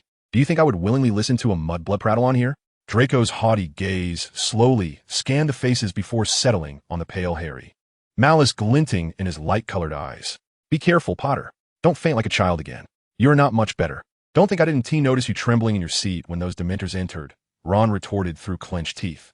"Humph, at least I didn't faint." "Let us go," Draco murmured to Goyle and Crabbe behind him, chocolate in hand as they turned to leave the compartment. "All right, continue, Evan." After Draco's departure, the atmosphere in the compartment significantly lightened. Though Harry's face remained fearfully pale, the others seemed to have regained their composure. In reality, it was not a particularly secretive spell I had used. It was the Patronus charm, a rather obscure and advanced incantation that wards off Dementors. Evan spoke quickly. "It was my first time using it. I could only conjure a faint light and not a fully formed corporeal Patronus. If you all wish to learn, I can teach you. In fact, I plan to publish the method of this spell in the newspaper, so if everyone can master it, we need not fear Dementors anymore." Just as Evan finished speaking, he suddenly recalled the Patronus that had appeared at the last moment, which seemed to resemble. He shook his head. It must have been an illusion. How could it be that? Chapter 77, The Start of Term Feast. The cold rain poured down incessantly, and as everyone followed the marble staircase into the castle, a palpable sigh of relief swept through them all. Harry's complexion was no longer as pale, and Ivan felt he had nearly recovered as well. His legs had finally ceased their trembling. Ivan sniffed, feeling a hollow sensation in his stomach. He had regrettably missed the feast last year and had eaten nothing, longing not only for the banquet's culinary delights, but also to witness the sorting ceremony. Just as he was about to follow Harry into the Great Hall, Professor McGonagall's voice suddenly pierced through the crowd. "Mason, Potter, Granger, I need to speak with you three. There is no need to look so glum. I merely wish to have a word with you in my office." She turned and continued, "Weasley, Creevey, you may proceed to the feast." Ron and Colin stared in astonishment as McGonagall led Ivan, Harry, and Hermione away from the throngs of idle chatter. They traversed the foyer and entered her office, a modest room with a welcoming fire crackling in the hearth. The three were taken aback to find Madame Pomfrey already waiting there. "Professor Lupin sent an owl ahead, stating you were unwell on the train, Potter," Professor McGonagall expressed with concern. "As for you, Mason, Lupin mentioned you managed to conjure a full Patronus.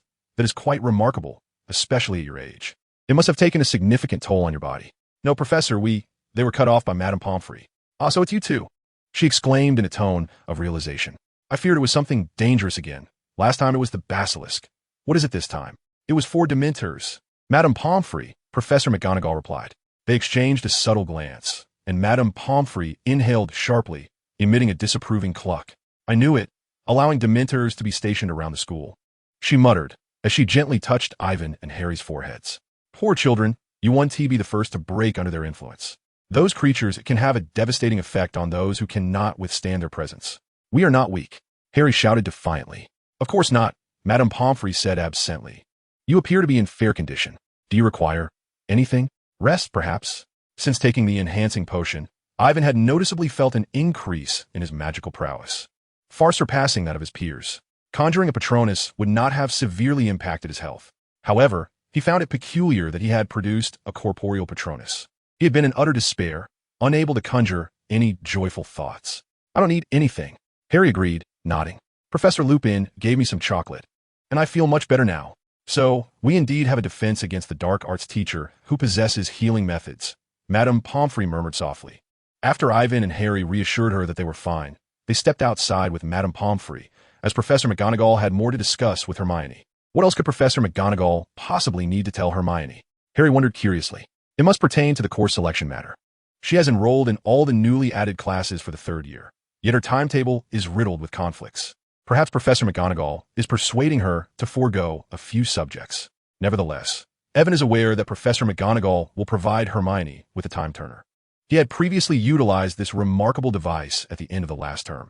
It was crafted by Rowena Ravenclaw herself, imbued with extraordinary magic that transported him to a time when Hogwarts did not exist a millennium ago. Reflecting on that time-turner, Evan recalls the hidden chamber from which he acquired it, speculating that there may be other valuable artifacts within, though he is uncertain of its location.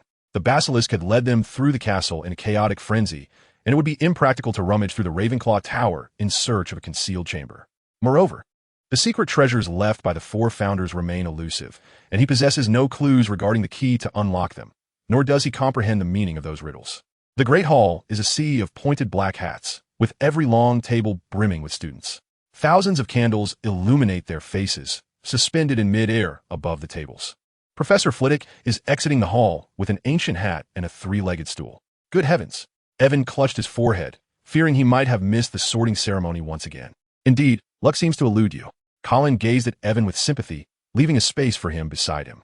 As Evan settled down, he noticed several unfamiliar faces at the Gryffindor head table. They must be this year's newcomers. Although he did not recognize them, it appeared that they all knew him. Throughout the banquet, numerous attendees turned their heads to glance at Evan or Harry, whispering and pointing, as news of the events on the train had spread rapidly. It was evident that everyone was exceedingly intrigued by the incident, whether it concerned Harry's fainting or the spell Evan had used to vanquish the Dementor. Perhaps after completing his piece, Title My Encounter with the Basilisk at Hogwarts, he could pen another Title My Encounter with the Dementor at Hogwarts. After all, these occurrences are genuine, and if he were to adopt Gilderoy Lockhart's style, it would surely gain popularity. Evan's age serves as the perfect selling point. Besides him, how many 12-year-old wizards have triumphed over a basilisk and a Dementor? He spotted Hagrid, his face flushed, standing at the faculty table, casting a stern gaze upon his large hands, a smile concealed within his unruly black beard. Dumbledore had just introduced the 2 new professors for this year. Lupin, as expected, was appointed as the defense against the dark arts instructor, while Hagrid would teach care of magical creatures. Aside from Snape and the students from Slytherin House, everyone else expressed genuine delight at this appointment. As for Professor Lupin, all students who had experienced the Dementor attack on the train applauded vigorously, despite his humble attire. He appeared far more reliable than Quirrell or Lockhart. Everyone was exceedingly pleased to finally have a capable professor for the defense against the dark arts. Even Draco, Goyle, and Crabbe clapped a few times, though they quickly ceased. Following their gaze, Ivan observed Snape fixated on Professor Lupin. The expression on his face transcended mere anger. It was one of revulsion, casting a chilling pall over the already somber atmosphere of the hall. Ivan and Harry exchanged a furtive glance, their previously uplifted spirits shattered entirely by Snape's countenance. The gravity of the situation reached its zenith when Dumbledore spoke, informing everyone that Dementors had been authorized by the Ministry of Magic to station themselves at every entrance of the school. He urged all students to restrain their behavior and avoid any confrontation with the Dementors, as these creatures, by nature, do not comprehend requests or excuses. They perceive any non-compliance as provocation and will retaliate accordingly. In the face of a Dementor's attack, no wizard, regardless of stature, could escape unscathed. As Dumbledore's words echoed, Ivan noticed that all eyes turned towards him, an eerie silence enveloping the room. Chapter 78, Tranquility and Warmth. In this rare, collective silence, the opening feast concluded, leaving everyone immersed in the shocking revelation of the Dementor's presence at Hogwarts. It is well known that Dementors are among the most malevolent beings known to wizardkind, lurking in the darkest, filthiest corners, thriving on despair and draining the atmosphere of peace, hope, and joy. To draw too near to Mentor is to have any semblance of good feeling or happy memory siphon away. Should it succeed, it would cling to you, ultimately rendering you soulless and wicked, leaving behind only the worst memories of your life. For ages, these terrifying creatures have served as the guards of Azkaban, overseeing the most nefarious dark wizards in the magical realm. But now, they have come to Hogwarts. What could this signify? It seemed that everyone sensed a deeper implication, yet no one dared to ponder it further. 13 years prior, the reason for Sirius Black's capture was no secret. It was merely a topic that few wished to broach. He exchanged a few words with Colin before turning to the library in search of information. Inside the library, Madame Pants regarded Ivan with evident skepticism, clearly recalling the boy. Last term, he had nearly perused the entire collection in just a year, delving into everything from the simplest charms to the most profound forbidden magic, much of which was far beyond what a child of his age should grasp. Madame Pants shook her head, reminiscing about her own second-year struggles, when she could only manage to make her wand emit light, unlike this child. She recalled informing Dumbledore of this matter, to which the headmaster had calmly advised her to overlook it, even permitting the boy access to restricted texts, an utterly astonishing turn of events. In Madame Pants's eyes, Dumbledore must have been losing his faculties. Should this child grow into a dark wizard, she would not be the least surprised. Let us take a look at the books he has sought this time. All pertain to the nefarious creatures known as Dementors.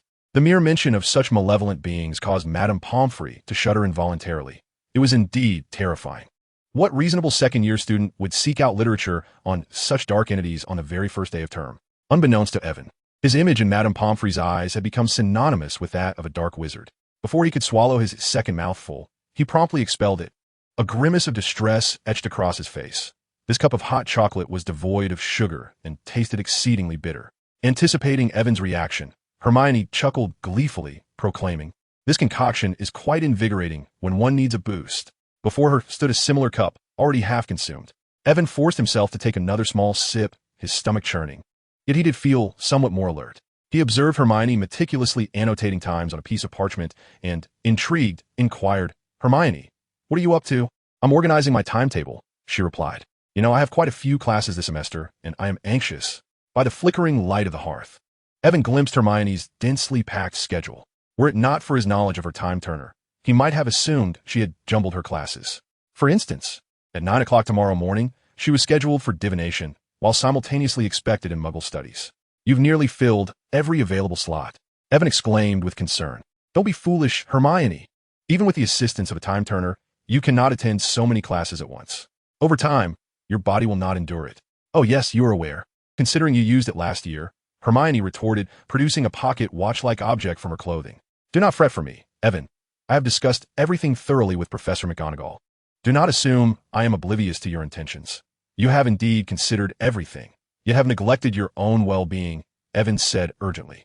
"Hermione, you are not a ghost. You cannot remain awake for 24 hours without rest. In my opinion, there are several classes you can forego. For example, divination and arithmancy overlap, and Muggle studies is of no use to you. Yet studying them from the perspective of the magical world can be utterly fascinating," Hermione replied earnestly, gazing at Evan. "Listen to me. You must relinquish a few classes." "No, I wish to try," Hermione insisted. "You see, we are wizards of Muggle descent, and I want to prove that I am no less capable than others." "There is no need for proof. You are already exceptional." "Not sufficiently so. Percy received 12 OWLs last year, and compared to him." Hermione's voice dwindled. An abrupt silence enveloped the atmosphere, with neither party uttering a word. Crookshanks, nestled by the fireplace, groomed his fur, letting out a couple of contented sounds, casting a curious glance at the two. "Very well, if you are resolute." Evan sighed after a prolonged moment. "But you must promise me to act within your limits, all right?" Blushing, Hermione nodded, sensing the tension in the air. Evan's words seemed to carry an undertone that was difficult to ignore. "Every single piece of information regarding Dementors in the library is here. A dedicated feature on Dementors in the newspaper would be more than sufficient. Are you prepared to assist?" "Certainly," Hermione nodded.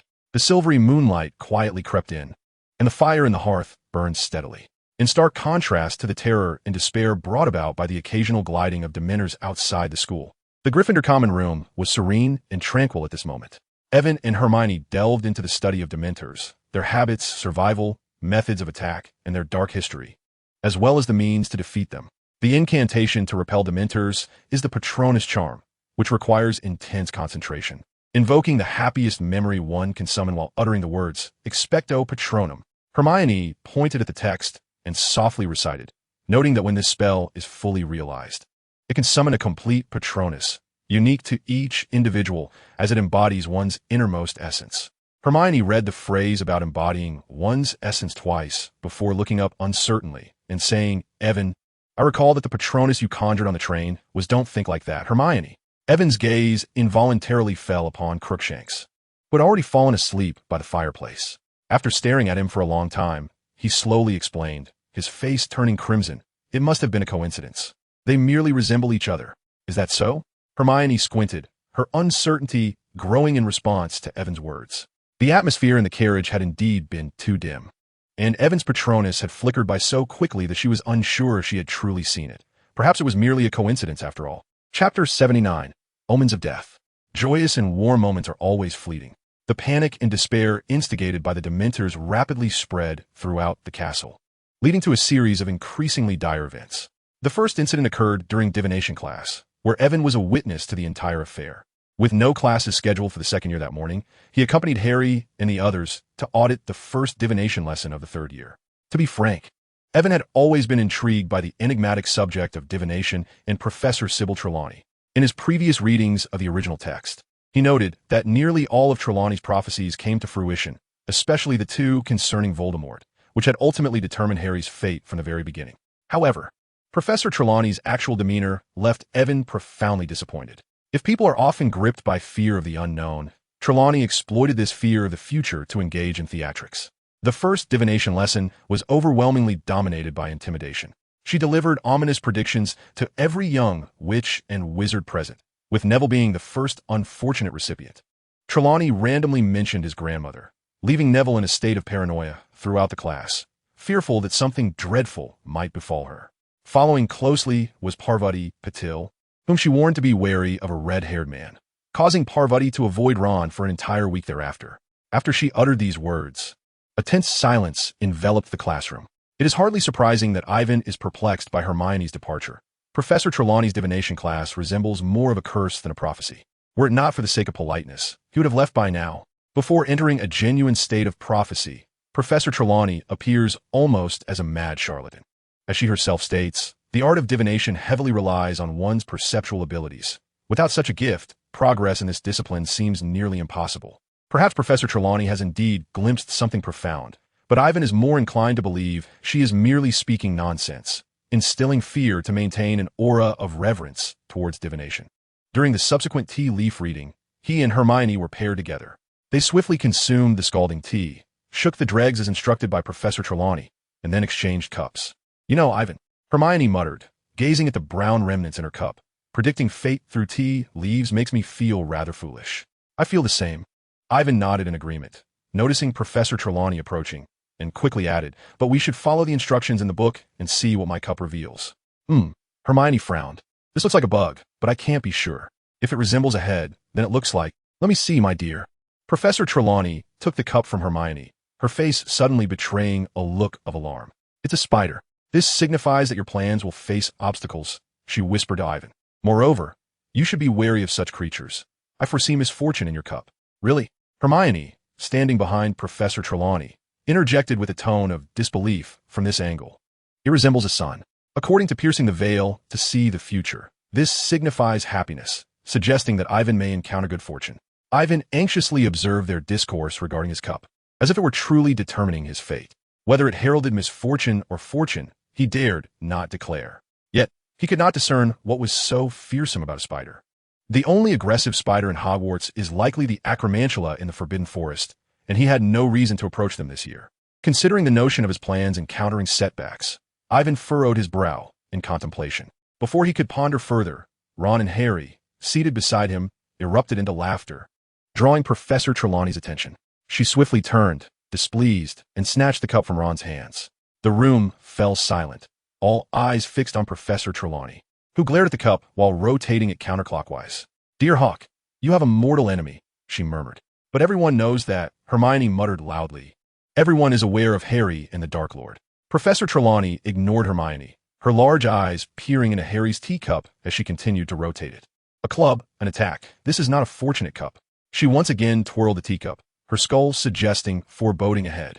Everyone stood in stunned silence, gazing at Professor Trelawney, who spun the cup once more and suddenly began to gasp, then screamed.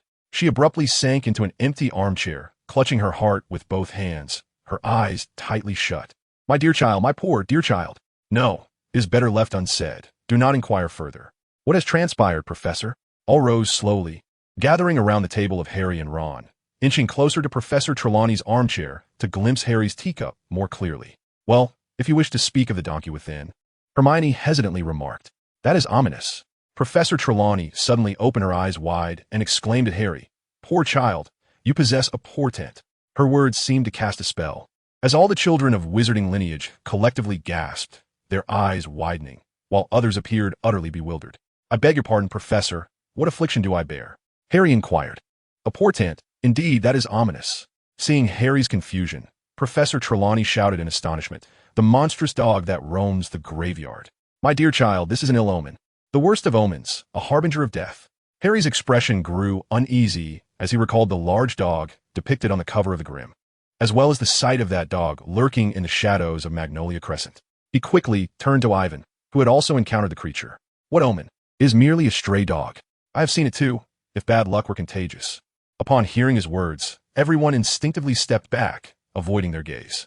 Ivan struggled to suppress laughter, suddenly finding the frightfulness amusing, which explained Professor Trelawney's penchant for such theatrics. Hermione shot Ivan a fierce glare, maneuvering behind Professor Trelawney's chair and bluntly stating, Professor, I do not perceive this as ominous. Please do not take offense, dear. I have observed that your auras are rather dim, rendering you quite impervious to resonances of the future. Professor Trelawney cast a discontented look at Hermione and Ivan, displeased that they had disrupted the panic she had painstakingly cultivated. In her most nebulous voice, she declared, I believe we shall conclude today's lesson here. Please gather your belongings. The entire class silently returned their teacups to Professor Trelawney, their expressions grave as they closed their books and packed their bags. Even Ron dared not meet Harry's gaze. Everyone pondered Professor Trelawney's ominous words and the foreboding within Harry's teacup. Hermione seemed eager to continue the debate, but Ivan swiftly pulled him from the classroom. In the corridor, only Harry and Ron remained. Ivan's remark about contagious misfortune had instilled a sense of trepidation among them. They lowered their heads, hastening down the staircase as if fleeing from a plague lurking in the attic above. On the rooftop, Ivan, Harry, Ron, and Hermione stood in solitude, gazing at the hurried figures that were departing. None of them knew what to say. Chapter 8. A Bloodied Omen.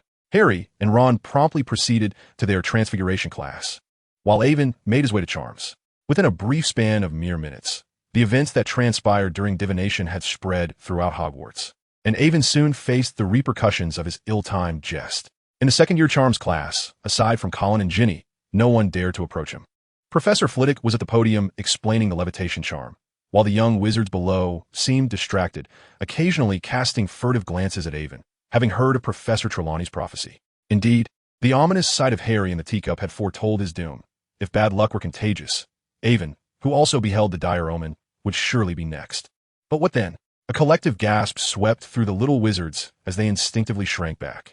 Ivan had never realized how superstitious wizards could be, despite their formidable powers. They feared a black stray dog. Ginny elaborated to Ivan and Colin about the ominous significance, recounting how her uncle, Bill Weasley, had once encountered such a dog and perished within 24 hours. The concern etched on her face suggested she feared for Harry's fate. When they arrived at the Great Hall for lunch, Ivan noticed Harry and Ron wearing similarly troubled expressions, while Hermione appeared utterly disdainful. Ron, cheer up. You terrified Colin and Ginny, Hermione remarked, pushing a dish of condiments towards him, then added. Professor McGonagall mentioned in class that predicting omens of death is Professor Trelawney's peculiar way of welcoming new students. She predicts a studentess' death each year. Yet her accuracy is non-existent. You don't understand, Hermione. Ron mumbled, spooning a serving of condiments onto his plate, and continued slowly. Harry and Ivan have seen the ominous signs. It's truly, truly dreadful. I fail to see the horror, Hermione replied with an air of superiority. If those people see omens and then frighten themselves to death, then the omen itself isn't a harbinger of doom, but rather the cause of death. Ron uneasily scrunched his nose, for his greatest fear was indeed spiders. She isn't wrong. We should indeed be cautious of spiders. I mean, the ominous sign in Harry's teacup is unmistakable, Ron insisted vehemently. Face the facts, Hermione. Professor Trelawney said your aura was off. You simply dislike acknowledging your shortcomings. No sooner had he finished speaking than Hermione slammed her divination textbook onto the table, her motion so forceful that bits of meat and carrot flew everywhere. If excelling in divination means I must pretend to see spiders or foretell deaths in a dregs of tea, then I might as well abandon the subject altogether. Compared to my arithmancy class, this course is utterly worthless. Under the gaze of her peers, she grabbed her bag and stormed out of the great hall. What was she saying? Ron smiled uneasily, as her arithmetic divination class had yet to commence. Hermione was merely concerned about Harry and me. Surely, you wouldn't wish for us to encounter a dog only to meet our demise thereafter? Avon remarked, as he stuffed a pie into his mouth. His prediction appeared to be validated, or perhaps it was merely the second omen. Around 4 in the afternoon, just emerging from the history of magic classroom, Avon witnessed Hagrid rushing past, cradling Malfoy in his arms. Malfoy bore a deep and lengthy gash on his arm, blood cascading down to the corridor, trailed by a throng of Slytherin students. The second-year students, just exiting the classroom, were dumbfounded, covering their mouths in astonishment, utterly bewildered by the unfolding events. Why was it Harry who encountered the omen of death, while Malfoy bore the injuries? The incident rapidly spread through the school. It was revealed that Malfoy had been attacked by a creature named Buckbeak during Hagrid's class on magical creatures. One might wonder how a hippogriff came to be present in class. This was due to it being Hagrid's inaugural lesson on care of magical creatures, and he had brought 12 hippogriffs to leave a lasting impression on the students. Avon followed them into the hospital wing, where he observed Madame Pomfrey heal Malfoy in merely a minute. However, Malfoy remained pale, lamenting the pain in his arm, vociferously declaring his intent to inform his father and demand Hagrid's expulsion. Had the crowd not been so extensive, Avon would have surely cast a silencing charm upon him. Approximately 5 minutes later, Snape hastily arrived, casting a fierce glare at Avon, who promptly retreated from the hospital wing. Shortly thereafter, Hagrid emerged, looking utterly dejected. This must be a new record, Avon, he lamented. I believe they have never witnessed such chaos from a teacher who has only been in service for a day. I have completely botched it. Professor Snape asserts I should not have introduced the hippogriff in a single class. He mentioned he would report this to Dumbledore and the school board. It is not your fault. I heard it was all Malfoy's doing. Avon replied, No, I was too rash. I should have waited a while before bringing out the hippogriff after completing the flobberworm or some other creature. I thought I could manage the first lesson well. This is entirely on me, Hagrid lamented, pulling out a handkerchief to wipe his eyes. Regardless, I am here to support you, Hagrid. Avon panted, uncertain how to console his friend. Should you encounter any troubles, do not hesitate to seek my assistance. Thank you. I feel much better, Hagrid said, pulling Avon into a bear hug that nearly crushed his bones. He then staggered out of the castle, wiping away tears, while Avon watched his retreating figure with concern. This, however, was not the worst of it.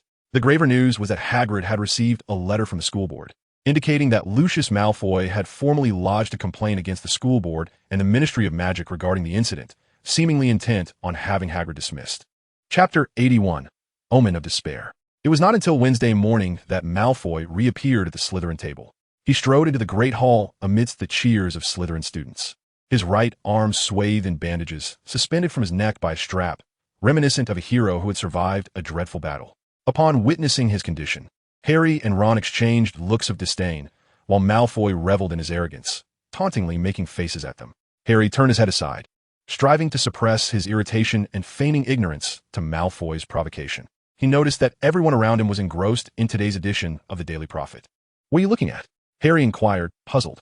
It's the latest news on Sirius Black, Hermione whispered, thrusting a newspaper into his hands. Harry's gaze fell upon a headline stating, Black sighted by a muggle near Hogwarts. By the time the ministry officials arrived, he had already fled, and a manhunt was underway. It was speculated that Sirius Black was attempting to infiltrate Hogwarts School of Witchcraft and Wizardry. Harry gulped. What could Sirius Black possibly want at Hogwarts? Could it truly be, as Mr. Weasley suggested, that he intended to kill him? The mere thought of being targeted by such a madman extinguished Harry's appetite, and he felt a wave of nausea wash over him at the notion of relying on the Dementors lurking outside the castle for protection. This is dreadful. He was spotted not far from here. Ron expressed with concern. How did he evade the Dementors? Perhaps it's the Patronus charm? Hermione quickly countered. That's impossible. He has no wand, and there are at least 200 Dementors outside.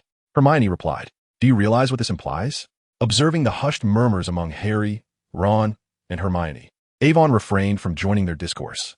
His pressing concern lay in how to subdue Pettigrew and successfully establish contact with Sirius Black. These two tasks, while seemingly straightforward, were fraught with challenges. The most straightforward approach would undoubtedly be to seek out Dumbledore and inform him that Ron's pet Scabbers was actually Pettigrew in disguise. With Dumbledore's cunning, he would surely unravel the entire sequence of events upon receiving such information. The dilemma was that, akin to last year's encounter with Tom Riddle's diary, Avon was at a loss as to how to explain to Dumbledore how he knew Scabbers was Pettigrew. To know everything, yet be powerless to act, was a disheartening feeling. Avon sighed. It seemed he would have to rely on himself for now. There was no rush regarding Sirius Black. First, he needed to devise a way to control Pettigrew. He recalled a particularly useful potion from Advanced Potions. Just as Avon was deep in thought, Malfoy abruptly crossed the long table, positioning himself behind Harry, eyes gleaming with malice. Have you seen your friend Hagrid lately? No one responded. Harry and Ron clenched their fists, striving to restrain themselves. How pitiable. I fear he will never teach again. Malfoy feigned sorrowfully. My father is quite displeased with my injury. You'd best scurry away before I flatten you, Ron bellowed. Were I in your position, I would refrain from such impulsive behavior, for it serves neither you nor your esteemed companion Hagrid any benefit, a truth you shall soon comprehend. Malfoy's gaze fell upon the newspaper in Harry's hand as he continued. So, Potter, do you intend to single-handedly apprehend Black? What concern is that of yours? Naturally, were I in your shoes, Malfoy's thin lips curled into a contemptuous smirk, I would not remain at school playing the model student. I would scour the land in search of him. What are you on about, Malfoy? Ron retorted brusquely. Do you not understand, Potter? Malfoy narrowed his pale eyes, emitting a low chuckle. If I were you, I would seek vengeance. I would personally hunt him down. What are you implying? Harry exclaimed, his irritation evident. How disappointing. Malfoy sneered. Perhaps you are unwilling to risk your life, hoping the Dementors will handle him for you. Are you not? Malfoy, speak plainly or be on your way. Ron demanded, drawing his wand. 5 points from Gryffindor. Snape glided in silently, mocking, Weasley, put away your wand. I have no desire to witness you spewing those revolting snails everywhere. Ron's face flushed crimson as Malfoy feigned a smile before following Snape away. Harry remained fixated on Malfoy's retreating figure, pondering his thoughts. How infuriating. Why does Snape deduct points when it was Malfoy who instigated this provocation with his incomprehensible words? Ron fumed. You shouldn't have given him the opportunity. Snape was watching us closely, eagerly awaiting your misstep, Hermione whispered. Indeed, their third-year potions class had nearly devolved into chaos, as Harry and Ron had managed to ruin an entire lesson's worth of potion ingredients for Malfoy. Snape, meanwhile, threatened Neville with poisoning his pet unless he could brew an antidote himself. Ultimately, with Hermione's assistance, Neville succeeded in concocting the antidote. Yet Snape still deducted 5 points from Gryffindor on the grounds that Neville's toad remained alive. All Gryffindor students felt they were nearing their limit with Snape. It was evident that such limits were beyond Snape's capabilities. Soon, they would all experience firsthand what true despair felt like. Perhaps this was the third ominous sign. The incident unfolded during their afternoon defense against the dark arts lesson, where Professor Lupin had procured a boggart, a shape-shifting dark creature that reveals one's deepest fears. While Evan was unaware of what terrors plagued his peers, it was evident that Neville's greatest fear in the world was Snape. Encouraged by Lupin, Neville cast a spell that transformed Snape into a ludicrous image. He appeared in a long, lace-trimmed gown, topped with a high hat adorned with an old, moth-eaten owl specimen, and brandishing a gigantic scarlet handbag. This tale spread like wildfire throughout the campus. Gryffindor students laughed heartily for an entire evening, yet their mirth was swiftly extinguished by the tempestuous retribution that followed from Snape. Now, whenever Professor Lupin's name is mentioned, a glimmer of menace flashes in Snape's eyes. He has become even more tormenting towards Neville. Ginny discreetly informed Ivan during their potions class the following day that she had seen Neville stealthily wiping away tears at noon. Ivan felt a deep sympathy for Neville's plight, yet they were all struggling to maintain their own stability. In the second-year potions lesson, Snape prowled about, casting a shadowy glare at each Gryffindor student, seeking every possible reason to deduct points. Within less than an hour, he had already subtracted over 50 points and had succeeded in reducing 3 girls to tears. Snape shot a disdainful glance at Ivan, ignoring him entirely. He viciously ridiculed others and assigned an overwhelming amount of homework, nearly impossible to complete. As for the poor boggart, it was rumored that Snape had obliterated it into a cloud of blue smoke, causing it to vanish entirely. Ivan felt a pang of regret, as he had wished to discover what his greatest fear truly was. Chapter 82. The Onset of Fear. Following a series of unsettling events, the new semester commenced with an air of peculiarity and oppression enveloping Hogwarts. Ivan sensed that those around him were gradually spiraling into despair. First and foremost was Neville, utterly terrified of Snape. Next was Hagrid, who appeared to have lost his confidence in their care of magical creatures lesson. The students were subjected to learning how to tend to the flobberworm, a 10-inch long, stout, dark brown, squirming creature. This being's existence seemed almost pointless, as they did little more than consume and remain solitary. Furthermore, Harry found himself increasingly apprehensive about divination class. Professor Trelawney, with her tear-filled large eyes, always gazed at him, her ominous prophecies echoing throughout the school, causing anyone who spoke to Harry to lower their voices, as if he were already a corpse in bed. Additionally, he was burdened with worries about his trip to Hogsmeade, as Professor McGonagall had denied his request. This meant he was likely to be the only third-year student remaining at school during the Hogsmeade visit. More anxious than Harry were Colin and Ginny. They wholly believed Professor Trelawney's death prophecy, perceiving Ivan and Harry as being on the brink of collapse at any moment. Consequently, they gathered numerous items purported to ward off evil and break curses, most of which had been popular during the previous term amid the basilisk's rampage within the castle. As for Hermione, she was becoming increasingly high-strung. This was primarily due to her choice of an excessive number of classes, pushing her physical and mental limits beyond endurance. Ivan observed that her bag was consistently filled with over 10 spellbooks, leading him to suspect that if this continued, Hermione might faint. Lastly, Ron had recently become plagued with paranoia. After several failed attempts by Crookshanks to attack Scabbers, he remained ever vigilant against the cat. He displayed Scabbers to everyone, who was now nothing but skin and bones. In Aidan's view, the transformation of Scabbers bore no relation to Crookshanks. Peter Pettigrew surely understood that the true motive behind Black's escape was revenge, as he had betrayed the Potters all those years ago. Fear gripped him. As Black drew closer to Hogwarts, panic steadily infiltrated his mind. He contemplated fleeing, yet was uncertain of his destination. Hogwarts Castle stood as the safest refuge, especially with the multitude of terrifying Dementors patrolling outside. Logically, Black had no reason to breach its defenses, but given his ability to escape from Azkaban, entering Hogwarts seemed merely a matter of time. The mental torment rendered Peter exceedingly haggard, alleviating any concern of him scurrying away like a rat. His request for a chamber resembled Snape's office, with a long central table adorned with an array of glass apparatus, 2 tin cauldrons, and a heating device, while the cabinets on either side brimmed with potion ingredients. Extended practice had honed Aidan's skills to an impressive level. Following the recipe for a powerful potion, he meticulously added the prepared ingredients to the cauldron in succession. The Great Hall was festooned with hundreds of pumpkin lanterns, accompanied by a flurry of fluttering bats and numerous orange streamers spouting flames, lazily drifting beneath the ceiling like resplendent water serpents. The banquet's fare was exquisite, and the attendees appeared jubilant. The tense atmosphere since the term's commencement dissipated. Harry seemingly forgot the cursed prophecy, while Hermione finally set aside her academic concerns. After Aidan delivered the rat potion to Ron, his spirits gradually improved, and he ceased worrying about Scabbers. Everything unfolded smoothly. Even Hagrid, who had been absent lately, cheerfully occupied a seat in the classroom. Everyone felt they had enjoyed a delightful evening, but within 10 minutes of the feast's conclusion, the situation took a drastic turn. Upon reaching the fat lady's portrait, they discovered the corridor teeming with people. Perhaps they've all forgotten the password. Ron laughed. How could that be? It's impossible for so many to forget. Aidan observed Peeves jumping gleefully above the crowd, a sense of foreboding suddenly washing over him. Peeves only displayed such mirth in the presence of chaos and distress. Could it be? Before they could navigate through the throng, Professor Dumbledore hurriedly arrived, striding towards the fat lady's portrait. The Gryffindor students clustered together to allow him passage, and Aidan and his friends drew even closer, eager to discern the source of the trouble. "Oh my goodness!" Hermione suddenly exclaimed, gripping Aidan's arm tightly. Before them, the fat lady's portrait had been maliciously vandalized.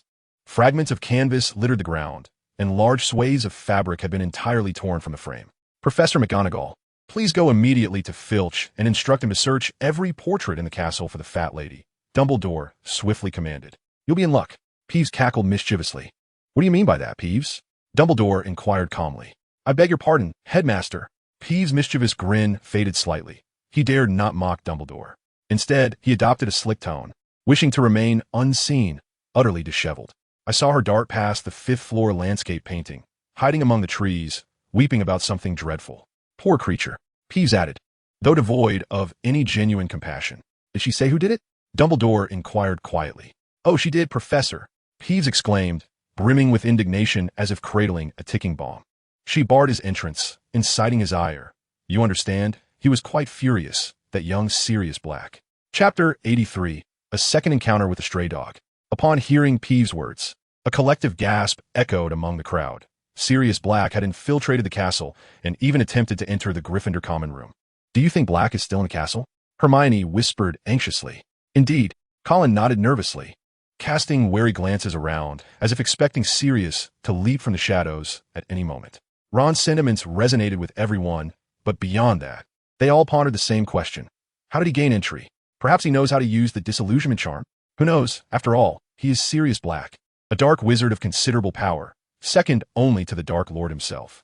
Ron frowned uneasily, his gaze fixed on the girls' lavatory at the end of the third-floor corridor. Recalling his nightmarish experiences from the previous term, when he mentioned Voldemort, the crowd fell silent for a full 3 seconds, no one daring to speak as they traversed the dimly lit corridor. Harry trailed behind Ron, his face ashen, devoid of any color. The thought that Black had breached the castle was truly unsettling, as it suggested a deadly intent toward him. Let's remain optimistic. Regardless of the tricks Black employed to infiltrate the castle, Dumbledore will surely uncover him. Don't you think, Ivan? Perhaps, Ivan replied nonchalantly. He stared blankly at the narrow window on the left side of the corridor, his gaze falling upon the castle's lawn, where a massive, shaggy black dog lurked, Sirius Black. Not far from Black, a ginger cat, Crookshanks, stealthily prowled across the grass. In the next moment, following Ivan's gaze, Harry caught sight of the two creatures on the lawn and dashed to the window, his eyes wide with shock. Look outside. Do you see something? That large black dog? Harry, you aren't seeing ominous signs again, are you? Ron approached nervously, mumbling indistinctly. It looks like that accursed cat. You mean Crookshanks? Hermione chimed in, drawing closer with concern. What is Crookshanks doing outside the castle? Black could still be within the school. Come on, Hermione, Black wouldn't kill a cat. His purpose for entering the castle is... Ron abruptly halted, anxiously gazing at Harry. Harry seemed oblivious to his implication, urgently exclaiming, that dog. It was right next to Crookshanks, just now. Did none of you see it? The night was shrouded in darkness, and Ron gulped nervously, observing that the others were fixated on them. It can't be. Ivan, did you see it too? He pondered that if he acted swiftly enough, there might still be time to descend from this place, perhaps presenting an opportunity for contact with the unknown entity. You all go ahead. I need to use the restroom. Ivan spoke hastily. Amidst the astonished gazes of his companions, he turned and dashed into another corridor, heading towards the castle's entrance. Once assured that the surroundings were deserted, he whispered Animagus. No sooner had he uttered the incantation than his form transformed into that of a sleek black cat, and he darted silently through the expansive marble foyer, slipping out of the castle unnoticed. The chilling night air greeted Ivan as he shivered. Hogwarts Castle appeared particularly eerie under the dim moonlight, the oddly shaped statues in the courtyard exuding an unsettling aura.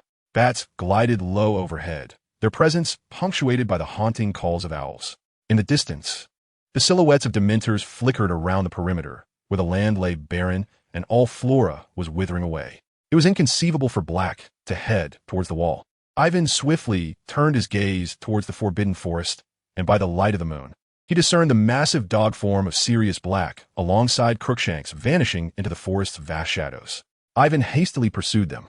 Just as he entered the gloom, a figure leaped from behind a tree. It was an ambush. Ivan felt the warm breath of an approaching threat, and, as he looked up, he was met by the fierce visage of the large dog, Sirius Black, baring its inch-long fangs and lunging at him. With a thunderous crash, Black tackled him with immense force.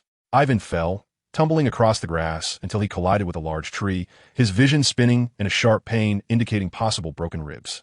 He attempted to rise, but Black was relentless, baring its sharp teeth and glaring menacingly at Ivan, letting out a low growl before launching itself at him once more. In a moment of desperation, Ivan swiftly reverted from his Animagus form, simultaneously drawing his wand with his right hand. The tip of the wand emitted a crimson light, striking Sirius Black. The impact sent Black hurtling away, landing amidst the grass with a pained howl. Enough. Do not attempt to attack me again. Or next time, it will not merely be a stunning spell, Ivan wiped the blood from the corner of his mouth, struggling to rise with the aid of a tree trunk. He gasped for breath, as did Black, both of them locked in a tense silence for 3 long seconds. The atmosphere was thick with unease. Ivan observed the flickering madness in Black's eyes, fixated on the wand in his hand, muscles taut and teeth bared. Black assumed a menacing stance, resembling a beast poised to strike. "Listen, I mean no harm. I know who you are and the purpose of your presence here." Ivan cautiously pointed his wand at Black, expressing his desire to converse about his friends, Harry and Ron. Before he could finish his sentence, a flurry of hurried footsteps approached from distance. Ivan swiftly turned his head to see a blinding light, squinting for a moment before recognizing the figure of Professor Lupin. "Professor Lupin, it's you, Ivan. I heard a commotion while checking the Ollery. What transpired here? Why are you outside the castle?" Lupin inquired, astonished. "Sirius Black has just breached the castle. It's perilous here. Dumbledore has ordered all students to assemble in the Great Hall." Ivan hesitated, caught between his thoughts. Although Lupin had been a close friend of Sirius Black during their school days, would he truly believe Black to be innocent without concrete evidence? Ivan shook his head. Considering Lupin's character, even if he believed in Black's innocence, his first instinct would likely be to restrain his former friend and escort him to Dumbledore. Following that, they would pursue Pettigrew. If fortune favored them, all would be well, but should Pettigrew evade capture, it would be a race against time. Black could face the Dementors, awaiting a fate sealed with a kiss. This was a dismal prospect. Ivan contemplated the situation and resolved to conceal the truth. Chapter 84. Lupin's Remorse. Lupin regarded Ivan with suspicion, perplexed as to why the boy stood outside the castle at such an hour, a scenario that defied reason. However, he chose not to probe further. Like everyone, Ivan had his own secrets. In truth, after more than 2 months of interaction, Lupin held Ivan in high esteem. It had been many years since he had encountered such a remarkable youth, particularly one who shared a bond with Harry akin to his own past friendships with James Potter, Pettigrew, and Sirius Black. The thought of Black brought a wave of sorrow to Lupin. He still struggled to believe that Black would betray James and ally himself with Voldemort, for they had once been the best of friends. Shaking his head, he pondered whether he had misjudged Black all along. Black had once been equally exceptional, yet he ultimately chose treachery. It seemed that the more intelligent a person was, the more they calculated the gains and losses of loyalty, viewing friendship merely as a commodity for exchange. Would this boy before him, Ivan, similarly betray his friends for personal gain? Lupin scrutinized Ivan, hoping to discern something profound. In the next moment, his eyes widened in realization. He thought he spotted a familiar figure concealed within the underbrush across from Ivan. The tip of his wand emitted a bright light as it soared into the thicket, revealing nothing. Could it have been an illusion? Lupin exhaled a sigh of relief, his heart now heavy with conflicting emotions. On one hand, he yearned to confront Black and seek clarity regarding the entire matter. On the other hand, he dreaded the encounter, fearing that Black would recount how he had betrayed James and Lily to Voldemort. Lupin had long lost count of the number of times he had awakened from such nightmares. 12 whole years had passed, yet he remained haunted by guilt, berating himself for not having recognized Black's true nature sooner, which had allowed him the opportunity to betray James and ultimately murder Peter Pettigrew. It was all his fault. Lupin had once believed that this burden of guilt would accompany him for a lifetime, but now Black had escaped from Azkaban, and rumors circulated that his intention for breaking free was to kill Harry, the only son of his former closest friend. Taking a deep breath, Lupin resolved that now was not the time for such thoughts. He noticed the grass in the thicket across from Ivan bending in one direction. Something had indeed stirred there, and he was not mistaken. It must be Sirius Black's animagus form, a sight he had witnessed countless times and would never forget. Was the boy before him merely coincidentally connected to Black? Ivan, observing Lupin's expression, understood his turmoil. It was indeed a challenging predicament, and he was at a loss as to how to explain the situation. However, he would soon be relieved of this concern. Just as he hesitated, something emerged from the thicket, and Lupin evidently heard the sound as another flash of light shot forth. It was Crookshanks, startled by the sudden brilliance, and it leaped into Ivan's arms. "Professor, I came out to find this cat. It belongs to my friend Hermione. I saw it dart out of the castle, and I was worried it might encounter some misfortune, so I followed it." Ivan was uncertain whether Lupin would believe his improvised excuse, but Lupin scrutinized Crookshanks for a moment, a look of relief washing over his face. "The entire castle has been searched, and there has been no sign of him," Snape murmured. "Excellent, Severus." "I never truly believed that Black would linger," Dumbledore replied calmly. "What do you mean, Severus?" "I mean, how did Black manage to enter the castle?" "What insights do you have regarding this matter, Headmaster?" Snape inquired. "Many, Severus, each one plausible. Do you recall our conversation before the term commenced? Snape's voice was low, clearly wishing to keep the discussion private. I do, Severus. Dumbledore's tone carried a sense of warning. It seems almost impossible. Black could not have entered the school without internal assistance, especially with that individual still unaccounted for. Do you grasp my meaning? I have indeed expressed concern about your resignation. I do not believe any soul within this castle would assist Black in gaining entry, Dumbledore stated, his tone unmistakably signaling the conclusion of the discussion. Leaving Snape silent. Severus, I must attend to the Dementors, Dumbledore said. I mentioned that we would notify them once our search was complete. Are they willing to assist? Snape asked. Oh, indeed. Dumbledore spoke with a certain coolness, expressing that as long as he held the position of headmaster, he would never allow them to cross the threshold of the school. Avon noticed Dumbledore approaching the entrance hall and paused slightly upon seeing himself and Lupin, followed closely by Snape. Were you eavesdropping on our conversation? Snape's gaze flitted between the two, ultimately settling on Lupin with a look of contempt. Professor, we did not. Be careful when fabricating lies, Mason. Snape interjected, shifting his attention to Avon. I must remind you, under the headmaster's orders, you ought to be sleeping in the Great Hall rather than sneaking out of the castle with someone you scarcely know to engage in dubious activities. Avon fell silent, finding both Snape and Dumbledore rather formidable. He hastily reiterated his excuse for venturing out to find Crookshanks. 10 points deducted from Gryffindor for that foolish cat, Snape declared disdainfully. Now, hurry back to the Great Hall to sleep, for that is where you belong. Chapter 85. Hermione's Concern. Inside the Great Hall, the 4 house tables were stacked against the walls, the floor strewn with hundreds of purple sleeping bags. There was no sound. Everyone seemed to be asleep. At Percy's gesture, Avon nestled into a sleeping bag near the entrance. The enchanted ceiling mirrored the night sky, adorned with twinkling stars. By the faint starlight, Avon observed a delicate white origami crane quietly fluttering from the corner of the room, circling overhead before landing precisely before him. The crane emitted a soft sound, transforming into a silvery note bearing Hermione's neat handwriting. Where have you been? Why have you taken so long?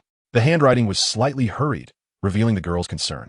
Avon pondered for a moment, drew his wand from the sleeping bag, and gently tapped the note.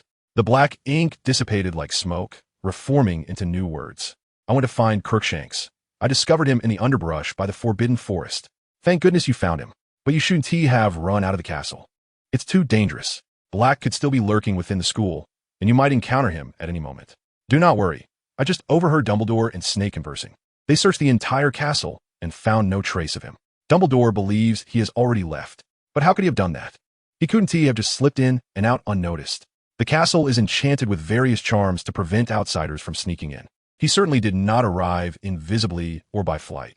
Perhaps it was some form of transfiguration, akin to the polyjuice potion we consumed last semester, or, before Avon could consider further, it was inappropriate to let Black's presence be prematurely revealed. Let's not dwell on that.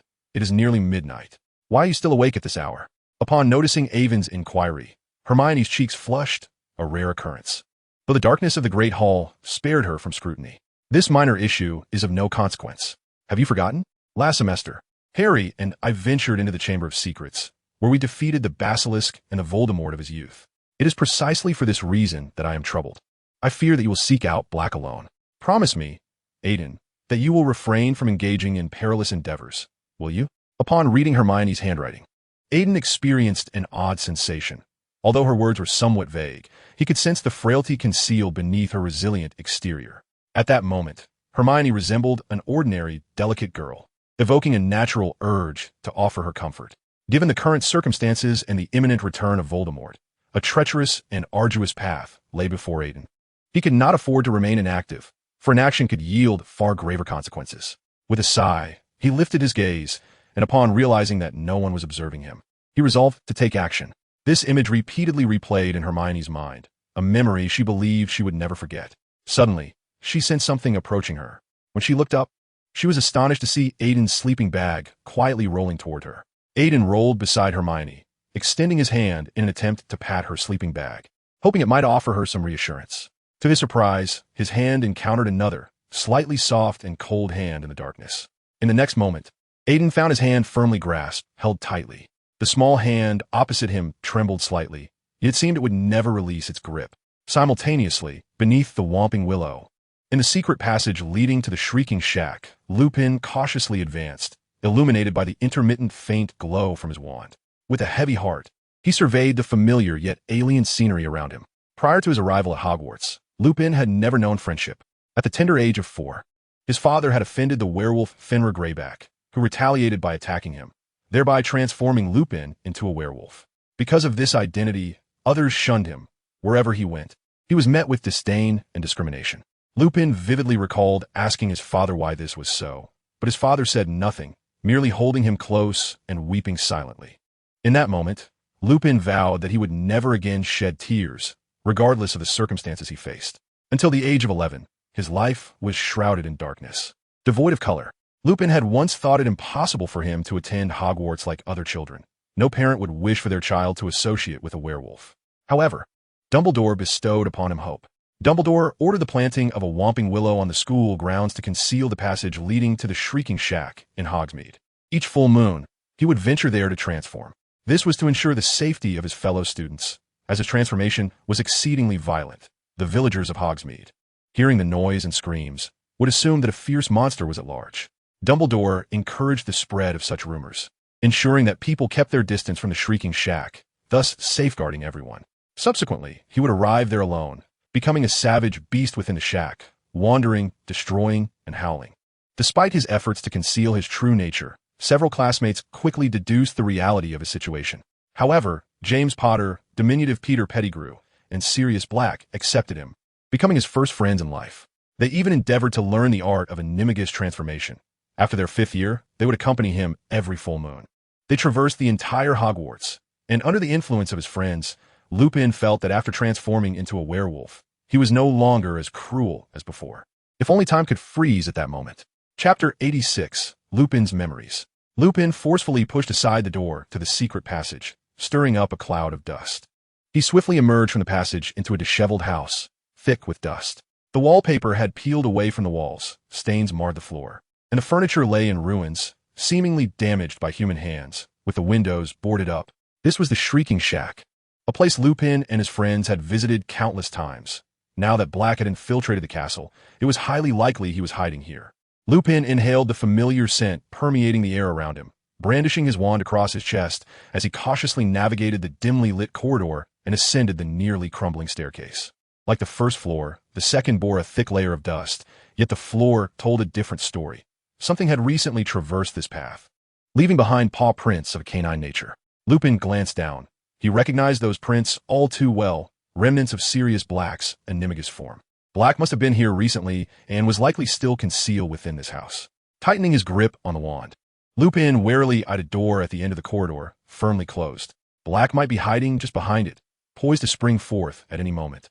Although his adversary lacked a wand, Lupin remained cautious. He approached slowly, striving to make no sound, his magical energy coalescing quietly. The tip of his wand emanating a faint glow. Nothing occurred. Silence enveloped the room beyond the door. Narrowing his eyes, Lupin's wand suddenly unleashed a robust beam of red light, forcefully striking the door open. Inside the room stood nothing but an opulent 4-poster bed, its curtains coated in dust. No one was present, and he stood alone at the entrance, gasping for breath. Lupin despondently lowered his wand. Black was not here. Perhaps he had been, but knowing that Lupin would see him tonight, he had retreated to another hiding place. What a coward! Lupin muttered under his breath. Black's behavior was incongruous with the Sirius he remembered. He was never one to flee. During their school days, he had been the bravest among them. Yet now, as he knelt to kiss Voldemort's robes, that former courage had likely vanished. The current Black was no longer the valiant Gryffindor, but resembled more a cunning Slytherin. Or perhaps he always had been. Lupin lingered at the door for a full minute. An indescribable sense of desolation etched across his face. He sighed deeply and turned to leave. However, he soon halted, noticing something left on the bed, a photograph. Lupin approached and picked it up. The image depicted 4 boys. From left to right, a younger version of himself, James Potter, Sirius Black, and Peter Pettigrew. The 4 of them appeared so joyous, laughing and greeting Lupin. A wave of bittersweet nostalgia washed over him. He recalled that this photograph was taken on the lawn in front of the castle during their graduation, each having one as a keepsake. His own had been sent away 2 years prior, when Hagrid collected photos for Harry. James's had been lost in the ruins on the night he was attacked, while Peter's was likely obliterated alongside him by Black. The only remaining copy belonged to Black himself. It was likely left behind inadvertently during his stay at the Shrieking Shack. Lupin had assumed Black had discarded it along with their friendship.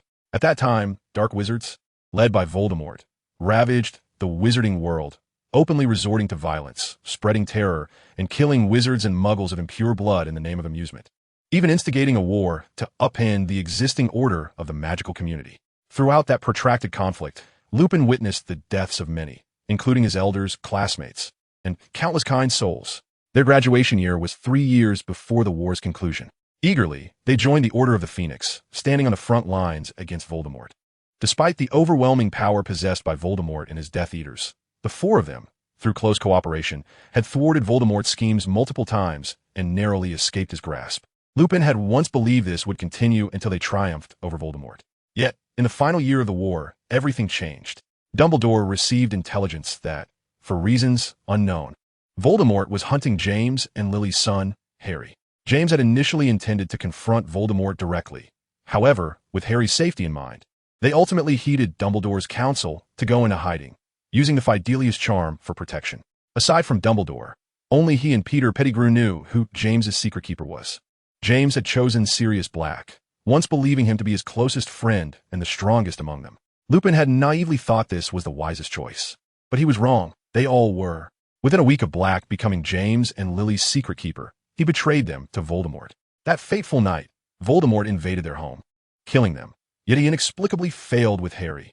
Upon learning this news, Lupin vividly recalled his reaction. He frantically searched for Black, desperate to uncover the truth. Convinced something had gone awry. Why had James and Lily died, and why had the Fidelius charm failed? Until that moment, he could not bring himself to believe that Black would betray them to Voldemort. 2 days later, Lupin found Black, yet he was a step too late. Peter Pettigrew had reached him first.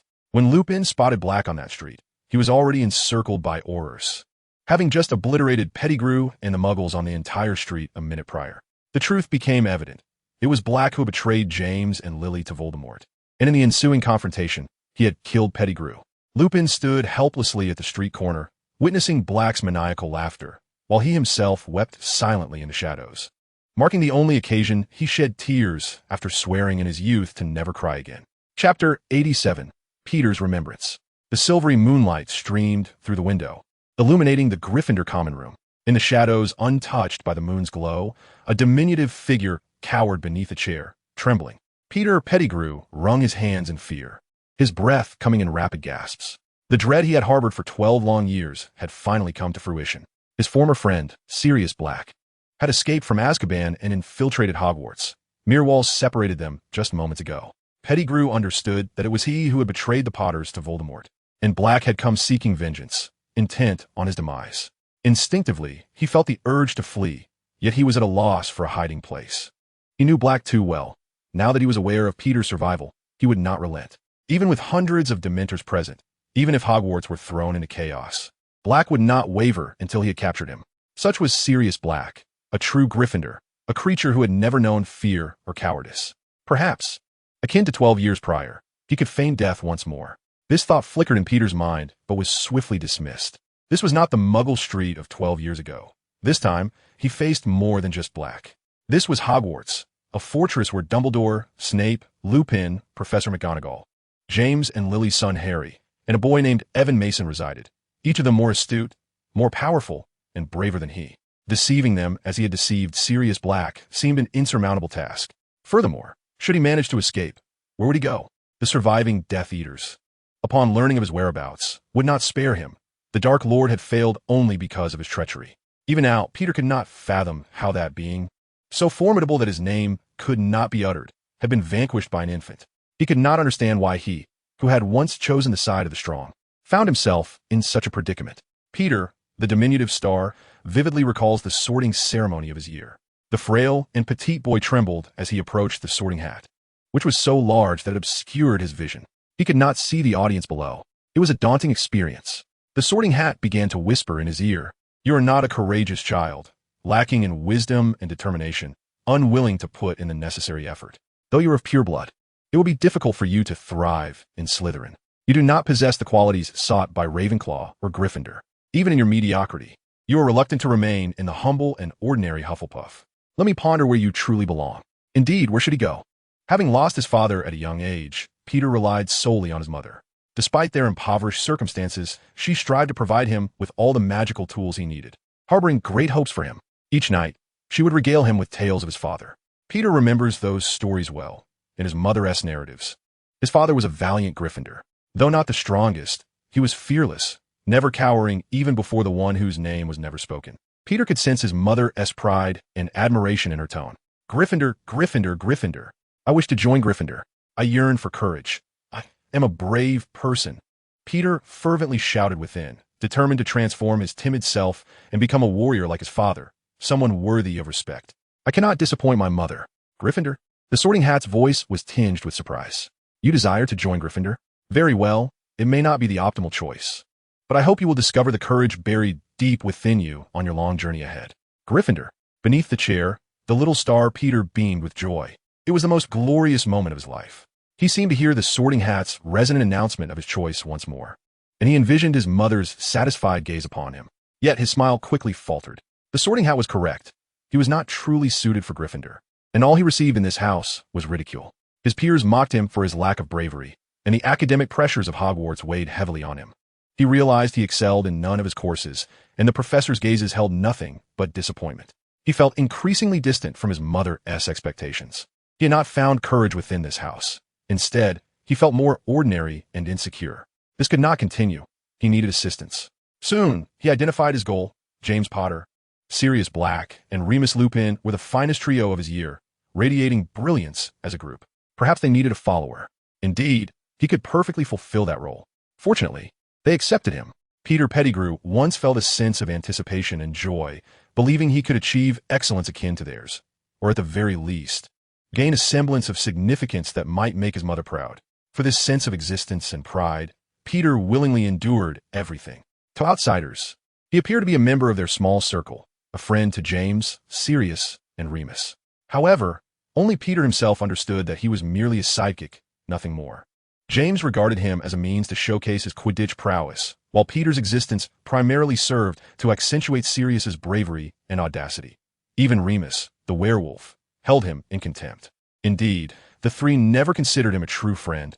At best, he was a companion, often reduced to a mere lackey, weak to the point of being insignificant. Perhaps that was the perception of all. Yet, Peter at times found satisfaction in this role. He did not crave the spotlight. Merely a humble corner would suffice. He may not have discovered the courage he longed for within the ancient halls of this academy, but he sought strength and honor through other means, though scarce. It was enough to prevent his mother from feeling disappointment in him. The desire for courage and the pursuit of power need not be mutually exclusive. 7 years at Hogwarts ultimately enlightened Peter to the realization that what he sought was not the valor of the fearless, but an overwhelming power. Had his father possessed such strength, he would not have perished, and life for both him and his mother would have been less harrowing. It was this formidable power that he had always yearned for. Upon graduation, when his three companions aspired to join the Order of the Phoenix to combat Voldemort, Peter initially contemplated refusal, fully aware of the disparity in their strengths. Yet, he lacked the courage to dissent, having grown accustomed to obeying the commands of the other three. The thought of denying his companions was equally daunting. It required a kind of bravery he had never possessed.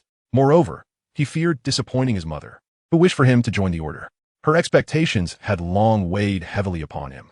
But it was only at that moment he recognized this pressure had transformed into an unbearable burden, suffocating him. He could sense the Dark Lord's wrath, the loathing directed at the four of them from one whose name they dared not utter, akin to an unending nightmare. This could not continue. Peter Pettigrew discerned no benefit in persisting against Voldemort.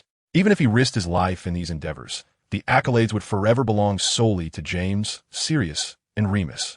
Furthermore, Dumbledore was gradually aging, his strength waning, while Voldemort's power and influence grew stronger by the day.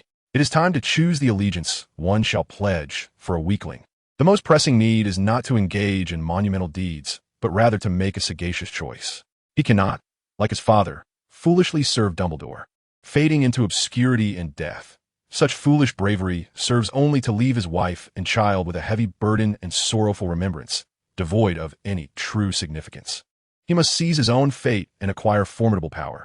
The Dark Lord has promised him that, should he unify the magical realm, he would attain previously unimaginable strength, influence, and status.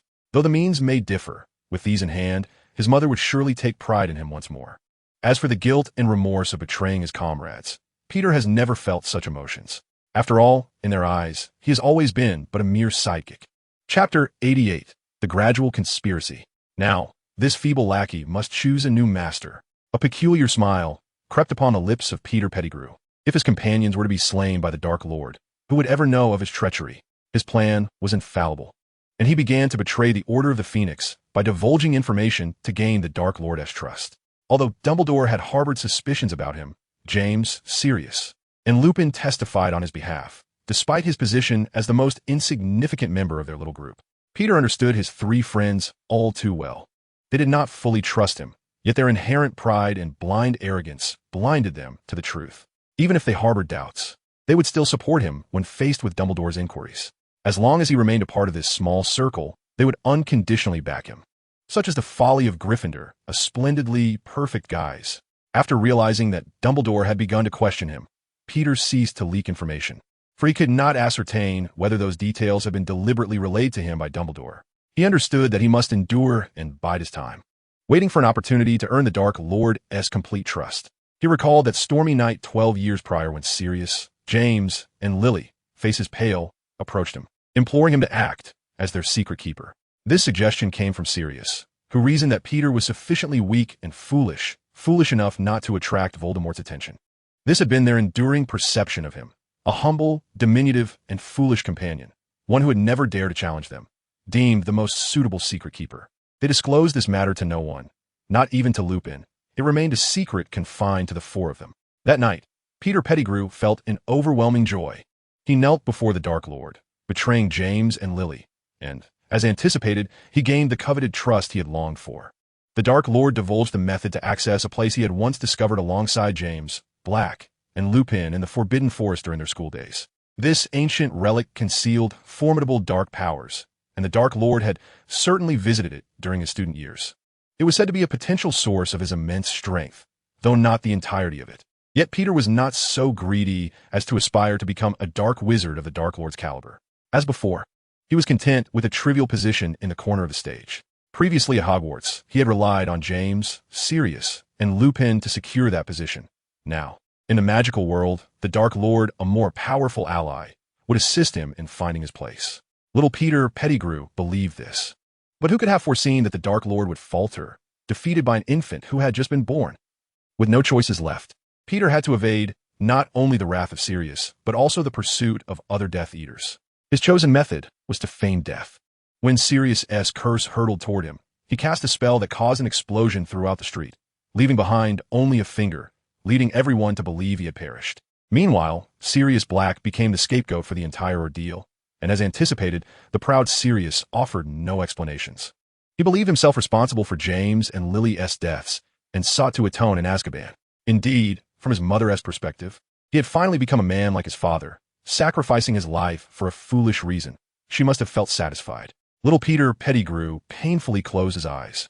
For the subsequent 12 years, he remained concealed in the Weasley household, living as a rat. He understood the necessity of maintaining a connection to the magical world so that he could be promptly informed of the Dark Lord's movements. 2 years prior, he had once again encountered the Dark Lord at Hogwarts. He did not immediately reveal himself. Instead, he chose to observe Voldemort, assessing whether he was still as powerful as before. Grateful for his discretion, Peter witnessed Voldemort's failures twice in the following 2 years. Witnessing Voldemort falter repeatedly filled Peter with dread. He could not comprehend why the Dark Lord, possessing such might, would fail time and again against a mere child. It seemed the tide had truly turned. Perhaps it was time to seek a new ally. Abruptly jolted from his reverie, Peter noticed movement outside. He cautiously peeked out, discovering it was the house elf named Dobby, tidying up at 3 in the morning. Peter squinted, sensing a kinship with this house elf. Both were so humble, so cowardly. Dobby had once been a slave to the Malfoys, and now he served a boy named Ivan Mason. Perhaps one could turn and align oneself with Harry Potter, the savior who has triumphed over Voldemort on multiple occasions. Such a prospect is not entirely implausible. The events of that fateful time were known only to Sirius Black and myself. By eliminating Sirius, I could re-emerge before the public in the guise of a hero. Currently, the only obstacle remaining is Sirius Black. Once he is dealt with, the past shall remain shrouded in mystery. A sinister smile crept across Peter Pettigrew's lips as he contemplated the possibilities. He could assert to others that he had borne humiliation and hardship for years. standing guard beside the last remaining scion of his once-beloved friend, protecting Harry from the clutches of malevolence. He could return as a tragic hero, the most significant contributor to Voldemort's defeat, even seeking to become Harry's sole guardian. Even if Dumbledore and Lupin harbored suspicions, they would have no grounds to oppose him. Peter understood that he needed a plan, a comprehensive strategy to rid himself of Sirius Black. To ensure the success of his scheme, he first needed to vanish from sight. He must evade the pursuit of Sirius Black and that feline named Crookshanks. Strangely, Peter sensed that a boy named Evan Mason had begun to cast doubts upon him. He had to tread carefully. After all, this boy had bested Voldemort during his school years, relying not merely on luck or Dumbledore's assistance, but on his own strength and intellect. The thought was terrifying. Peter feared that the boy might already know something. He resolved to hide. Next, he required a wand. Fortunately, neither of these tasks posed significant challenges. The real difficulty lay in locating Sirius. Once he found him, there would be allies within the castle willing to assist him in confronting his adversary. Suddenly, Peter recalled the Marauder's map he had once crafted with James, Sirius, and Lupin. This map could prove invaluable. He remembered that it had been confiscated by Filch during their 7th year. If all went according to plan, it should still be there. Chapter 89. Identifying and Slaying the Werewolf. In addition to the student witches and wizards, many adult sorcerers were also learning the Patronus charm through the Hogwarts Magical Gazette. Evan had just discovered that so many had previously been unaware of this spell, which left him concerned about the overall competency within the magical community. Beyond the increasingly fantastical rumors, numerous changes had transpired within the castle. For instance, the portrait of the Fat Lady, which had been vandalized, had been removed, replaced by the image of the fully armed Sir Cadogan and his rotund gray pony. Furthermore, Harry was now under strict surveillance. Professors walked alongside him in the corridors under various pretexts, while Percy shadowed him like an overly pompous watchdog. The repercussions of Black's intrusion into the castle had impacted Peter Pettigrew the most profoundly. Ron expressed to Evan that the rat remedy he provided had proven ineffective. Bane now consumed nothing but water. It lay motionless in the corner beneath the bed, resembling a creature awaiting death. A more precise description would be that it was in a state of anticipatory demise. Evan had already conducted an experiment, and the tracking potion was working. Within 100 meters, he could sense Bane's location at any moment. The next step was to seek an opportunity to contact Sirius Black, thereby bringing this year's events to a close. However, the previous 2 failed attempts had aroused Black's suspicions towards Evan, making him increasingly cautious. Evan had no idea where he was hiding. Just as Lupin did not trust Black, Black likewise harbored doubts regarding Lupin. 12 years of confinement in Azkaban had left his sanity frayed. He even distrusted Dumbledore, consumed solely by thoughts of vengeance. It was highly probable that Black was concealed within the Forbidden Forest, and Evan had no desire to scour the woods for a dog. He resolved to devise a plan to lure him out. At the dining table, Evan observed Crookshanks darting out of the hall with a large piece of bread in its mouth, and an idea suddenly struck him. Perhaps he could leverage this. Hermione's cat was remarkably astute. At times, Evan found himself questioning whether it was also an animagus. It had undoubtedly formed an alliance with Sirius Black, and the bread it had taken was likely destined for him. While Evan was lost in thought, watching Crookshanks slip past him, he noticed Harry, Ron, and Hermione entering the hall with dejected expressions. "Do you know what Snape summoned me for?" Ron exclaimed, clearly incensed. "He ordered me to clean the bedpans in the hospital wing, and forbade the use of magic." His fists were clenched tightly. "Why can't Black just hide in Snape's office? Then he could deal with him for us." "Wait a moment, Ron. ISNT their defense against the dark arts class in the morning for 3rd years?" Colin asked anxiously. "Why were you given detention by Snape?" "Good question, Colin." Ron huffed heavily. "I was given detention during the defense against the dark arts class, and in the afternoon potions class, I had to endure him again." "But why?" "Because Snape claimed Professor Lupin was too ill to teach, and he was substituting for him in that defense against the dark arts class." Harry replied angrily as he took a seat. "It's definitely Snape's doing. Do you remember I mentioned a few days ago that he was brewing a potion for Professor Lupin? He must have added something to that potion." Harry's words received Ron's agreement, but Evan knew that Snape was concocting a wolfsbane potion, which needed to be taken a week prior to the full moon. Calculating the time, it was clear that these days coincided with Lupin's transformation, which explained his absence. "Don't be ridiculous, Harry. Why would Snape do that?" Hermione pulled out her defense against the dark arts textbook. "What did he ask you? There must be a reason for this. Why did he insist on teaching me how to identify werewolves?" Hermione pondered thoughtfully. Anything is possible. Perhaps he was bitten by some deranged werewolf, which would explain his peculiar behavior. Ron exclaimed, exasperated. "Just look at the homework Snape assigned us. A treatise on identifying and slaying werewolves. A minimum of 2 parchment sheets. He must be mad. Hermione meticulously examined her dark arts defense textbook for the distinctions between werewolves and true wolves, as well as the symptoms exhibited during their human form. Oh my goodness, Hermione, you can't possibly intend to complete that assignment by researching an evil werewolf and then killing it, can you? Ron remarked. The length of the middle finger being equal to that of the ring finger, weakness, the full moon, transformation time, and things that incite fear. Hermione paid him no heed, her fingers swiftly gliding over the pages until she seemed to make a discovery. Suddenly, she lifted her head, her beautiful chestnut eyes filled with alarm. Werewolves aren't necessarily evil. Ron. Upon seeing Hermione's expression, Ivan understood she had uncovered the truth. He sighed and said, Wizards often presume that werewolves lack reason and emotion, driven solely by destruction and bloodlust, but this perspective is fundamentally flawed. One must understand that even the purest of hearts, one who remembers to pray at night, may transform into a wolf under the full moon's bloom. Ivan gazed calmly at Hermione, asserting that he still retained his inherent goodness. We cannot distrust him merely because he is a werewolf. Is that so, Ivan? Hermione inquired uncertainly, and for some reason, under his gaze, her anxiety began to wane. Indeed, I believe in him. Ivan nodded affirmatively. Harry, Ron, and Colin stood nearby, gazing at the two in confounded silence, unable to comprehend the conversation unfolding before them. Chapter 90. The First Quidditch Match. Despite Ivan's reassurances, Hermione's countenance remained as somber as the dim skies outside. She could hardly fathom that Professor Lupin was a werewolf. This revelation was utterly astonishing. I say, you too. Are you concealing something from us? Ron questioned suspiciously, eyeing Ivan and Hermione. At his words, Harry and Colin nodded in agreement. Ivan and Hermione exchanged an awkward glance. Hermione hesitated to disclose that Professor Lupin was a werewolf. Since both Dumbledore and Ivan trusted him, she felt compelled to keep his secret. Furthermore, Professor Lupin was exceptionally amiable, bearing no resemblance to the legendary ferocious werewolf. Before Ivan could formulate his thoughts, Oliver would stormed over, his expression furious, and the rest of the Gryffindor Quidditch team gathered around. Bad news. We will not be competing against Slytherin tomorrow, he said angrily. Professor McGonagall just informed me that our opponent tomorrow will be Hufflepuff. Why? The other players inquired in unison. Slytherin's excuse is that their Seeker's arm is still injured, Wood growled, baring his teeth and panting.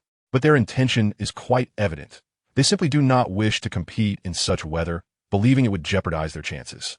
In recent days, Hogwarts has been besieged by tempestuous winds and torrential rain. As Wood spoke, the resounding thunder echoed from beyond the castle walls. The Seeker from Slytherin? Angelina exclaimed. It is Draco Malfoy, who sustained an injury to his arm during the first week of school in care of magical creatures class, inflicted by Buckbeak.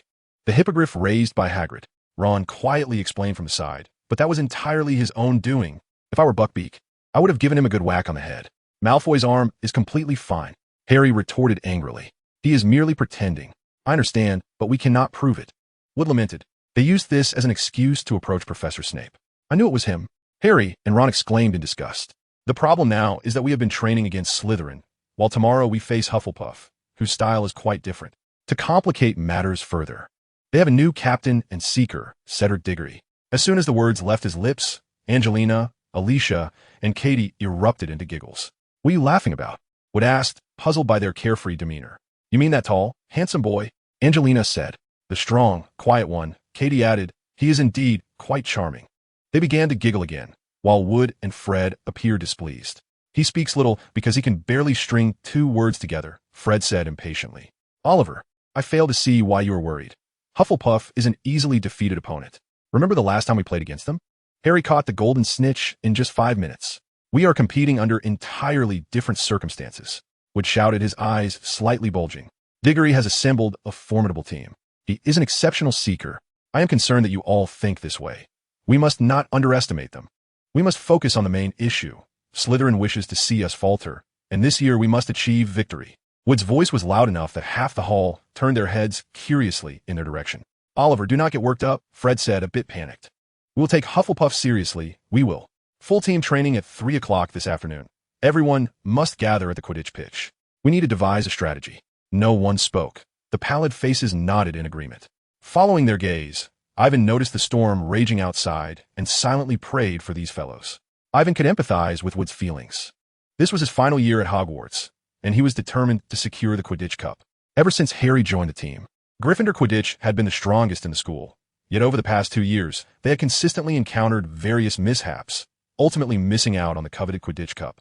To be more precise, it is Harry who has been perpetually embroiled in mishaps. After all, aside from being an exceptional seeker, he also partakes in the illustrious vocation of a savior. Should this year's failure to secure the Quidditch Cup for Gryffindor be attributed to him once more, it is likely that even Voldemort would not need to intervene, but could easily dispatch Harry himself, indeed, with merely a glance. Early the following morning, around 5 o'clock, Ivan was awakened by the howling winds outside the castle. He could hear the rumbling of thunder overhead, the fierce winds battering against the castle walls, and the sound of trees snapping in the distant forbidden forest. Bleary-eyed, he emerged from his bedroom to find Harry already dressed, quietly seated in front of the common room fireplace with his Firebolt 2000 in hand. The fireplace emitted no light, casting a gloomy pall over the entire common room. "Good morning, Harry." Ivan yawned as he approached. "What did you rise? And you've been sitting here all this time?" "Yes," Harry replied.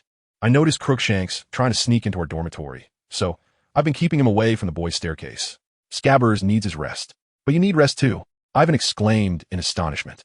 "In just 3 hours, you'll be flying outside in this dreadful weather for the entire day." "I'm not tired, Ivan. I have a foreboding feeling," Harry said, weakly waving his hand. "That black dog, I think I saw it last night during practice, lurking near the forbidden forest, watching us. It's just a stray dog." Ivan could not comprehend why Sirius would be causing trouble in such inclement weather. Surely, a rational being would seek shelter from the rain. However, given the current circumstances, it seemed that Black was no longer quite sane. "But this is the 3rd time I've seen the same stray dog," Harry sighed. "You know Black is hunting me, and if that omen signifies death, I am frightened. A stray dog is nothing to worry about. I've seen it many times." Ivan reassured him. Harry's words, however, caused Ivan to suddenly recall what might transpire during the upcoming match. He glanced outside at the ominous skies and added, "Harry, you need to conserve your strength. If there is anything to truly fear, it would be the Dementors." "The Dementors?" Harry's face drained of color. "Yes, those creatures are not far from the Quidditch pitch, and the joyful atmosphere generated during the match is an exquisite delicacy for them. If they come." Ivan hesitated before continuing. "You need to have your wand ready. And how is your practice with the Patronus Charm going?" In the ensuing hours, Ivan accompanied Harry as he practiced the Patronus Charm several times. Despite their best efforts, Harry could only conjure a vague mist of white vapor. Ivan sighed. While this level of power might not be sufficient to repel the Dementors, it was certainly better than nothing. It should be enough to provide Harry a moment of safety for a safe landing. Moreover, during the match, Dumbledore was present, and, in his presence, Evan truly doubted that over 100 Dementors could achieve much. Chapter 91. Peculiar Thoughts. After breakfast, Evan and his companions donned heavy raincoats and exited the castle. The icy rain caused Evan to shiver slightly as he observed Hermione, Colin, and Ginny trembling beside him. Yet, their enthusiasm remained undeterred. As someone afflicted with a severe fear of heights and lacking a passion for Quidditch, Evan found it perplexing why this sport enjoyed such immense popularity. Outside the castle, the weather was tumultuous, with strong winds and torrential rain, yet the entire school community, as usual, flocked to witness the match. They dashed across the lawn towards the Quidditch pitch, taking their seats on the damp stands, bowing their heads against the fierce wind. This experience was utterly dismal. Just half an hour earlier, Evan had intended to spend his day in the cozy warmth of the library. He had resolutely decided that, no matter how loudly Colin called for him, he would not set foot outside the castle in such weather. Absolutely not. However, Colin, surprisingly, did not come to summon him directly.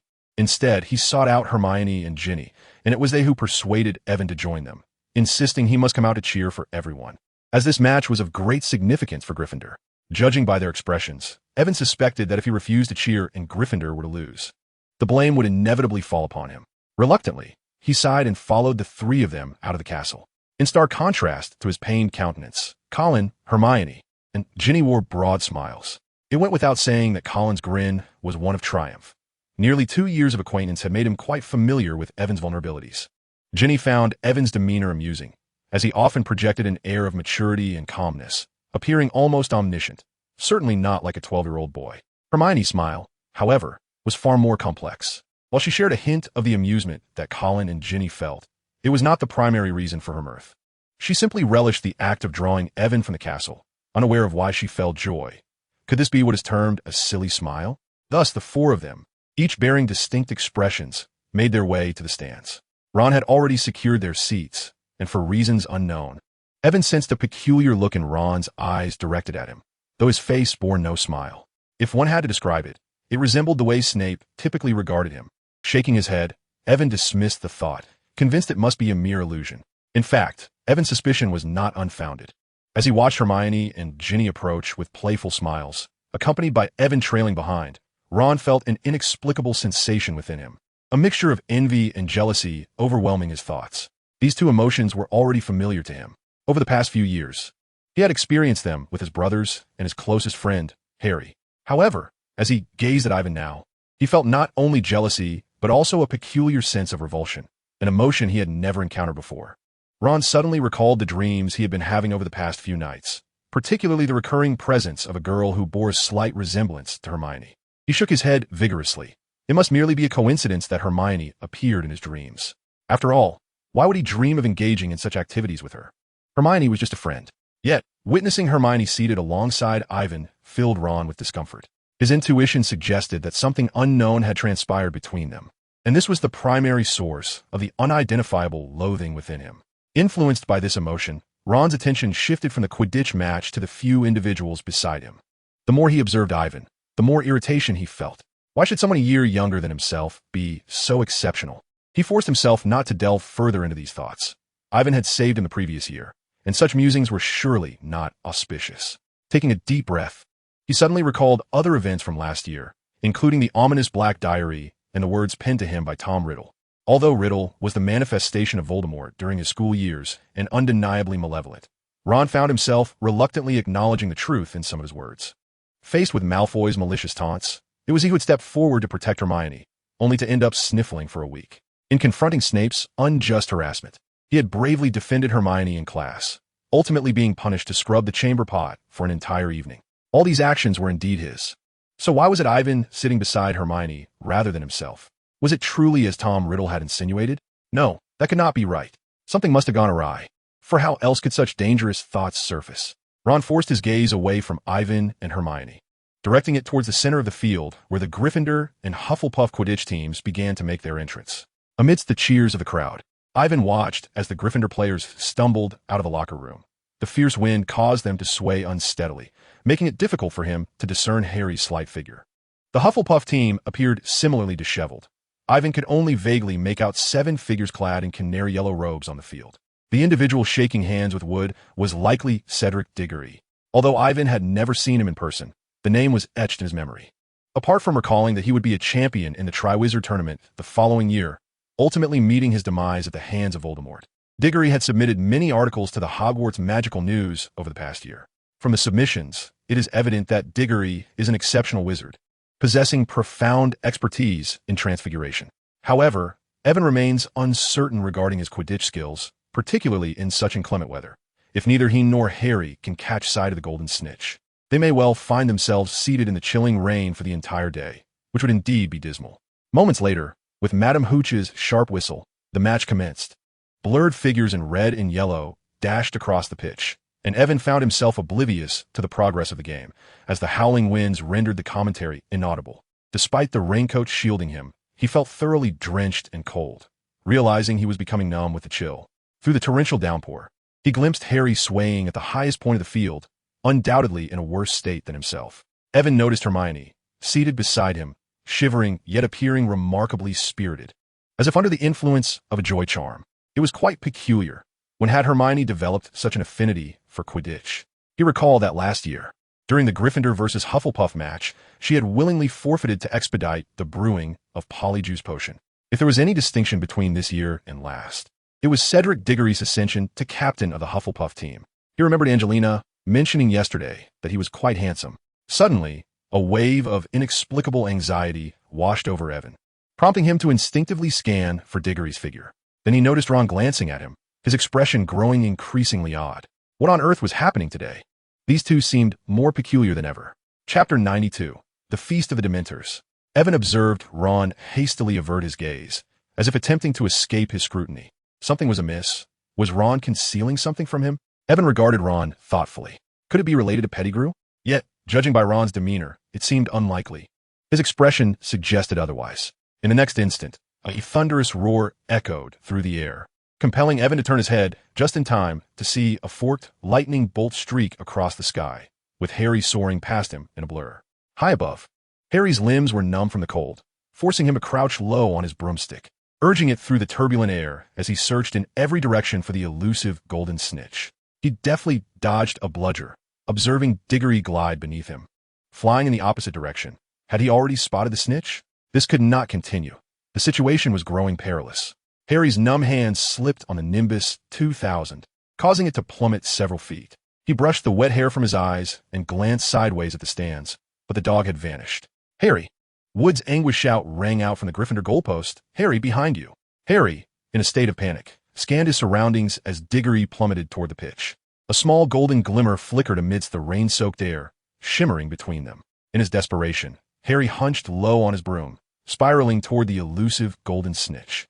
All activity ceased as spectators turned their gazes toward Harry and Diggory, with Diggory being closer, yet Harry possessing greater speed. In the stands, Hermione's icy grip suddenly tightened around Evan's left arm, her voice laced with terror as she exclaimed, "Look! Look over there!" Following her gaze, Evan's heart sank as he beheld a deep, inky darkness looming ominously on the horizon behind Harry and Diggory, like ink diffusing in water.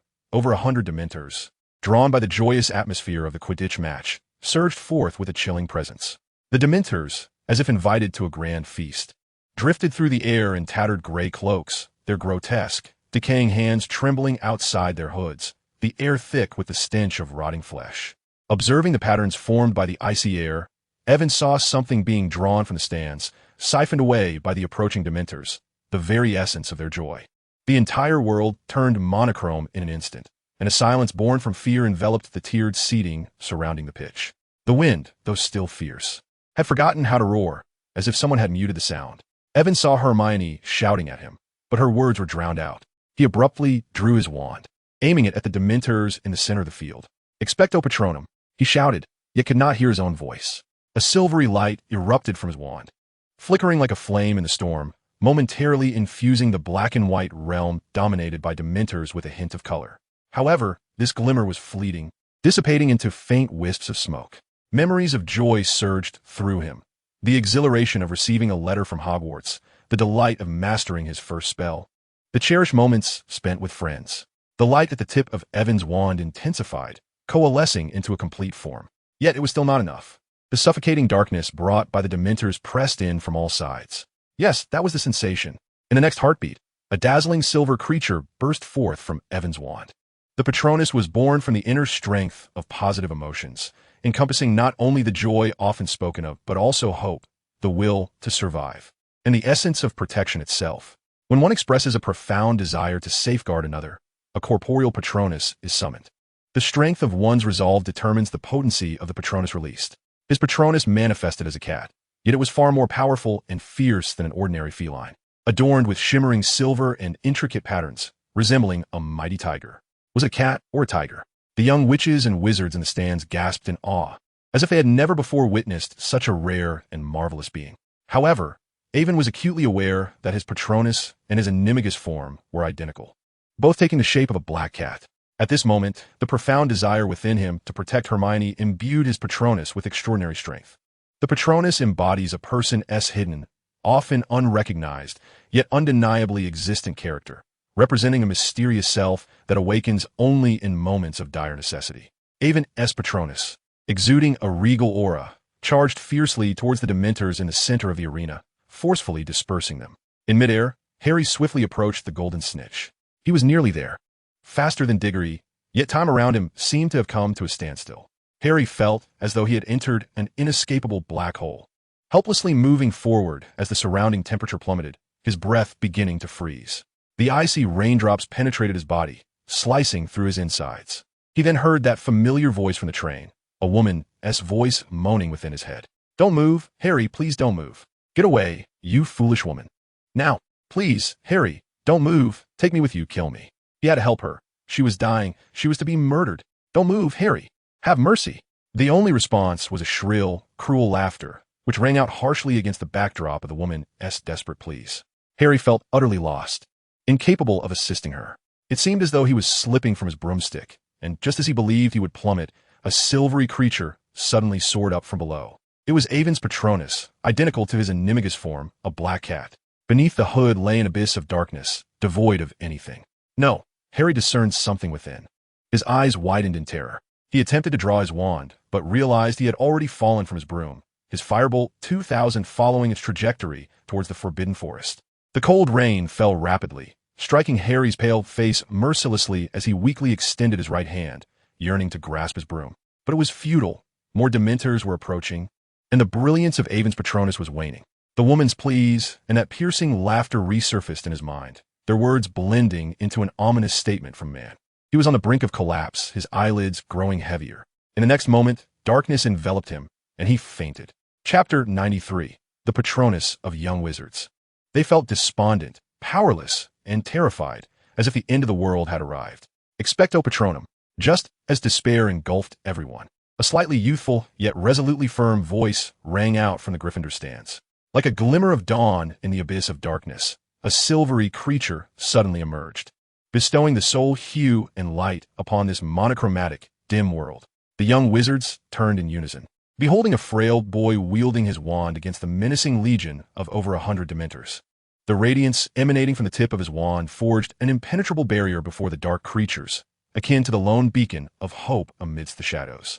This vivid tableau was etched in the minds of all present, an indelible memory that would linger for years to come. It was Aiden Mason, the embodiment of his Patronus.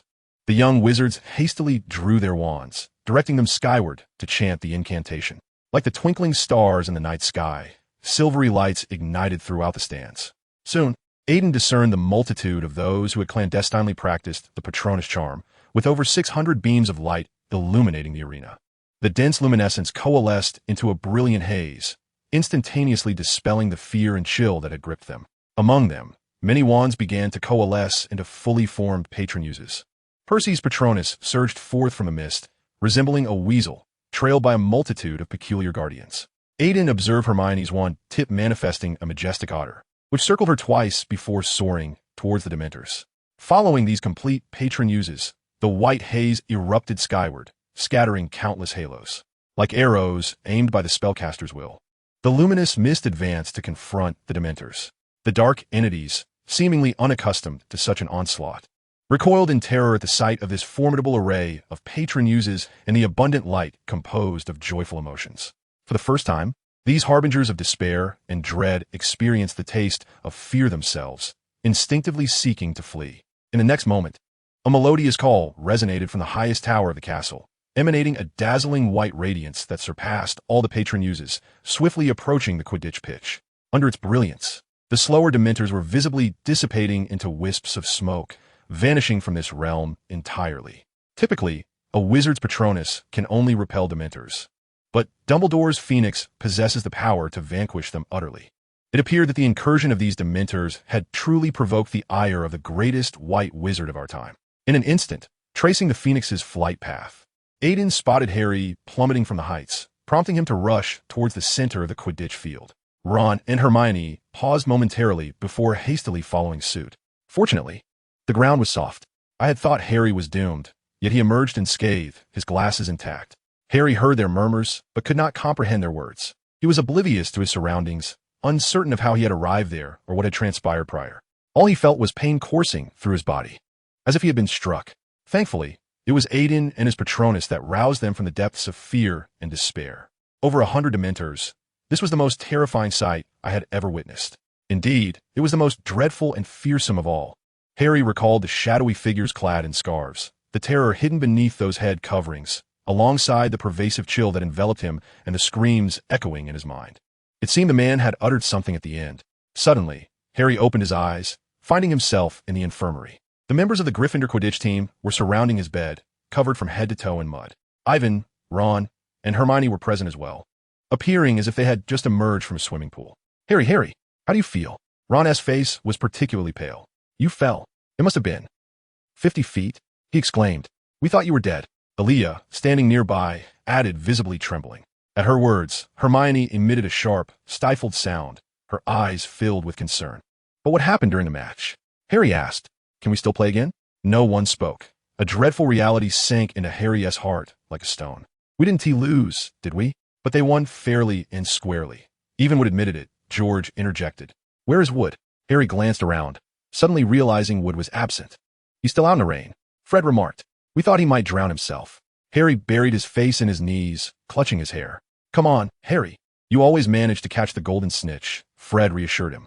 Everyone has an off day, George added. The match isn't over yet. We lost 100 points, right? So, if Hufflepuff loses to Ravenclaw, and we defeat Ravenclaw and Slytherin, Hufflepuff has at least 100 points to lose, George continued. But if they beat Ravenclaw? No way. Ravenclaw is too good. But if Slytherin loses to Hufflepuff, it all comes down to the points. Whoever wins or loses is a matter of 100 points. Harry lay on the hospital bed, listening to Fred and George's discussion, saying nothing. They had lost, and it was entirely his fault. It was his first defeat in Quidditch. About 10 minutes later, Madame Pomfrey came to inform the team members that Harry needed rest. We will come back to see you later, Fred told Harry.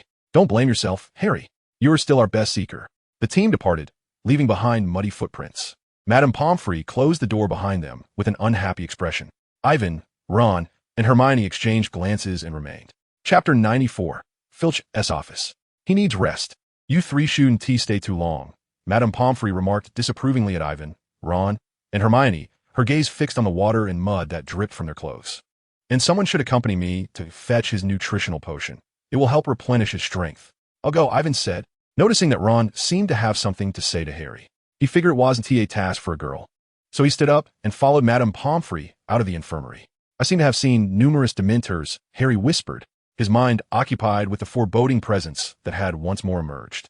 There were over 100 Dementors, Harry, Hermione said, her voice quivering. I was so terrified that I didn't know what to do. My mind was filled with dreadful thoughts. It was only thanks to Ivan and his Patronus that we were able to regain our senses.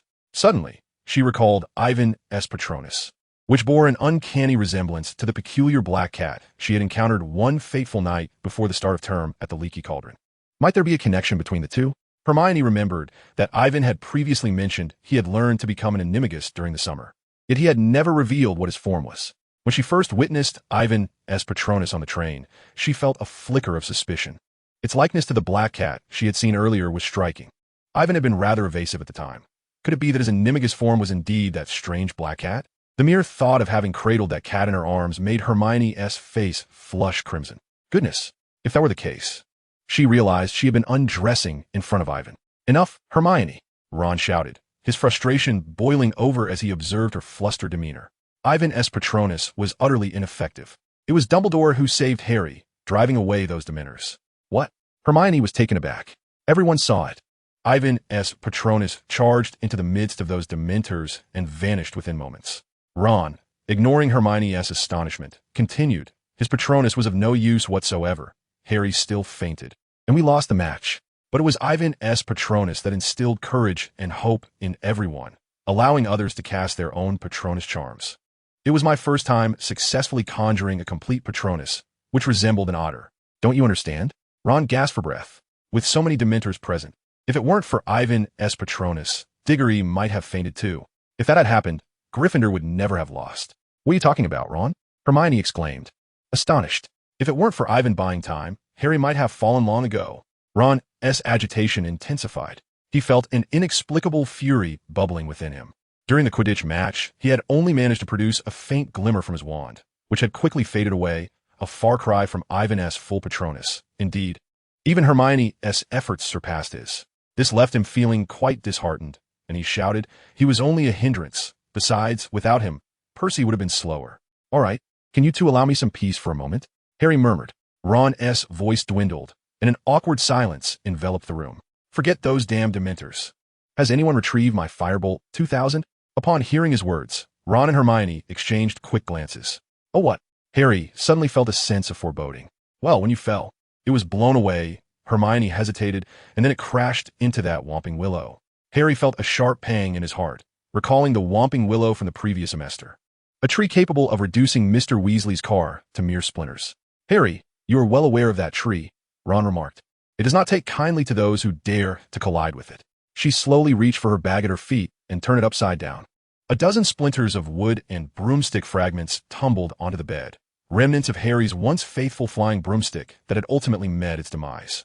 Sitting on the bed, Harry stared blankly at the shattered pieces of his broom, while Ron and Hermione sat silently in their chairs, as if they had just emerged from a heated argument. Do not be disheartened, Harry. Aiden placed a potion on the nearby table, offering consolation. You may use my Nimbus 2001. I have gifted it to you, as it holds no value for me. Ever since he received that broomstick, Aiden had relegated it to the space beneath his bed, having only lent it to Ron a few times, and he had scarcely touched it since. Thank you, Aiden, Harry replied, gazing at the remnants of his Nimbus 2000. At a loss for words, this broomstick was beyond repair, and he knew he should discard it. Yet, Harry was reluctant to do so, feeling as though he had lost a dear friend. As the clock approached 9 in the evening, Aiden, Ron, and Hermione finally took their leave. Perhaps the Dementors had left an impact on him. Hermione was uncertain how to express her thoughts and whether to divulge Ron's remarks to Aiden. Then, she recalled the matter of the black cat, and her face flushed crimson. She hesitated to confirm this with Aiden. What if she had misunderstood? There might not be a definitive connection between a Patronus and an Animagus, and if that were the case, it would be rather awkward. After some contemplation, Hermione decided to keep this as a secret for the time being, intending to investigate further before drawing any conclusions. But wait, if that black cat truly was Aiden, what would she do then? He was like a wisp of smoke, ethereal and elusive. Aiden could gaze through his own form at the darkened sky and the torrential rain beyond. Due to Nick's frequent contributions to the Hogwarts magical news over the past year, Aiden and Hermione had grown quite familiar with him. Greetings, Nick said in a melancholic tone. I just heard about the incident at the Quidditch pitch. It's utterly dreadful. Harry is all right, isn't he? Yes, indeed. Gryffindor is undeniably the strongest, yet we consistently lose matches for various reasons. Nick sighed deeply this time. It was due to the Dementors I had long. Before Nick could finish his sentence, Aiden noticed a yellow-eyed cat suddenly emerge from behind him, letting out a shrill, piercing cry. It was Mrs. Norris, the gaunt, gray cat who served as the assistant to the caretaker, Filch, amidst his unending skirmishes with the students. You'd best leave this place. Nick hurriedly remarked that Filch was in a foul mood. He had caught a cold, and during the Quidditch match, someone had ransacked his office, leaving his belongings strewn about in disarray. He was currently scouring the castle in search of the culprit. You are right, Ivan exclaimed, urgently pulling Hermione towards the staircase. It was nearly bedtime, and he wished to avoid being intercepted by Filch for yet another inquiry. However, it was indeed peculiar. Who could have caused such chaos in Filch's office? Fred and George might engage in such antics, yet they had just been occupied with the Quidditch match and clearly had no time for mischief. Peeves could be a suspect, but it was also unlikely. His style did not involve leaving a scene without a trace. Who else could it be? Nick mentioned that Filch's office had been thoroughly ransacked. Perhaps someone had been searching for something. Filch had confiscated a considerable number of items from students. Chapter 95, The Death of Scabbers. Although it was quite late, the common room was abuzz with activity. No one had gone to bed. They were engrossed in discussions about the Dementor attack that had occurred on the Quidditch pitch. Gryffindor's loss brought a sense of gloom. Yet apart from the players and a few die-hard fans, the majority had brushed the incident aside. After all, losing to Ravenclaw or Hufflepuff was not particularly difficult to accept, especially as long as it was not to Slytherin. At that moment, they were more eager to share tips on casting the Patronus charm, with several students who had successfully produced full-bodied patron uses surrounded by inquisitive peers.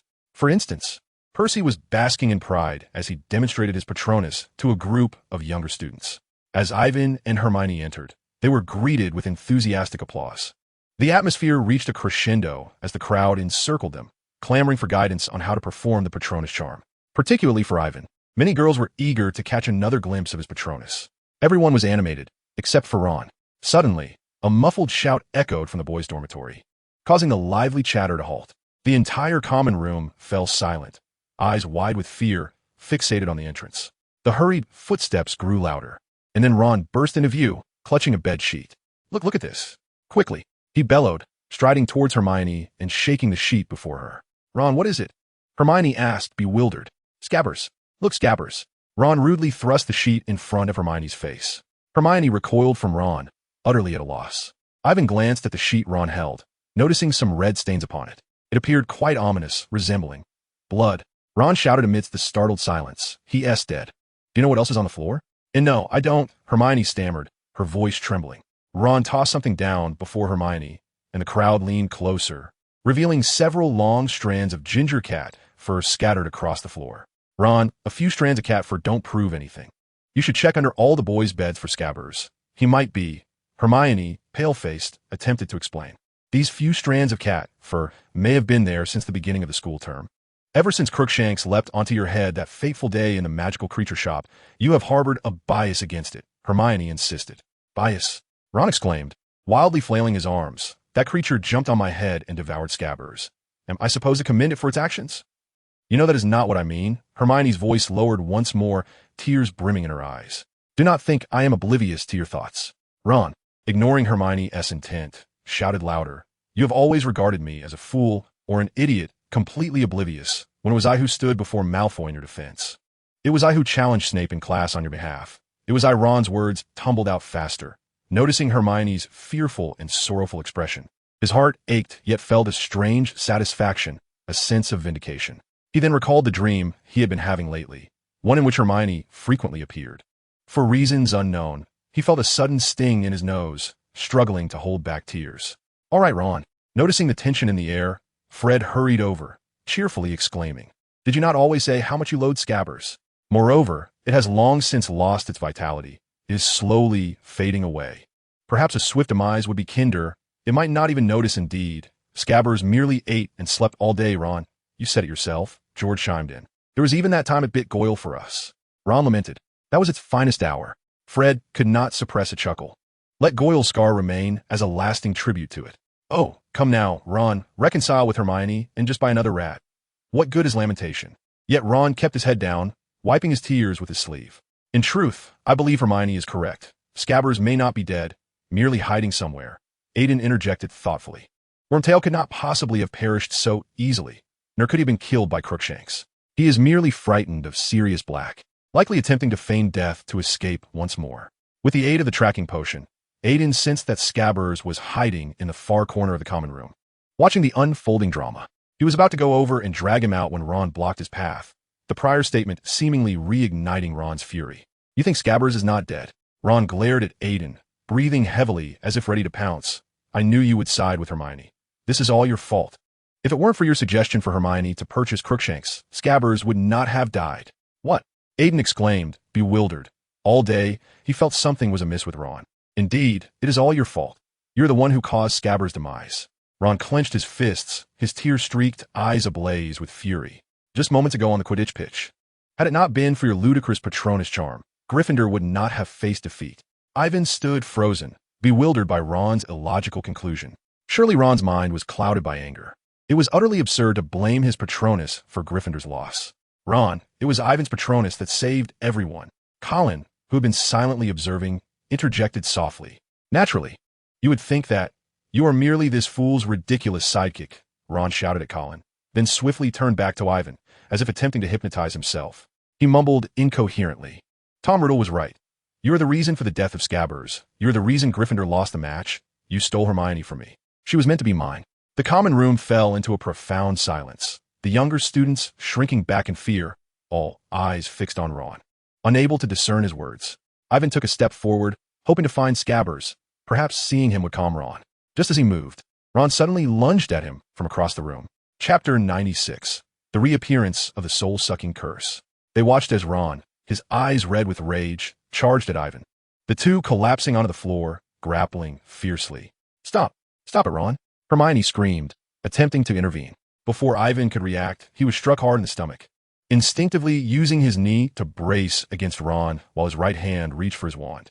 In the next instant, a thick beam of red light shot forth, sending Ron flying backward. His body crashed into a table, tumbling to the ground, struggling to rise and charge at Ivan again, but Fred and George hurriedly restrained him. Ron, what are you doing attacking Ivan? Fred exclaimed in astonishment. Right? Do you even know what you're doing? George added, gasping for breath. Ron glared at Ivan with furious eyes. Everyone held their breath, dumbfounded by Ron's outburst, the atmosphere in the common room thick with tension.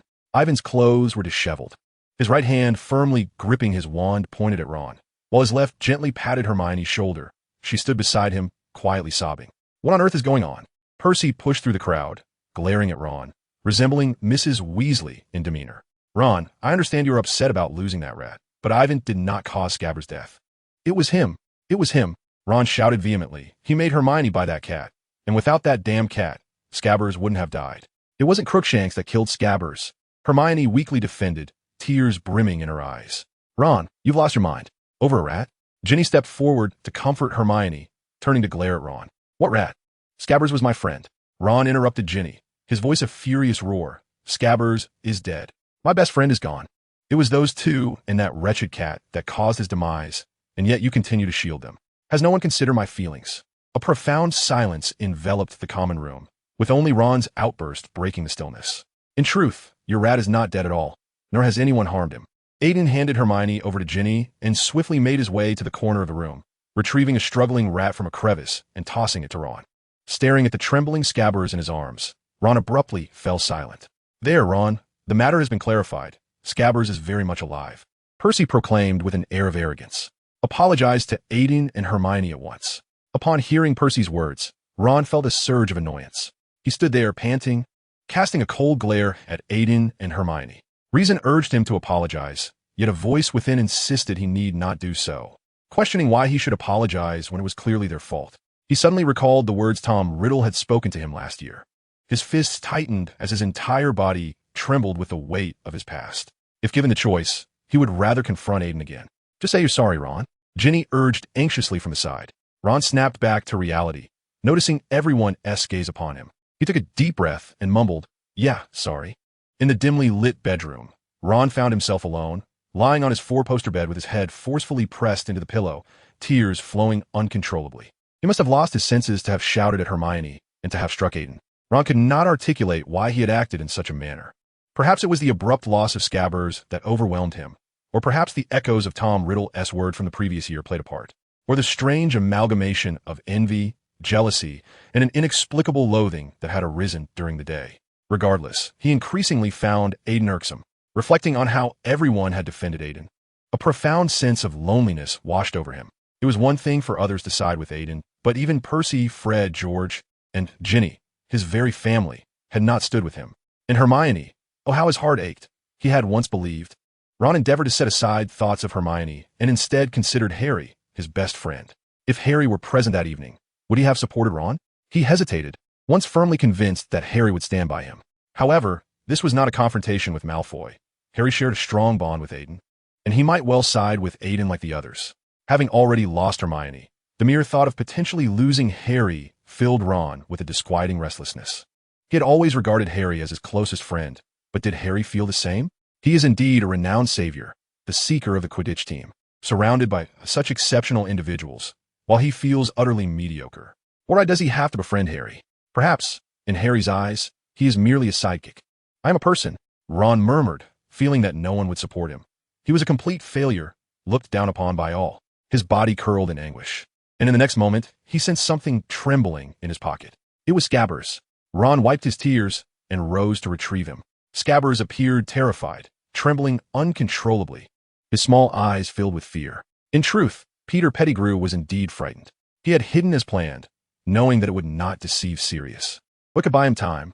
However, the plan did not proceed smoothly. He took advantage of the entire school being occupied with a Quidditch match to search Filch's office, but found nothing. The Marauder's map was not there.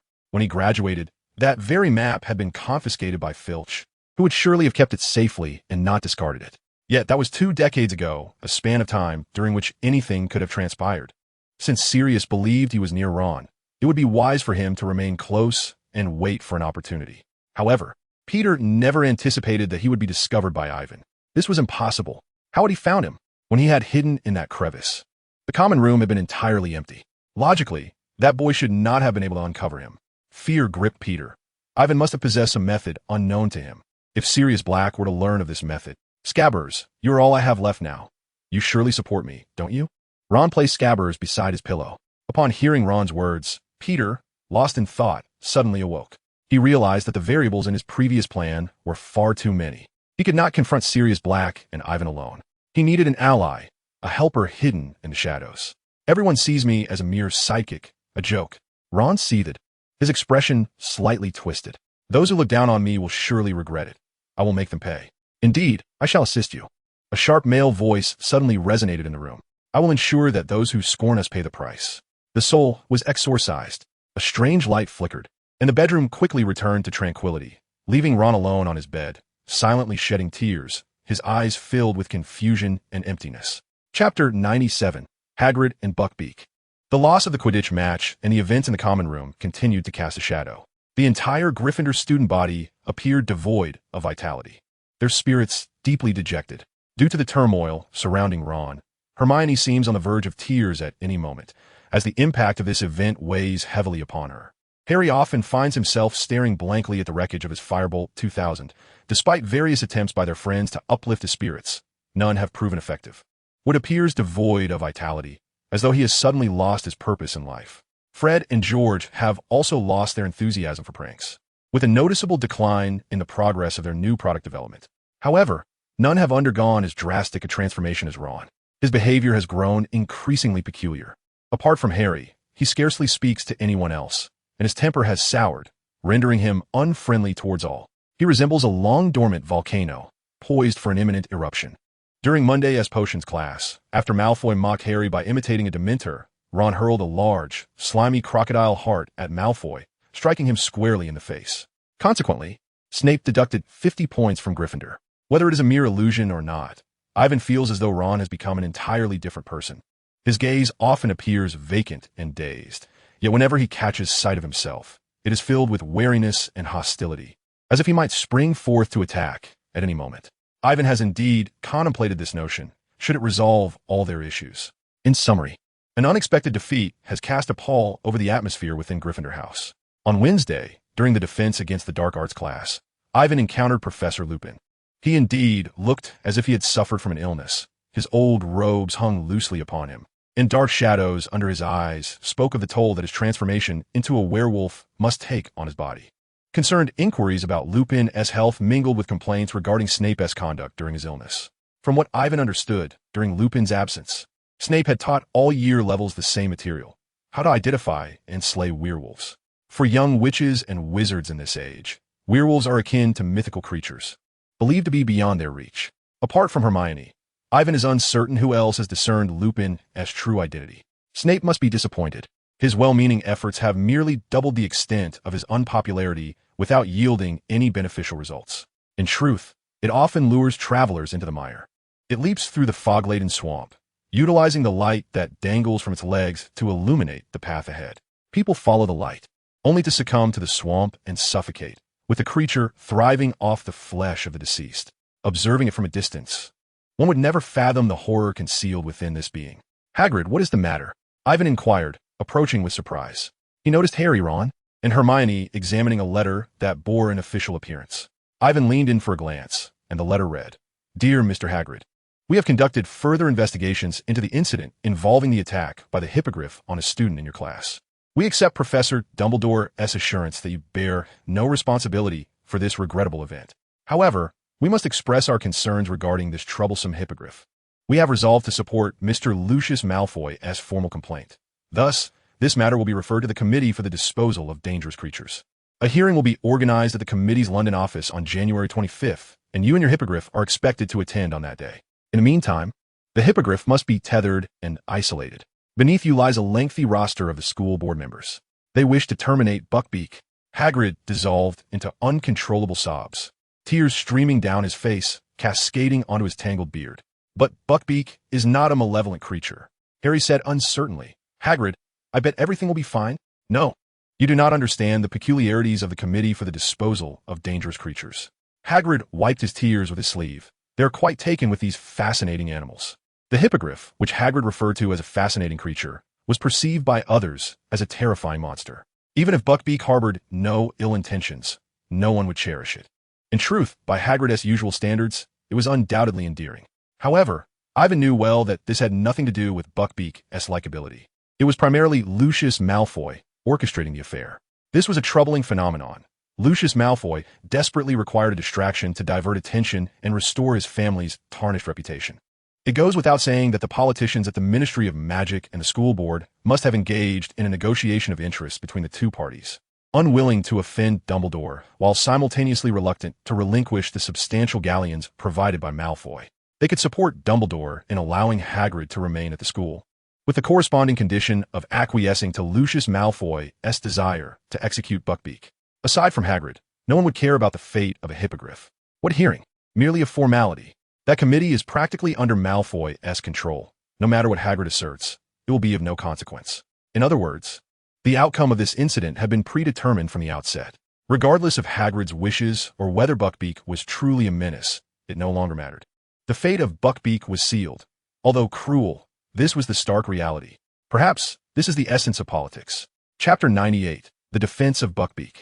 Observing Hagrid's pitiful demeanor, Ivan sighed. He did not comprehend the intricacies of politics, but he knew he must take action.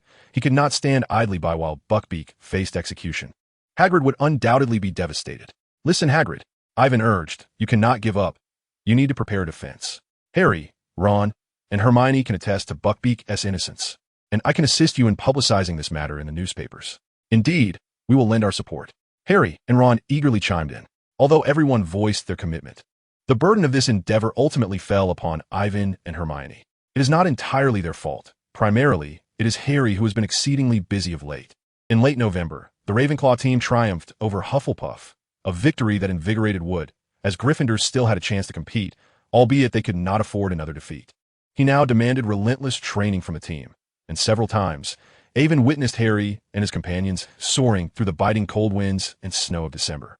Fortunately, since the last incident, no traces of Dementors have been observed on campus. The lessons learned from the previous encounter, coupled with Dumbledore's wrath, seemed to have effectively confined them to their posts at the entrance of the school. In addition to his rigorous Quidditch training, Harry was also studying the Patronus charm with Professor Lupin. He was determined to master the complete Patronus as swiftly as possible to ensure no mishaps occurred during the next match.